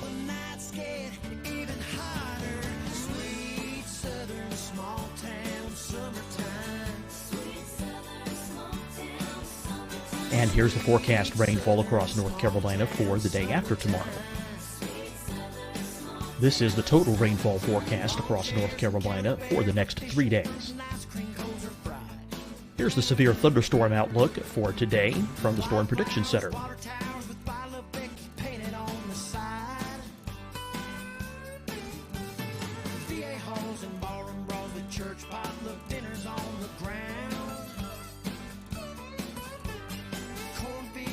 Here are the forecast high temperatures for today for South Carolina. Here are the low temperatures for today for South Carolina.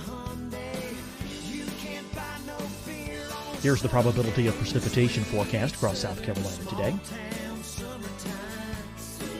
And here are the rain chances across South Carolina tonight. Here are tomorrow's forecast highs across South Carolina. Here are the forecast low temperatures for tomorrow for South Carolina. And here is the probability of precipitation across South Carolina tomorrow. Here's the precipitation chances across South Carolina tomorrow night. Here are the forecast highs for the day after tomorrow in South Carolina. Here are the forecast low temperatures across South Carolina for the day after tomorrow. And here are the rain chances across South Carolina for the day after tomorrow. And South Carolina's probability of precipitation for that night. Here's the Storm Prediction Center's severe thunderstorm outlook across South Carolina for today through tonight. Here's the Storm Prediction Center's severe thunderstorm outlook across South Carolina for tomorrow and tomorrow night. And here's the Storm Prediction Center's severe thunderstorm outlook across South Carolina for the day after tomorrow through that night. Here's the severe thunderstorm outlook for today from the Storm Prediction Center.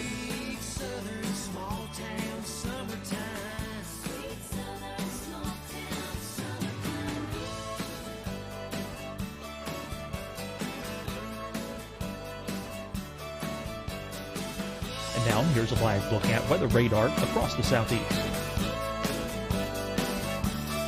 Fight the spread and take a stand against coronavirus. Wear a mask in public. Stay at least 6 feet apart from others. And get tested. Join us and fight the spread. Visit scdhec.gov/COVID-19. Getting tested for COVID-19 helps you to take the steps needed to protect yourself, your loved ones, and your community. Find the testing location at scdhec.gov/COVID-19 testing. Hi, everyone. I'm Dr. Mandy Cohen, Secretary of the North Carolina Department of Health and Human Services. And when you follow the 3 W's, you protect your family and your neighbors from COVID-19. When you leave your home, practice your W's. Wear a cloth face covering, wait 6 feet apart, wash your hands often. Wear, wait, wash. We're in this together. Stay strong, North Carolina. Deciding when to wear a mask isn't about who you know or how well you know them. Just ask yourself, will I be with anyone I don't live with? If the answer is yes, get behind the mask. Help slow the spread of COVID-19. Get behind the mask. Learn more at covid19.ncdhhs.gov. You'll see your Carolina weather forecast at 25 and 55 past. And now back to the best of the Carolina Weather Group on the all-new Carolina Weather Net.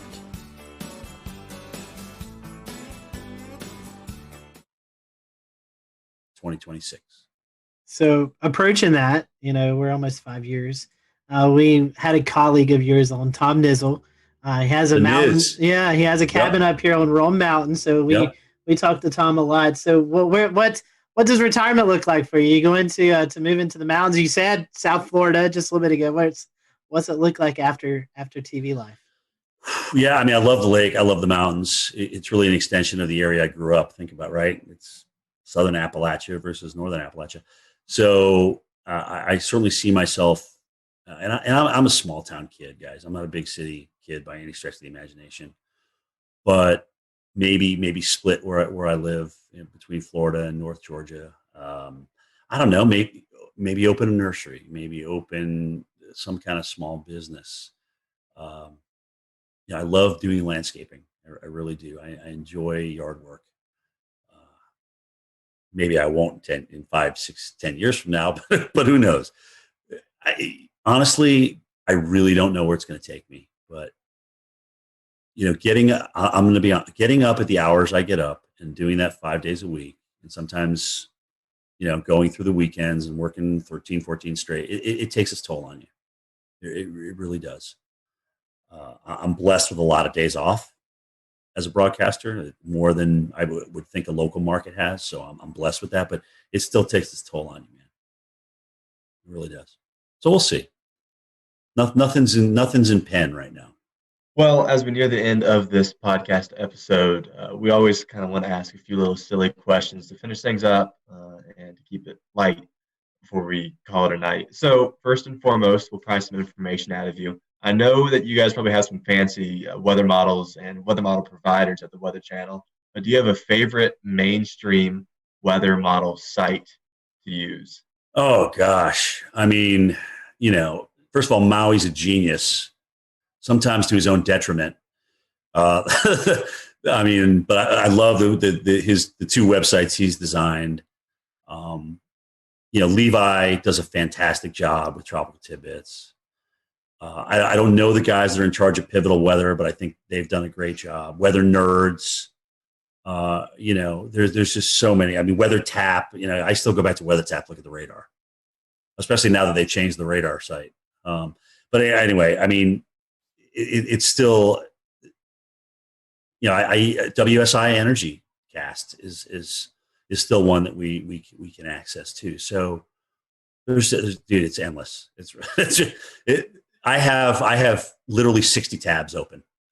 60 tabs. It's ridiculous. It's absolutely ridiculous. I totally get that. I think, I think probably somewhere around there, 60 to 80 bookmarks. Just So I'm not alone here. Good. Oh, thank God. No, and you're not alone by any means. And especially when you have hurricane updates, when we all know the madness of how often those models update. So which site you're going to is really important. So yeah, they're lined up across the top. They're just lined up, endless. I guess I'll take the second one here. And favorite weather apps. Do you have any favorites? I mean, I know all of us use Radar Scope. Yeah, I mean that's it. But is that your favorite one? That's my go-to. Yeah. I mean, when everything's on the line, or if you want to see a storm that's gone tornado warned for yourself and make your own opinion on it, it's definitely Radar Scope.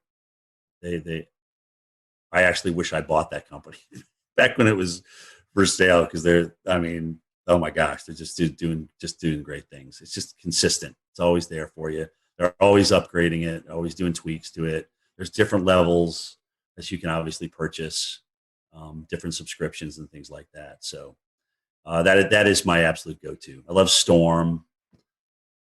That's a good one. Anything that puts down the center point of the cone with the cities on it, I'm in favor of. Because then I get to see, where, if I'm out in the field and I'm not sitting by a computer, I can get a quick look at, okay, well, where they move, how do they move the cone with with the 11 o'clock or the 5 o'clock advisory, whatever. And I can get an idea of where I may need to position myself down the road in the eye wall. What about weather movies? The good, the bad, the ugly in the weather movie industry. I mean, there's probably more bad and ugly than good, but what are your favorites and least favorites? For weather movie, my favorite tornado is still the Wizard of Oz. I won't lie. To be able to create that, hokey as it was back in the 1930s, and have it look, like a roping out tornado in the plains, it was just amazing to me. I feel the same way about that. I mean, it seemed like you look back and you're talking 1930s, film industry, and you're like, man, they actually did a pretty good job on that. Right. I mean, if they did one thing really that kind of, gave you some goosebumps, right? When you were a kid watching that, I mean, that was pretty intense. I remember I met Bill Paxton when he did the first Twister, because they premiered it in Atlanta. And I remember seeing him again at a Kentucky Derby that I was doing for NBC Sports. And he was telling me that they were talking about a Twister 2. Now, granted, he's not around to do it, which is incredibly sad. And he was he was the movie, in my opinion, but that's just me. Would I like to see another Twister out there? Sure. Because when you think of how many young people it influenced to get into our enterprise and maybe have a better understanding for what we do or look into what we do, I don't think you can lose from that. So I'd love to see another Twister. I agree. I don't think Sharknado cuts that. No, I didn't bring that up. I'm always a glass half full kind of guy. I didn't want to bash anybody, but that was a little ridiculous. Well, this last question, and promise it's not loaded. Do you listen to podcasts? I'm not gonna put my career in jeopardy on this answer. Right. Exactly. Good. Do you listen to podcasts? And if you do you have a weather podcast that you enjoy listening to? Marshall does some good stuff with our Weather Geeks podcast, and occasionally I'll listen to his stuff. Of course, you guys, come on, you're killing it right now. Jennifer Watson, and occasionally she'll jump into a weather podcast as well. Weather Brains has always been great, and I know it's nice when you know the people that you're talking to a little bit, so you kind of know what to expect. Guys, honestly, anytime that we can educate people that are either interested in meteorology or even our own people that we, people probably didn't know the Reggie Jackson story before I brought it up tonight. And whether that furthers your weather education or not, no, but it's just something, if you've been watching me for a good chunk of my years, you know what is behind me when people come up to me in the field, kind of how I react now. So yeah, I mean, and I think it's good for the enterprise. It's just all good. It's good to talk about things. You know what? Sometimes subjects aren't great. The radar things is a touchy subject, right? I mean, but we got to talk about it because radar save lives. Early warning save lives. We know that. So yeah, it is. It's definitely another fun topic just because I think I can only speak to Evan and Peter, at least on our panel right here. We are avid TikTok followers, and I've seen you appear in a few TikToks with Stephanie Avery. That's all Stephanie. That's all Stephanie. Trust me. That's it's funny. She goes, Cantore, just do this with me. Come on, just do it. And Steph just has a way to kind of beg you to do what she asks you to do, what she wants you to do. So you did, and I'm like, you know what? Why not? I mean, it's just like, what the hell? Yeah, I don't want to be a total bore. So I'll jump in and usually make a fool out of myself. But you know what? I'm okay with that. Yeah. I'm okay. I can still sleep at night, and it's all good. So. All right. Well, my last question for you, and let's take weather out of it because I know you've made many trips to North and South Carolina. Yeah. Top 5 destinations to visit in the Carolinas. I mean, I know you've been in the Carolinas covering winter weather, tropical weather, but if you're just coming on vacation to North and South Carolina, what'd be your top 5 spots to visit? Oh man. Well, I love, first of all, Greenville. Greenville is my number one. I mean, it's a hidden gem. Nobody knows about it. If I had to retire in Greenville, I would do it. Yes. Okay. Greenville, South Carolina. Love it. Absolutely love everything about that city. I got a lot of good friends up there too. So their Euphoria Festival they do every year is second to none. But behind that is Charleston. I love Charleston. It's the charm of that city, just being down in there, being in the thick of it, the history, the weather history. I mean, everything. It's just absolutely beautiful. Wilmington. I've seen them get the crap kicked out of them and come back and be this wonderful, wonderful town. I love Asheville. The Grove Park Inn. I've been there for the gingerbread contest. I mean, that is just unbelievable. It's just a beautiful historic place. The Biltmore, obviously, up there. I mean, holy cow. Gosh, where else have I been in the Carolina? I think it was Winston-Salem. Maybe, or was it Hickory? I can't remember. I got a friend that I went. They had just like refurbished the downtown. I can't remember which one it was in, which one I was in, but I thought that was a pretty cool place. I live close to Hickory, and it's recently been redone. So there was Hickory. Yeah, I was about to say, you're kind of like, what? Where did this come from? Where did this come from? All right, who did I offend on this answer? No, you didn't offend anybody. You get your martial arts training here in Charleston. We all know that. Yeah, you did great. I'm in agreement with you on Charleston. It's my favorite place to go. Oh, it's beautiful. And Greenville loves it too, right? Greenville's number 1. Charleston's number 2. It really is that, just like that. I tell people, I say downtown Greenville is the most underrated place to visit. It's a beautiful spot. Not a lot of people go. I mean, you can go out on a nice Friday or Saturday night and go eat dinner, welcome the river. It's a beautiful spot. Like I said, if somebody said, all right, Jim, you have to leave Atlanta, you have to go somewhere else, where would it be? It would be Greenville, South Carolina. I know our buddy Wes Grimes, who actually submitted a question earlier.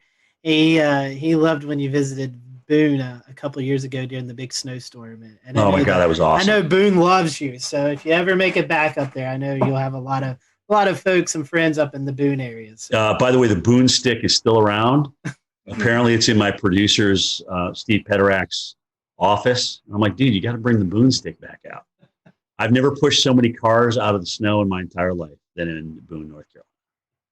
Well, I will tell you this from a guy, Evan and myself living in Western North Carolina. We definitely hope we can copy that sometime soon because we're in our snow drought. That was the last time we had measurable snow here outside of the mountains was that storm a couple of years ago. It's going to be tough with La Nina, but we'll see. Especially strong, if we got a strong La Nina. But it's an active pattern, dude, and we got the negative NAO, so you may get a little bonus out of that. We'll see. I'm afraid more ice than anything. That's my concern this year. Yeah, that's the models keep head faking though. They keep wanting to bring the AO back positive again, but it keeps not happening. And again, well, we all know how those forecasts go sometimes. Right. we've all been disappointed a few times. Look at that NAO. It's going to go so negative. Anyway, we'll see. We'll see what happens. Well, Jim, we certainly appreciate your time. We want to wish you a very Merry Christmas and a Happy New Year. And for those who are listening to the podcast, I'm sure they're probably following you on Twitter, on social media, but if they can't, or if they're not, how can they do that? So at Jim Cantore is my Twitter. I don't do Facebook, but my tweets go to Facebook. At Instagram, at Jim Cantore on Instagram. That's more of my personal life than sometimes I'll throw some weather on there. I have been lately, but that's personal's Instagram and weather is mostly Twitter. And that's me, man. We appreciate your time and thank you guys for watching tonight. Yeah. We hope you have a great evening and we'll see you back soon here on the Carolina Weather Group. Merry Christmas, guys. Thanks for having me.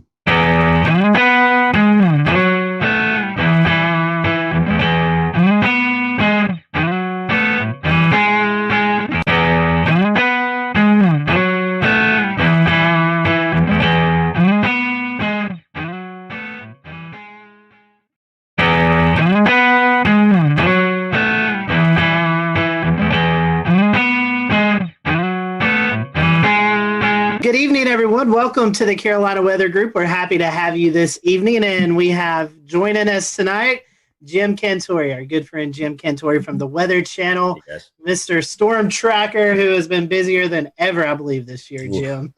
It's been a busy year for you.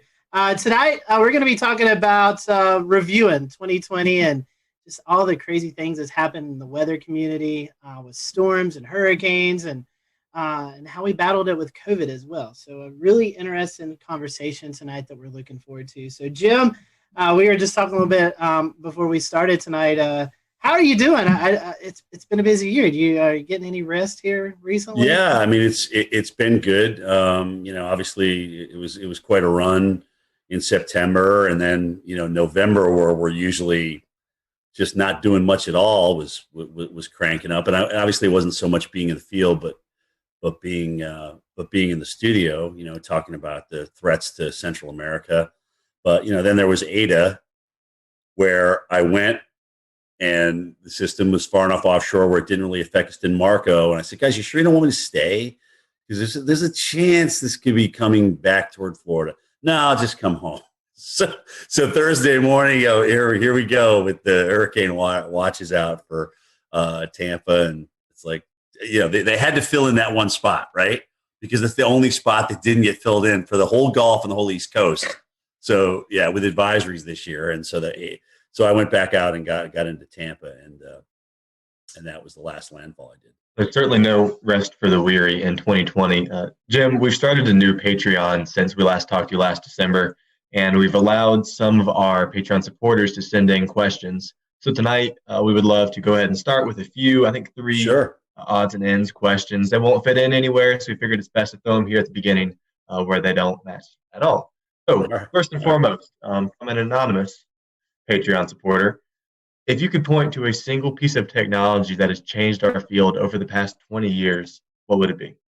I mean, it's got to be numerical weather prediction. I mean, as much as they're not perfect, and trust me, I just did a snowstorm in Pennsylvania that I wish I was in Binghamton, New York for. Okay. Anyway, as much as they're not perfect, I do think that they've helped us, and they've gotten us a much better idea of what we can do with. But the list is close. I mean, you look at the upgrade to NexRad and having radars available to us, and unless they get blown out like Lake Charles did during Laura, They're obviously very, very valuable. I mean, we can see tornado signatures, and we can see the winds. I came in for the Mississippi tornadoes, the twin EF4s there, and I mean, just to see the width. Here's the width of this thing. You're like scratching your head. It's like, is that right? Is that really like a mile and a half wide or whatever? So the radar is certainly a close second. The new GOES and what we can do with GOES. There's just so many things that are available to us. And honestly, guys, social media wise, I think a lot of us are communicating with each other. A lot of us are getting to know each other better on Twitter and Facebook, especially Twitter. I really like Twitter for us because it's quick, it's to the point, and you kind of know now, if you follow certain people, where they stand and where they're going to go with what they're thinking. And I will say, for me, certainly being a veteran, to learn from you guys, from the younger generation, of stuff that I didn't go to school for, but yet I'm going to school through you. I mean, I never even heard of PV streamers before Philip Pepin talked about them many, many moons ago. So it's like, wow, that's pretty cool, and it makes sense to me. So those would be my top four without question. All right, two more. Both of these coming from Wes Grime, and the first one's kind of an interesting one. So, is it possible? And he said he's heard this before as maybe a wives' tale. Is it possible to forecast low temperatures overnight using the dew point in the evening if it's relatively tranquil weather? Yeah, that's what I did in college. That's what I did at Linden, because I would get look at the dew point and what it was going to be like the night before, and I'd be like, okay, well we're going to kind of settle back down toward that, all things being equal, and it was usually within about 10 degrees of what that dew point was. So it's part of the equation. It's not all of it, but I thought it was part of the equation. It's a neat little forecasting tip. Yeah. And last but not least, a favorite topic of yours, when you go out and you go storm chasing, how do you end up in the right place at the right time? Well, dude, sometimes it takes a lot of work. Like Sally, oh God. So I'm like, you want me in New Orleans, but the models are trending east. I'm like, we're flying into Gulfport. We could really stay right there. So we went all the way to New Orleans because that's where they wanted me. I'm like, all right, whatever. I just do what I'm told, And then we made our way back to Gulfport the next day, and I'm like, okay, well, you realize though we'll go back to Gulfport, but it's probably going to go even farther east than that. That's what the models are trying to do. So the next day after Gulfport, we went over to Pensacola and finally kind of found a home there on the eastern side of that thing with the storm surge. But it's not easy because there's a lot of people making up their minds of where we should go and where we shouldn't go. And, I appreciate the fact that they let me chime in with my opinion. It doesn't always get me far, but the most exhausting part about travel is not necessarily broadcasting for the hurricane. It's doing the morning show and then having to pack everything up and move to another location. Because once you get to that location, it's not just, okay, we're here, let's do our live shots. It's, okay, where are we logistically going to be? What's going to make the best shot? Is there going to be storm surge here? Are we safe here? Is my cameraman going to be protected throughout the live shot? So there's all these logistical things that come into play. So by this point now, it's 6:00 at night, and you're exhausted because you've been up since 3, and now you got to get ready to do the whole thing again the next morning. So every time we move on a day we do live shots, it just exponentially wears you out. But I appreciate the fact that they do give me a say in my locations, but it is up to me to get my team in a good spot. Like where we at the Golden Nugget for, oh God, what was it? Beta? I don't even remember the damn name of the storm. What was the Mississippi one that crushed them? You guys jump in. Delta. Okay, Delta. I knew it was a Greek name. I just can't remember which one. So Delta. I'm like, this is going to be a great shot because the water's going to come right in here, and this is just going to be a great shot. So that allows us to get there and really set that up and make sure we had higher ground and get our cars up there and things like that. So it takes a lot of work. What you don't see behind the scenes, I think is just as important, if not more, than what you see on camera. And Jim, this one's coming from me, man. I'll tell you what, this year has been interesting with the tropics. I mean, we've cleared over a third of the Greek alphabet, and it's just been an unreal season. I mean, when we talk about will we ever see something like this again? Is this going to be the norm going forward? What ingredients come into it? Tell us what your take is on. Do you think the strong signal in La Nina was a triggering factor? Do you think our warm pool in the Atlantic has a lot to do with it? I mean, kind of give us some ideas of why you think we had such a hyperactive season. I mean, it was off the charts. If somebody would have told me we were going to have 30 storms this year, I would have been like, no, I mean, we're going to have an above average season, but that's a pretty bold forecast. I think you hit the nail on the head. I mean, La Nina, certainly coming in and when it did, getting into the mid to strong range. So what that tends to do is just, cut the shear, and the whole basin was warm. There was plenty of warm water. But the weirdest thing was all these rapid developers. I mean, we had all these storms that had developed either late before landfall or developed at some point over like Paulette and whatnot, kind of a rapid developer over the ocean and things like that. So a lot of, we just had so many rapid developers this year, and that's kind of the oddity to me, because you can get certainly a strong number of storms if you get a warm basin and light shear, but all of a sudden, what's kicking these things into overdrive? And in some cases, at the last minute, when normally the continental shelf will weaken them, we already had a bona fide cold front come through the Gulf of Mexico and South Florida, and here's Ada. Now, granted, I think that did weaken it as it made its approach toward the west coast of Florida, but still, to even get something, I mean, that John Hope was our tropical expert, way back when, and one of his rules was once you get that cold front through, that's it. That shuts down the Gulf. And we had a couple of storm threats after that. So, I guess in 2020, the 2020 factor kind of applies here. Yeah, but I think it's really interesting how many rapid developers we had, and so many of them close to land. I mean, even look at Iota and Zeta down in Nicaragua. I mean, we had to wait till the last storm of the season to get the Cat 5. I mean, goodness gracious, that's crazy. Yeah, there was definitely a lot of RI this year, and what I felt was interesting is you didn't see a lot of rapid dissipation over land. I mean, these things stayed strong over land for some time, whether it could be attributed to brown ocean effect or whatnot. But you brought. We'll return to Best of the Carolina Weather Group in a moment. Now your Carolina weather forecast. Here are today's forecast high temperatures for North Carolina. Here are the forecast lows for tonight for North Carolina. Here are tomorrow's forecast high temperatures. And here's forecast rainfall across North Carolina tomorrow. Here are the forecast highs for the day after tomorrow.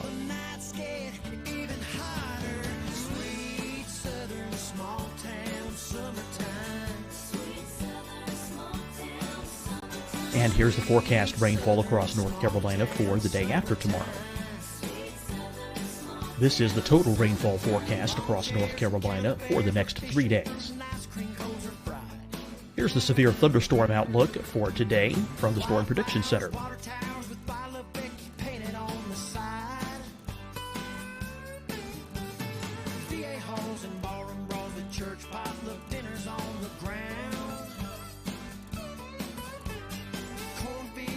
Here are the forecast high temperatures for today for South Carolina.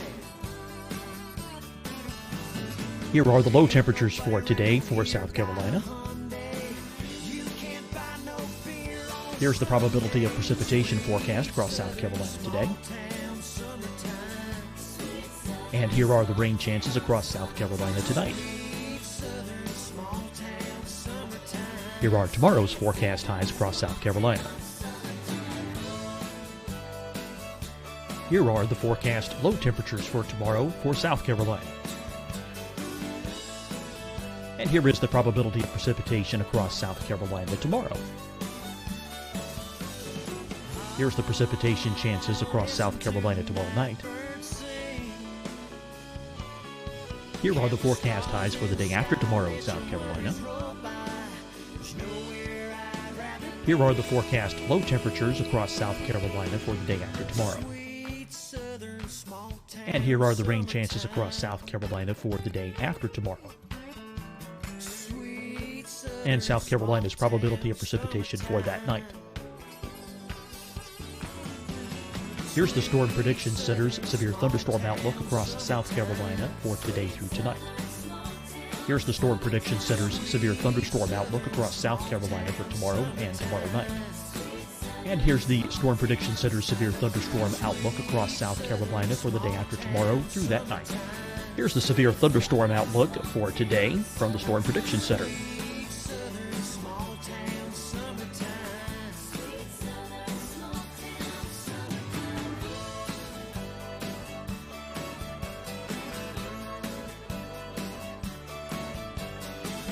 And now here's a live look at weather radar across the southeast.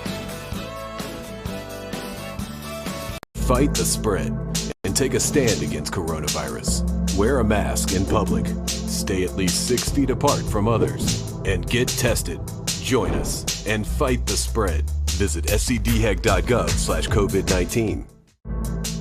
Getting tested for COVID-19 helps you to take the steps needed to protect yourself, your loved ones, and your community. Find the testing location at scdhec.gov/COVID-19 testing. Hi, everyone. I'm Dr. Mandy Cohen, Secretary of the North Carolina Department of Health and Human Services.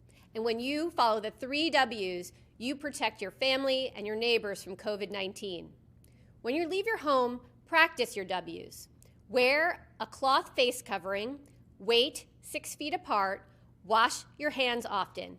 Wear, wait, wash. We're in this together. Stay strong, North Carolina. Deciding when to wear a mask isn't about who you know or how well you know them. Just ask yourself, will I be with anyone I don't live with? If the answer is yes, get behind the mask. Help slow the spread of COVID-19. Get behind the mask. Learn more at covid19.ncdhhs.gov. You'll see your Carolina weather forecast at 25 and 55 past. And now back to the best of the Carolina Weather Group on the all-new Carolina Weather Net.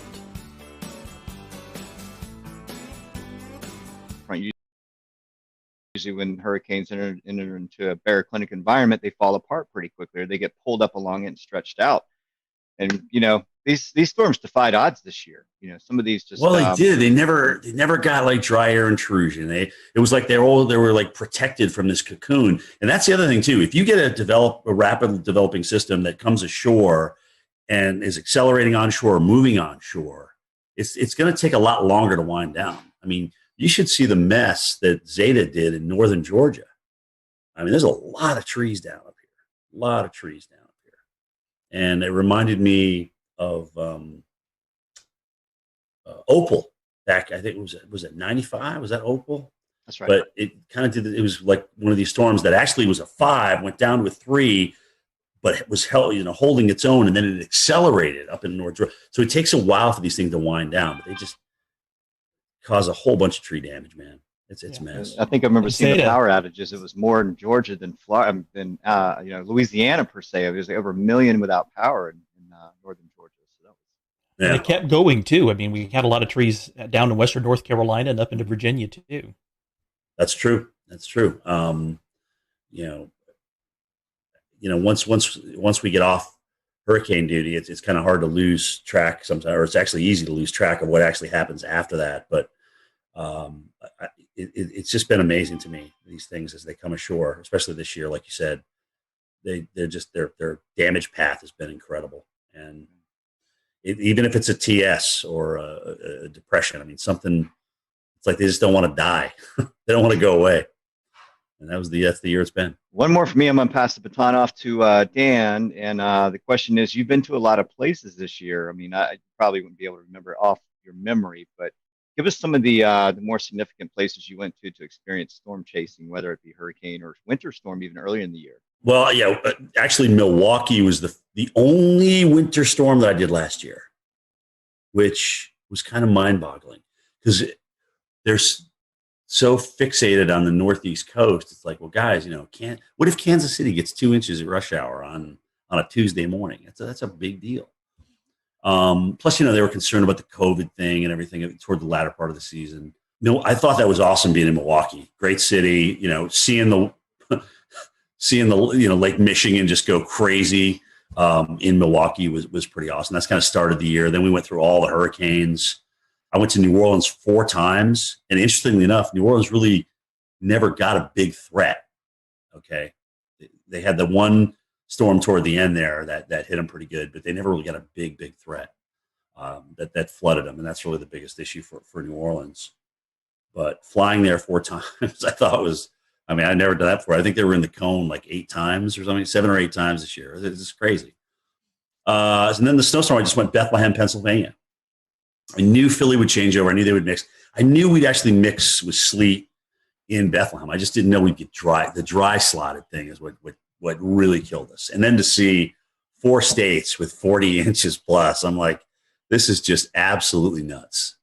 Absolutely nuts. From a low pressure system that I don't even think broke under the 990s when it was doing its work. Really? That's crazy.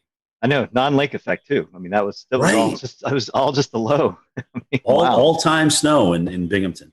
All-time single day. So they broke their all-time single day by almost twice as much snow. So 18 to like 31 or something. That's crazy stats, man. Crazy stats. Speaking of some of the hurricanes that you mentioned, Hurricane Isaias is the Carolinas' kind of biggest hurricane of the year.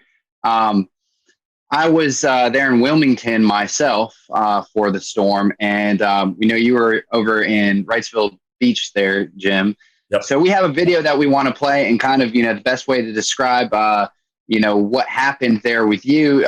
Video says 1,000 words, so we're gonna play the video and kind of just if you could kind of tell us what happened over there in Wrightsville and kind of what you experienced.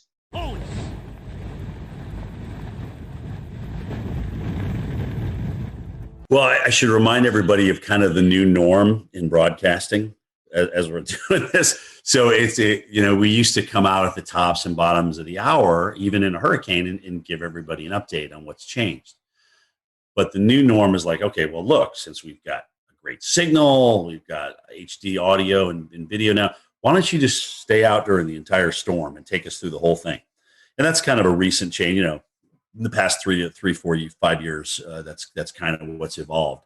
But that's a lot harder because you're literally standing in the eye wall. And granted, you're talking about something that was on the high end of Cat 1 and borderline Cat 2 strength here. It's just hard to stand out in winds that strong. And you see me struggling there.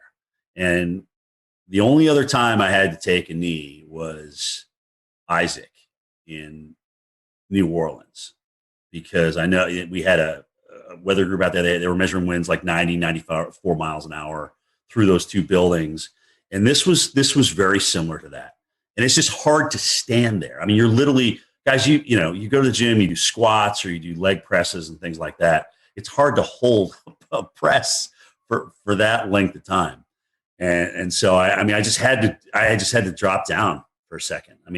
The audio wasn't that great. You've got raindrops splatting on the hood of your jacket, so that's making it difficult to hear back at the Weather Channel. So you're just trying to put a couple of words together, a sentence together or two, to kind of get you to the next thing. And I'm just trying to remember all the facts that I know, about the storm itself. And of course, you're trying to say the name. Isaias. Goodness gracious.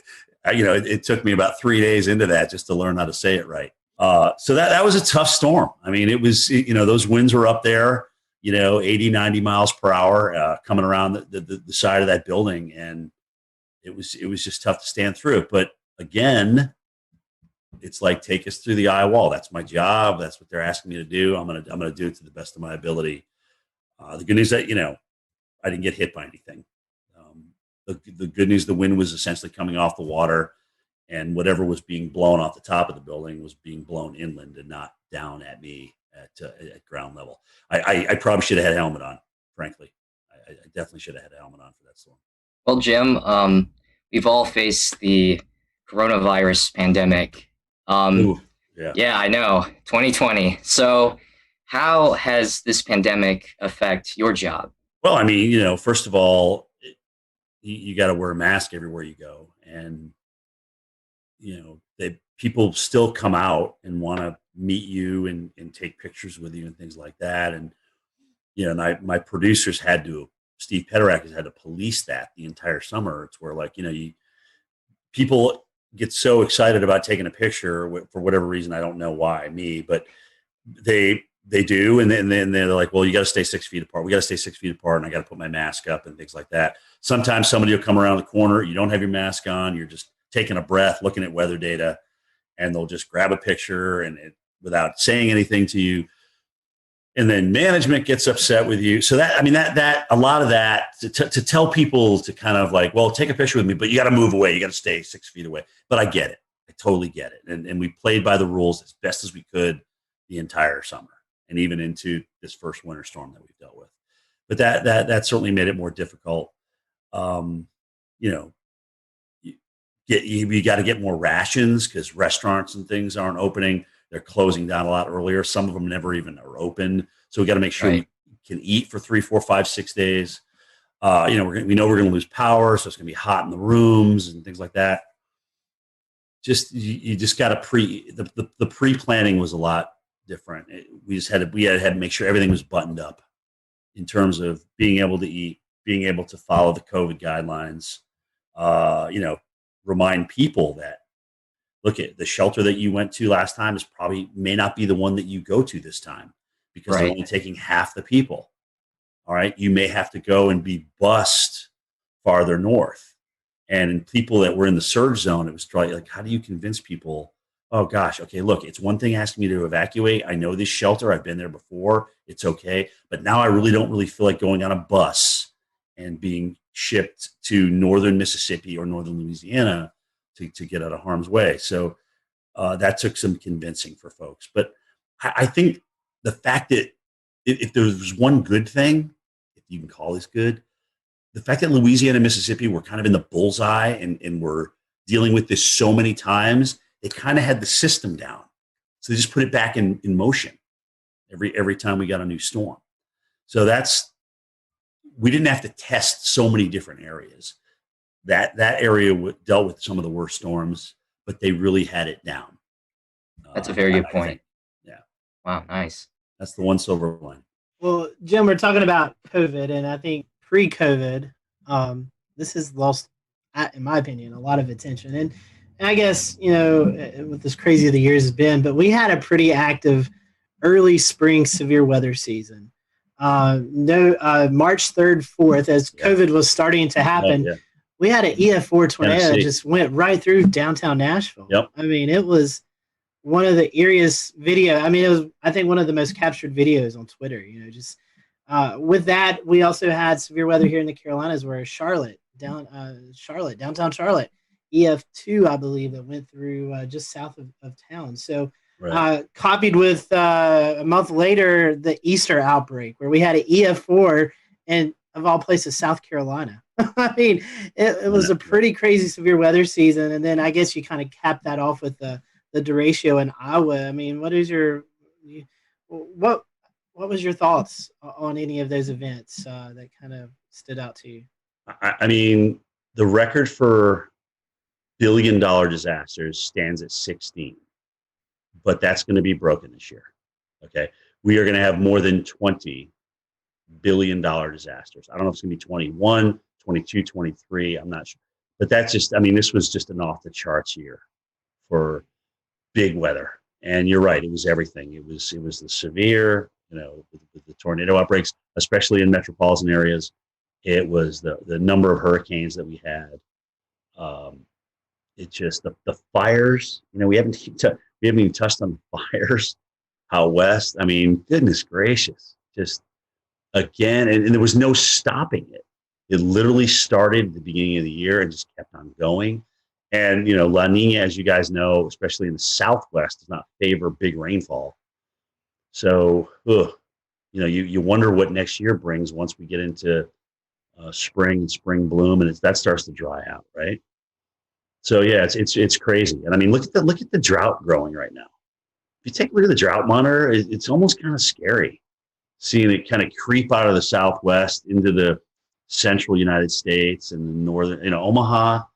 You're not really thinking about Omaha being dry, but they're starting to dry out a little bit. So drought's going to come into play big time as we get into 2021. That's going to be a big player, I think, for a lot of people. But yeah, it was just nonstop, man. I mean, and it would be easy to just say, okay, well, because of COVID, everything was exacerbated. No, no, we had 30 hurricanes. Okay, we had tornadoes hitting big cities, and I mean, it just literally lined up right with each other, and we just had an epic nor'easter. Like I said, that dumped 40 plus inches of snow over 4 states, which wasn't one of these things. We saw it early. We knew there was going to be something, but in terms of nailing it down as to just how big this was going to be over the interior of New York and Pennsylvania and New Hampshire and Vermont, we didn't know that until it was really day of. And I guess it's a sore topic for some, but it's something that really needs to be addressed. Is I think we can contribute the climate change, global warming, to some of these bigger events that's taken place. I mean, they're only getting worse, and the climate the climate continues to warm. So I mean, it seems like they're going hand in hand. I mean, what's your? Yeah, I mean, it's time to accept it. It's time to accept we have a warmer planet. We have warmer water as a result of that, which helped us obviously crank out 30 hurricanes, 30 named storms this year. And honestly, I just like we like to operate at 98.6, the planet likes to operate at a comfy temperature. And when you thrust something that's uncomfortable to it into it, then it's going to react. Extremes breed extremes, and I think we're seeing that. So. I mean, here it is. I mean, now that saying that we're not going to have 30 hurricanes every year, we're not going to burn 5 million acres in California every year, but I think these are the kind of things that we can expect, and you kind of wonder what's next, right? I mean, when we come out of this drought that we may get into here, do we flood everywhere? I mean, you wonder if you're just going to flood everywhere to get out of it. Because it's always like yin and yang. But it's happening like one right after the other. It's almost like you go from drought to deluge or deluge to drought. It's just crazy. Another thing to tie onto that, as of this taping, December 22nd, the Carolinas, Greensboro, North Carolina, is 1.2 inches, I believe, from being the wettest season on record. So the opposite of the dryness, the drought. And quite frankly, we've not really had a major tropical system that's moved through the area that's dumped 6, 8, 10 inches of rain that we can see from landfalling tropical systems. So think about that. As dry as it is over a huge chunk of the West and now building into the central U.S., the Southeast and Florida has been absolutely soaked. And, the Northeast is probably going to come out of drought before we end 2020. When you count the snow and the rain they're about to have with this next system on Christmas Eve and Christmas Day, I mean, they're probably going to come out of drought. And that was getting to exceptional. You start depleting reservoirs in the Northeast with that population concentration, and that's a really big deal. Okay, they've always kind of come out of it recently, but there's a lot of people up there that depend on reservoirs and water. So you dry it out up there in an extreme level, and it's bad. So they got lucky, but they just literally, once we got into fall, boom, all of a sudden we just started erasing these droughts and starting getting some nice, tropical moisture into some of these systems that came north. So they lucked out, in my opinion. It is actually good to see that there's been some rain and snow up there through the fall. I can tell you firsthand, it was a long, it was also dry beautiful summer at State College.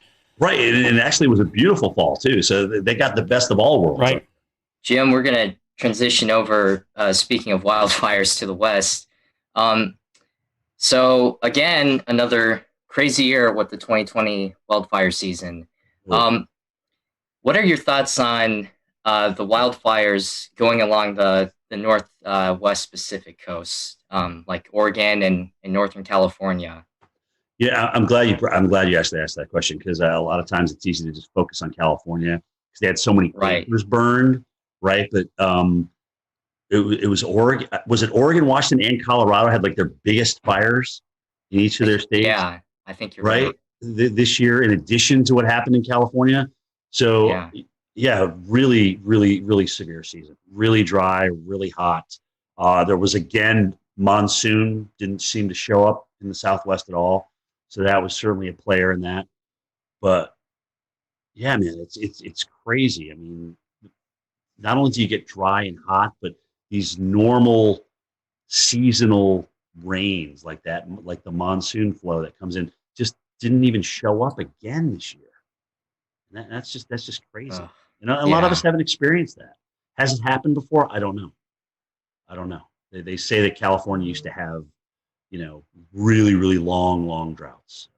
And you can see that in the tree rings and things like that. But, the fact is a lot of people have moved into the wildland interface. And there's a lot of structures in there, people's livelihoods and things like that. But but here's the deal. Knowing that we know that, we have to build to our natural disaster. We have to do a much better job of building to our natural disaster. And frankly, in some places like barrier islands and maybe the deep woods of the West, we don't need to move there. Let's just leave that alone. Let's leave that to nature's preserve. There's plenty of other spots to live in. And we've also seen just phenomenal weather with dealing with fires. Like I think there was a fire NATO out in California this season, and it's just it's another crazy. One. Yeah, another right. one. Wasn't it the campfire that they had the EF3? Do you remember that? I can't remember which fire it was, but they literally had an EF3 tornado. It's the strongest tornado in California history, and it had what would have rated probably EF2, right? Yeah. With this one, yeah. So the strongest, isn't that amazing? The strongest tornadoes in California history have actually come from fire natives. Wow. Using the term pyro tornado at a conference I attended. Alex Hoon, one of the incident meteorologists out there, coined that. Are they acknowledging that as the strongest tornado, or are they kind of putting an asterisk by that and just saying? I'm not sure if they're calling that the strongest tornado or whether they're had the asterisk like you said, but it certainly has been recognized as a fire generated tornado. Right. I mean, well, there's video of it. You can see it on the radar signature. I mean, the damage. Right. Signified EF3 damage. I mean, I don't know what else you need, really. I think that was the Loyalton one, right? Is that the Loyalton NATO? Fire NATO? It was the one with the campfire, I'm pretty sure. Yes, the camp one was the big one. That was the big one. Right. That was really wild. I'll say one other thing about the fires was seeing the difference in smoke. When you have your Diablo winds, your Santa Anas in California, the sagebrush, right? You have the white smoke that goes up. But further north you went, it was more peaty. So there, just the fact that fires could burn in these wet environments was a feat of itself. But you could see the different, like the greenish colored smoke and the real dark gray. It was really gnarly on satellite. It was wrapping out over the Pacific Ocean, and boy, that was intense to see. Yeah, you're right. Some of those satellite pictures and the type of pollution that they had in San Francisco for days and days and days. I got a nephew out there. He's just like, you can't even breathe. You don't even want to go outside. It was really bad. Even inside your home, you could smell the smoke. That's how bad it was. So, yeah, man, we need a break. Yeah, that's how I'll remember it. Is just day after day of smoke covering almost the entire western half of the country out there. Yeah, remember those pictures of San Francisco, like orange? Right. I literally orange. That's all you can see is an orange glow. You didn't really see sunlight. It was just an orange glow. No. Exactly. It's felt like you're on another planet. Everyone, thank you for watching this episode of the Carolina Weather Group. Stay tuned for part 2 with Jim Cantore coming soon. So we just finished up with James Spann and his count of April 27, 2011. And if you did, maybe you didn't know, but our own panelist, Dan Whitaker, was out in the field. I think this is before any of us knew you, Dan, but he was actually out chasing this big event. So I guess first of all, let's kind of talk about what you were doing. How did you know to target this area? What was the game plan? Maybe a couple of days leading into this high impact event. Right. So we had been looking at the storm system quite a ways out. It was showing up on the long range data, I think a couple of weeks prior, and then it just kept on slowly, seemingly everything was coming together the closer we got to that April 27th date. So I was prepared pretty far in advance to get out there to Alabama was where I was loosely targeting. And a couple days ahead of time, I packed up the car and I left town the night before and stayed in the Eastern Tennessee mountains. It's Western for us if we're heading that way, but Eastern Tennessee mountains over in Chattanooga, and was prepared for whatever could happen. I've been out to Alabama a bunch of times to go follow and photograph storms, and nothing's come of it. So I didn't know what was going to happen this day. So during the day, walk us through what it was like from the time you woke up to the time that you finally found yourself on a storm.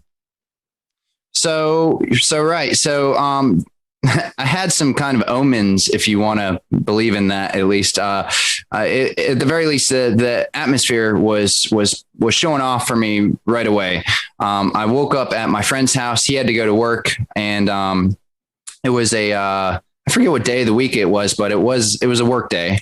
And so he went to work, and I woke up at his house. He said, when you're heading out, just lock the door and behind you and be on your way. And so it was around 8 a.m. or so. I'm getting ready to leave. And there's some early morning storms happening out near Chattanooga. And one of them really started building up. I was watching on radar, and I was like, it's 8 something in the morning. I can't really look too much into this. I'm trying to head to Alabama, and I shut the door behind me. I lock the door. I get in my car, and I pull up at that time I had a full RAM mount, like a computer system in my car. I power on the laptop. It's actually this laptop that I have right here, which is now an outdated laptop system, but it still has some of my data on it. And power on my laptop, and I open it up, and right when I get my laptop open, tornado warning, storms heading directly over my location in a matter of minutes. And we'll return to Best of the Carolina Weather Group in a moment. Now your Carolina weather forecast. Here are today's forecast high temperatures for North Carolina. Here are the forecast lows for tonight for North Carolina. Here are tomorrow's forecast high temperatures. And here's forecast rainfall across North Carolina tomorrow. Here are the forecast highs for the day after tomorrow.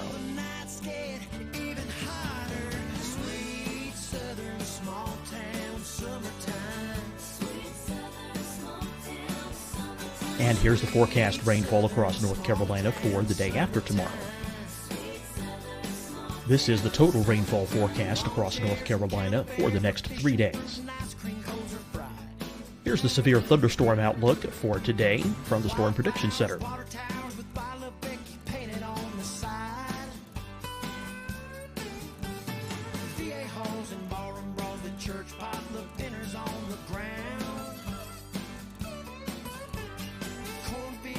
Here are the forecast high temperatures for today for South Carolina. Here are the low temperatures for today for South Carolina. Here's the probability of precipitation forecast across South Carolina today. And here are the rain chances across South Carolina tonight. Here are tomorrow's forecast highs across South Carolina. Here are the forecast low temperatures for tomorrow for South Carolina. And here is the probability of precipitation across South Carolina tomorrow. Here's the precipitation chances across South Carolina tomorrow night. Here are the forecast highs for the day after tomorrow in South Carolina. Here are the forecast low temperatures across South Carolina for the day after tomorrow. And here are the rain chances across South Carolina for the day after tomorrow. And South Carolina's probability of precipitation for that night. Here's the Storm Prediction Center's severe thunderstorm outlook across South Carolina for today through tonight. Here's the Storm Prediction Center's severe thunderstorm outlook across South Carolina for tomorrow and tomorrow night. And here's the Storm Prediction Center's severe thunderstorm outlook across South Carolina for the day after tomorrow through that night. Here's the severe thunderstorm outlook for today from the Storm Prediction Center.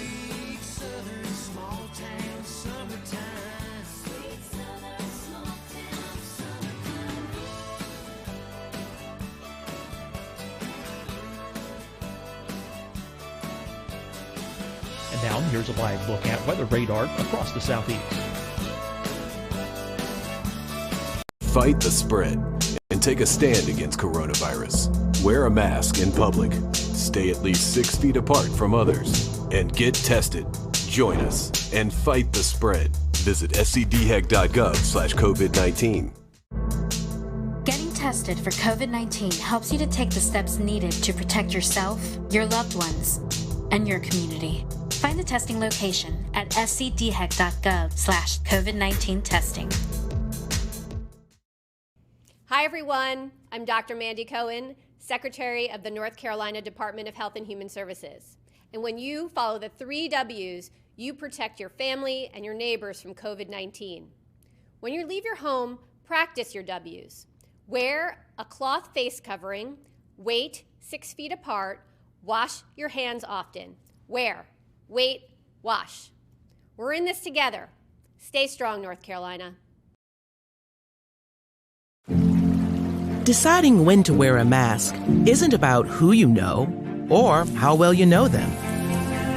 Just ask yourself, will I be with anyone I don't live with? If the answer is yes, get behind the mask. Help slow the spread of COVID-19. Get behind the mask. Learn more at covid19.ncdhhs.gov. You'll see your Carolina weather forecast at 25 and 55 past. And now back to the best of the Carolina Weather Group on the all-new Carolina Weather Net.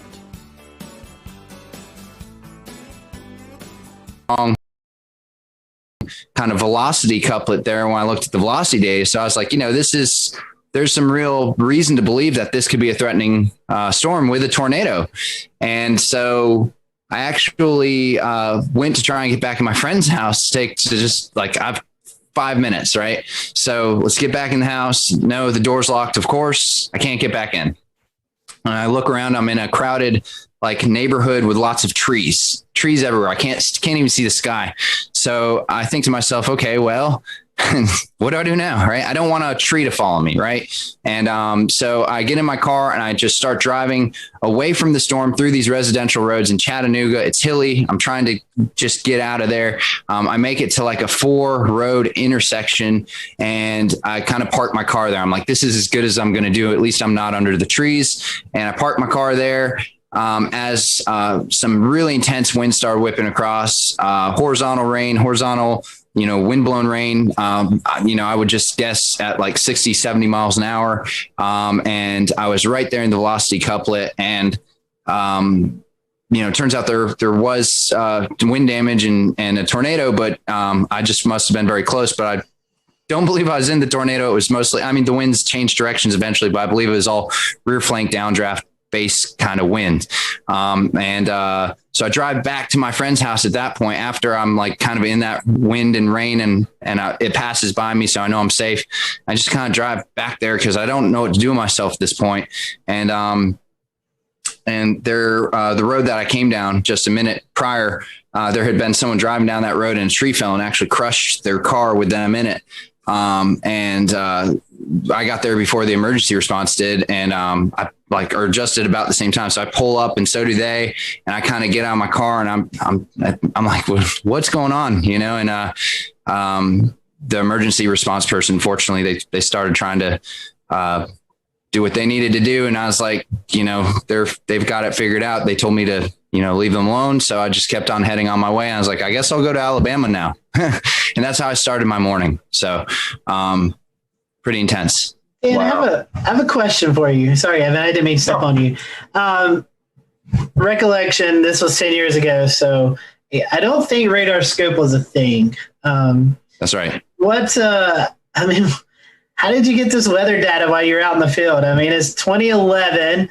Technology has surely come a long ways in the last 10 years. But what was it like back in 2011 getting? You mean what was it like using a flip phone when I was storm chasing?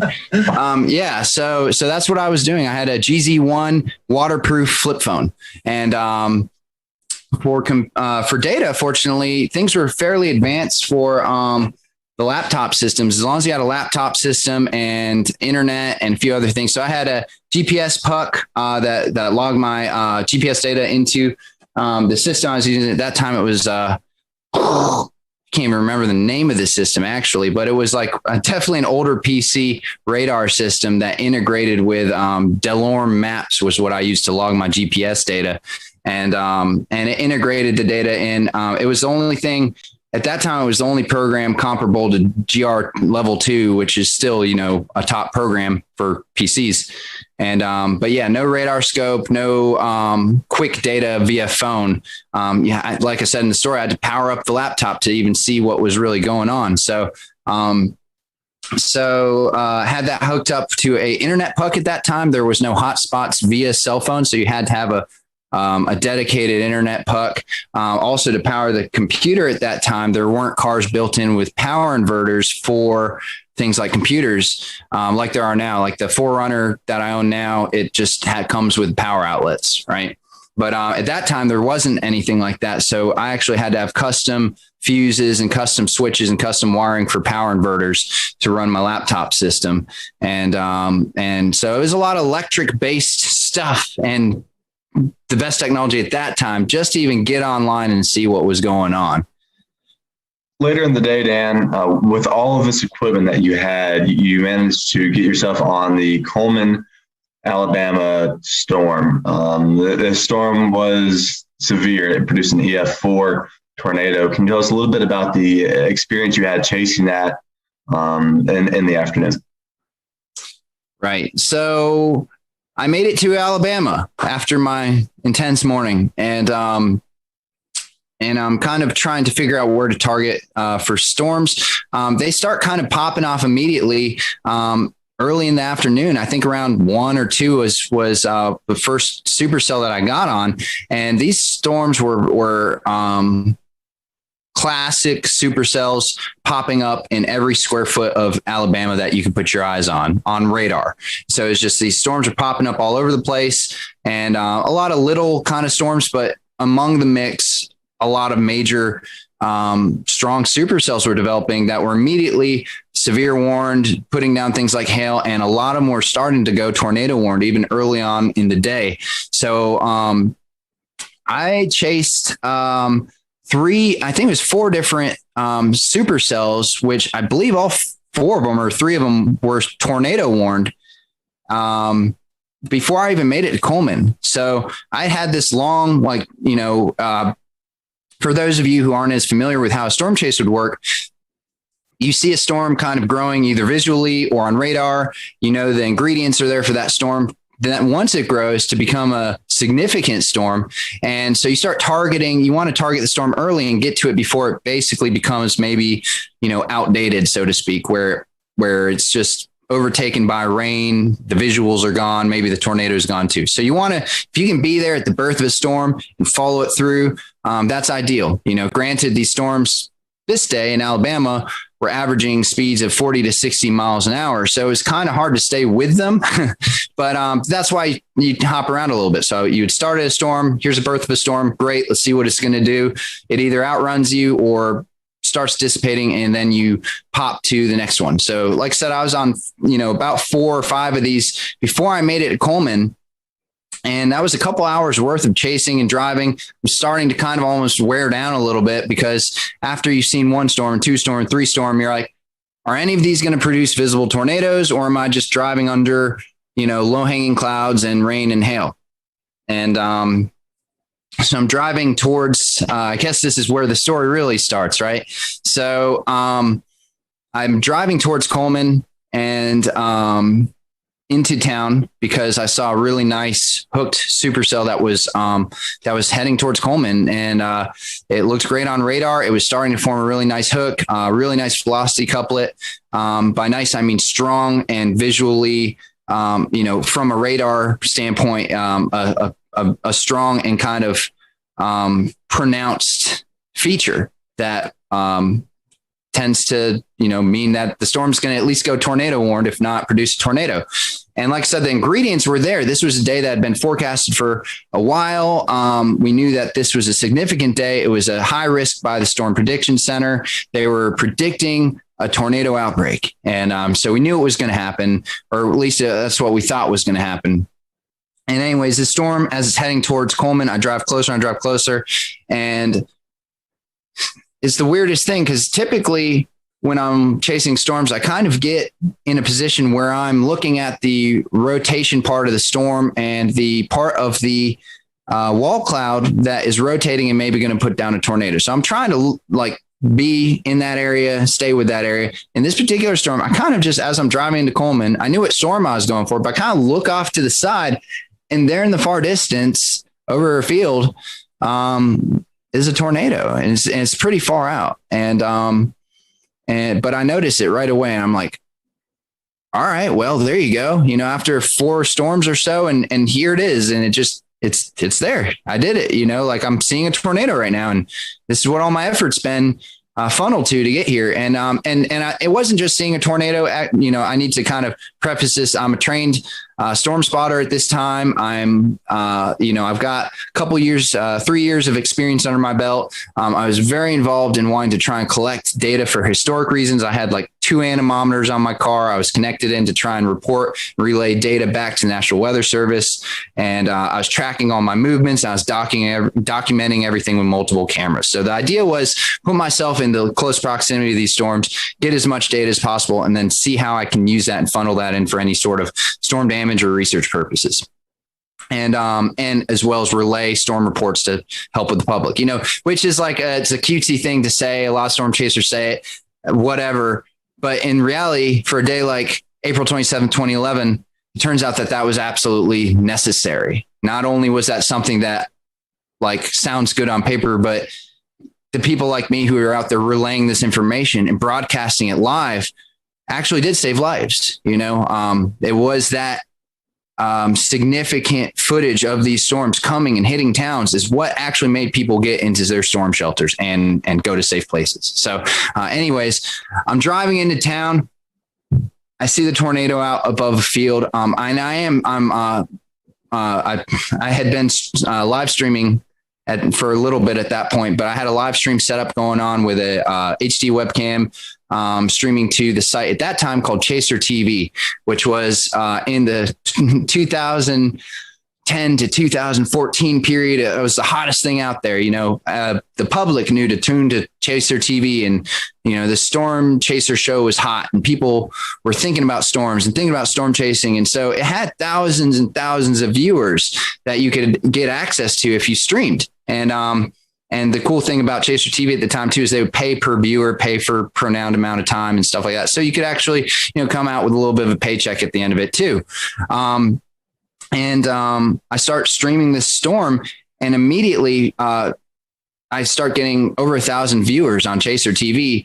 My location is in reference to the radar that everyone's looking at. Everyone sees, wow, he's right in this hook of the Coleman storm. And they start clicking on my stream, and sure enough, they're seeing a tornado.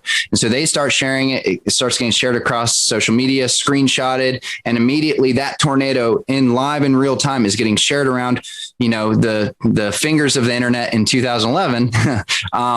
And getting rebroadcasted and put in places where people could actually see this storm. So I was live streaming it. I was filming it with another camera. We'll play kind of the video of what that ended up looking like with my other camera. And then I was taking DSLR pictures as well as running 2 anemometers, and trying to stay in good proximity and location to this storm. So I was by myself, you know, and so I was trying to do all this stuff, and as well as listen to the scanner radio. I mean, anyways, I see this tornado come through, and it's coming closer and closer. It's coming towards me. You know, I'm trying to figure out, is this storm going to do something where it actually, you know, hits my location? Or so at one point, and you may see this in the video, where the tornado seems to get close enough to me where all of a sudden you can't really see the gray funnel anymore. Instead, you see just like a massive dirt. And that's when I think I'm starting to get a little close there. And so I actually back up across the road that was behind me into a gas station. And in my head at that moment, I think to myself, if I drive 30 feet backwards, I can maybe avoid getting hit by this thing and still film it. So that was my thinking. And, you know, I don't think I was that close, but I was in stone's throw. I mean, I was very close. And then it kind of continues going at an angle in front and away from me. And that's when it touches down fully. You can see it, the funnel reach the ground, and the tornado becomes very pronounced, very kind of like a very defined elephant trunk. And it's kind of, you know, not this big, wide, massive, weird wedge that we would think about when we think about EF4s and very strong, violent tornadoes. But however, you know, and I know this from the comments on my YouTube channel where some people are saying this isn't a true EF4. Look how skinny it is. But in reality, you know, it's that tight, strong wind whipping around at the bottom that's causing all the damage. And it was, you can tell in the video that it's a very strong tornado, and it was a very strong and destructive tornado. It went through downtown Coleman, destroyed a number of the commercial buildings there, destroyed some houses, and ended up with multiple fatalities, including a newborn or a young child. And, you know, it devastated the city. So as this is happening, here I am, Mr. North Carolina, out of my city in town by myself, you know, in my storm chasing vehicle. Fortunately, you know, I'm prepared for living multiple days out of my car if I needed to, right? That was part of my preparation. So, but I'm thinking to myself, like, you know, what's next? What do we do now? So I tried to follow the storm. And as I keep following it, the tornado gets wider and wider, eventually wedges out into this big kind of gray wedge tornado as it goes off in the distance. The road that I try and travel down is completely covered in trees, and there's no, I mean, like there's hundreds of, I will share a picture of it. There's just hundreds of trees down, and, you know, you could have had a whole team of people with chainsaws and you would never gotten through that road. So at that point, I know that my access to continue following this tornado is gone. The tornado is going 60 miles an hour anyways. So it's a lost cause at that point. So I drive back towards town. And here's where it really gets interesting, because this is where things started to really take a turn as far as the reality of the storm. All I could smell was trees and fresh wood. And as I look around through the woods as I'm driving back towards Coleman, the trees are stripped of their bark. They're just bare. It's just bare wood, forests of bare wood, and twisted trees and just devastation. And I'm driving back towards Coleman to try and figure out what's my next move. And I look at the radar on my computer, and there's another storm that's tornado warned and heading right towards Coleman. That is going to be there in 20 minutes, right?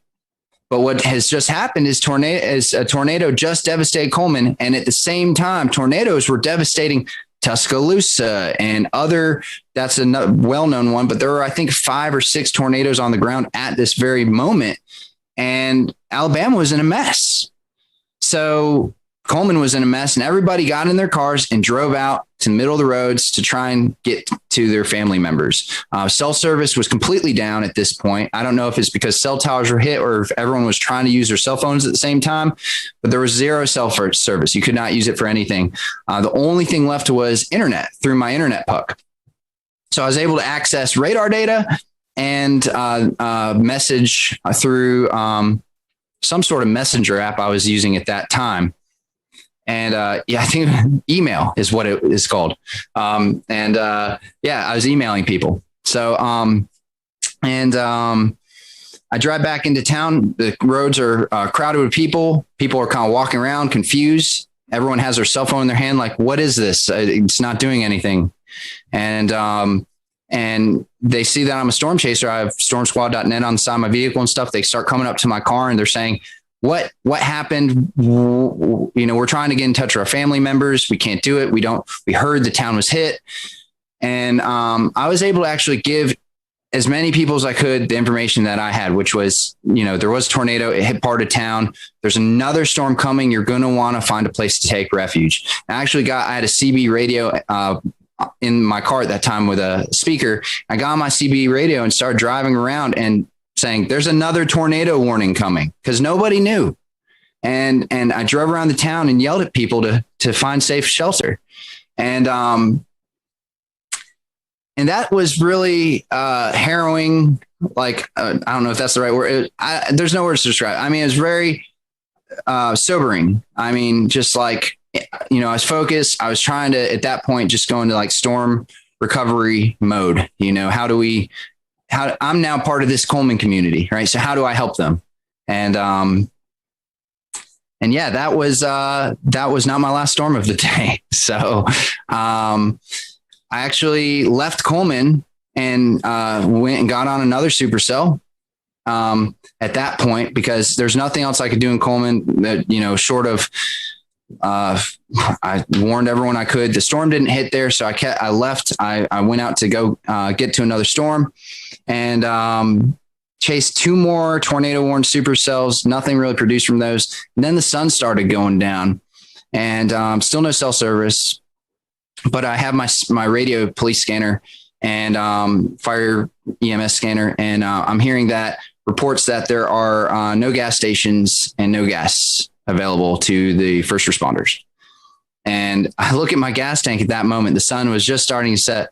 I look at my gas tank and I'm on less than a quarter of a tank. Hadn't anticipated on there not being any gas in the state of Alabama. Right. And so with very little gas and a lot more storms, all tornado warned, heading my direction, and now it's dark out, I had to do what I now refer to as a kind of a intense game of avoid the tornado for the next few hours. I did it on zero gas. So what I had to do is I would drive out to somewhere where I thought was in between 2 supercells heading my way, because it was just groups of supercells just over and over and over again, all tornado warned. So I'd drive where I thought I was going to be in between the 2. No cell phone service and limited radar at this point, because internet was dicey out where I was. And then I'd turn off my car and I'd just sit there in the pitch black and just watch the lightning, both the storms pass on either side of me. I'd turn back on the car, get the laptop back up, see the next radar run, and figure out my next spot to go to try and be safe. And I did that for a few hours until eventually it seemed clear enough for me to actually get to a city on my zero gas. So I found a city. I don't even remember what the name of the city was, but it's probably 100 miles, 50 to 100 miles from Coleman at that point in Alabama, central Alabama. And I get to the hotel and they say, we don't have power, but you're going to have to pay full price.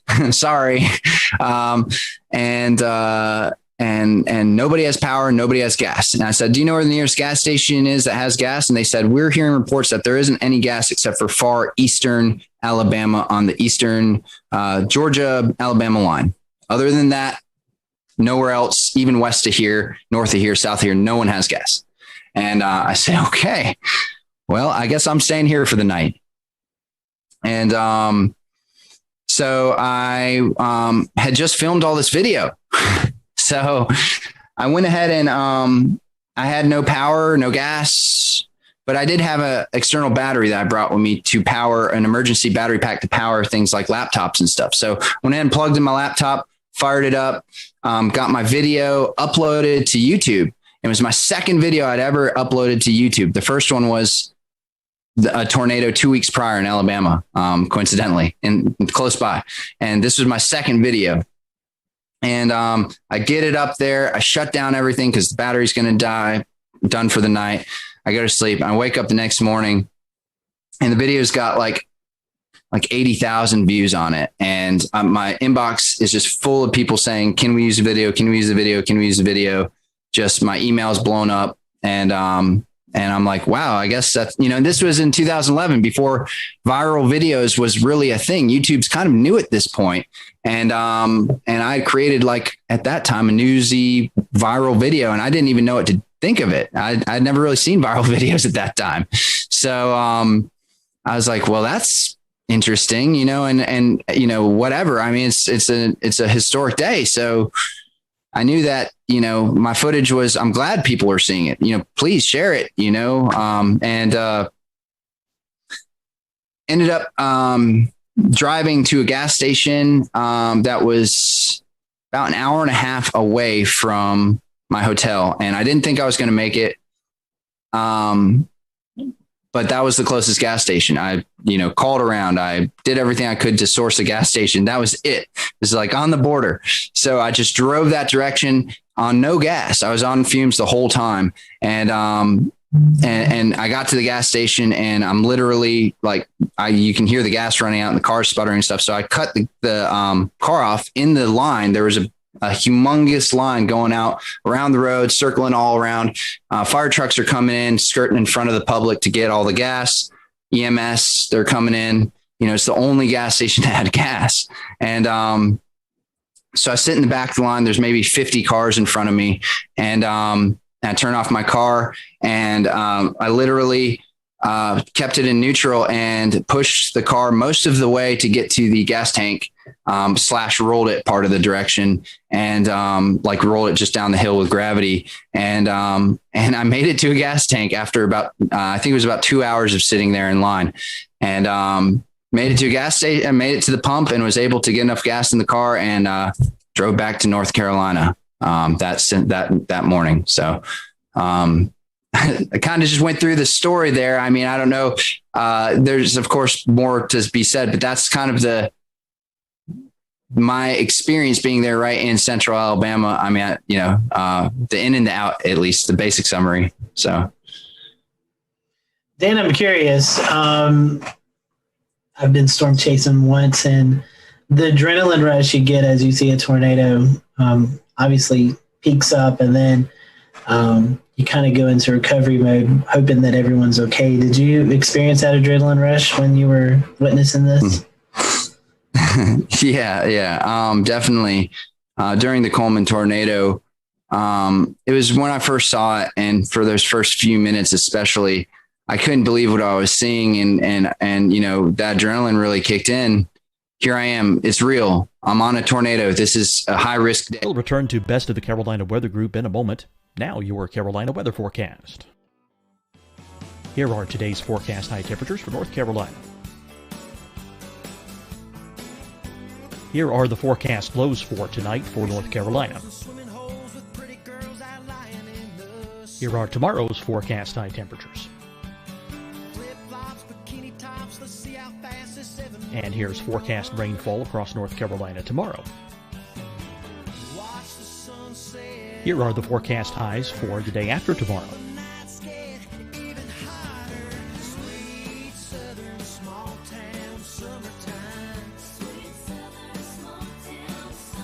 And here's the forecast rainfall across North Carolina for the day after tomorrow. This is the total rainfall forecast across North Carolina for the next 3 days. Here's the severe thunderstorm outlook for today from the Storm Prediction Center.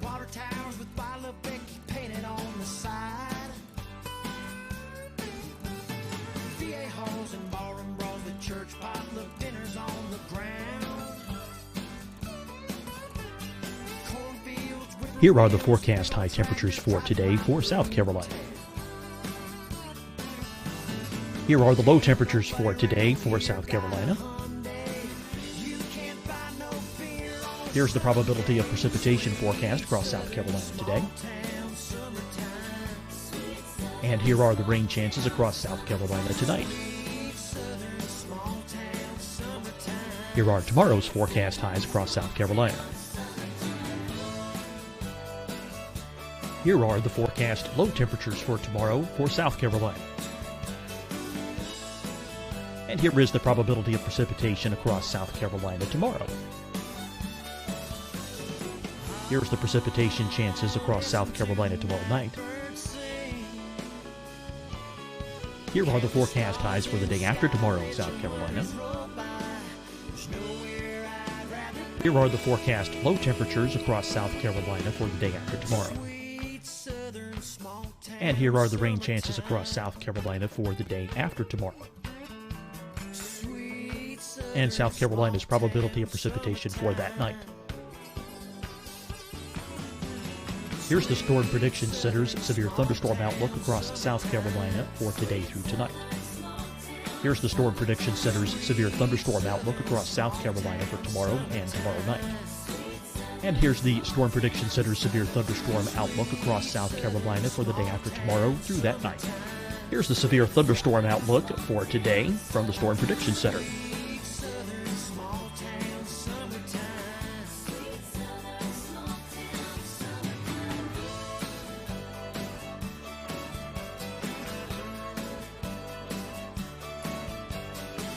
And now here's a live look at weather radar across the southeast. Fight the spread and take a stand against coronavirus.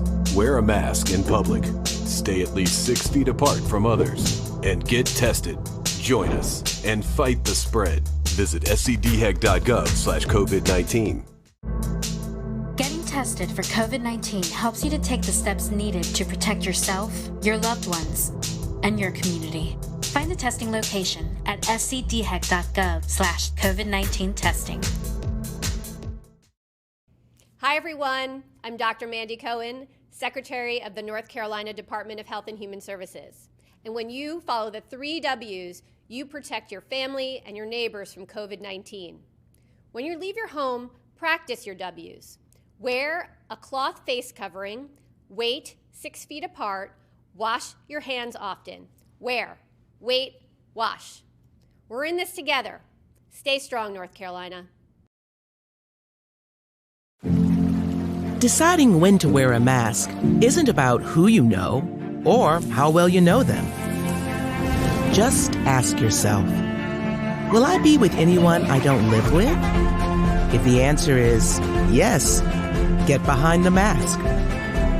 Help slow the spread of COVID-19. Get behind the mask. Learn more at covid19.ncdhhs.gov. You'll see your Carolina weather forecast at 25 and 55 past. And now back to the best of the Carolina Weather Group on the all-new Carolina Weather Net.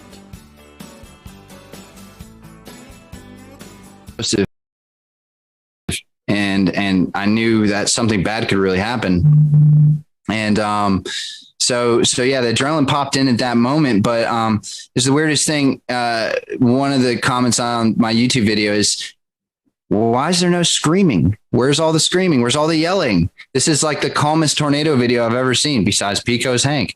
And and it was just my adrenaline turned into straight focus. So after I kind of had an initial I was just 100% zoned in on my task. I mean, you could call it focused. You could also call it busy. I mean, navigating the anemometers, the laptop, the cameras, the live stream, and driving and parking and whatever, running, in my raw video of the tornado, there's me like zooming back and forth in front of the dash cam because I'm like, who knows what I'm doing? I'm probably setting a GoPro here and turning this thing that way. And I was very busy and very focused. So it just all turned into that. And then eventually, right near the end of the day, a lot of adrenaline and focus kind of wears down to just like, now I'm playing dodge the tornadoes at night.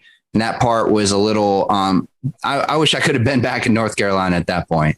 Dan, real quick before we wrap, can you talk a little bit about the gravitas of watching the storm, the tornado as it came through Coleman, and afterwards understanding that while you were watching it, it killed 6 people?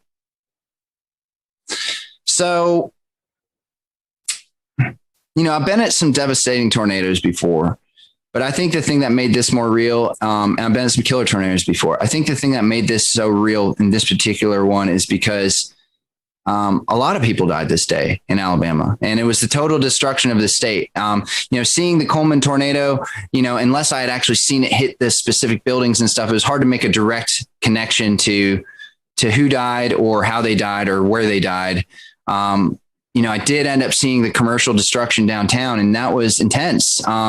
Seeing that, because you're seeing people wandering around picking up bricks and trying to figure out what to do. It's like walking into a house that was just completely destroyed by like a group of toddlers, and I say that as a owner of a toddler. I have a 3-year-old, and sometimes you just walk into a room and you say, what happened? And you just pull your hair and you scratch your head and you say, I can't even figure out where to start. Everything's destroyed.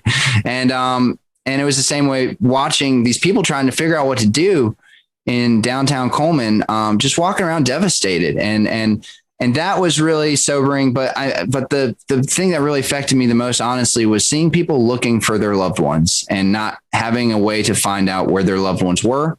No cell phone reception, no communication, and being stuck in traffic, and another tornado warning that's coming.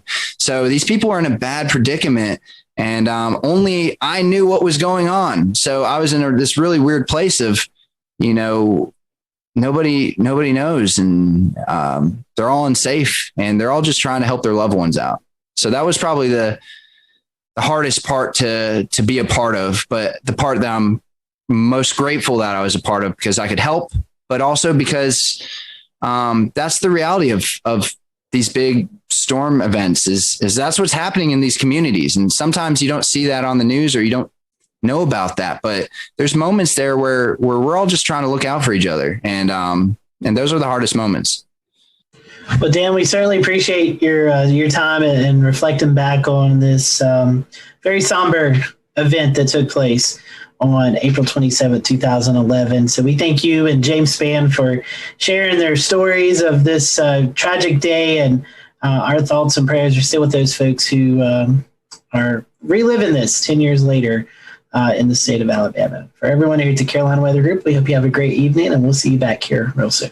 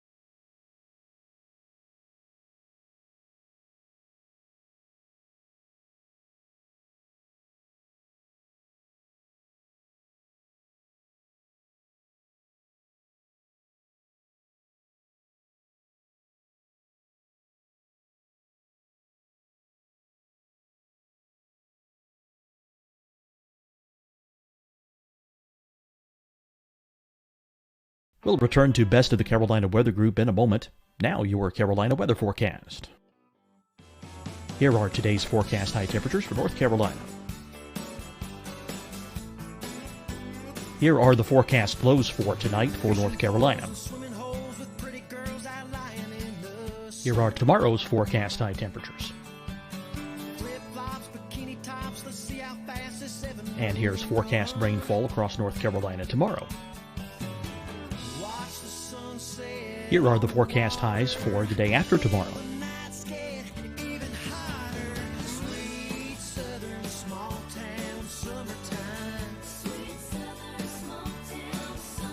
And here's the forecast rainfall across North Carolina for the day after tomorrow. This is the total rainfall forecast across North Carolina for the next 3 days. Here's the severe thunderstorm outlook for today from the Storm Prediction Center.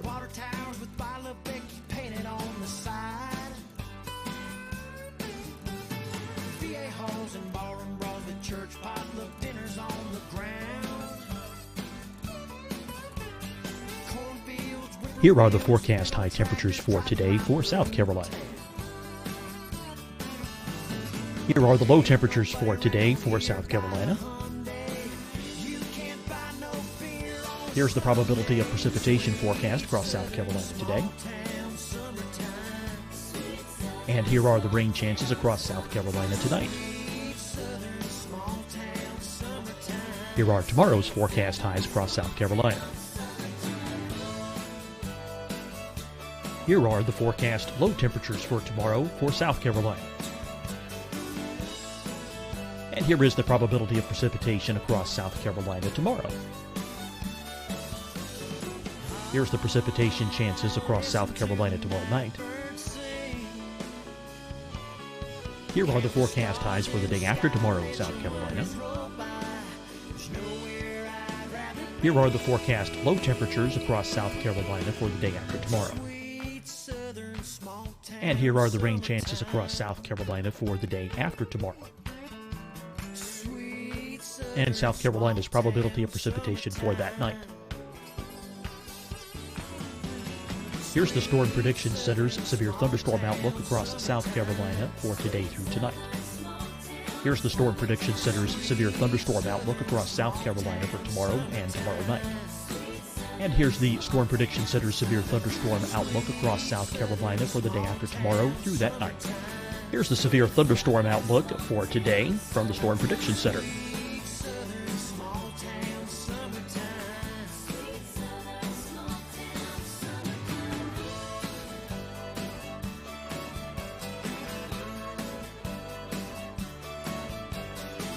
And now here's a live look at weather radar across the southeast. Fight the spread and take a stand against coronavirus. Wear a mask in public. Stay at least 6 feet apart from others. And get tested. Join us and fight the spread. Visit scdhec.gov/COVID-19. Getting tested for COVID-19 helps you to take the steps needed to protect yourself, your loved ones, and your community. Find the testing location at scdhec.gov/COVID-19 testing. Hi, everyone. I'm Dr. Mandy Cohen, Secretary of the North Carolina Department of Health and Human Services. And when you follow the 3 W's, you protect your family and your neighbors from COVID-19. When you leave your home, practice your W's. Wear a cloth face covering, wait 6 feet apart, wash your hands often. Wear, wait, wash. We're in this together. Stay strong, North Carolina.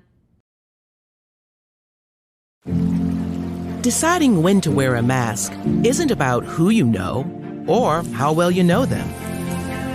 Just ask yourself, will I be with anyone I don't live with?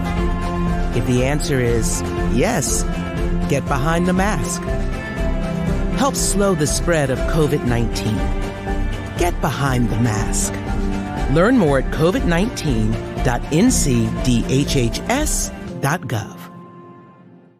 You'll see your Carolina weather forecast at 25 and 55 past. And now back to the best of the Carolina Weather Group on the all-new Carolina Weather Net.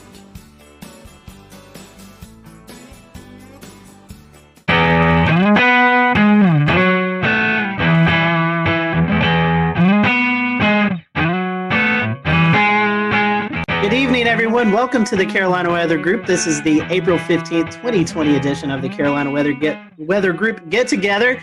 If you're tuning in tonight to watch the April 16th, 2011 severe weather look back, sorry, we have a new one to talk about. As many of you know, we experienced quite a bit of a severe weather event over the Carolinas on Sunday night into Monday. So tonight, we are going to turn our attention to that. We have a whole host of guests on tonight. We have Rob Fowler on from Charleston, Ed Piotrowski on from Myrtle Beach, Shane Hilton on from New Bern, Brad Panovich on from Charlotte, Tim Buckley in Greensboro, Efren Afonte in Columbia, Kendra Kent in Greenville, South Carolina, and Brendan Goldner, a reporter at WCNC Charlotte. So we really want to say our thank you to them publicly because we put this together at the last minute. So we're very happy for everyone to kind of donate a little bit of time tonight to talk about this. We are live streaming, so if you have any questions or comments, we'd love to hear about you if you had experienced any of this storm throughout the past couple of days. So I'm going to toss it over to Brandon Goldner. Brandon, you've been out in the field reporting kind of the aftermath of the tornadoes. And something we've been talking about here on the Carolina Weather Group is the COVID-19 pandemic. And so we've talked about storm chasing and doing severe weather coverage from home. I know that you ran a little spot about the recovery efforts in COVID-19. I think we're going to dial that up, and then we'll toss it to Brandon and let him kind of give us a few of his remarks from his story. Brian Morris. You want to carry that one side? Is an essential worker. Go out that way. Let's take it to the van. He's cleaning up this Gastonia sunroom after a tree slammed into it. One of 5 emergencies his company, Custom US, had to go to. It was kind of unique in that they were all very large trees, and that doesn't happen as much. Well, it also doesn't happen as much cleaning up during a pandemic. Morris and his co-workers have to wear masks when going into people's homes. They also have to ask clients if they've been around anyone who's sick. We've been keeping the pace. Utility crews are also trying to keep the pace and restore power to nearly 39,000 customers. North Carolina Emergency Management Director Mike Sprayberry says the largest outages are in Mecklenburg, Anson, and Richmond counties. For families uprooted from their homes, the Red Cross's Robbie Sofoli says volunteers are helping them virtually, using platforms like FaceTime and Zoom to interview clients. We are an organization that really relies on interpersonal connections with our clients and really trying to provide compassion and care. And it's a little difficult to do that right now, but we're adapting and using some of those different digital platforms. Family and friends helped Robbie Clark's parents clean up a tree that crashed through their Kannapolis home, all while following social distancing rules. I'm just hoping that everything gets sorted out pretty quick. All right, so that was a report from Brendan Goldner. Brendan, I'm going to bring you in. This is something we've been talking about, COVID-19 and how it's affected the weather enterprise. As you was out reporting, talking to the folks, what was it like kind of in this new time that we're all experiencing? It reminds you, we're all talking all the time about reporting during the coronavirus, and yet, Mother Nature, the weather, doesn't care about pandemic. It's going to do its thing. And so, obviously there's the challenges with us as a crew. It was me and photojournalist Kevin Wardlaw. We have the 6-foot stick with the microphone at the end that we have to use to interview everyone, and we have to keep that social distance. But what was really fascinating was talking to some of the disaster recovery crew members, Duke Energy, the Red Cross, how a lot of them have had to change up a lot of what they're doing when it comes to cleaning up during the coronavirus. Duke Energy, they've been trying to do the social distancing, keeping the 6 feet distance, but when they're trying to repair power poles, a lot of times they have to be in close proximity. It's the same way with these disaster recovery people that was said in the beginning of the story. They're wearing the masks. They have to ask everyone before they go into a house whether they were interacting with anyone with coronavirus, and it's the combination of all of the weather damage with having to deal with the coronavirus. So it's been really a double whammy for a lot of people. And so, after disasters, we've seen it with the Nashville tornado, Jonesboro, Arkansas tornado a couple weeks ago. The community really comes together. How do you think that, how is the community interacting with their neighbor helping neighbor?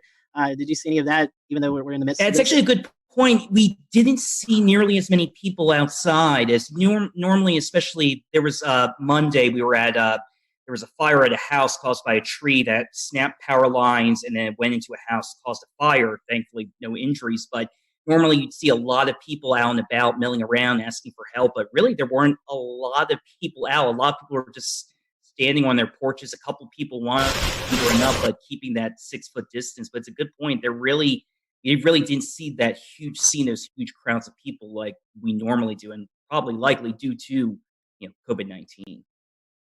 Brendan, we appreciate that. We appreciate you joining us tonight, giving us that perspective. Hang around if you want to. I'm going to toss it to Dan, and Dan, you was out actually chasing this event. Maybe we can talk about that towards the end of the show, but I know you want to bring in one of our panel or one of our guests. Yeah. So, talking kind of about some of the stronger tornadoes that hit there in South Carolina, I want to send it over to Rob there.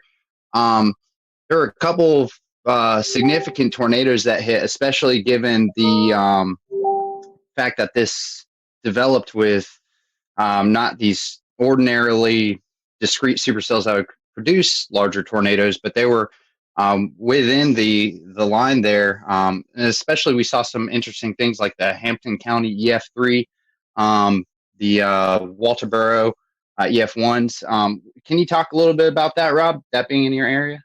Yeah, absolutely. I've been here in Charleston for 33 years, and I've been through several tornado outbreaks, and I don't know how substantial compared to other parts of the country they are. We know every tornado for us is very important because we don't get that many, so we don't really prepare that often for these. But when we got here early on Monday morning to see what was going on in southeast Georgia, because these really started there and then crossed over the Savannah River and came all the way through eastern South Carolina.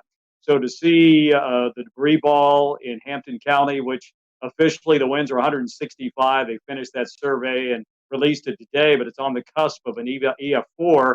And I think here in South Carolina since 1950, only 3% are EF3s and 1% EF4s. So you're talking about something very rare for us in a state that, depending on which service you look at, averages 12 tornadoes a year. Then obviously, for us here in our Channel 2 viewing area, Hampton County is more in the Savannah area. Our neighbors down at WSAV taking care of that, but that's still in our state. But then Colleton County is the next state over, or next county over. And then we really got concerned there, seeing what was going on in Hampton, transferred to Colleton County. Colleton County, that was released. There were 3 separate EF1 tornadoes there. One of them 110 miles an hour that, if you saw the video, did damage at the Low Country Regional Airport. Unfortunately, we had 1 fatality there. A tree came through a house and killed a lady there. And then kept on moving into our more populated areas of Dorchester, Berkeley, and Charleston counties. Had a separate tornado that moved, probably started as a water spout, moved over Edisto Beach. And then they surveyed just a little while ago that Berkeley County, they released it. And that was an EF2 with the winds of 120 miles an hour. So, and then came into Ed's territory up into Georgetown County. We kind of share that, and they already had confirmed tornadoes up there. And I know Shay, Weatherflow, you guys measured a wind gust of 114 miles an hour right there. So, Dan, to put it, I don't know. I'm still shaking my head. I'll put it that way. It was just something I've never seen before, and I've been through a lot of the hurricanes that produce tornadoes like Francis, but this was unbelievable. In Irma, we had 4 tornadoes in the Charleston area, but I think we're all still shaking our heads. Okay. Yeah. Well, and I was watching very closely on radar as that Hampton County tornado started showing up on radar in CC, and also kind of the debris ball that was showing up there. I mean, that was a significant signature on radar that you just don't often see in the Carolinas at all. It's something you would generally see more in the deep south of Alabama, Mississippi, or in Oklahoma, Kansas, something along those lines. The damage report has it at least a half a mile of width of that tornado. Fortunately, it seems like a lot of that did happen over rural areas, but that being one of the first tornadoes that happened in that early morning, did that kind of set a precedent for how you were responding to the other tornado warnings and potentially trying to get the message out to people who may have been asleep at this point, knowing that how huge these could be?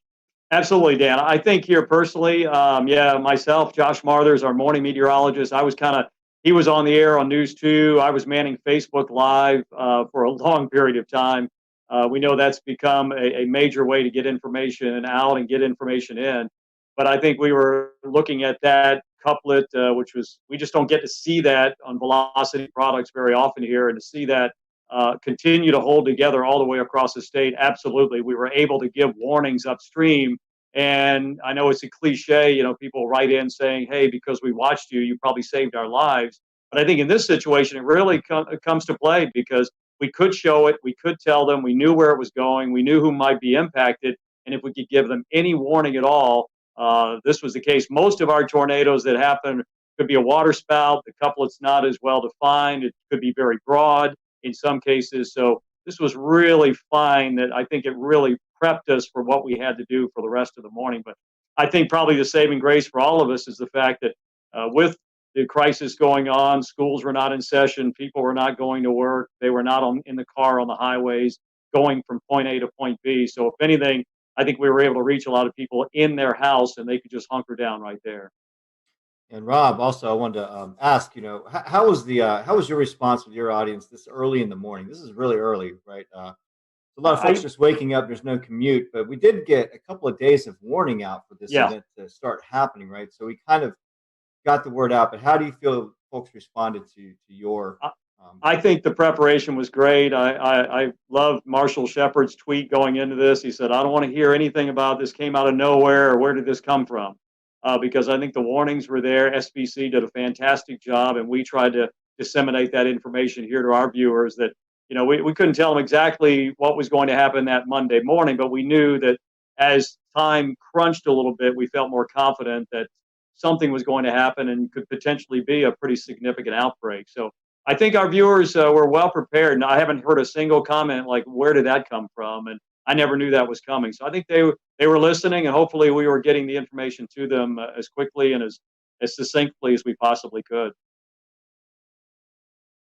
Efren, I'd love to hear your perspective on the Midlands, because unfortunately you guys saw the highest number of EF3s, as well as an EF2 that passed real close to Orangeburg and even over I-26. How has the community responded to all of these tornadoes, and what kind of steps are y'all taking to recover? Well, the cleanup process right now has been incredible. There's been a lot of community help in this, and even with the coronavirus, in which a lot of people are taking heed to that warning, there was a very large presence of people helping out. Now, the EF3 tornadoes that came through part of the CSRA, the Low Country, into eventually our Southern Midlands community, those areas are very rural. And the fortunate thing was that we were already on the air at 4:30 in the morning. And there were a lot of storms that were crossing over the Savannah River into the upstate, but there was already a knowledge of all of our viewers, since we've been talking about it in earnest since Friday, that we're looking at the possibility of strong thunderstorms. That was the message on Friday. The message on Friday was like, there's very likely going to be a severe weather outbreak of some sort in the lower Mississippi River Valley.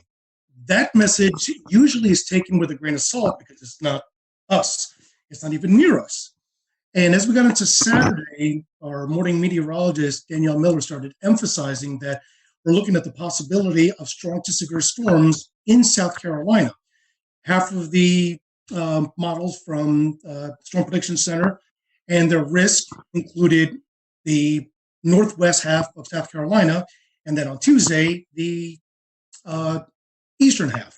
So the message is already out there. And by Sunday, it was a clear message that this is going to be an event that we're going to see storms on Sunday, probably late morning, that may be strong to severe, but at least the knowledge that there is going to be storms on Sunday, but that's only the first round. The stronger storms and the worst ones are going to be in the overnight hours, and that was the biggest emphasis that we sent the message. And the worst part was waiting. As a couple of us were talking about before the show started, the Storm Prediction Center alluded to the fact that there were two significant models. One that was indicating that the storms would very likely start entering portions of South Carolina upstate and the high country by late morning, and by midday crossing to the areas from northwestern North Carolina into the Piedmont and the PD down to the Midlands into the early afternoon. that would have been the worst case scenario. The evolution of the storms were far greater, and the magnitude of the damage would have been far greater. The other model was ones that verified showed that it came in a lot earlier. The problem is that when you have storms that early in the morning, and the first tornado warning actually came out, I believe it was 6:30. That was the tornado warning that was in Richmond and Columbia County in Georgia. And then once it crossed over to South Carolina, it was still warned. At that point, we're already talking about it in earnest, that these storms are tornadic. One is already confirmed, and this has got a direction that will be impacting part of our Southwest Midland communities.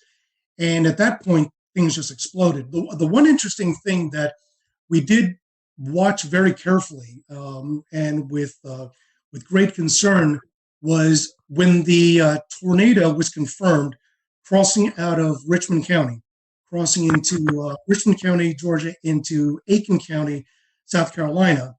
Within 3 or 4 scans for about 12 minutes, we noticed that the inflow was pushing at about probably 95 to 100 miles an hour, but there was no debris ball. Once it got right along the county line of Barnwell and Aiken County, there was no doubt a debris ball. Within a span of 5 to 7 minutes, 2 scans later, we now see 2 debris balls. And I mentioned on chat, I was like, guys, do we have twins? And they said, we definitely have a TDS on both storms. Now we got a bigger issue. We now have 2 tornadoes that are heading almost in the same direction, at least parallel. And the message is already out. You have to take your tornado precautions. The craziest part about this is that, and I'm sure a lot of the meteorologists here will say, Rob alluded to it, this is something that does not happen in the Carolinas. We're well known for the Carolinas to have the type of tornadic event that's low Cape, high shear, versus when you go out into the central and southern plains, it's the exact opposite. But we've had our fair share of tornadoes that have been low Cape, high shear, but nothing to this magnitude. I'm really hoping that the viewers were prepared. Unfortunately, we had 2 deaths out of the EF3 tornado that went through western Orangeburg County in the community of Livingston, and as well as 7 injuries. But this happened at least later in the morning. If this happened 2 or 3 hours earlier, the result could have been significantly different. Efren, you were talking about the twins. There's some speculation on Twitter, and after looking at the radar scans, it could have kind of been like a Fujiwara effect, like they were kind of dancing around each other. Any comment on that? That's a good possibility. Keep in mind that the only data that we can go off, since we can't really go off of any visual satellite, is off of the radar, but that is the possibility. However, both of the debris balls were running parallel to each other, probably about 7 to 8 kilometers apart, but they were going unidirectionally. Usually when you see a Fujiwara effect, you'd see the debris balls that are actually dancing around each other. They really weren't dancing around. They were running parallel. So at the very least, we know that this was 2 confirmed separate tornadoes. Was the debris ball and eventually the second one from the original tornado that came out of Aiken? Because the deadly tornado actually originated in northern Bamberg County, northern Barnwell County, and then eventually moved into southwest Orangeburg County. But just as the initial tornado dissipated, the other one continued going. So I don't believe, in my best experience, that was the Fujiwara effect. It could have been, but I didn't see enough motion between the 2 TDSs to facilitate that idea. Yeah, definitely a busy morning for you guys. I want to bring in Kendra Kent. This is kind of where all as the storm system moved in, it kind of hit her area first. Kendra, first of all, we hope we can see you or hear you. Sorry, Scotty. You're fine. We can hear you now. And I just want to ask you, I know you guys kind of started the live coverage first when these storms first moved in. Mm-hmm. Tell us a little bit about your morning and how things went there in the Greenville area. Well, I feel like I learned a lot from this particular outbreak. And can everybody hear me okay? Yes. Okay, good. Sorry you can't see me. I hooked up to a computer that doesn't have a camera, apparently. Anyway, no, we started the coverage a little after midnight. We had a rogue warning. It was a essentially a shower that just started rotating. You could tell how much dynamically was going on in the atmosphere. I mean, it was just, things were beginning to blow up. So I think I knew from about 12:30 in the morning that we were going to have a very, very long night. We ended up with an EF3 tornado. And as we were talking about earlier, that's incredibly rare in South Carolina, especially in the upstate. I feel like we get wedged in so much with cool air. It's so rare we can have all of this come together to produce such an event. And this was the biggest in the upstate, the strongest since 1994. It hit Seneca. We were on air with the storm as it moved into Stevens County, Georgia. And I had a unique experience with it because my parents live in Seneca. And that was probably the first time I had to cover a storm while I was slightly emotionally distraught. And I had Isaac Williams, who's also on here. You just can't, he's also without a video. But he was pointing out the TDS. And as soon as I saw that, I got that panicked feeling. I started breathing a little heavy. I thought, oh my gosh, how am I going to get through this? But we did. And luckily my parents were fine. But I'm sure many of you have been through that because we've all, many of us have lived in these areas for a long time and you get personally impacted by these storms. But what I learned the most is not to underestimate the timing of something. I feel like I didn't write this event off, but I wasn't necessarily expecting anything like this given the time it was coming in. 3 to 6 a.m. I mean, who expects an EF3 tornado to rip through the heart of your area at 3:30 in the morning? And mostly we get these QLCS lines that produce these brief EF0, EF1 tornadoes. That's what we're used to. And seeing something like that and tracking something like that was a true first for me. And, it was just a million different emotions all at once. That's for sure. Kendra, since you said Isaac's there, I'll pose this to both of you guys, both of y'all. You had this coming through the rogue cell, and then like the heart of this event was when people were actually asleep, 12, 1, 2 o'clock in the morning. Talk about how you guys were able to message before the event. And, with this being this late, talk about your schedule too, because I know I was watching the coverage in Chattanooga and hearing of the major damage that happened there. And I'm like, man, I've got to get a little bit of sleep before this comes into our area. So kind of talk about that, because I know a lot of us were watching beforehand to just see what was coming our way. Let's see. Is Isaac's mic up? I think it's muted, but we can. Okay, it's unmuted. It's unmuted. He's good now. Okay.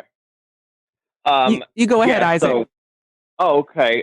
Thanks for having me briefly. I'm one of the morning people, so I'm like almost up past my bedtime here. But so just to kind of with the messaging and any rest. Unfortunately for me, I have plenty of interest in Mississippi and Alabama. That's where I'm from, and for whatever reason, a lot of people still ask me, about the weather there, and they depend on me, and that's great.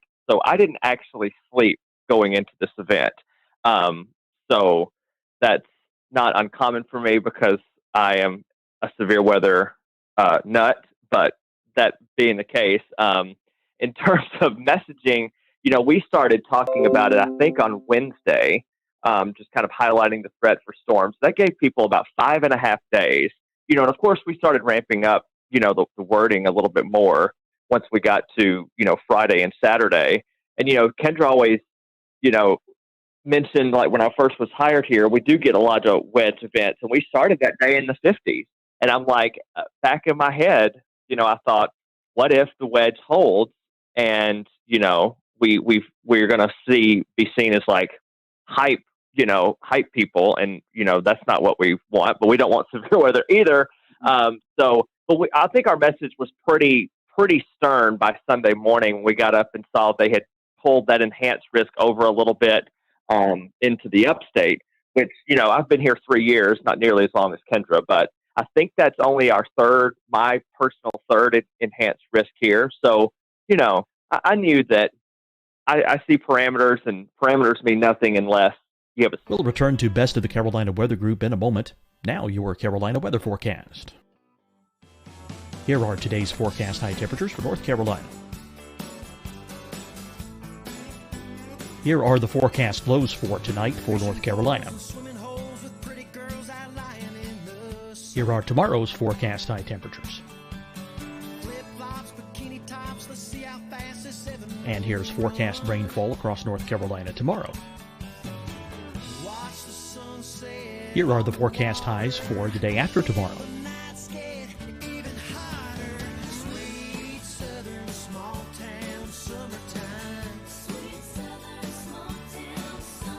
And here's the forecast rainfall across North Carolina for the day after tomorrow.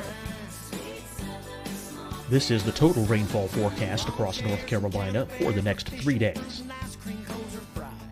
Here's the severe thunderstorm outlook for today from the Storm Prediction Center.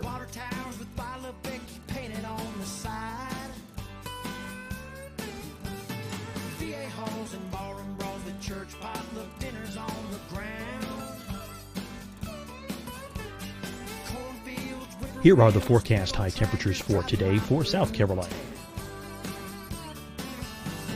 Here are the low temperatures for today for South Carolina.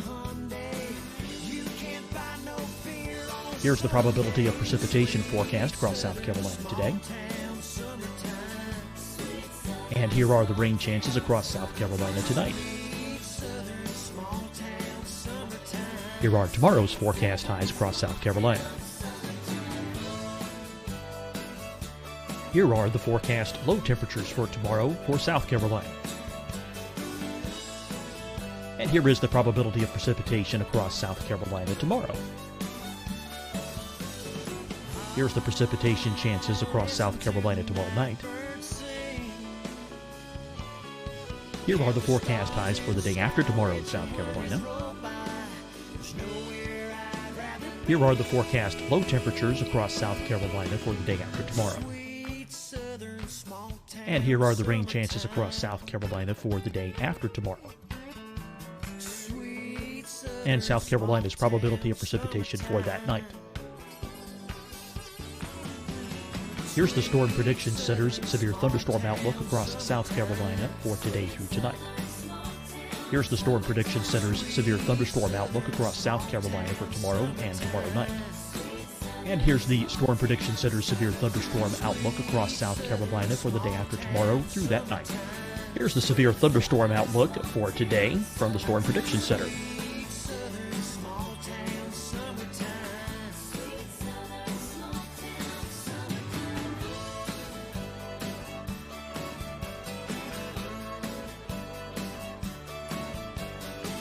And now here's a live look at weather radar across the southeast.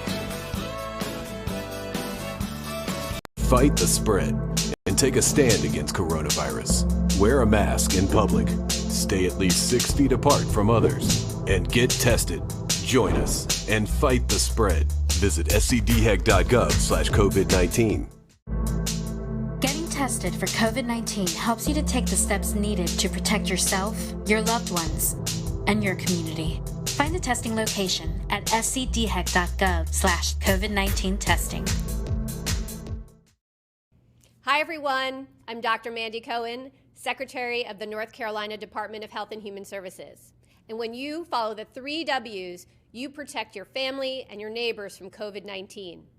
When you leave your home, practice your W's. Wear a cloth face covering, wait 6 feet apart, wash your hands often. Wear, wait, wash. We're in this together. Stay strong, North Carolina. Deciding when to wear a mask isn't about who you know or how well you know them.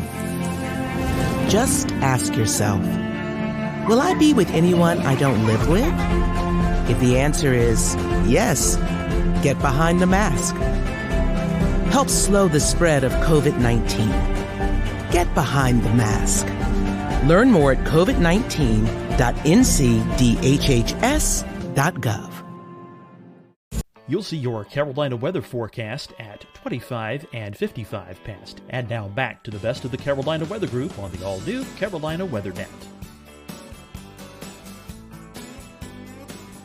But I knew with those parameters that we had the potential to have something, fairly unusual happen. but I wouldn't have had I don't work weekends, so I don't even know if I would have said something about a strong tornado even the night before, just because it's just so rare to get them here.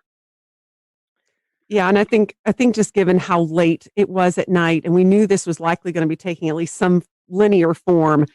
Yeah, I wasn't expecting that either, and it really it caught us off guard. But to see a TDS like that move through our area, and I know the rest of you all saw that too as South Carolina meteorologists. I mean, just something you don't see every day, and it kind of takes your breath away.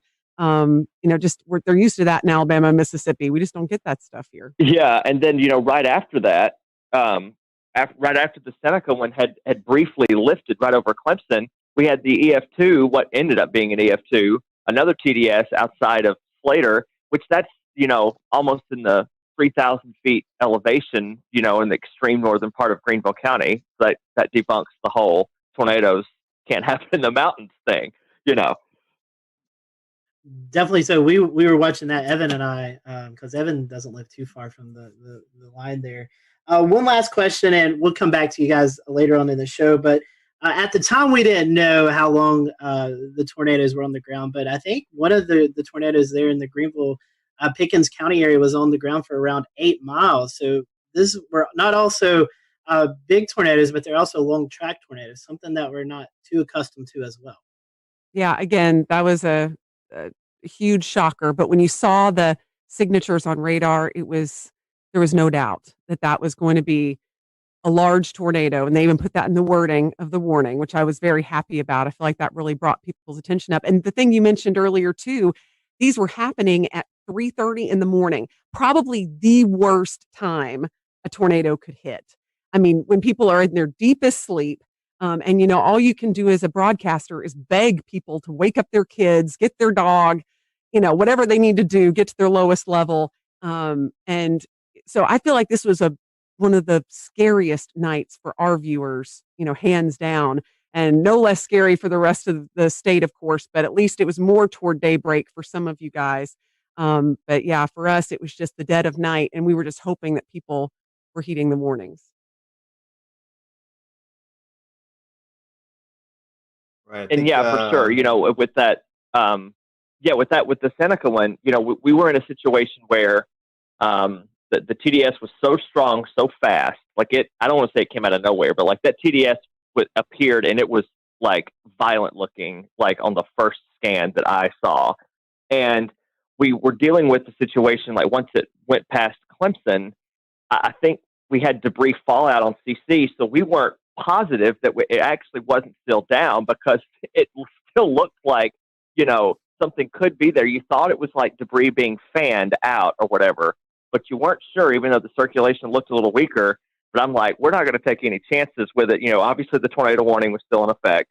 And, that was another little unique challenge, is that I've never actually dealt with debris fallout before, where we said, okay, well, this signature is debris, and yet something similar was happening down the line. And we're like, well, this may be actually debris that's still being lofted, but the tornado's not still down.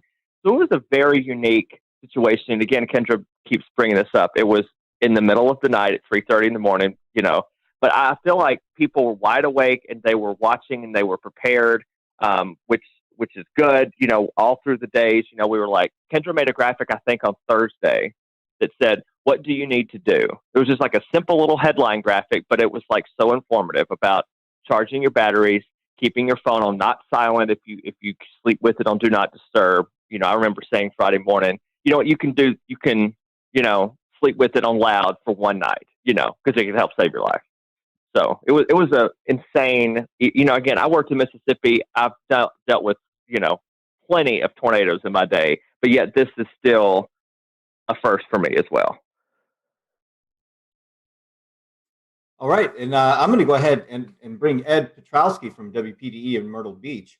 And Ed, we saw what looked like the tail end of this Hampton County tornado pop out all the way over at Murrells Inlet. Brad Panovich was nice enough to share a link with us. I'm going to pull it up here and share my screen.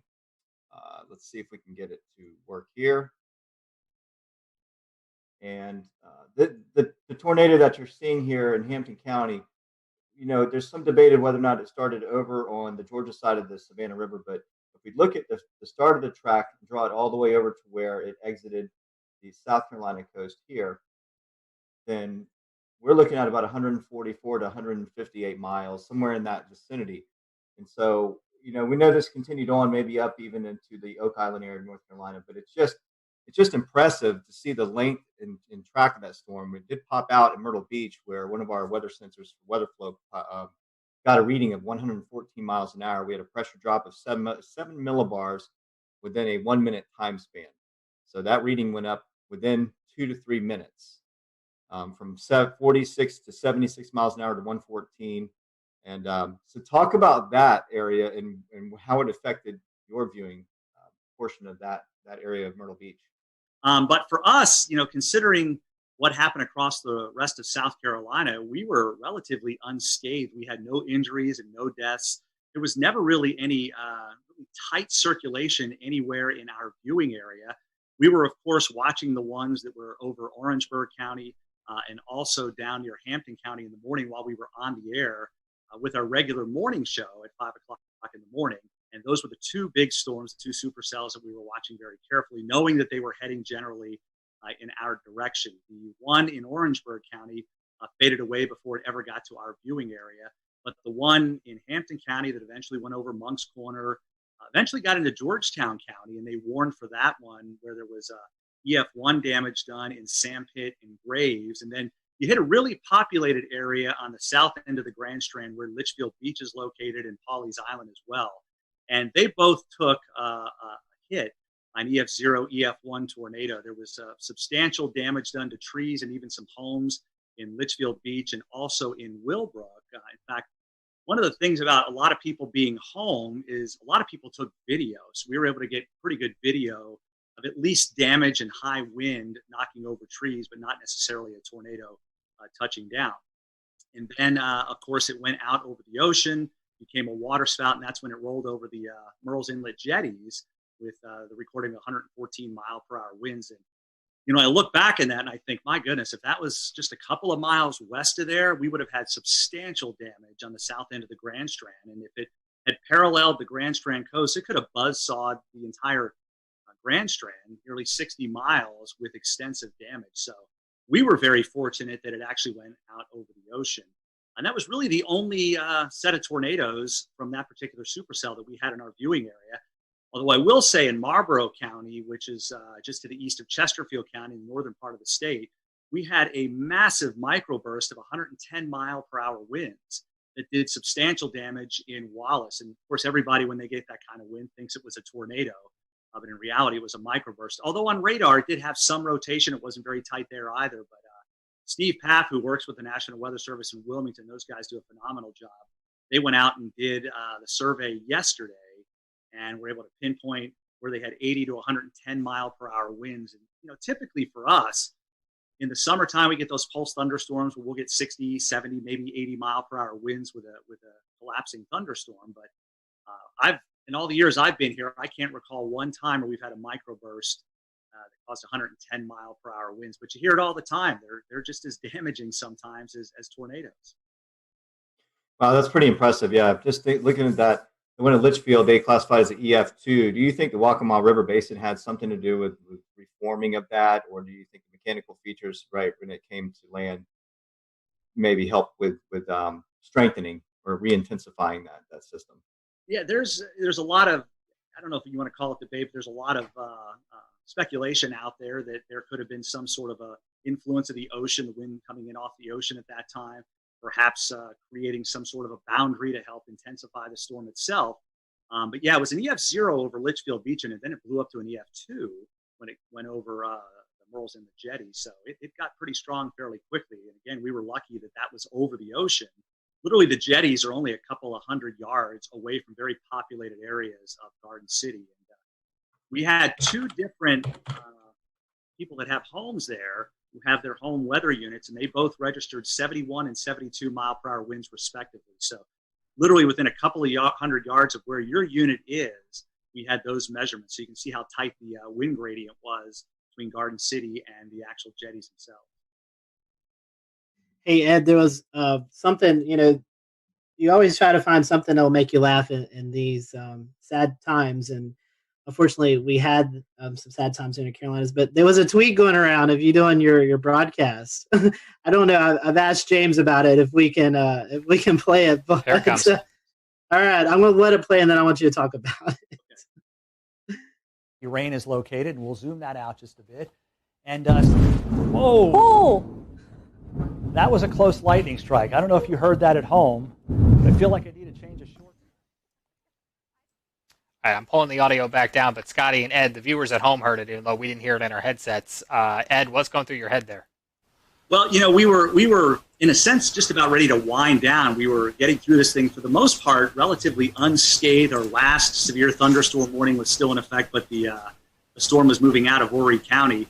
And then there must have been a lightning strike within a couple hundred yards of the station, because it was this loud explosion that you knew what it was, but you're a human being. It freaked me out. And as you saw, I kind of ducked thinking something was going on, and then just used one of my classic lines, I need to change the shorts. Just one of those things. And that kind of went around the viewers. A lot of them had recorded it and were sending it to me, letting me know that they thought it was kind of funny. And it's something that, that they needed after a morning like that, being so stressed, and of course being stressed with COVID-19. It was a little light moment toward the end of the severe weather when we knew we didn't have any injuries, which was a good thing. And of course, nobody was killed. Always good to have a funny moment there. So I want to bring it up to Shane. Shane lives just north of the Myrtle Beach, Wilmington area. Shane, you guys kind of got in on the tail end as well, as the sun was already up. Talk to us about the Newbern, Greenville, North Carolina area and what you guys experienced. Yeah, we were kind of late to the party, I guess, compared to everyone else in regards to receiving the storms, but very much like Ed's situation, very thankful and blessed really to not have any injuries or fatalities with any of our systems. We did end up having 6 confirmed tornadoes, and thankfully for us, the strongest was the EF1 that we had in the Hawes Run area. I believe I've been taking notes here just to make sure it was anywhere from roughly 100 to 110 mile per hour sustained winds. So for us, it was basically like that waiting game where you see the line coming. I was actually filling in for our morning meteorologist. He had a vacation day, but he got reeled back in right towards the end of it. So I was basically tracking it all the way since it was in the mountains, and just waiting, just holding our breath. Our morning broadcast finished up. We had declared it a severe weather alert day for our station, so we were cutting in. We would normally cut in every hour, but our morning meteorologist says, you know what, let's just go ahead and do every half hour. And it was actually very fortunate and wise that we did that, because during the half hour cut in at 9:30, with about maybe 1 minute left in my cut in, our weather radio starts going off in the weather center.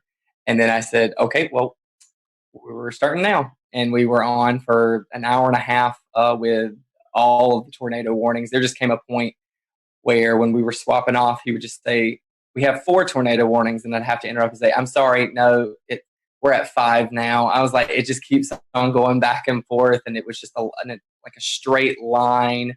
So when we're trying to describe it for our viewers, it was almost like a complicated mess. And honestly, that's what I started describing it whenever we would switch off and I would be on the screen. I would just say, I know it is very difficult to kind of pin everything out because every warning was overlapping. And I think with my experience with tornadoes, with coverage I've had, which naturally have had many, especially with our hurricane coverage that we've seen over the years, I've never seen that many warnings stacked back to back to back in a straight line. It was fascinating, but also terrifying at the same time, because you feel like you need to give equal coverage to each warning in each area in your viewing area. Even though we knew the strongest one at the time was the one we were seeing to the south, simply because it had held for the longest amount of time. It seemed like it had the strongest signature. Looking back on social media after everything kind of died down a bit, I was able to see what other meteorologists from around the country had done and taken screenshots, and seeing all the feedback and all the scans of it that we weren't even able to see at the time, because we were having to bounce in between 6 different tornado warnings all at the same time. But looking back on it, it was very clear seeing everyone's screen grabs of the tornado warning to the south, that was the strongest one. It had the strongest sustained winds. It had the longest track out of all the tornadoes that we were tracking that morning. And Shane, one thing we were noticing because we were watching that storm is it was going through a fairly populated area. Jacksonville, that's probably one of the bigger cities out eastern North Carolina. So I'm sure that was kind of pressing to want to get that information out to one of the bigger population areas. Absolutely. What was really interesting, something I've never been able to do before while we are doing severe weather coverage, is to be able to pick up anything too crazy on our web cameras. And we did have a webcam situated in the Jacksonville area near the Freedom Fountains. And while we did not see the feature at all, you could see it looked like the flags about to be ripped off of the top of the flagpoles. I've never seen that before, and never been able to capture anything during the height of a storm or during a warning before until this particular system. So naturally, yes, we did have all that concern because even for our specific station, Jacksonville is a very heavy populated area into which they tune into us. They know that we are the closest station to them, so they rely on us heavily. But thankfully, I believe the heaviest damage that was sustained in that area was at a hog farm. So we might have a few pigs that won't be tuning into our broadcast next time. But like I said, just very thankful and blessed that we had 0 fatalities, 0 injuries throughout the entire morning. Shane, I got a good chuckle out of that. Thank you. Tim, we still have 2 areas to cover, Charlotte and Greensboro. So Tim, I want to start off with you. I know you're just dying to talk. We've had you waiting for 40 some odd minutes now. But you guys did have one tornado in Alamance County. Can you kind of tell us a little bit about that and maybe some of the relief that you felt that there was only one and things weren't quite as bad as they could have been? Yeah, sure. Thanks, guys. So, this kind of thing that we were tracking for days, all of us were tracking it for days. It was pretty much all anyone could talk about for the Easter weekend. So one of the things leading up to it, I kind of sensed I was kind of trying to read the room and on my Facebook page and just see where people's heads are at. It really seemed like people were dreading this and they were very freaked out and they really were spooked, just in the sense of maybe they were stressed out already. I am not a psychologist, but there was just a lot of stress building up. And I think whenever something is coming in the middle of the night, people are really worried, and justifiably so. So one of the things we decided to do is just let them know, we're going to be there the whole night. Because even with, we had the warm front coming through in the afternoon. I'm always worried about those little warm fronts too. You can kind of get little spin ups. So I was there starting at 8, 9 o'clock, and I just stayed till the morning. We had the rest of the morning Mets come in as well to help out. And good thing that we did, because, one of the things, we just kind of walked people through the night. We would just do Facebook Lives and they would chime in and we would say, everything's still okay. You can go to bed, but make sure you have the phone. And you got to wake up if the warnings are issued. And people really did that, and I think it helped out. But you mentioned we had one confirmed tornado in our area. We had 9 tornado warnings, and I had no problem with any of the tornado warnings. And a lot of times I'm complaining in the back of my head about some of them, right? None of them were light tornado warnings at all. There was so much rotation in almost every storm that was pushing across our area. Everyone in this chat knows this. We have a radar issue here. The radar beam is so high. So, of course, when we're showing these warnings, it's showing more mid-level rotation. It's not at the ground. So all we can do is say, hey, this storm is spinning like crazy. Our first tornado warning came in at 4:20 in the morning, and we had continuous tornado warnings until 7 in the morning. So we were on for a while with all of those different storms. And it turned out that the last one in Alamance was the one that, in fact, was confirmed. And we confirmed it on air, too. We were watching it, Taran Kirksey and myself, and there was a clear as day debris ball just a few scans after the first couplet showed up. So I believe they talked about this in South Carolina, too. Some of these, they formed, they came right down, and they did the damage right away. And it was very quick. And thank goodness, the Weather Service did a bang up job. They had a warning on it right away. And we were just bouncing around. It was a very busy morning. But I think people were very appreciative that we were there the whole time with them, just kind of holding their hand. There's this storm. Here's what you do. Grab the kids, grab the dog, put a helmet on, put shoes on, and get ready to go. And, we made through it. Thankfully, there weren't there were no injuries or fatalities in that one tornado. On the same token, in the squall line itself, we did have a tree, unfortunately, kill somebody in their home. And one of the things with this line that we also tried to do, you have to give the highlight coverage to the tornado warnings. But this whole squall line, we knew it was capable of putting down 80 plus mile per hour gusts. Just with all the wind fields. So we did try and bounce around and say, hey, you're not in a tornado warning in Guilford here right now, but this line is nasty. So you should probably be in your safe spot too. So it was a very busy morning, but we anticipated it. Everybody in the weather enterprise talked about it for days. People knew about it. And I actually think it's a big success story that in the middle of the night, people were still well prepared and took good action. And the fatalities really, I think, were minimized, at least in the Carolinas, as far as I can. Ted, you're already kind of making my transition easy, because the second question I wanted to ask was about, there was some information going around on Facebook before the storm that was a little bit unsettling for a lot of viewers, and it was definitely not accurate information, but I know that you were definitely a part of reassuring your audience that the storm, while yes, it's definitely going to be dangerous, this is not something that they couldn't handle. Talk about the importance of the trust that your viewers have in you, and how you're the source where they get all of the information from. Social media is a blessing and it's a curse, right? Like it gives good information and it gives bad. There was some post floating around out there that was advertising potential for EF5 tornadoes in North Carolina, even though we've not had one before on record. But people were freaked out initially. We of course saw the damage in Mississippi and Alabama. That can freak people out here when they know it's coming our way. So, one of the things I tried to do in the days up leading to the event is, everyone's freaked out. I don't get freaked out by weather. I'd get freaked out a little bit about this pandemic, if I'm being honest. So one of the things I told them was just saying, hey, we're living in crazy times. We don't know exactly what's going to happen with daily life with this virus and stuff, but we know how to handle severe weather. We have the technology. We do this every year. We got this. It could be bad, but we know what to do. And if it is bad, we're going to let you know about it. We're not going to go crazy. We're just going to let you know where the storm is, where it's going, what you should do, and what to do next time. Because there's always a next time with weather. This is not abnormal, really.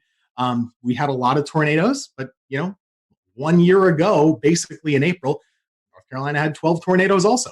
So this is not really that different. We do know what to do. And I think that was reassuring to folks, just to let them know, hey, okay, well, they're used to this. They're going to keep us covered. And that's really the whole reason why we're here. We're not here for the sunny days like today. I could not show up and it would be fine. But, Monday, we're pretty important to keep folks calm and hopefully encourage them to make the right choices. And I think a lot of people did. Absolutely. Yeah, Scotty. And so, Tim, talking about radar coverage, that brings me to Mr. Brad Panovich. And Brad, unfortunately, we had a tornado kind of go under the radar, like that little pun there, in the Charlotte area. So we had one in Anson County. But, you've been on the show several times talking about our radar gaps. And this one kind of bit us in the behind because we didn't catch this one. Yeah, and I'll give a little bit of a pass to the Weather Service on this one, because I think Tim brought up a good point. Something we were doing on the air Monday morning was we were telling everybody to treat the severe thunderstorm warnings like tornado warnings on Monday morning, because every severe thunderstorm warning had a tornado tag in it, and we knew the environment that these storms had. I didn't want people near a window or near the outside walls with straight line winds on Monday morning. So we actually, for the first time in a long time, I basically treated every severe thunderstorm warning like a tornado warning. But you're right, there was no warning with the 2 tornadoes we had touched down in Anson County, even though in hindsight, looking back even at the Raleigh radar, there were signs of rotation. But I mean, we were all looking at radar Monday. I could have issued 100 different tornado warnings on some of these. It was. We'll return to Best of the Carolina Weather Group in a moment. Now your Carolina weather forecast. Here are today's forecast high temperatures for North Carolina. Here are the forecast lows for tonight for North Carolina. Here are tomorrow's forecast high temperatures. And here's forecast rainfall across North Carolina tomorrow. Here are the forecast highs for the day after tomorrow.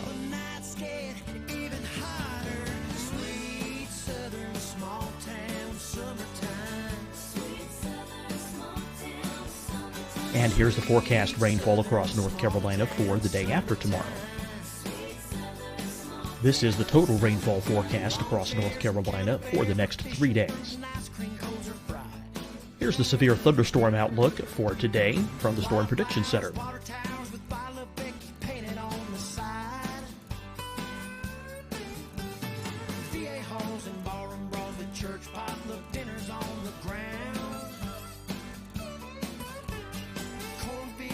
Here are the forecast high temperatures for today for South Carolina. Here are the low temperatures for today for South Carolina. Here's the probability of precipitation forecast across South Carolina today. And here are the rain chances across South Carolina tonight. Here are tomorrow's forecast highs across South Carolina. Here are the forecast low temperatures for tomorrow for South Carolina. And here is the probability of precipitation across South Carolina tomorrow. Here's the precipitation chances across South Carolina tomorrow night. Here are the forecast highs for the day after tomorrow in South Carolina. Here are the forecast low temperatures across South Carolina for the day after tomorrow. And here are the rain chances across South Carolina for the day after tomorrow. And South Carolina's probability of precipitation for that night. Here's the Storm Prediction Center's severe thunderstorm outlook across South Carolina for today through tonight. Here's the Storm Prediction Center's severe thunderstorm outlook across South Carolina for tomorrow and tomorrow night. And here's the Storm Prediction Center's severe thunderstorm outlook across South Carolina for the day after tomorrow through that night. Here's the severe thunderstorm outlook for today from the Storm Prediction Center.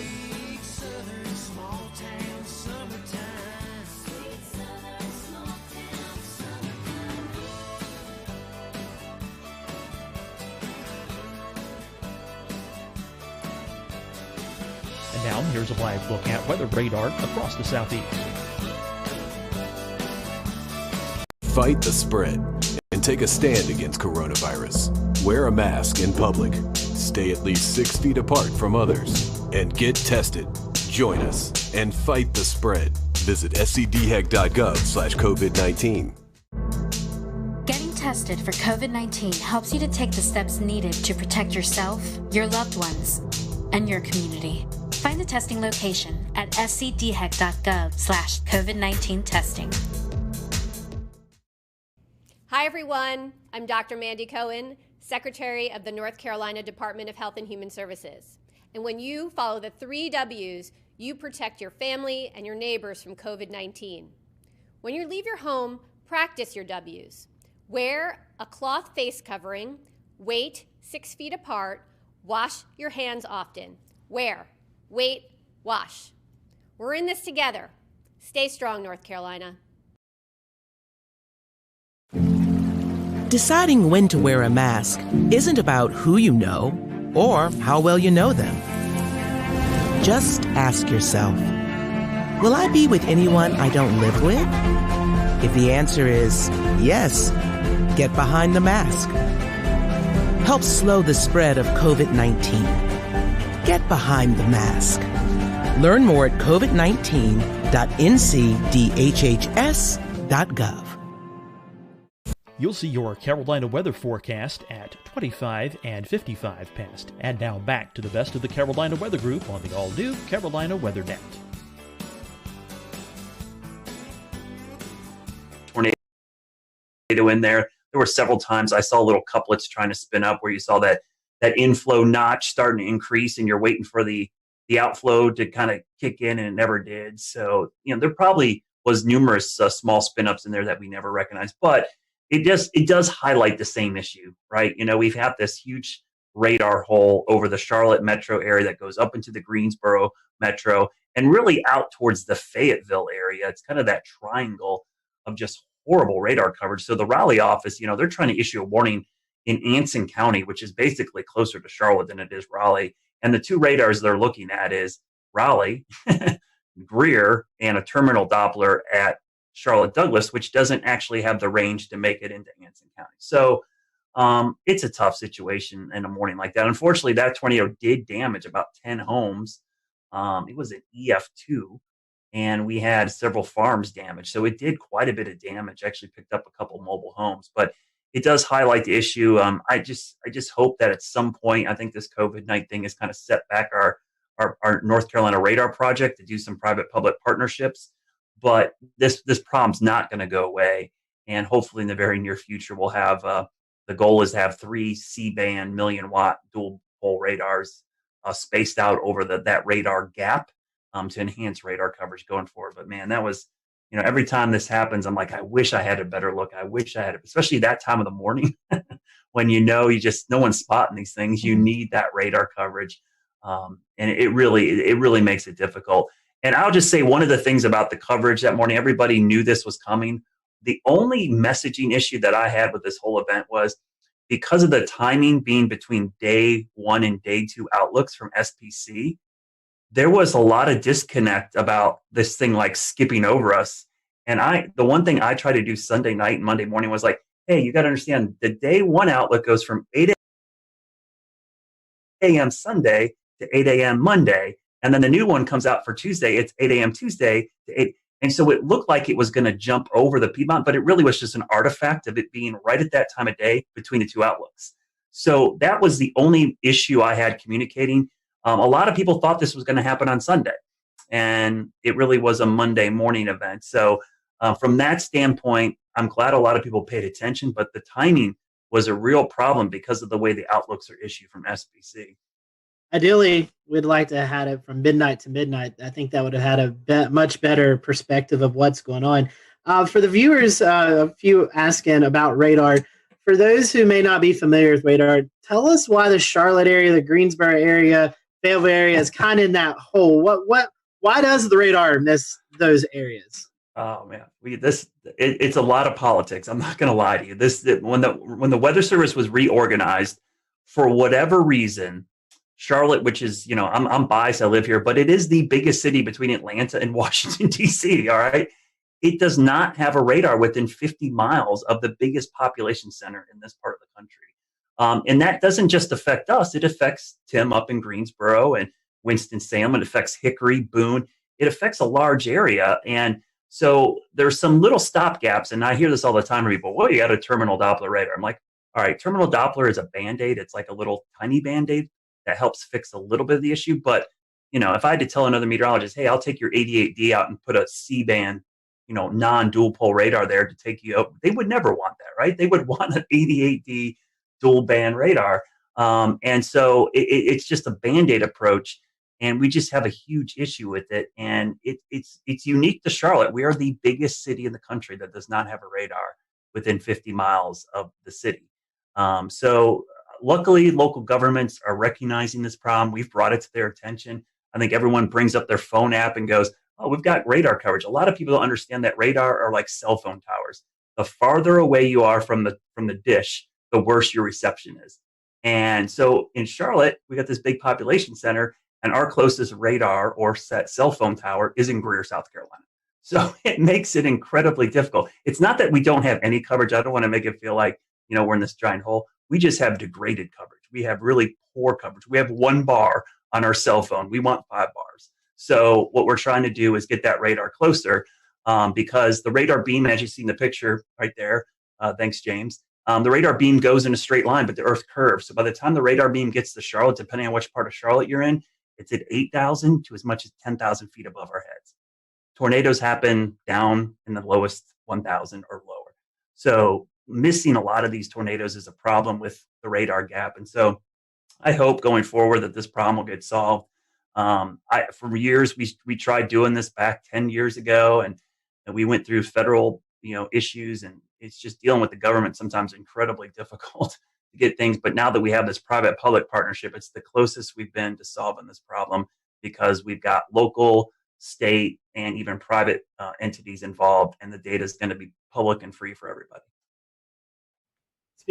Speaking of partnerships, I wanted to ask Brad and Shane and Tim. Unfortunately, a lot of our other guests had to jump off because they have a 10 p.m. newscast. But in this era of COVID-19, you guys aren't in the weather center with your fellow meteorologists. You're doing a lot of work from home.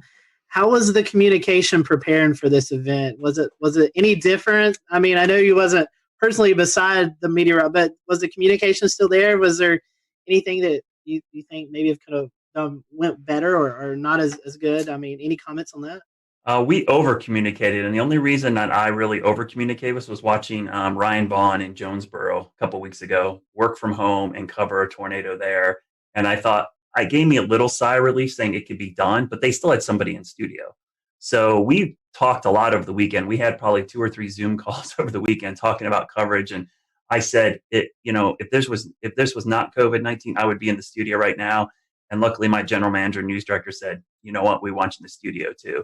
So for the first time in a month, I was actually in the studio instead of home. And I worked in the morning show. Normally, I'm an evening shift person, but I came in and tag team with Larry. We did do social distancing. We never crossed paths. We stayed away. I stayed in one location, which unfortunately meant I didn't get to go to the key wall, but I could be in the weather center with a standing shot and do it. So I think, to answer your question, Scotty, we actually over communicated, probably more so than we ever had, because we knew the logistics of this was going to be really problematic.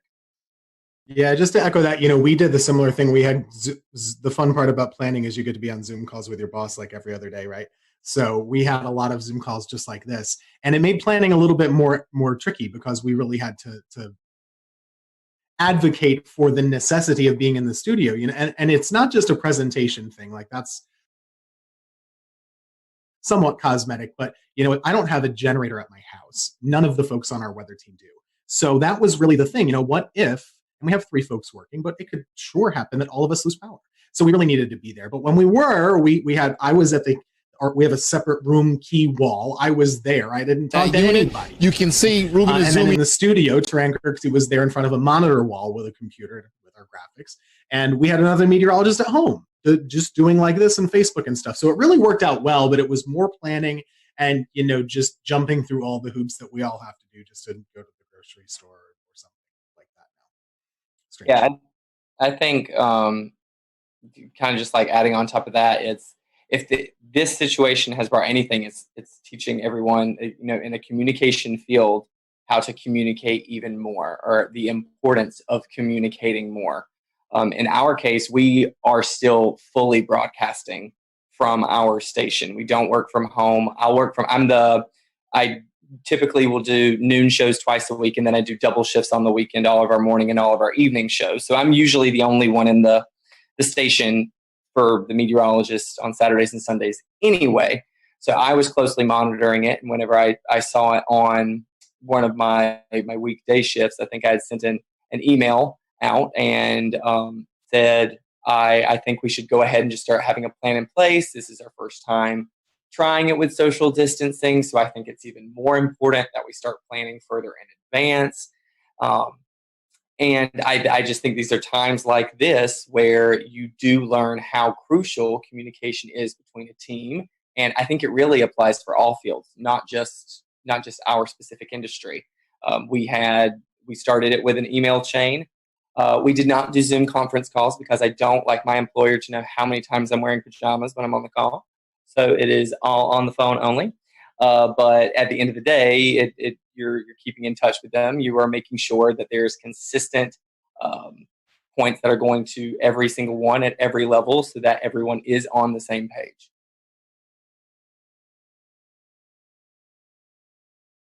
Yeah, I was going to say real quick, Tim, we had that same issue. That was our biggest concern, was the generator issue. I have a great setup here. I'm great, but man, if I lose power, out of luck. I have backup for my router, but I don't have backup power to my computer or backup power to any of the lights. So that was a big concern. And I thought for sure with just the wind field that we were going to have trees and power lines down all over the place, so we would lose power. So yeah, that was an easy call for us. And honestly, it was kind of nice to be in the station. Not that I wanted to be covering severe weather at 2:00 in the morning, but man, it wasn't nice. That's the first time I saw my morning meteorologist in a month. So it was really cool to be in there. One weather thing, actually, the surprising part, we talk about how many tornadoes there were. We kind of expected a lot of tornadoes. The fact that the wind field didn't materialize as much in regular severe thunderstorms, I thought was surprising. There wasn't a lot of widespread damage in the squall line. There was a lot, but not as much as I thought there maybe could have been. Yeah, I agree. Only thing I'll say is that, and I'll give a shout out to Shay and Weatherflow because I have 2 Weatherflow stations on my roof. I had 30 minutes of continuous gust over 50, which was the highest sustained gust above 50 since probably Hurricane Michael came through here. I've had those things for 2 hurricanes passing overhead, or at least the remnants, and that was by far the highest. So yeah, it was really impressive. And what happened in our viewing area was we had a lot of wake up calls. People just heard that roaring sound of the wind and the rain hitting their windows, and people were freaking out. They woke up, and so it was easy for me to get people to act because it was so loud. It woke people up from a sound sleep. That sound, and we had a lot of people sheltering in their bathroom for these straight line winds. But yeah, I'm surprised we didn't have more damage, Tim, but I was really impressed with the data from my roof. I looked at it and I'm like, I actually had a camera up there that swung around and broke off and I had to fix it again because my house got hit by a tornado back in February. So and I had a 71 mile-an-hour wind gust with that storm. So it's been crazy having all these events at my house and having this data now collecting from my house. My wife's texting me. She's like, the kids are freaking out. Should we go downstairs? I'm like, yes, go downstairs. Well, Brad, what a way to QC those stations with a camera breaking, right? And then the stations are still standing. But I mean, that's pretty impressive if you think about the mechanical features over land, how trees and other homes block wind, and you're still getting gusts like that. You could almost assume that just above homes, right at the treetop level, probably several notch stronger just because of those mechanical features. But yeah, even here along the coast, just like Tim said, I was surprised we didn't see a lot of those, those gust fronts or there's really strong convergences right ahead of the storms. It never really materialized here. I mean, we got 30 to 40 knots, and then maybe one little spike upwards, but we didn't see any of these big blasts of wind like we normally do here at the coastline, where the energies just drop out of the storm, and then we get a long line of really strong wind. So that was a good thing because it was less damage over the entire area, even though we did have one tornado along the coastline, immediate coastline, and even one just inland. But a lot of folks just saw a lot of heavy rain, lightning, and just some gusty wind at times. It wasn't terrible. So, I mean, there's a little bit of reprieve from that storm, at least here along the immediate South Carolina coast, except for Murrells Inlet area and Litchfield. Yeah, so today's date, I think, is kind of significant, too. The initial thing we were going to air today was going to be about the 2011 tornado outbreak that everybody really thinks about when they think about the strongest storm system maybe they've lived through or seen. We chose to do this instead because this was such a significant severe weather outbreak. Going kind of back to you, Brad, and anyone else who wants to talk about it, is there any sort of feedback that you're receiving from the public that this is going to be kind of the new thing in their heads as the biggest severe weather threat that they've seen, or how do you think this compares as far as response to what we kind of saw on April 16th, 2011? I remember that April well because that is the highlight of that month, but there were 4 separate significant severe weather events back in April. We had a derecho, we had baseball-sized hail, we had the tail end of the Tuscaloosa tornado outbreak actually affect the Carolinas. And then April 16th, which I remember that night because I stayed up all night long and watched that line of supercells pass over Charlotte, not touch down, and then immediately as the sun came up, start spinning. But I think what helped us out on Monday, 2 things. One, COVID-19, everybody's home. They're sheltering in place already. But 2 was our tornado outbreak back in early February. that was still fresh in a lot of people's minds. We had significant tornadoes that morning, and that wasn't too long ago. And that was in Charlotte. That was, we had EF1 damage across a big chunk of South Charlotte, including my backyard. So I think that in the back of people's minds helped. And anybody who's worked in emergency management or done this, the level of preparedness is only as good as your memory of the last disaster. And in this case, having that last disaster kept people prepared. And so they were kind of ready for this. Yeah, for here, this one is not going to be remembered for years for most of the Piedmont area, and at least near the Triad, I wouldn't say, except for the folks who actually were in the tornado path in Alamance County. Just to add to this time of year, it's always very busy. 2 years ago today is the anniversary of the Greensboro tornado, which is still so fresh. We had a reporter do a story today. How is East Greensboro doing? The answer is, still not great, unfortunately. It was a really rough urban tornado, a strong EF2 that came right through the city, stayed on the ground for 30 miles, all the way up basically toward the Virginia border. And that was just 2 years ago. So for a lot of folks, that's still what they remember. Or maybe it's always very personal. So if you're in High Point, you remember the High Point tornado in 2010, right? It just depends on who you are and where you've lived. For me, that April 16th event is still, way up here and everything else is way down. I was working in Wilmington, but that thing was another level. And that year was just another level of severe weather. And I'll just add my own commentary to that. It was a year ago that we had a tornado outbreak here in the Carolinas. I don't even remember the number, but a year later, our thought is already bouncing back to 2011 and not a year ago.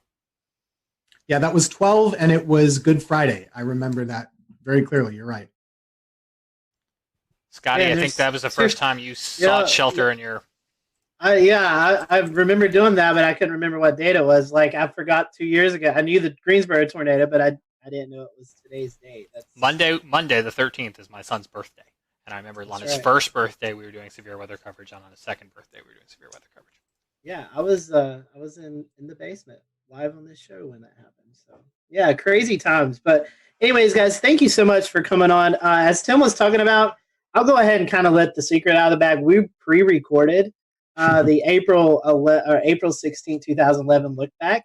So next week, we're going to be airing that. So you'll see Tim back next week on our show.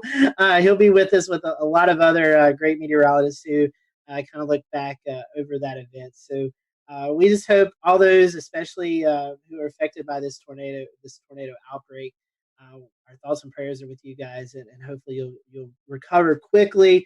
And like Tim and Brad has said, this is the peak season for severe weather in the Carolinas. So we'll continue to monitor the weather for the rest of the month and even into May as is really kind of a high peak for severe weather. So we appreciate you joining us tonight.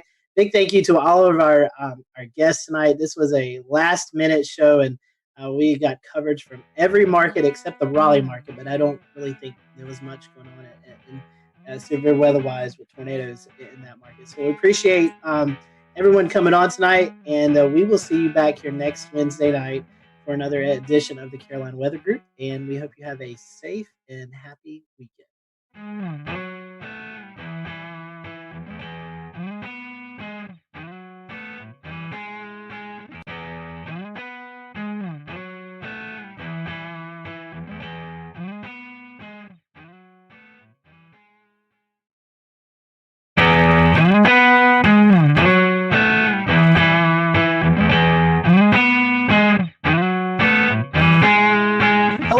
Welcome to the Carolina Weather Group. We're happy to have you this evening. Tonight we're going to be talking about the 9-year anniversary, April 16, 2011. If you live in North Carolina, anywhere around that time period, or even now, you remember the major tornado outbreak that occurred.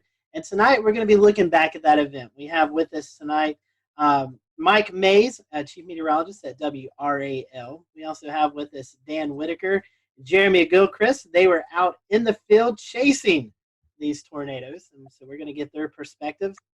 Also with us, we have Tim Buckley, who is the Chief Meteorologist at WFMY, but at the time was working in Wilmington, North Carolina at WWAY. And we have Gannon Medwick on with us, who is chief meteorologist at WECT in Wilmington, but at the time was working at WNCT in New Bern, North Carolina. And we have with us Jeff Orrock, and he is the meteorologist in charge at the NWS office in Wakefield, Virginia. But at the time, he was also working at the NWS in Raleigh. So we have a big group of guests with us tonight. So looking forward to each and everyone's perspective of this event. I do want to hand it off to Mike first, kind of let him give a brief background of his recall of this event, because he has to run and get some things done. So Mike, I want to kick it off to you first, and tell us a little bit about your perspective. I know you was on the air during the event, so kind of talk to us about the lead up to the event and any memories during covering the tornado that you remember. First off, I'll apologize. We got our cleaning crew coming into the studio, so it's probably going to get loud because he's pushing his garbage can around. I recall a few days prior to the event, which happened on a Saturday, SPC putting us in a risk. I believe it was moderate on that Friday, and then Saturday morning I woke up to a high risk. Now, at the time, Greg Fischel, who was the chief meteorologist at the time, was out of town. He had a family emergency up in Pennsylvania, so he had to leave. So I have never covered an event as massive as the one that happened on that Saturday without him being here. So it was kind of like he's Batman, I'm Robin, and then Batman's gone and Robin has to take over. So for somebody who's never been the lead, it was kind of nerve-wracking. But I had Nate Johnson with me, who had tornado coverage experience. He was the chief meteorologist in Abilene, Texas. You guys probably all know Nate. So that morning, just the way the atmosphere felt, you could tell something was coming. And around lunchtime, 1 o'clock, we started having the tornadoes develop over the Sandhills.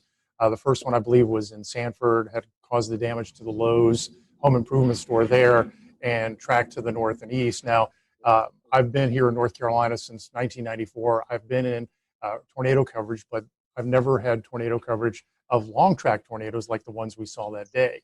And at one point, we had 4 tornadoes on the ground, and Nate and I were juggling back and forth, where I was handling 2 tornadoes, he was handling 2. It was just an incredibly rough day, and I'm sure everybody here in this group has their own stories about what happened. The hardest part for me, I guess, was watching that tornado leave Sanford, and it was making a beeline to my house, to my neighborhood. I have family in town, and I was hoping and praying that they were watching the coverage on TV. And I know, Tim, you're on TV. How do you get the point across to people that you know to take shelter? I couldn't stop and pick up the phone and say, hey, listen, a tornado's coming to the house. You need to take cover. So that's one thing that was upsetting to me. The tornado passed about 50 yards from my house. I damaged the subdivision right next to mine. I had some damage to some fencing. That was about it. I was very fortunate. And then after it passed my neighborhood, it was heading right here toward WREL.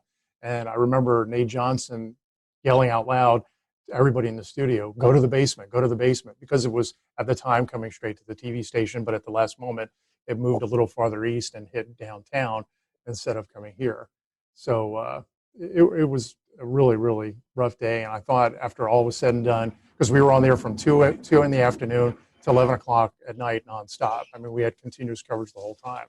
And when it was done, I thought, okay, this is going to be the worst. This is the benchmark of the worst coverage of a storm that I'll have in my career. But then we had Florence, and it was just days upon days of coverage with that.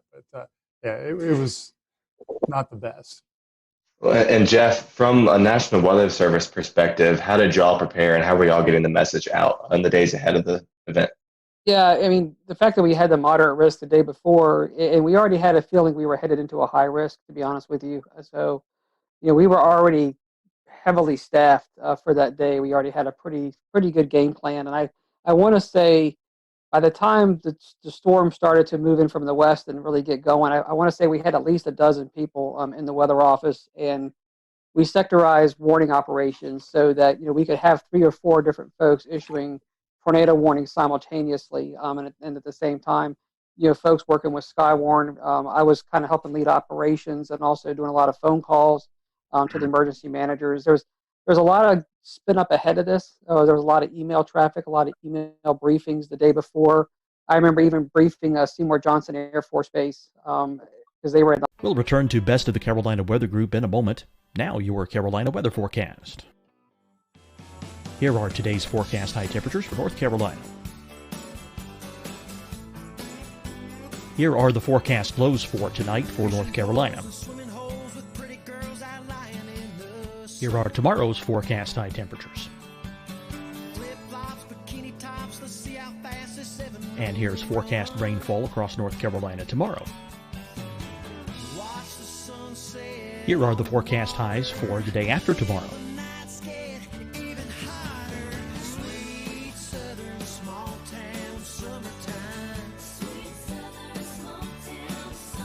And here's the forecast rainfall across North Carolina for the day after tomorrow. This is the total rainfall forecast across North Carolina for the next 3 days. Here's the severe thunderstorm outlook for today from the Storm Prediction Center.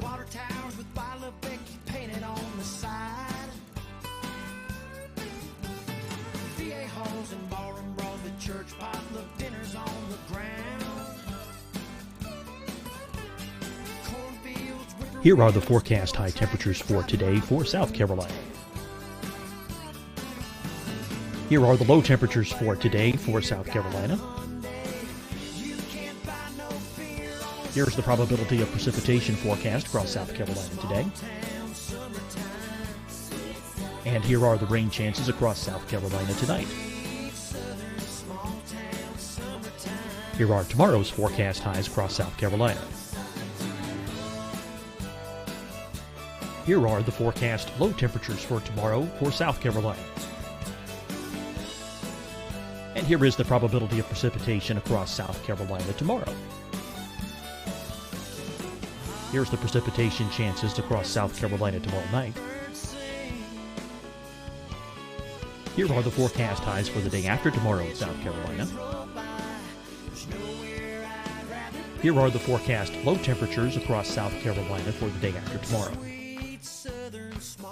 And here are the rain chances across South Carolina for the day after tomorrow. And South Carolina's probability of precipitation for that night. Here's the Storm Prediction Center's severe thunderstorm outlook across South Carolina for today through tonight. Here's the Storm Prediction Center's severe thunderstorm outlook across South Carolina for tomorrow and tomorrow night. And here's the Storm Prediction Center's severe thunderstorm outlook across South Carolina for the day after tomorrow through that night. Here's the severe thunderstorm outlook for today from the Storm Prediction Center.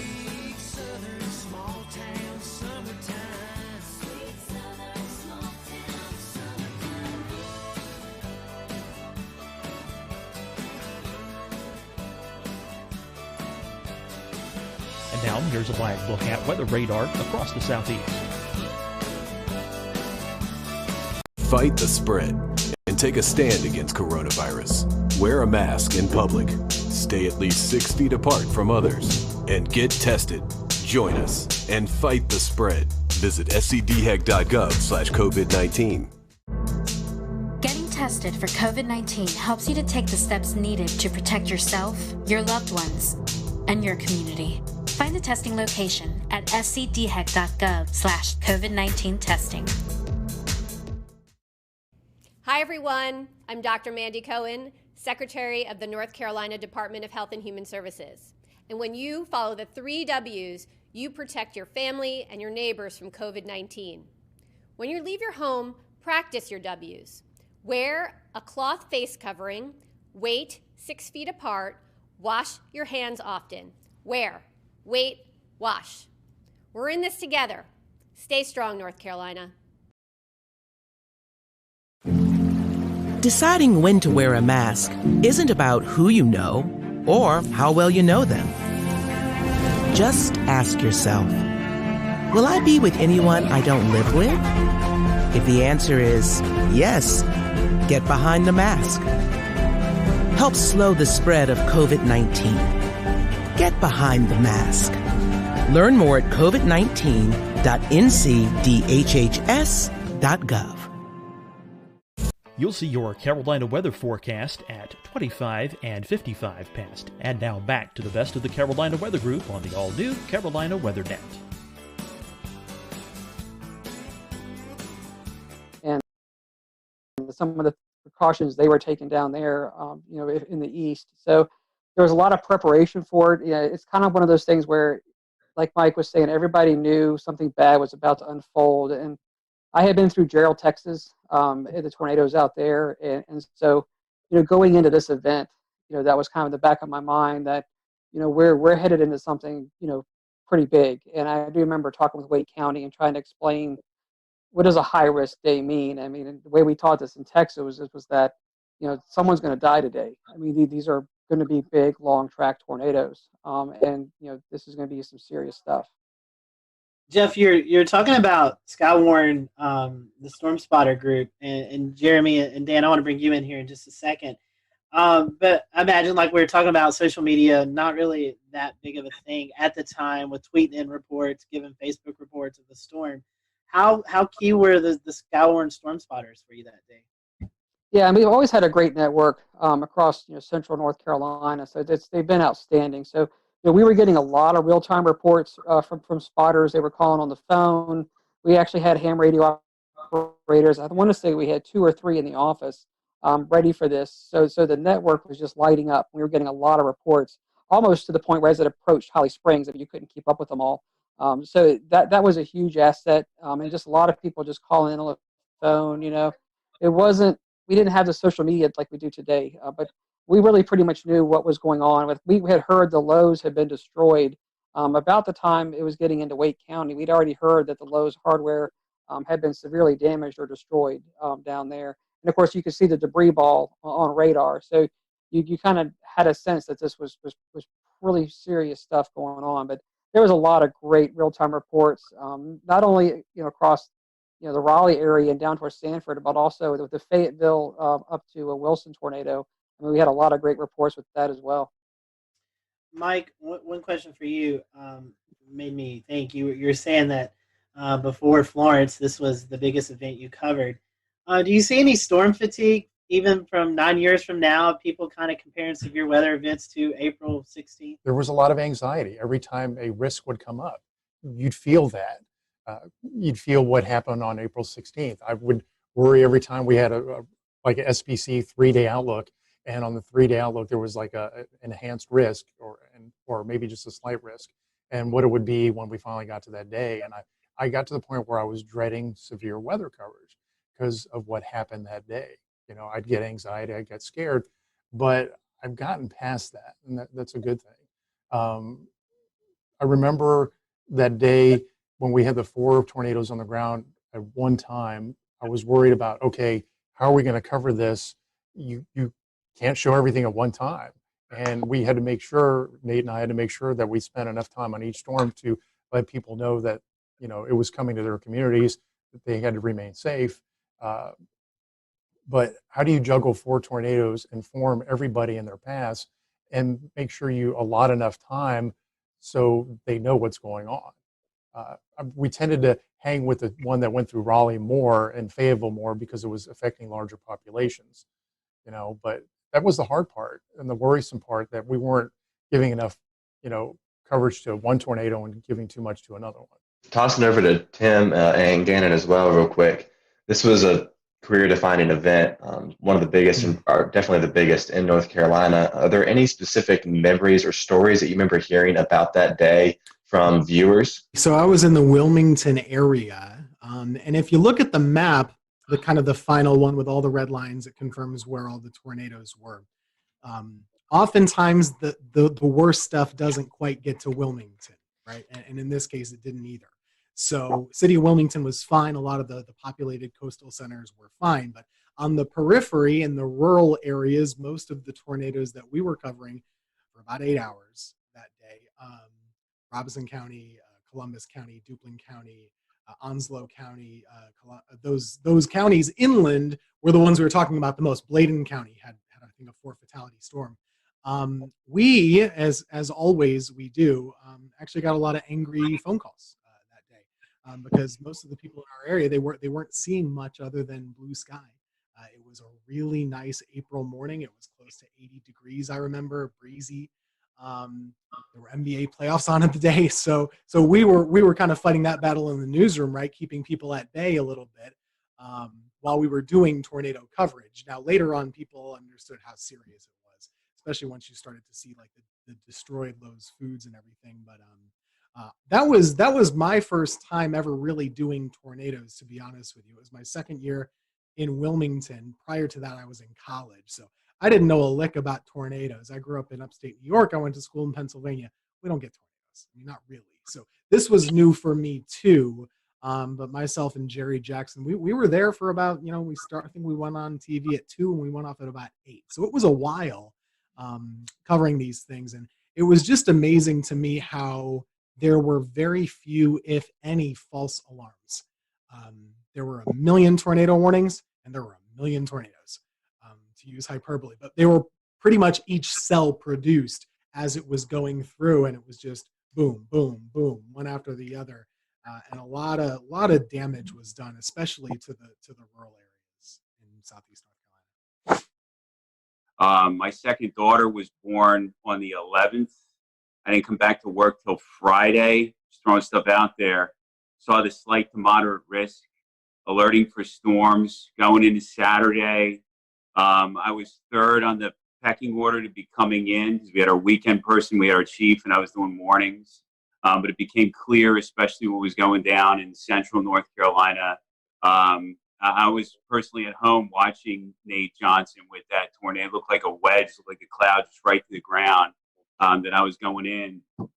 And it's coming back to memories about just making sure you spend time on one storm to identify where the rotation is and give enough lead time before you have to move on to that next storm. And at some points, there were 6, 8 active warnings. Just a blur the way it just continuously unfolds. You hit a storm, you move on to a storm, you circle back. Population centers, as Mike mentioned, preferred. There was the one at Tarawa Terrace in Jacksonville. That was a big center in the Greenville-New Bern television market. Jacksonville is the largest city. We had to hit that. Then we saw the storm report that the Bertie County storm had actually killed numerous people, ended up killed 12 people. So that was surreal. When you are warning for storms and getting reports of damage, but no reports coming down off the wire or whatever that there's fatalities, and then all of a sudden numerous fatalities is still weird to talk about. Ended up being 12 in Bertie County. And then finally just going home that night, this event had everything. The event had everything, the setup, and then the final. I mean, sometimes we say as meteorologists, we save lives. This was literally the only time that we were able to, some of our crews went out to Snow Hill in Greene County, and they were able to say, standing with a family in their house that was completely destroyed except for the interior part. And they said they were listening to our broadcast and they went into that interior part. So just a surreal event that I never want to forget. And I wanted to, so thanks again, give me a chance to talk to you guys about it and share the similar experiences. Gannon, I think we've talked about this before off of this show, but this was also one of your one of your first tornado events, kind of bigger tornado events to cover, correct? Yeah, I'd gotten to Greenville in October of 2004. There were a couple of active springs and falls as per usual. 2008 sticks out, but like Mike and Tim said, I mean, they're just usually just a couple tornadoes and then you move on, and maybe they're in rural areas and maybe they're not, exceptional damage producers. But then this one just is bold-faced, italicized, and underlined when you look back on it. So yeah, the biggest event, and thank God it's still the biggest tornado event. Dorian was a huge producer, but still nothing compares to April 16, 2011. I've been to a few conferences and I've heard, Jeff, I'll send this to you. obviously 2011 remembered for the Tuscaloosa, Alabama, April 27th event. Had that not happened, this would have been the event that a lot of the meteorological community would have looked back on tornado-wise, Jeff. As the Weather Service, I know you guys do a lot of meetings and stuff. Has this event kind of tailored some of your studies or some of your outlooks on stuff that you've, I guess, done case studies on this event to kind of find out the whys of what happened and how to better prepare for maybe the next setup we get like this? Yeah, I mean, there's no doubt this event, I mean, it still stands out, even though, like you're saying, the later event was even larger than this one. For our region, this is still, what our benchmark, storm. And, it even went up, not even just the Carolinas, eventually went up into Virginia and did a lot of damage up there too. So, it's been widely studied. It was before some of the newer technology came out with on the radar, even some of the new impact-based warnings. So we've actually gone back in and rerun cases like this with what we call the impact-based warnings, and we did use tornado emergency, but nowadays we even have more tags we can put into the warnings to kind of say, okay, it's radar confirmed on the ground before we even have spotter reports of anything on the ground. We can confirm it just using radar data. So we've actually used cases like this and kind of run back through them with some of the new products, the new ways that we issue tornado warnings, as well as some of the different dual pole products. So, we do go back in and kind of practice and relive some of these events like this, putting them more into, I'd say, the current time. So this is definitely a benchmark event. We also look at it from a standpoint of, staffing and how do you handle events like this, because they don't come around often.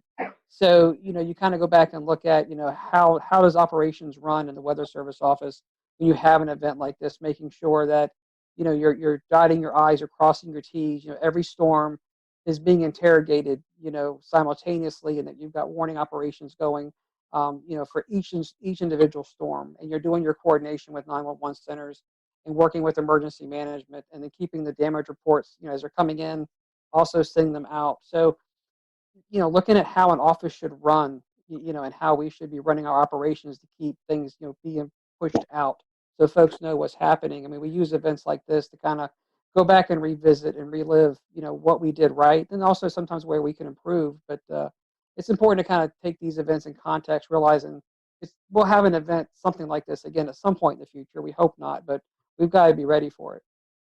And Jeff, one more question, then I want to get to Dan and Jeremy and let them talk about what they experienced out in the field. We were talking before this show. You guys, at a point in time, I think it was 5, 6, 7 minutes, were backed up by the National Weather Service in Blacksburg. Can you talk to our viewers tonight who may not realize in these situations when the Weather Service is actually in danger of getting hit by a tornado, you actually pass the coverage off to a neighboring office? Yeah, so it's similar to what Mike was saying earlier.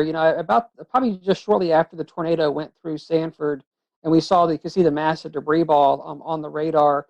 Before it got to Holly Springs, we realized that this thing was coming into most likely southern Wake and eventually the south side of Raleigh, where the Weather Service office was. So I remember I picked up the phone and talked to the Blacksburg office, so we're paired so that a neighboring Weather Service office can really kind of basically restart their computer system, and they can come up as if they're, the Raleigh Weather Service office. So we called them probably almost half an hour out and just said, hey, look, we may get to the point where we've got to be backed up if this thing gets too close, so be ready to go, giving them a chance to get the radar up and running, the warning system up and running, things that they would need. And I think we called them back, I want to say about probably 15 to 20 minutes later, and we basically said, okay, this thing may really come get us now. And so I remember saying, if you hear from us again, you've got it. And so then what we started doing is we had 12 people in operation. So as it got closer, we started funneling some folks downstairs into the lower part of the building.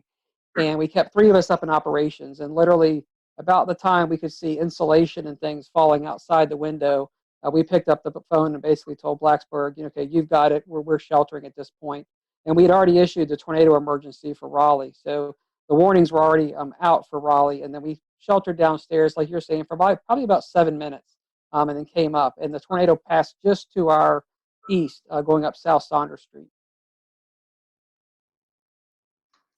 Dan and Jeremy, y'all had a very different kind of experience. You guys are actually out in the field chasing these long track tornadoes. I guess, Dan, we'll start with you since you're the first on my screen. Kind of give us the firsthand perspective. What was it like actually being there within a mile of these monsters? One of the things that we had at the time that we still use that was very active was the NC Storm Chasers and Forecasters group on Facebook. And fortunately, there's a lot of information coming in through there being funneled in as well. And I remember I was in Alabama, I caught the storm, and all of a sudden there started being people kind of looking at some of the parameters for the next day in North Carolina. This was when it was at a moderate, I guess, before it got pushed to a high risk. And one of the things that was being looked at was how the storm system I was currently inside and what was turning into a squall line in Alabama was going to keep pushing across into North Carolina. And they were seeing on the HRR runs how basically that squall line eventually was going to break apart into supercells, and that's when really the tornado potential would strengthen.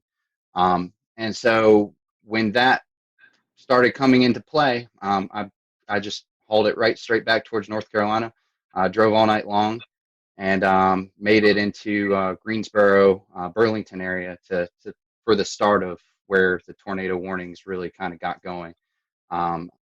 Followed the storm in front of it. I actually was able to bust through it because I was inside of it / behind it until about Charlotte to Greensboro, somewhere in there. I busted through the front of it and got in front of the squall line, and then was in front of it near Burlington to Raleigh, somewhere in between there, maybe kind of close to Durham. And that's kind of when it went tornado warned, and it started to kind of quickly overwhelm my vehicle and me and my ability to keep chasing it. There's a couple things that were very clear about this storm system and about these storms, which is one, they were very fast moving. I remember they were going about 60 to 80 miles an hour. It was what I was trying to keep up with and stay in front of, and position myself in hook echoes so that I could try and get a good visual of these, for the most part, pretty rain-wrapped, low nature storms that were just hard to spot. I had great luck in Alabama the day before. I actually found myself up on a hill is kind of how I was able to see that tornado so well for such a long period of time. But this day it seemed, in North Carolina, a lot more heavy rain, a lot more heavy wind. I basically ended up inside of some severe winds going, just at a guesstimate, 50 to 70 miles an hour at the very least, sideways blowing rain. Once I got out of that, I tried to get back in position, ended up in that again. Eventually just kind of the whole storm inside of that tornado warning just overwhelmed me and got in front of me right as it got into Raleigh. And just waiting for this line, and we're sitting there going, oh man, this thing is not breaking up. There's no supercells, what's happening. All of a sudden, obviously within a few frames it started to go. And so we're in Newton Grove still, and which was the right area to be. We just got a little impatient, and so the first one, by then it was already hitting Sanford and the lows, and we decided to speed on towards Raleigh to try to get it there. And I do remember, as Mike May said earlier, the broadcast, Kevin had his ham radio with us. He had a ham radio in the car because he was doing the storm spotting. But I do remember that specific broadcast said, do not approach Raleigh, stop where you are, and all this stuff. And one thing I do remember about that whole day is just a surreal feeling that I can't even describe in the atmosphere. And the winds, even outside, the thunderstorms are blowing 40 to 50 miles an hour. Lots of inflow into these supercells from a long distance away, blowing dust and all of that. But when we got to Raleigh, as it was said, it went up South Saunders Street. We were not far from there, coming onto the Beltline. And it was, I remember specifically seeing the power flashes just to my left as we were coming in. And we stopped right there because we knew it was rain wrapped. We couldn't see it. And we looked for an exit after that. And then we were trying to decide, do we, for about a couple of minutes, do we try to keep up with this one? We all knew that the storms, as Dan said, were doing, forward speeds of 60 to 80 miles an hour. We're already behind it. We're in a metro area. We're like, no, let's get out of here. Let's go for the next one down the line. That was the Wilson storm. And interestingly enough, that storm hit Fayetteville first, that next cell down the line. And I have a friend there who was in contact with me pretty much before we were chasing the Raleigh one, saying, do I need to take shelter? Is this the real deal? And I looked, and the couplet was almost on top of him. And I'm like, yes, get in, And they got into a closet, and the tornado did hit their house. Fortunately, at that point, it was the start of that tornado's path. So it was weaker. They had a few shingles gone, but up the road from them, it turned into EF3 damage. So, but they were, they did take precautions, and they were fine. I didn't find that out till later, but so then I had to beat the forward flank of that next cell. So coming out of Raleigh, so I was speeding definitely to beat that forward flank to get. I didn't want to get cored and then stuck and miss knowing how fast these storms were moving. So I was driving a Volkswagen Beetle at the time, and finally made it to 795 area. I got just a little bit south of it, and because I did want to get a clear view if there was a tornado. And then we were going up 795 northbound, and so we get a straight on look at it, and I looked to my left, and I saw the rotation. I looked to my left, and like, is that what I think it is? Because it was there wasn't that much contrast at that point, and it was open field, and so we just decided to stop there, and then it came out from some trees, and sure enough, that's the tornado, which many of you have probably seen the video of. Marker 5.5, looking north-northeast. Large tornado on the ground, all the way to the ground. Multiple times. Kevin called it in. I think the tornado was about 100 yards wide at that point. We were about a mile and a half away. I could have gotten a lot closer to it, but I did not know the area that well, so I didn't know if I was going to pull up. And this is the only reason I didn't. I didn't want to lose the view we had, and I knew how fast it was moving. I knew we had one shot to get a look at it, and that was going to be it, and then it was going to be gone.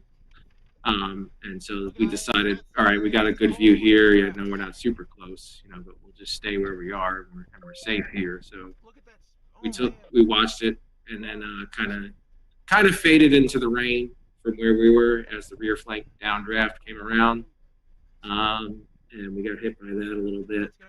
And then after that point, we took off for the next cell down the line, which we ended up in Farmville outside of Greenville. And we just missed it. We weren't fast enough. These storms were moving way too quickly. So we just had to find we actually had to use an escape route and go into the rain and hail so we'd get away from the couplet and let it pass because we weren't going to be able to see it from where we were. And then, so we did. And then we went into Farmville, and we saw the damage there. It just happened, but immediately, amazingly, the emergency crews were there. They were probably there within a minute or two after the storm passed. And so we took a look for a minute, and I remember letting, again, cell phone. I mean, smartphones were relatively new, but I did have one, Pickle 3. And I remember just letting a guy whose house got damaged use it to call his family. And then we wanted to get out of the way of the emergency services as quickly as we could. So, and that was it. And then there was a squall line behind that. That was it. And we went home after that. And then the last thing I remember is going to the NC State Library to upload my footage to YouTube, since I had a super fast connection as quickly as I could. And I think I remember emailing Mike Mays and sending him the link or something like that right away. And then Ariel, I know, put it up. And then it actually ended up in a few things, like a National Geographic did a special on that whole spring because, as Dan said, there were a number of outbreaks that spring. Everybody remembers Tuscaloosa and all that. This was one of 3, I think, major outbreaks that they covered in that series. And so it ended up kind of spreading from there. And I think it is still my most viewed video to this date. But and And that was about it. That was about the general summary of my day right there. Were you guys able to, after this event, in the days to come, to go out and survey some of the damage? If so, what kind of stuck out to you guys? Our biggest storm was in Bladen County, in Elizabethtown specifically. There were 4 fatalities there between, I believe, Elizabethtown and closer to Bladenboro. Also, a couple tornadoes. We'll return to Best of the Carolina Weather Group in a moment.